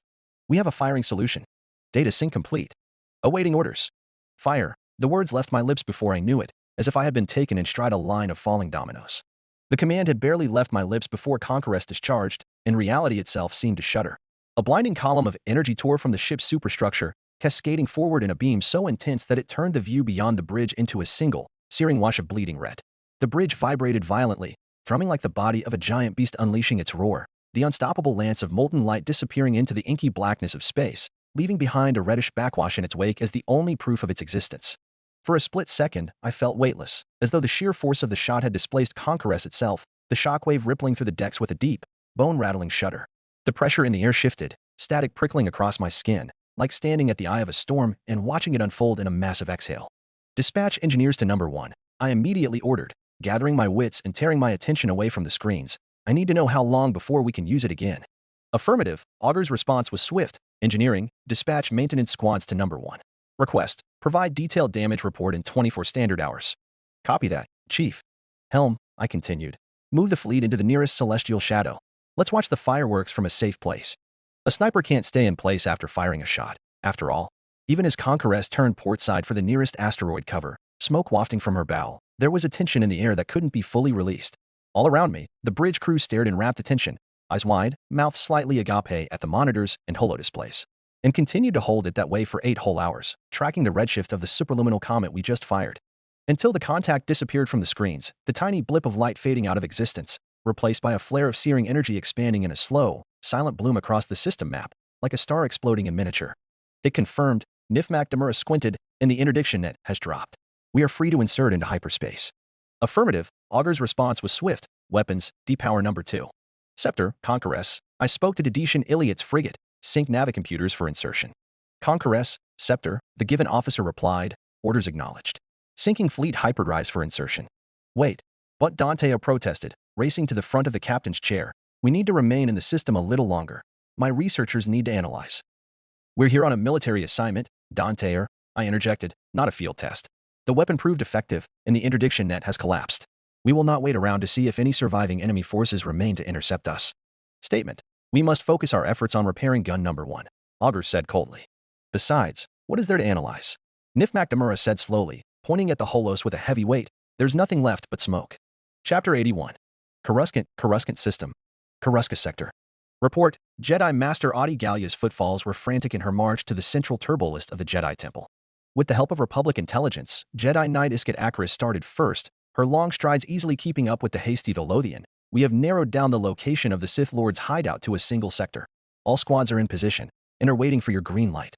"Hold position until I arrive," Gallia replied quickly. "I will lead the assault personally." "Understood, Master." The red-skinned knight dipped her chin in deference. "Barriss. I've identified 17 more Sith agents in the Jedi Temple," Jedi Knight Barriss Afi reported, 11 of which are also agents of Republic intelligence. "Have you engaged them?" "No," the Mirialan Knight answered. "They're all on high alert after Hizo's disappearance, which ironically made finding them easier. But I have not directly engaged them." "Make all of them disappear," Adi Gallia ordered simply, her deathly visage forcing the crowded gallery of the temple to part before her like dust before a cosmic wind. "We only need 1 or 2 for questioning. Find the rest, if any. We can't have any unaccounted loose ends before the operation." Barriss was silent, but the Jedi Master knew she had acknowledged her. "Anything new on the Delta Source investigation?" "I have my suspicions on a number of locations in the temple where it is present," Barriss started, "but nothing definitive. The Delta Source is almost certainly not present everywhere. I'm working on finding a common link between all the locations. Delta Source is hiding in plain sight." Jedi Knight Bodekina gritted his teeth, "and that is what makes it most infuriating of all." "I see," the Jedi Master murmured emotionlessly, "and Priestess." Barriss Afi side-eyed Bode Kuna, ready and waiting. "Agree," Knight Akuna adjusted his sleeves, We've acquired definitive proof of communication between the Chancellor Palpatine and Count Dooku. With all the gathered evidence of the executive office's corruption, the manifesto is complete, and Priestess will broadcast it to the entire galaxy. We need to dispatch the manifesto to our allies in the inner systems first, Master Gallia reminded them, so that they may review the evidence and prepare accordingly. Duly noted, Master. You sound displeased, Bode. Isket Akrish jabbed her elbow into his side. I struggle to stomach the fact that this entire operation hinges on a separatist spy network, Bode grumbled. A separatist spy network, so deeply embedded in the Grand Army's communication infrastructure that not even intelligence knows it exists, Barris mollified. All eyes are on the Jedi Temple right now, as we prepare the expeditionary fleet. We must assume the Chancellor and Republic intelligence will be monitoring all communication, not just from the Temple, but from all Coruscant. The one place they won't be looking is their own military satellites. Especially after they swept them all in the wake of the terrorist attack was left unsaid. The fact that Priestess, whatever it was, could remain hidden even after Republic intelligence's closest scrutiny was proof enough of the network's efficacy. Audi Gallia had to admit, the Confederacy's digital engineers were second to none, and far outstrips the Republic's. And with the desertion of the Rendili defense fleet to the Separatist alliance as well, it was a foregone conclusion their starship engineering field would begin catching up in leaps and bounds. The technological gap between the Republic and the Separatist was closing at an alarming rate, and the days of assuming an edge in officer talents had vanished as the Outer Rim produced monsters like Severance Tan, Trench, Rain Bonteri, and Cali Trilm. Even the Republic's venerable military tradition found itself counterbalanced by the Confederacy's rapid adoption of Tan's military reforms. Now, it was the Republic's industrial behemoth, its vast, seemingly endless production capacity, that kept the war in balance, its sheer scale eclipsing the Outer Rims by an order of magnitude, allowing it to sustain the heavy losses incurred in battle after battle much better than the Confederacy. But even that edge, some whispered, might not hold forever. The crisis in the core, unleashed by what the Confederate armed forces had dubbed Operation Starlance, had allowed Admiral Trench to reclaim the Confederacy's most critical production sectors and enabled General Farstar to shield the vital commercial hubs along the Corellian Run. Nothing enough to directly challenge the Republic's industrial supremacy, but it was enough to drive home a hard truth. Victory would not come as swiftly as once thought. And that was to say nothing of the specter of rebellion hovering ever nearer, known only to a select few. Master Gallia, Bode Akuna suddenly asked as the turbolift lobby came into view, forgive me, but I must ask, is this operation truly necessary? If you want to stop it, Bode, Master Gallia murmured, it is already too late. Too many plans, schemes have been set into motion. Even if I wanted to call it off, there is no slowing down its momentum. After a period of strangled silence, the Jedi Republic intelligence operative blew out an explosive sigh. It just seems like we have different priorities. The Sith must be rooted and destroyed, yes, but would destroying the Republic in the process be worth it? Audi Gallia paused, arm freezing as she reached out to summon the lift. The Republic is already dying, Bode. If we let the Sith see this war to its end, there won't be a Republic left to destroy. But we could have, the human struggled with his words. We could have destroyed the Sith and revived the Republic? The Jedi Master turned around, an eyebrow raised, without risking a civil war? Is this what you intend to say? Bode clenched his fists, and Barris took a step forward. I believe he intends to say we could have gone about this without plunging the Republic into another civil war, that we didn't have to consign 10 million more deaths to the galaxy. There was troubleness lurking behind the eyes of the two knights, as if they were still wrestling with the terrible creature they were plotting to unleash. Unlike them, Isket Akris held no such reservations. Audi Gallia held in an exasperated breath. It was precisely this situation that prevented her from informing the Jedi High Council of the details of their plot. Because it is unavoidable that the Jedi. You love the Republic, she informed them factually. You cannot bear to see it end like this. Bode nearly flinched. Why would I love the Republic? You love the idea of the Republic, Master Gallia said gently. You love this civilization, the only civilization the galaxy has ever known. You love this civilization, because without it there is no order to keep the peace, only chaos and with it war. Sounds like an apt summary for what we are trying to do, Isket laughed blandly. But the Republic is not civilization, she continued. That misunderstanding is the idea the Sith so desperately peddle.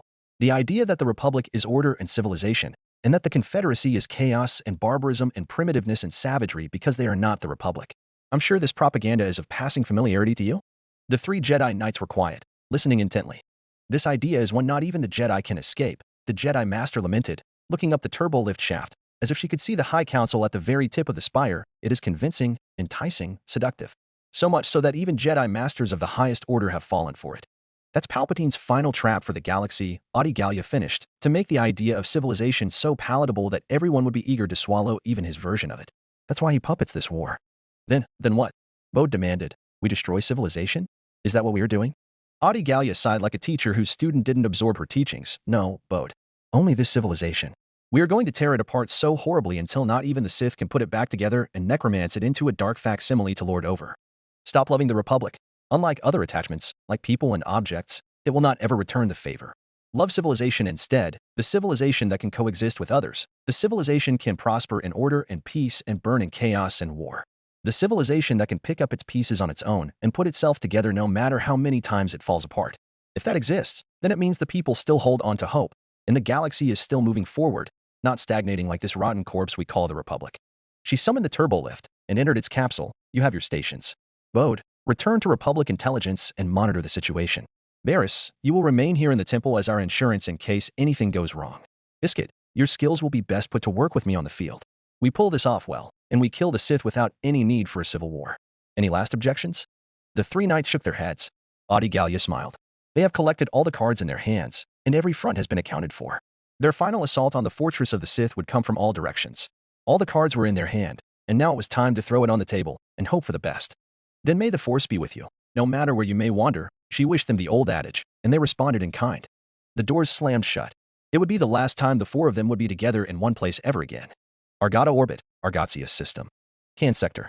My datapad pinged, a notification popping up. I read it, one ear listening to the Skakoan's maintenance report. My engineer's estimate will be able to operate number 1 again in 3 hours, Blunt Danteo informed me. I resisted the urge to rub my face. Is it the gun, or is it the Techno-Union? It took 5 standard days to silently travel from Corfu to Argata, and in the entirety of that time number 1 was under repairs. 1 week of downtime between shots. Practically 125-hour reload cycle.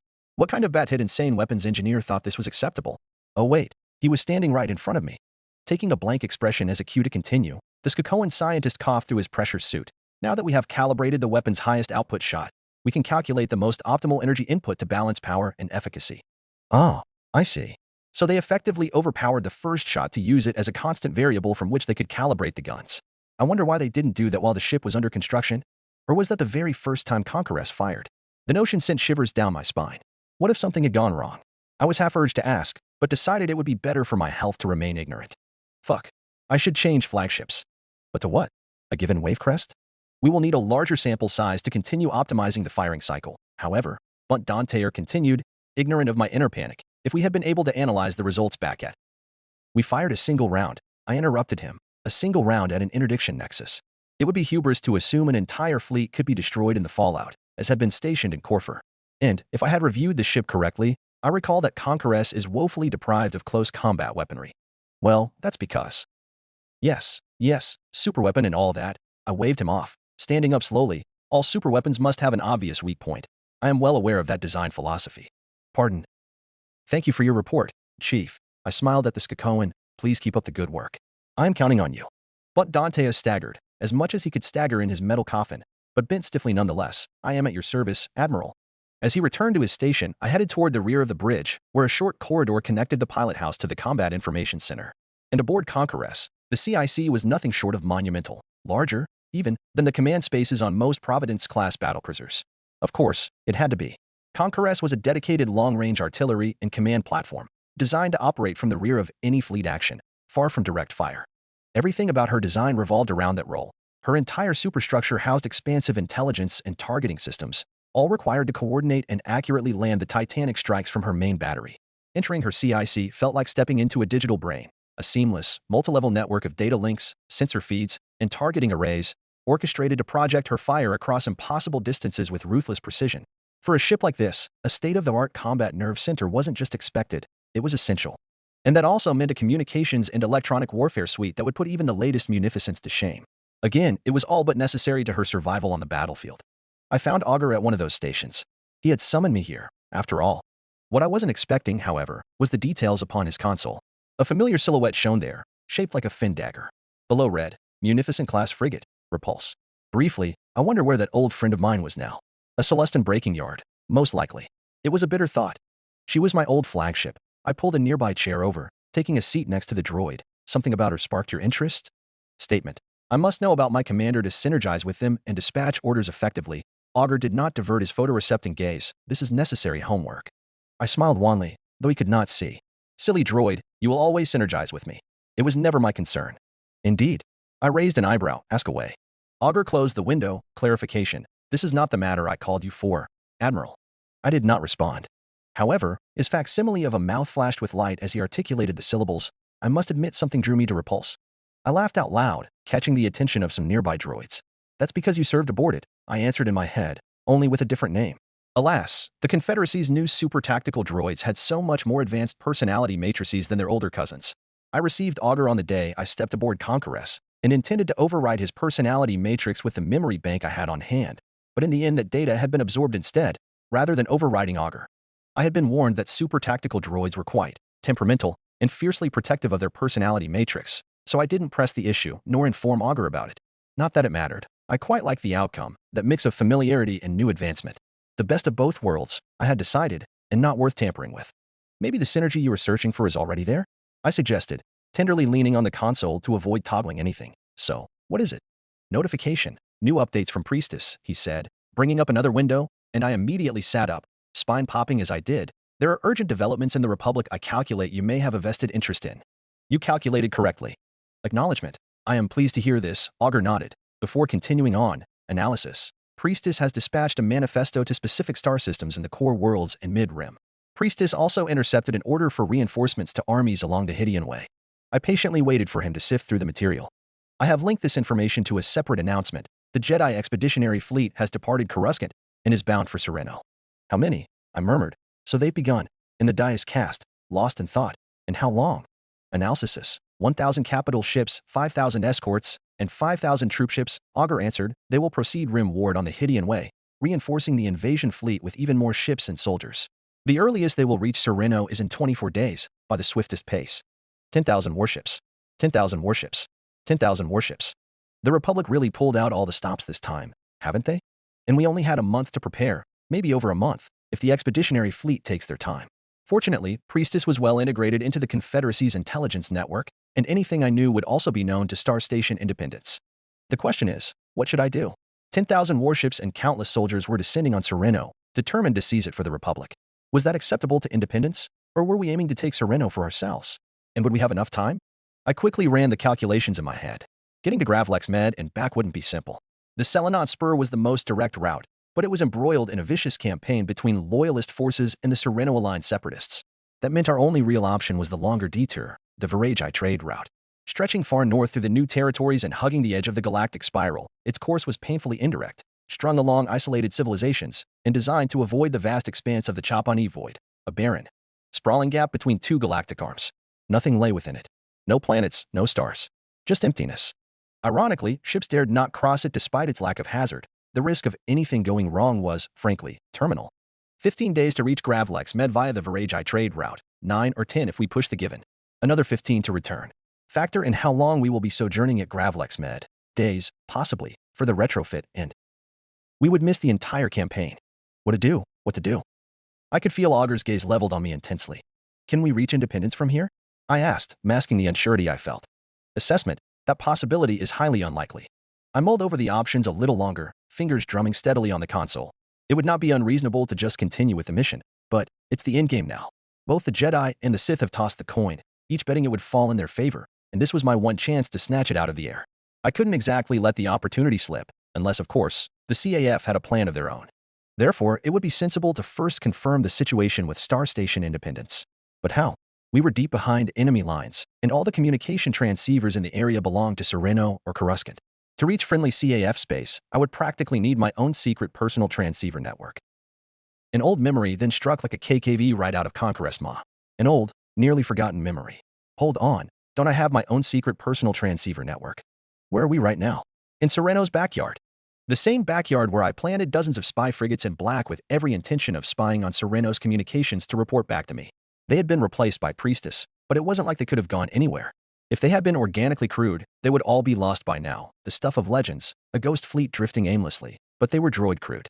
The question now was, did they have enough fuel to survive until now? That, I could not be certain. The most energy-intensive task of any starship was propulsion, but these spy frigates haven't gone anywhere. Their only active systems were their intelligence and communication suites that had been running nonstop for 2 years.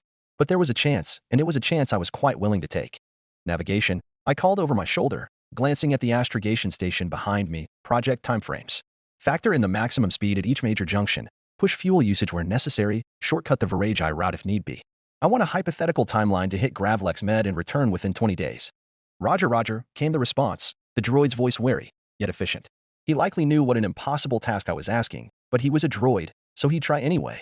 The console in front of me started displaying coordinates and rough figures from the navigator. 15 days cut down to 12 with optimum speeds in ideal conditions. But it was still too long. I cursed under my breath. Augur's metallic frame shifted slightly, as though to remind me he was still waiting. He had no need for sleep, no tolerance for delay, and no time for hesitations. And I could feel every judgmental micro-expression his droid face might have allowed.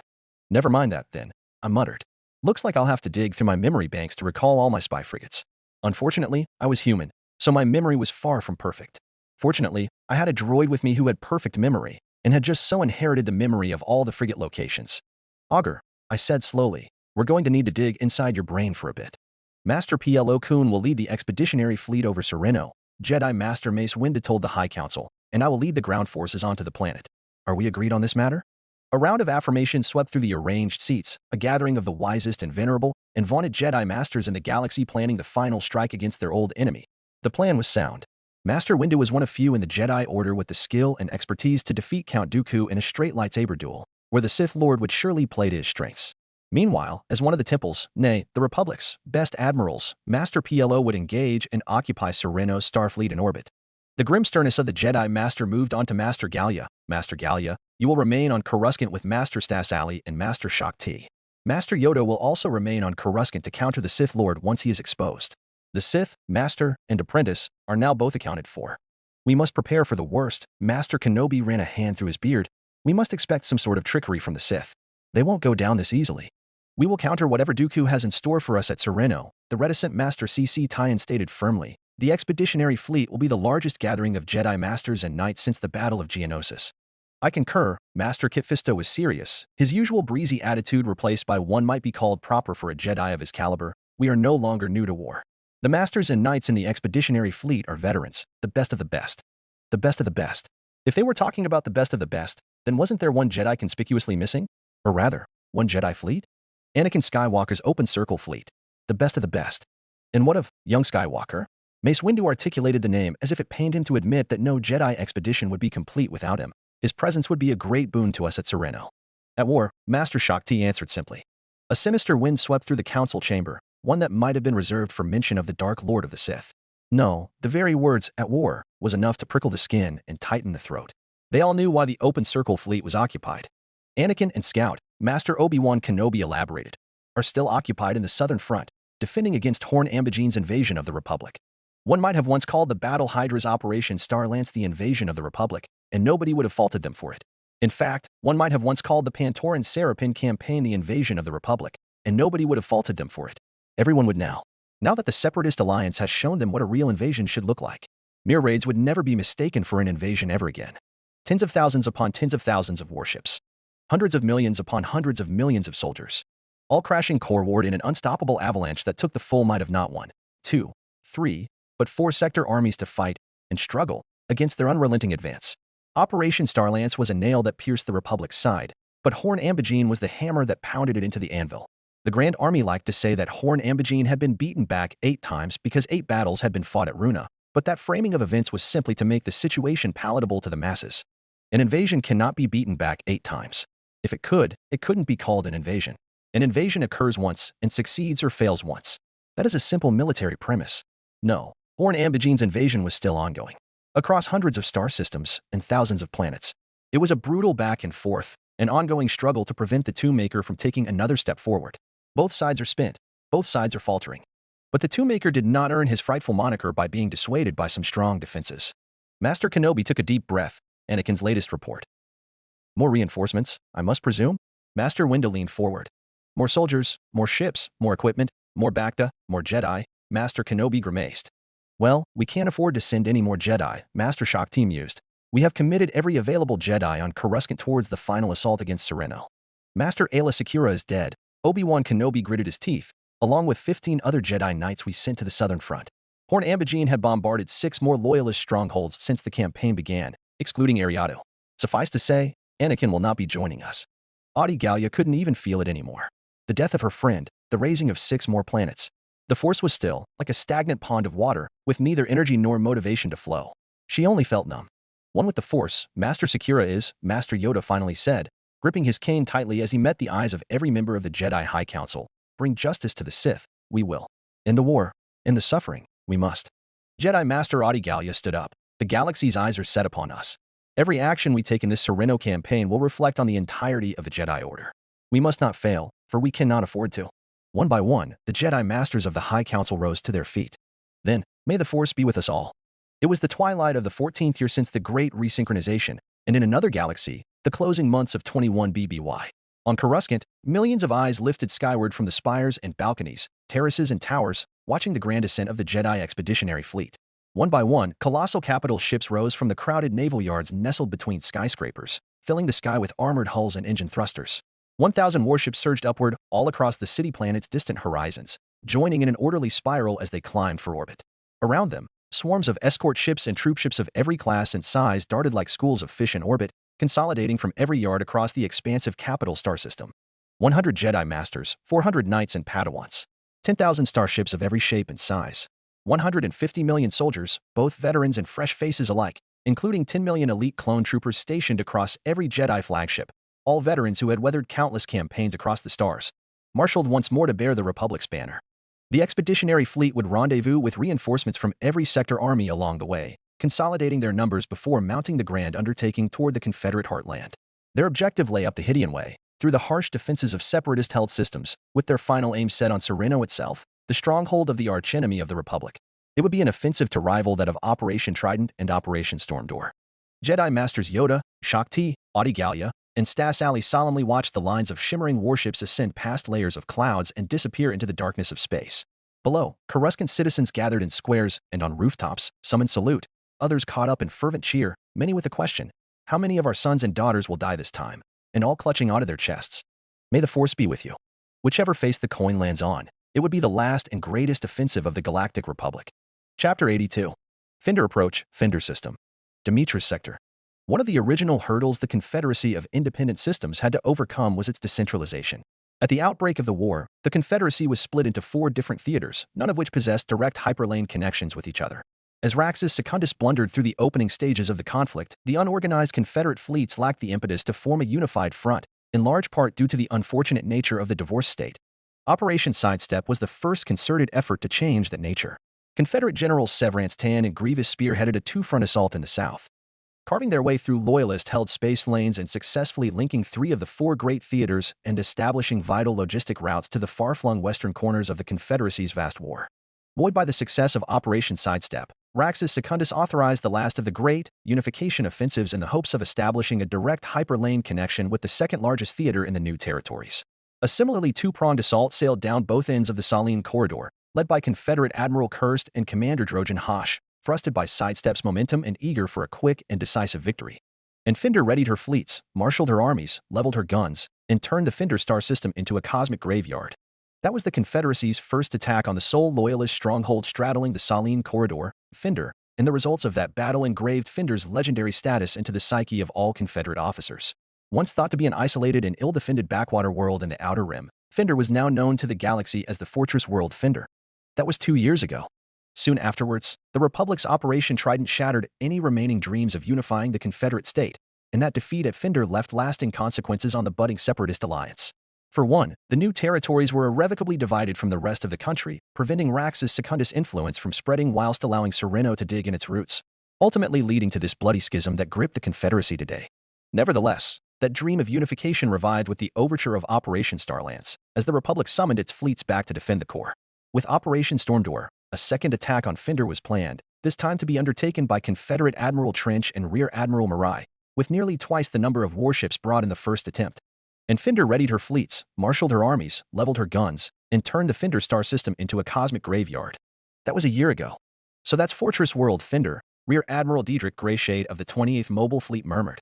And now Admiral Trench has returned to the site of the Confederacy's greatest failure, with nearly twice the number of warships brought in the second attempt. Invincible cruised forth like a leviathan from her nest, 1,000 warships awaiting her command. To report, the painted warships of the Perlemian coalition held the left flank, anchored by the glimmering Kronprinz. To her starboard, the battle-hardened veterans of the North, fresh off their recent victories in Calamari space led by Prosperous. 3,000 warships of the Confederate Second Fleet Group, and Trench would rather lose none of them to the fortress ahead. This is my second time here, Rear Admiral Marai said bitterly, and that station continues to haunt me yet. As it does I, Trench thought grimly. Fortress World Finder's primary strength, aside from the powerful interdiction nexus housed within the system, lay in its eponymously named orbital battle station, Finder Station. Once a bustling spaceport teeming with trade transiting the Saline Corridor, the station had been reforged by the Grand Army of the Republic into an impregnable fortress. Its once sprawling berths, designed for merchantmen and passenger liners, had been repurposed into vast hangars capable of launching swarms of starfighters. The luxurious lounges, where traders had once struck deals over drinks, were now austere barracks filled with hardened Marines awaiting deployment. Even its once pristine observation portholes, meant to provide breathtaking views of the stars, had been bricked over and converted into gunports, their purpose now to unleash devastation on any who dared trespass into its orbit. Every square inch of the station's massive structure had been pressed into service, crammed with turbo lasers, point defense arrays, missile racks, and heavy naval cannons. We've brought enough ships this time to overcome Finder by sheer numbers alone, Admiral Greyshade assessed. Finder Station cannot be everywhere at once. We identify the exact location of the interdiction nexus on Finder, and the 28th Mobile will act as a strike force to destroy it. The Second Fleet will occupy Finder Station's attention in the meantime. The losses will be heavy. Trench visualized the second attack on Finder and the horrors that laid ahead in the battle station's weapon envelopes. He could only imagine what a terrifyingly unpleasant surprise the first attack on Finder must have been for Kurst and Drojan Hosh. We've brought a surprise of our own as well, Admiral Marai suggested. Malevolence and Aggressor are ready for deployment. Either of them can render Finder Station defenseless with a single shot. Indeed, far in the rear of the Second Fleet Group and far out of sight were their two superweapons. Malevolence, who made her debut in the Battle of Yavin, could completely knock out Finder's defense grid with her massive ion cannon, whilst Aggressor could destroy Finder Station completely with her gravitic wave guns. However, I do not wish to reveal our aces so early, if at all possible, Trench said. I would like to parley with the commanding officer of Finder Station, if only to share a conversation the man who has so readily repulsed the might of the Confederacy time and time again. Trench's two vassal admirals failed to respond in a timely manner, their hesitation betraying their skepticism toward the practicality of their superior's intentions. The strategic calculus had shifted significantly. The Second Fleet Group had more than enough firepower to overwhelm Finder. Why, then, was Admiral Trench intent on contriving some form of agreement with the Republic commander? Their silence spoke volumes about their doubts. The truth of the matter was simple. Admiral Trench wished to delay the usage of his aces until the alternative was no longer possible. Trench was determined to delay the deployment of his trump cards until absolutely necessary. Superweapons, for all their devastating potential, carried inherent vulnerabilities. Their scarcity and symbolic value meant they were magnets for enemy attention. No matter the size of the escorting fleet or the density of point defense systems, a superweapon would always be the priority target number one. Admiral Trench had studied this reality extensively, analyzing the dichotomy of value and risk such weapons posed. His conclusions were as such. There were only two scenarios in which a superweapon could justify its own cost. The first was for the weapon to systematically obliterate enough enemy assets to offset its own exorbitant expense. However, this approach carried a fatal flaw. With every victory, the weapon's existence became more exposed, its operational secrets more vulnerable. The longer it remained active, the higher the likelihood of its destruction before it could recoup its cost. The second was to hold the weapon in reserve until the perfect moment presented itself, a singular, decisive moment where its use would either secure an otherwise unattainable victory or irrevocably shift the tide of war. In this scenario, secrecy became the weapon's most vital armor. So long as its existence remained shrouded, it could strike with maximum impact before vanishing once more into obscurity. Ultimately, Trench calculated, a superweapon's greatest defense was not its structure, or escorts, but the secrecy of its existence. This doctrine was proven at the Battle of Yavin. This was precisely why Malevolence, despite her dramatic reveal at Yavin, had not been hunted to destruction. Malevolence demonstrated her worth by turning the tide of the battle, and the war, at Yavin. But the moment the battle concluded, Malevolence once more disappeared into the labyrinth of military bureaucracy, buried in classified files and disinformation campaigns, and without any more prominent appearances, she faded from public consciousness. Republic intelligence had made an initial push to locate and neutralize her, but the CAF's refusal to bring her to the forefront again had rendered those efforts futile. A superweapon must only be used where there were no other alternatives, in a moment at which only it could achieve the strategic goal. Malevolence turning the battle at Yavin was a feat only she could do, and worth far more than 1,000 GR supply fleets sunk, especially when conventional raiding fleets could do the same. If Admiral Trench could bring his war fleet through Finder without using his superweapons, then the deployment of those superweapons in the moment could never be justified. Communications, Trench resolved his intentions, sent a transmission to Finder Station, disclosing my insistence on a peaceful parley. Roger, Roger, the droid trailed off. Sir? We're getting an incoming transmission from somewhere? Trench whirled around, mandibles snapping in irritation. Somewhere? It's coming from a ship, sir. The droid scratched its faceplate. but there's no call sign or transponder code. Should we put it through? Trench paused. A direct long-range transmission without an open frequency could only mean the sender not only knew Invincible's transceiver code, but was also integrated into the CAF's communications network. Patch it through. Roger, Roger. The droid chirped hastily. Trench did not expect the sender, to say the least. Admiral Trench, Rain Bonterry's voice greeted him. I consider it a miracle that I was able to reach you. As do I, the Harch Admiral responded in kind. Might I remind you that the nature of your mission is of total secrecy? You need not, Admiral. I am acting in total secrecy. Trench could somehow see Bonterry's smirk on the other side, unless, of course, you were able to extrapolate from where exactly I am sending this transmission. I am unable, Trench allowed, nor shall I ask your methods in the interest of said secrecy. But I must insist that the nature of this communique be severe. I have no interest in being punished for breaching radio silence without good reason, Admiral Bonterry mollified. This is a matter of utmost importance, I assure you. Indeed? Then I am listening. The Republic has launched an all-out assault on Sereno, Bonterry explained. They call it the Jedi Expeditionary Fleet, and it numbers 10,000 ships in total. They intend on reenacting Operation Trident, replacing the Prelemian with the Hydian Way. This is from Priestess? It is, he continued. In unrelated news, a rogue faction in the Republic, led by a handful of rogue Jedi, intends on launching a coup against the current administration on Coruscant.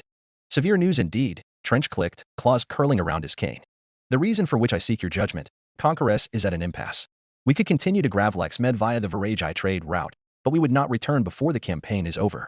If you intend on Conqueress participating in the Supreme Commander's objectives, then you must order me to abort the mission and head for Selenon at once. Trench rose to his full height, never once losing sight of his objectives. At this moment, Admiral, I stand before Fortress World Fender with 3,000 warships. If you shatter Fender immediately, you could hope to intercept the Expeditionary Fleet, Bonterry mused, but that depends on Star Station Independence's wishes. You could wait and allow Sereno and Coruscant to bloody themselves against each other before sweeping up the remnants. Or, you could side with one faction against the other. I know not what our Supreme Commander wants.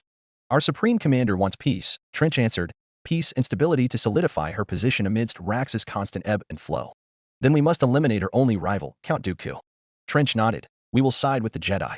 In that case, Admiral Bonterry paused. If the commander of Fender's garrison is a Jedi, then I may have a way to open their gates. But first, your orders, sir. Trench did not linger on his decision. Is Conqueress fully operational? Not fully, but operational. You will not continue to Gravlex Med, nor will you return to Selenon. Trench commanded. You will wait. You will wait until a most opportune moment, in which the deployment of Conqueress can turn the conflict in our favor, and only then will you enter battle. If I cannot trust your judgment on this matter, then I can trust your strategic instinct. You think too highly of me, Admiral, Rain Bonterry sighed. Far too highly, but I understand. Your orders have been received, Admiral. Very good, Trench chittered in satisfaction. Now tell me this method you have devised to seduce the enemy. This will only work if the commander is a Jedi, he warned. But if so, then keep this channel open as I send you a manifesto. This is what you should do. Admiral Trench listened in silence, his 6 unblinking eyes fixed on Fender, every trace of emotion concealed behind the impenetrable mask of his inhuman visage. As Bonterry outlined his plan in deliberate, measured tones, the old Harch Admiral found himself reflecting on Severance Tan's glaring misjudgment of character. Brilliant in the arts of war though she was, she lacked the keen intuition required to read people, a deficiency Trench found both amusing and unsurprising. Politics was the domain of character and subtlety, and Severance Tan had little patience for either. She had described Rain Bonterry as a viper, Callie Trilm as a spider, apt enough metaphors on the surface. But as Trench dissected Bonterry's proposal, unraveling the intricate threads that hinted at deeper, unseen schemes, it became abundantly clear that the exiled Lord of Onderon was no more the viper than he was the spider, weaving an elaborate web of machinations. Bonterry, naturally, cloaked his true designs behind a facade of ignorance and carefully rationed information. Yet Trench, old and experienced in schemes himself, could see the truth glinting between the strands. After all, was he not a spider himself? Since when, Trench found himself wondering, have you been spinning your web to tear the Republic apart from within? Was this part of the Supreme Commander's grand contingency plan? He doubted it. Had it been, she would not have reacted so precipitously to Dooku's mad rebellion. Panic had driven her actions, not the calm assurance of one holding a hidden trump card. No, whatever game Bonterry was playing, it was his own, a gambit independent of the Pantoran's designs, and one that Trench suspected had been in motion far longer than anyone realized. It is risky, but sound and sense, Trench allowed at last. I will hearken your advice as I speak to the enemy commander. This will all be for nothing if the Supreme Commander cannot imageware, and when the war ends, Rain Bonterry warned, there is no point in war without purpose. Admiral Bonterry, Trench measured the name carefully. From the very start, Admiral Trench. Bonterry measured his name carefully. I fear the owner of that finger has changed, and the purpose of pulling the trigger changed with it. We are indeed but ammunition to be expended, but even a bullet would like to know their destination. Is that all? I will take my leave. As you should. Trench held his stance even as a click notified him of the disconnection. He turned to the comms droid. Has the enemy commander responded? Yes, sir. The droid saluted, but they have a condition, I presume? Yes. The droid nodded quickly. They will only speak to you in person aboard Finder Station. Admiral Trench did not have to expend effort imagining the protests of his subordinate admirals and officers. He leveled 6 red eyes against Finder Station and imagined the man he was about to meet instead. That is, he clicked, acceptable. I am General Ramkota of the Grand Army of the Republic. General Ramkota greeted Admiral Trench as he descended the shuttle's ramp, standing firm on the deck of Finder Station's hangar bay. You are Admiral Trench of the Separatist Alliance. I prefer the Confederacy of Independent Systems. Admiral Trench made no effort to disguise his blatant curiosity as he scanned the interior of Finder Station. I greet you as a capable and respected opponent, from whom I seek peace. You speak of peace. General Ramkota spoke harshly, whilst making plans to crush me. Trench's cybernetics were indeed more than capable of analyzing the hardpoints and combat potential of Finder Station, as the HAR quite literally internalized the visual and scan data from his brief examination. As is my duty, Trench extended an arm as he approached the Republic General. For until we have spoken of peace, we are at war. Ramkota was a human. A severe, long face, with hard eyes and a soldier's visage. His hair, black and oily, slicked back and tied, whilst a sharp goatee pointed his chin. A lightsaber hung conspicuously from his belt, though his apparel was not of the standard white plastoid armor preferred by Jedi generals. Trench looked around again, this time not at Finder Station, but of the men garrisoning it, and saw not a hint of white plastoid armor. No clone troopers? That is interesting for a Jedi general. I harbor my doubts of your conviction. Ramkota would be no easy person to convince. I am not yet convinced I will hear anything but trivial banalities and vile conspiracies from your mouth. Understand this, Separatist. I will not humor whatever schemes you may peddle. Finder has not fallen, and will not fall so long as I and my men hold aloft its war banner. Then allow me to prove to you of my good intentions by speaking not of peace, but of war. Trench bowed, using his cane to steady himself. Are you the man who has thwarted us time and time again? General Ramkota flicked his head, and the Marines stepped back, giving the 2 enemy commanders space to walk side by side. Trench raised one of his arms, and his escort of super battle droids fell into formation. The Jedi general frowned, but did not disallow his security detail. I have been stationed here since Operation Trident, General Kota said. It was not I who repulsed Admiral Kirst, but my predecessor. That was a desperate time. It pains me to hear my first attempt was an easier affair than Kirst's, the Admiral of the 2nd Fleet Group admitted. It should not, the General of Finder Station replied. Back then, Finder Station was but a trade port, unsuited for fending off anything more than pirates. My predecessor was a far more capable commander then. And now Finder Station is the most powerful battle station in the Outer Rim. I would like to meet him, Trench told him truthfully. As would I. Ramkota looked around as well. At a billboard repurposed into a combat clock, he was a native Findian, killed in action during Admiral Kirst's boarding attempt. Nevertheless, his sacrifice allows me to stand here today. They walked on in silence, boots clanging softly against the reinforced Durasteel decking, the hum of distant generators and the muffled buzz of voices filling the void. Trench's eyes roved over the surroundings, his keen mind cataloging every detail. The station's walls bore the scars of its transformation, old tradeport infrastructure fused with military-grade reinforcements. Every corridor was a statement of pragmatism, lined with racks of rifles, emergency sealant kits, and makeshift bunkers hastily installed in anticipation of boarding actions. Even the air carried a faint tang of ozone and lubricants, a reminder of the constant maintenance required to keep the station's immense arsenal operational. The air was taut with tension, the kind that always accompanied a fortress bracing for battle. Trench's multifaceted gaze flickered to the men and women at their posts. Those who looked at them recognized him. Confidence, fatigue, determination. He saw all these emotions playing across their faces, but none of the fear he might have expected. And no clones. You have my praise, General Kota, Trench said, his mandibles clicking. Not many Jedi, much less loyalists, would humor a negotiation with a separatist. You think wrongly, Admiral, Kota replied stiffly, his tone as solid and unyielding as the bulkheads around them.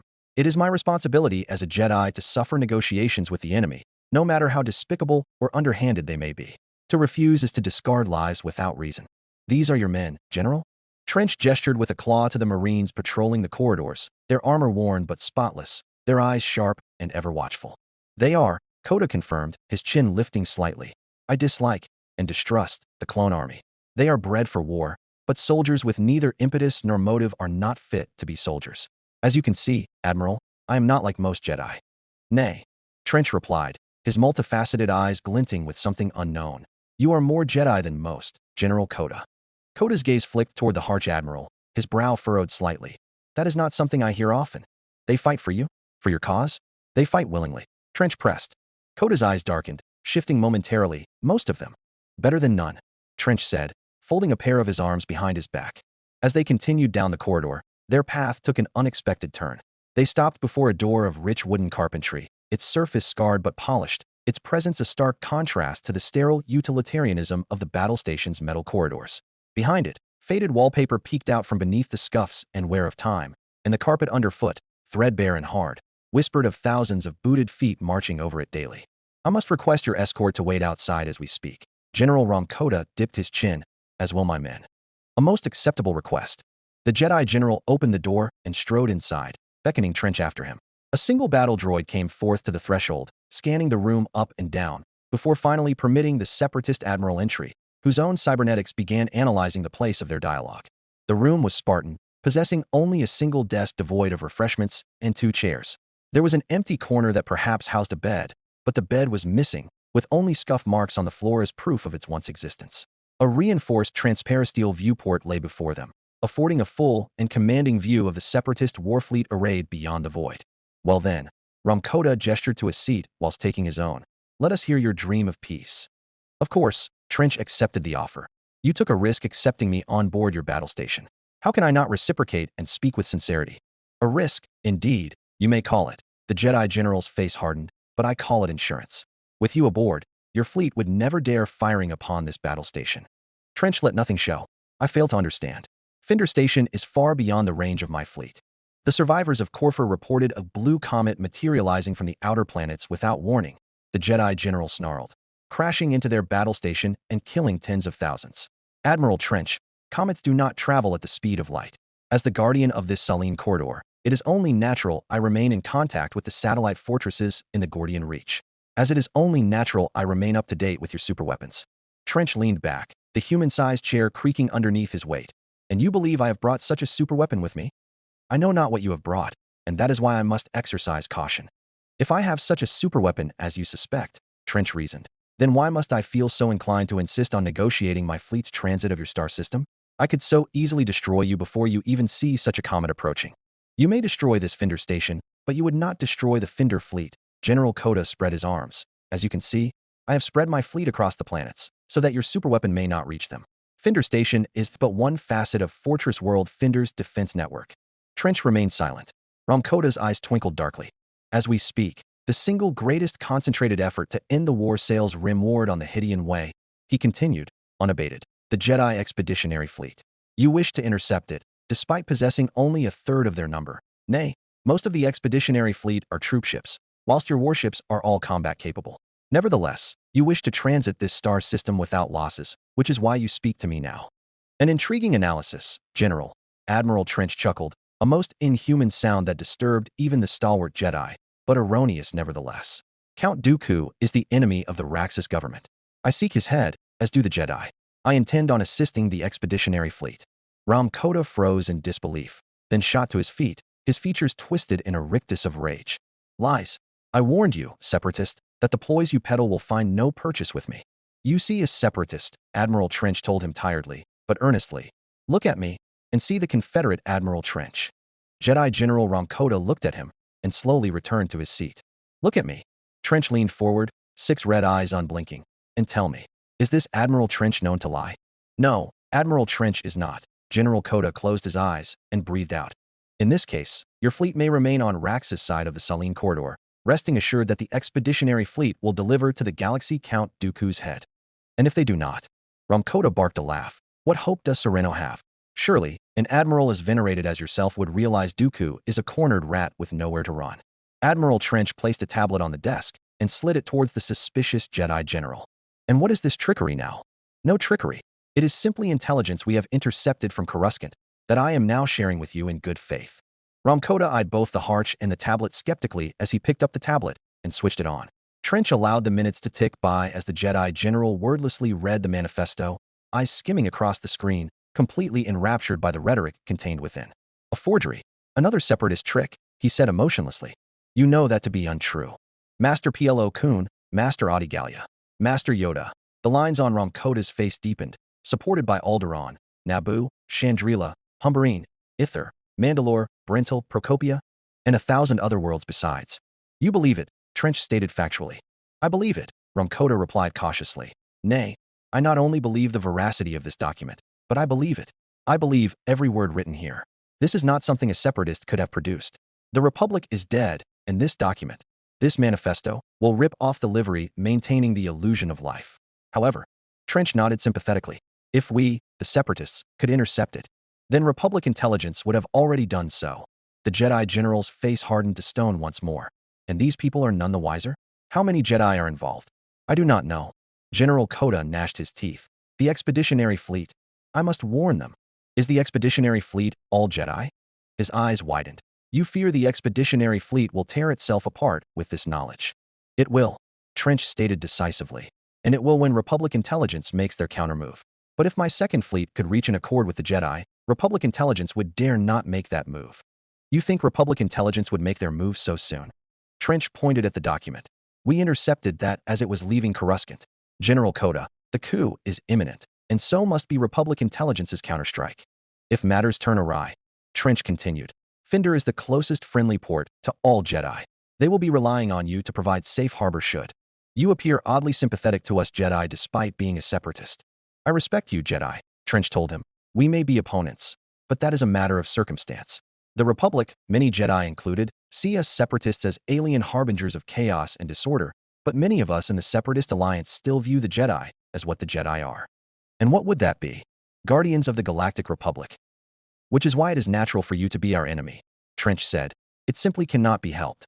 The Jedi are misguided, yes, and Guardians of the Fallen Order, yes, but the Jedi are still Jedi.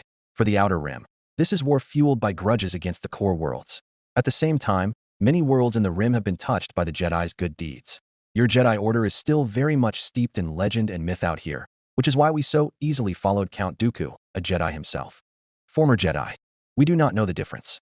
I see. True or not, you speak convincingly. The truth is the most convincing of all lies. Trench stood up.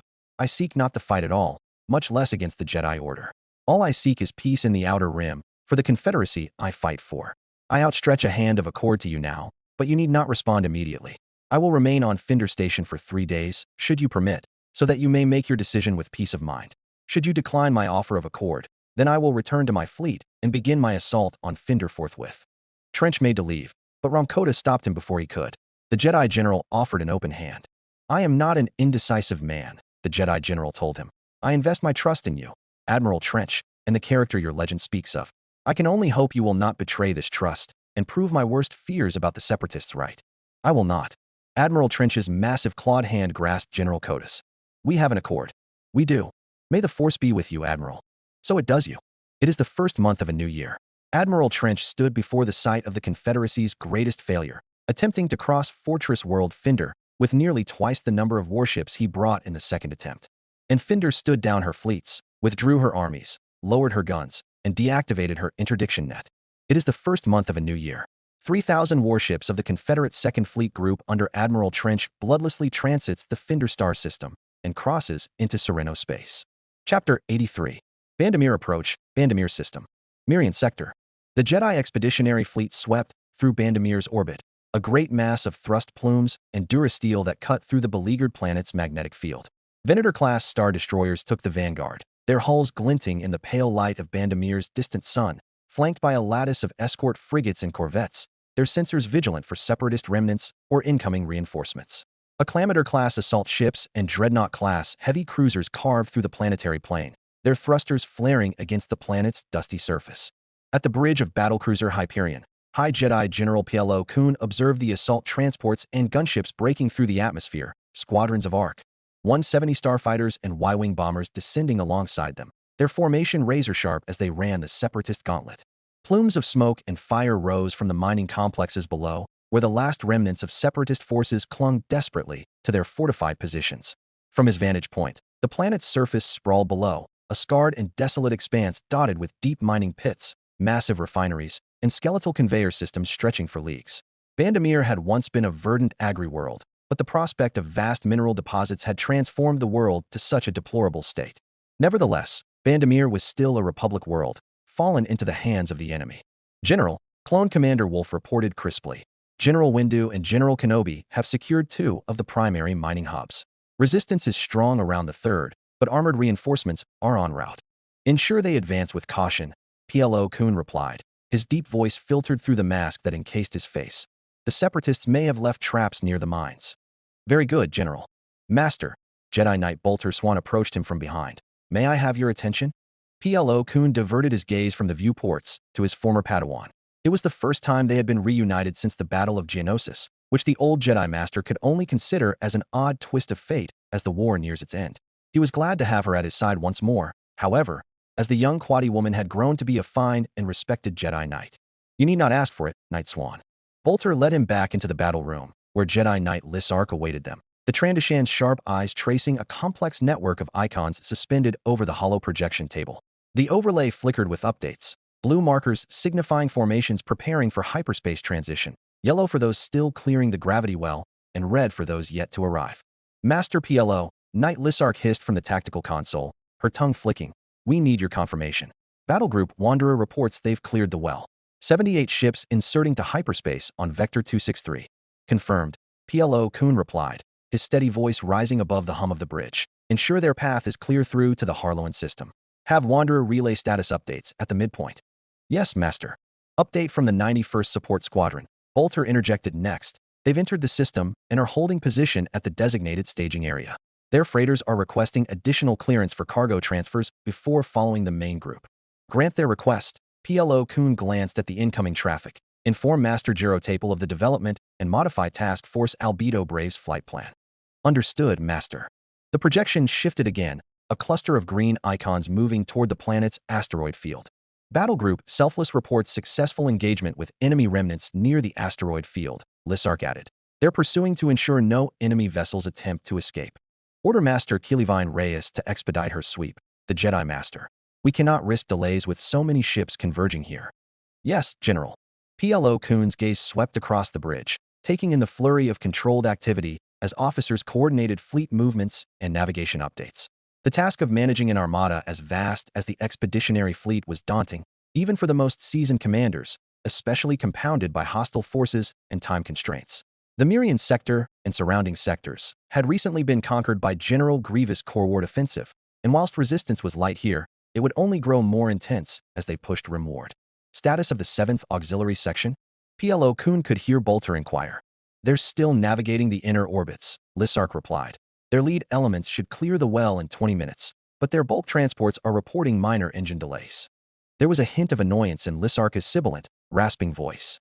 Frustration, perhaps, at her current responsibility of shepherding the expeditionary fleet to their next waypoint at Harlowan. PLO Kun could sense it, a subtle nod in the force that echoed the tension in her words. The Jedi Master avoided faulting her for it. Jedi Knight Lissark was once his apprentice too, and he knew not all Jedi could distance themselves from the innate nature of their species. He had taught her much in the ways of patience and duty, but ultimately, this role of coordination and oversight must have felt like an exercise in endless tedium for a hunter species. Not such a dissimilar plight as Obi-Wan's. Master PLO mused lightly, considering his tribulations with Ahsoka. Trandoshans and Togrutas were both hunter species, and their heightened senses made any form of serenity and stoicism an ordeal to perform. It was why Jedi Masters like Shaak Ti were so respected. General, Commander Wolf stormed into the battle room, face set grim as the helmet tucked under his arm. We have a situation. PLO Kun looked over his shoulder. Greater resistance than expected? The clone commander nodded sharply, requesting to deploy the Wolfpack battalion planetside. Granted, PLO Kun turned his attention to his former Padawan. Knight Lissark, you will be commanding the Wolfpack.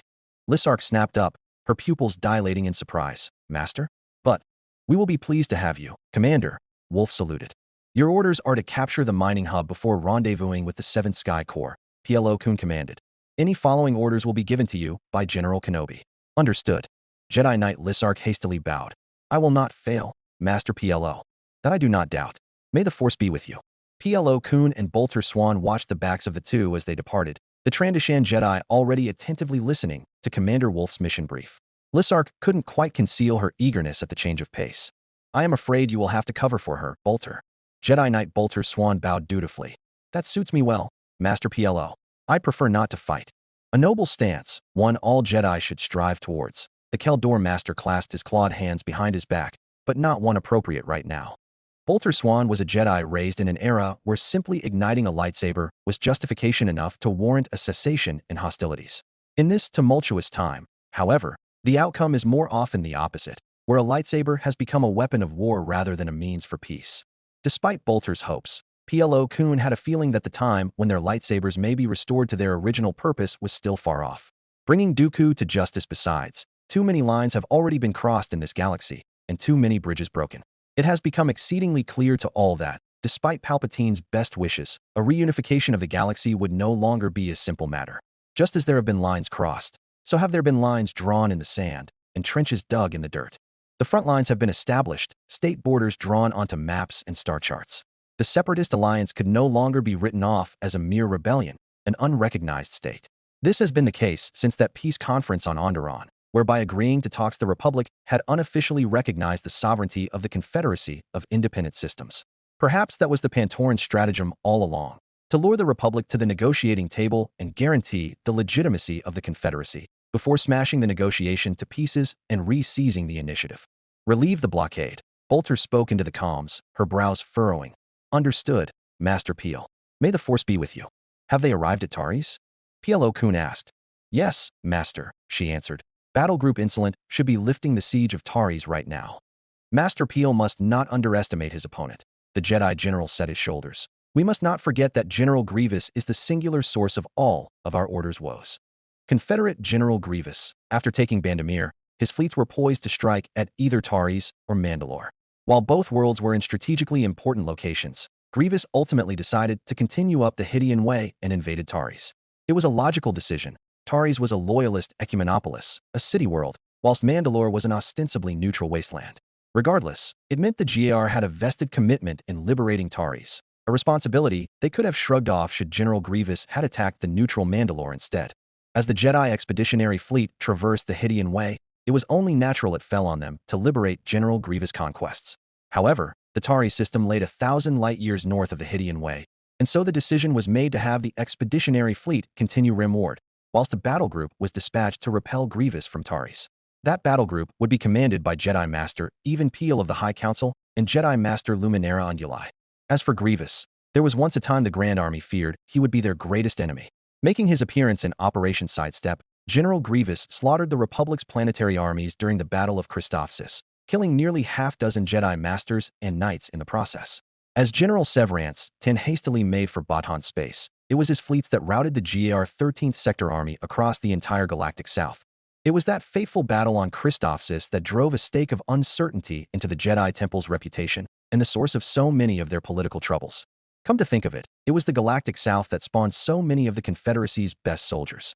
If he remembered correctly, the Battle Hydra wrote his name into the Battle Chronicles of the Galaxy at Christophsis as well, after repulsing General Kenobi's relief fleet there. Admiral Trench was a well-known commander even before the war, but nevertheless also made his name fighting in the Andoan Wars in the south. A year later, General Horn Ambogene turned Ariadu into a tomb and made his moniker feared throughout the stars. General Grievous will not fight fairly. Plo Koon continued, staring intently into the hollow projection. And if there is one thing we must learn from the Separatists, it is how to think out of the box. They have always strove to invent new technologies, new doctrines, and new stratagems to even the playing field, in light of all of the Republic's inherent advantages. General Grievous will be the same. Bolter Swan paused, uncertainty fleeting across her face like a passing shadow, before inclining ever so slightly. I will warn them, Master. Jedi Master Plo Koon was aware of the subtle ripple in the Force, neither loud nor urgent, but like a scent of petrichor preceding a storm.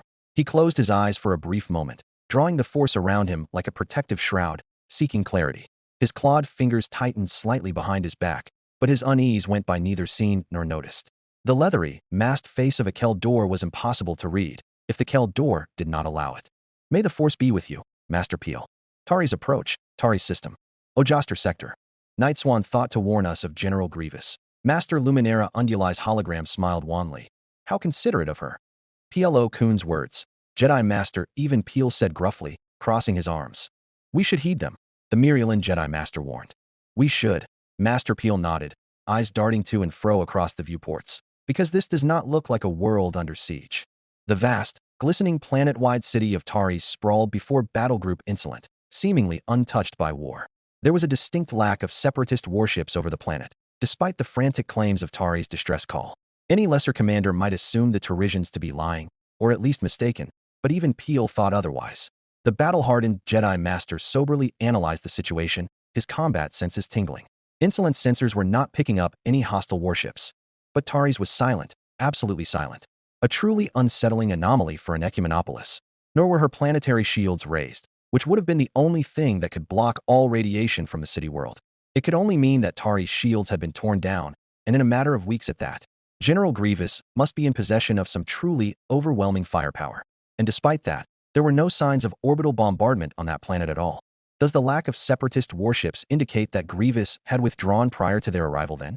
Master Peel was about to voice his thoughts, when noticed Garland's scanners were pointed at the closest of Taris for moons. Something the matter, Master Unduli? He questioned. The Battle Hydra once ambushed me by hiding his warships behind moons after luring my ships closer to the planet. Captain Tarkin. Even Peel beckoned his flag captain, launch 4 snub wings to investigate the Tarisian moons. I want a deep scan of the star system before we approach any closer to the planet. Our scans are already indicating no enemy warships in the vicinity. General, Captain Wilhuff Tarkin pontificated, should General Grievous' fleet remain in system, then he must be preparing for a counterattack. We should secure Taris quickly and establish defensive positions around the Tarisian moons. Captain Wilhuff Tarkin was a rather contemptuous and opinionated man, one unafraid to voice his concerns about the Jedi, but Master Even Peel found that he was loyal to the Republic nonetheless, and he was not one fault others of their character, so long as they were loyal and dutiful. Captain Wilhuff Tarkin was both, especially proven after the destruction of his homeworld by the Tomb Maker. Captain Tarkin did not once stray or falter from his responsibilities as the flag captain of Jedi General Peel's fleet. For those reasons, the Lawnik Jedi Master could tolerate and even respect Captain Tarkin's presence by his side. Captain Tarkin, the diminutive Jedi General, crossed his arms. The Separatists are known to be in the possession of a long-range weapon, one outranging anything we have to offer. All the more reason to begin securing Taris, General. Tarkin looked down at him seriously. This General Grievous may be an uncivilized brute, but even he would not devoid the Separatists of Taris' resources and industry. You intend to hold the planet hostage? Even Peel raised a scarred, hairless eyebrow. I intend to work efficiently and logically. Even Peel found himself deep in thought. Despite Captain Tarkin's less than upstanding reasons, his words were indeed logical and sensible. Despite that, the old Jedi Master still had the feeling it would be a dire mistake to make. The Force warped thickly around the planet like a thick fog, as if Taris itself was shrouded in grievous schemes. Begin identifying insertion sites as soon as the moons are secure, Captain, the Jedi General finally commanded. Master Luminara, I would have you split your task force from Battle Group Insolent and prepare to land on the opposite side of the planet. Make every attempt to contact the planet-side authorities. Understood, Master Peel. May the Force be with you. With a click, the connection was severed, and Task Force Garland began pulling away. The holographic display shimmered as Master Luminara's image faded, leaving Even Peel alone on the bridge deck. Garland's ships began adjusting their formations, peeling away from the larger fleet in orderly precision. As they moved, fighter squadrons and troop carriers launched from their motherships, maneuvering into their escort patterns like a well-rehearsed dance. Behind him, the quiet hum of the command bridge buzzed with subdued activity, officers murmuring into headsets and datapads flashing with status updates. Even Peel's presence was enough to keep them focused, though he felt the weight of their unspoken questions pressing on him. He couldn't ignore the uneasy thrumming in the Force, the sense of something dark moving just beyond the edge of their understanding. With a low sigh, he turned to the nearest comms officer. Inform all ships to maintain heightened readiness. Yes, General. General, a sensor chief suddenly shot to his feet. We're picking up unknown signatures from planetside. Hostile warships. Captain Tarkin rushed to the edge of the data pit before he did. And no, Captain. The chief's fingers scrambled across his console. They look like unarmed transports. 3-4 of them. They're approaching us. Even Peel identified the tiny blinking lights beyond the viewport. Guns. Captain Tarkin roared, sending the bridge scrambling into full combat readiness. Comms. Demand a full transponder readout, now. I want a full-spec sensor scan on those ships. Master Peel narrowed his single eye as the transports creeped closer, his senses heightening. They looked innocent enough for A-class bulk freighters of the old and fairly common PCL-27 design, with the kind of exteriors that came from either a lifetime of honest work or else a short and spectacularly unsuccessful career of piracy. Their cargo bays registered completely empty, and there were no weapons emplacements that the Insolent sensors could pick up. We're picking up biosigns, the sensor chief shouted. All of them are full of biosigns. Captain Tarkin's eyes narrowed in alarm. Refugees. We got a transponder. Iron Gull, out of Coruscant. They must have come here on a routine freight run until the Separatists fell on them. They're all legitimate, Master Peel thought as he scanned the codes. I want to talk to them. Your patch threw on open, General. Iron Gull, this is the battle carrier Insolent of the Republic Navy. Even Peel spoke forcefully. State your purpose at once, or we must consider you a hostile vessel. W8, a young, frantic voice suddenly responded. This is Iron Gull. This is Iron Gull. We're carrying refugees out of Taris. We're seeking asylum. Don't shoot. You need to help us. Iron Gull, Captain Tarkin marched forward. Cut your engines at once. Where are the Separatists? Iron Gull didn't cut her engines, and the small convoy of 4 continued burning hard towards Insolent. No, you need to help us. The voice's desperation was genuine. The Jedi Master could sense it. The Separatist fleet left after they destroyed the planet's shields with a giant laser. They could blast the entire planet too. There was a dull bang followed by a loud yelp in the background, followed by stark silence. Cut your main drives, Iron Gull. Captain Tarkin's gaze was completely fixated on the approaching convoy. I will say this for the last time. Cut your engines, or we will be forced to open fire. There are people on those ships, Captain, Master Peel warned. Tens, if not hundreds of thousands of people. If there would be a Separatist trap, this would be it. Well, Huff Tarkin snarled, and even Peel couldn't refute him. This was exactly the sort of thing the Separatists would do. General, Captain, the sensor chief shouted. We're picking up more signatures. Hundreds, thousands. They're all transports. Thousands of twinkling lights were emerging from Tari's celestial shadow, all unarmed transports bursting with biosigns, likely following Iron Gull's lead. They could not know the situation planetside with the apparent communications blackout, but with the Separatist fleet withdrawn, millions of Tarisians seemed to be seizing their chance to escape to the safety of Task Force Insolent in orbit. We can't let them approach, General, Captain Tarkin told him firmly. I agree. All Tarisian vessels. This is the Republic Navy. Captain Tarkin immediately announced into the comms, break off your approach vector and head to the established staging grounds for processing. If you fail to do so, we will open fire. The fleet of transports hesitated for a breathless moment, their chaotic formations wavering like leaves caught in a swirling wind. Then, one by one, their engines flared and they altered course, shifting to the staging grounds in orbit hastily designated by the frantic staff officers. Their departure was a sluggish process, ships clustering together in nervous groups as they maneuvered away, reluctant to stray too far from what they perceived as their best hope for safety. All except for the Iron Gull. The fleet of 4 bulk freighters maintained its course, stubbornly accelerating toward the fleet's heart. Their navigational lights blinked in defiance, and even without words, its intent was clear. They weren't stopping. Captain Tarkin's eyes narrowed as he observed the vessel's audacity. They test our resolve, General, he said coldly, a hand resting lightly on the edge of the ship's console. Even Peel's sharp features remained impassive, though his mind churned. Through the force, he could sense the panic radiating from the freighter, a desperate determination tinged with fear. Captain, he said evenly, hail them again. Let us see if reason can prevail before we resort to more persuasive measures. Tarkin nodded sharply.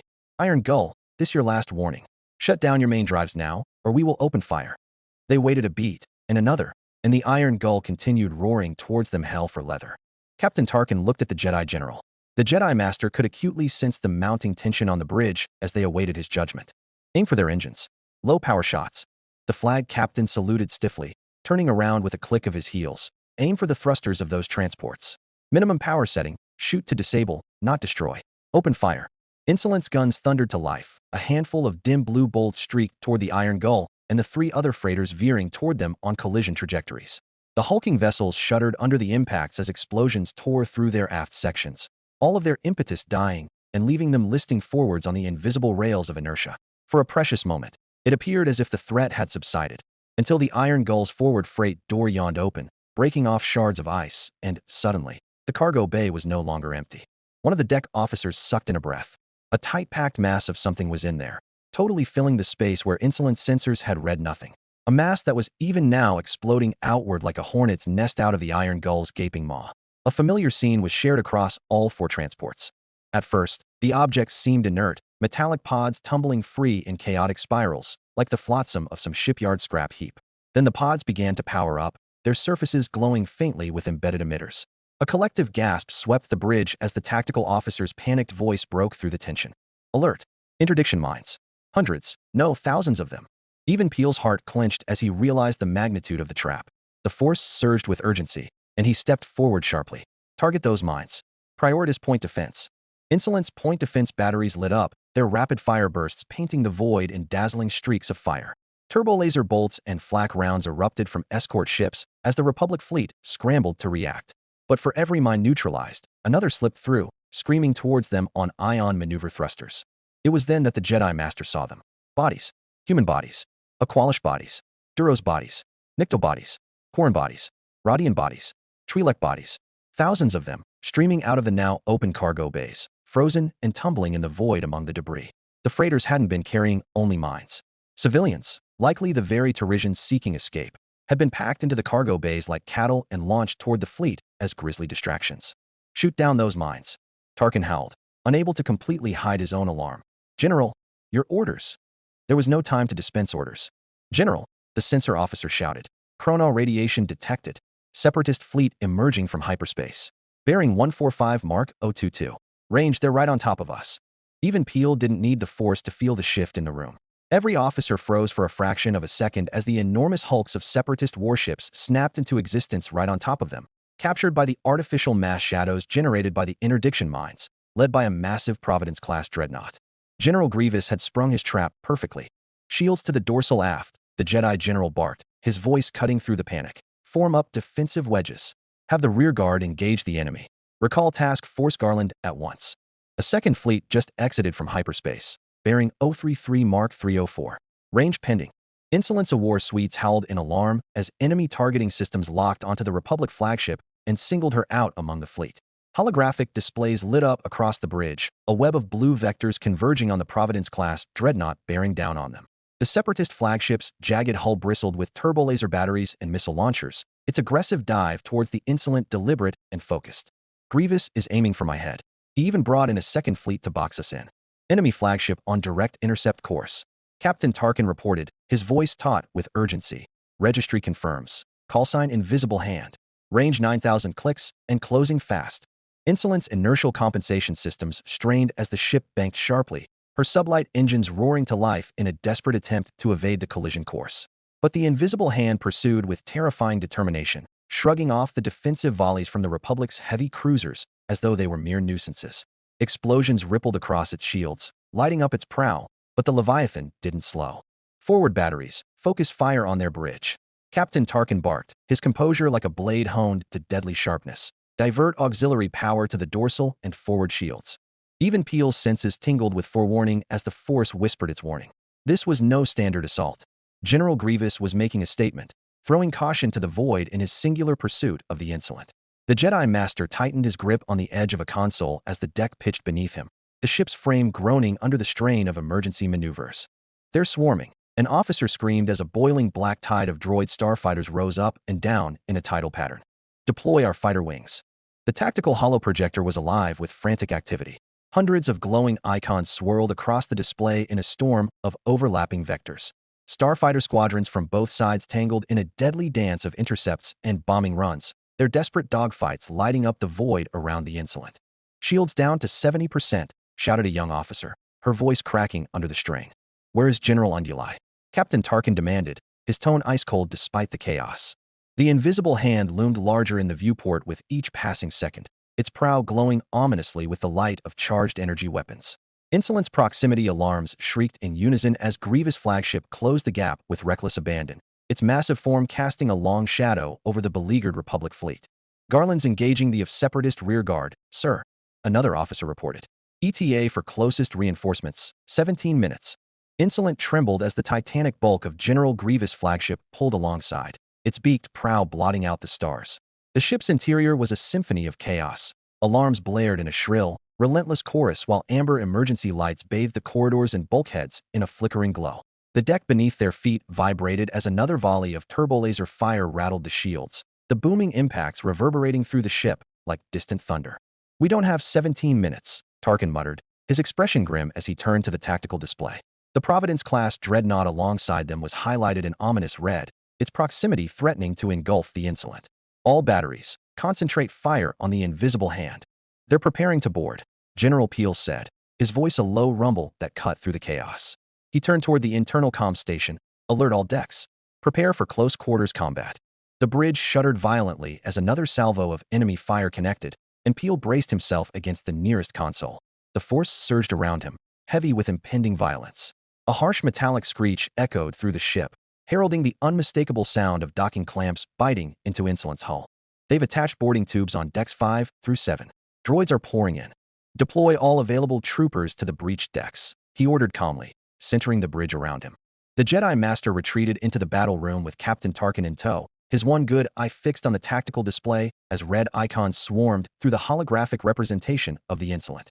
The vibrations of explosions and blaster fire rattled through the deck plating, clones shouting reports over the comm channels, their voices punctuated by the sharp staccato of blaster fire and the unmistakable clanking of droid footsteps. They've breached onto Deck 4. We're engaging droidekas on Deck 6.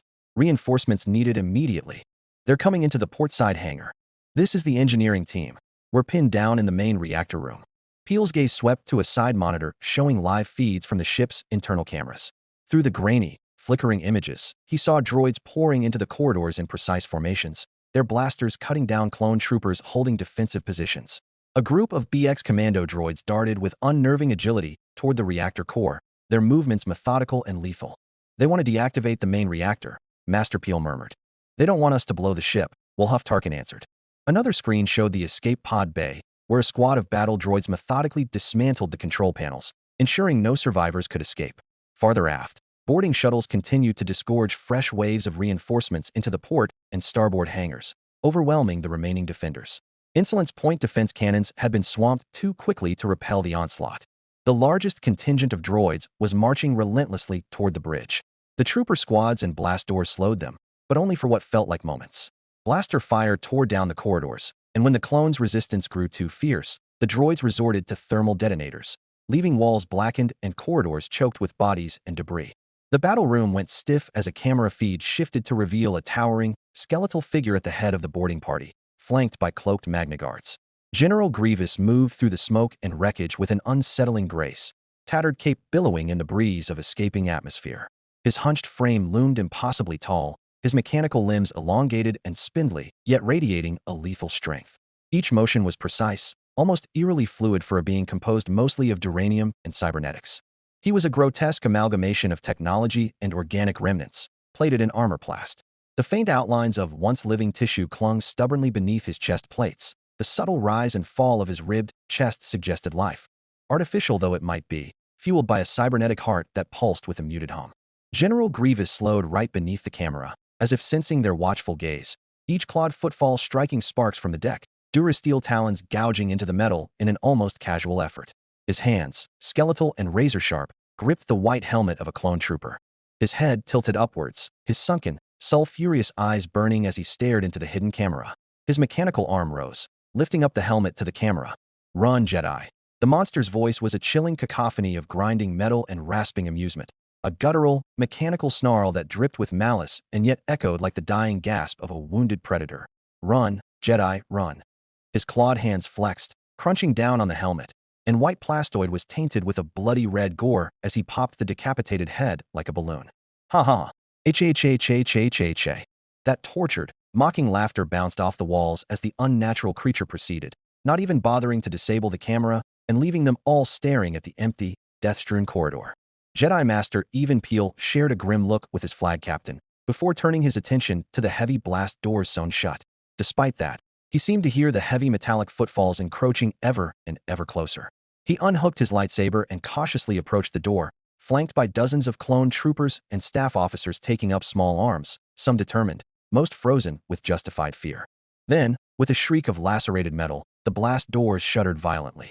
Four thin beams of blue-green light slashed through the heavy steel like a hot knife through butter, their edges sizzling with molten heat. The lightsabers twisted and spun, carving wide, deliberate arcs as they melted through the reinforced door. Sweat dripped down the old Jedi Master's forehead. Run, Jedi, run. General Grievous laughed from the other side, knowing full well there was nowhere for them to go. Ruin. Ruin. H-H-H-H-H-H-H-H-H-H-H.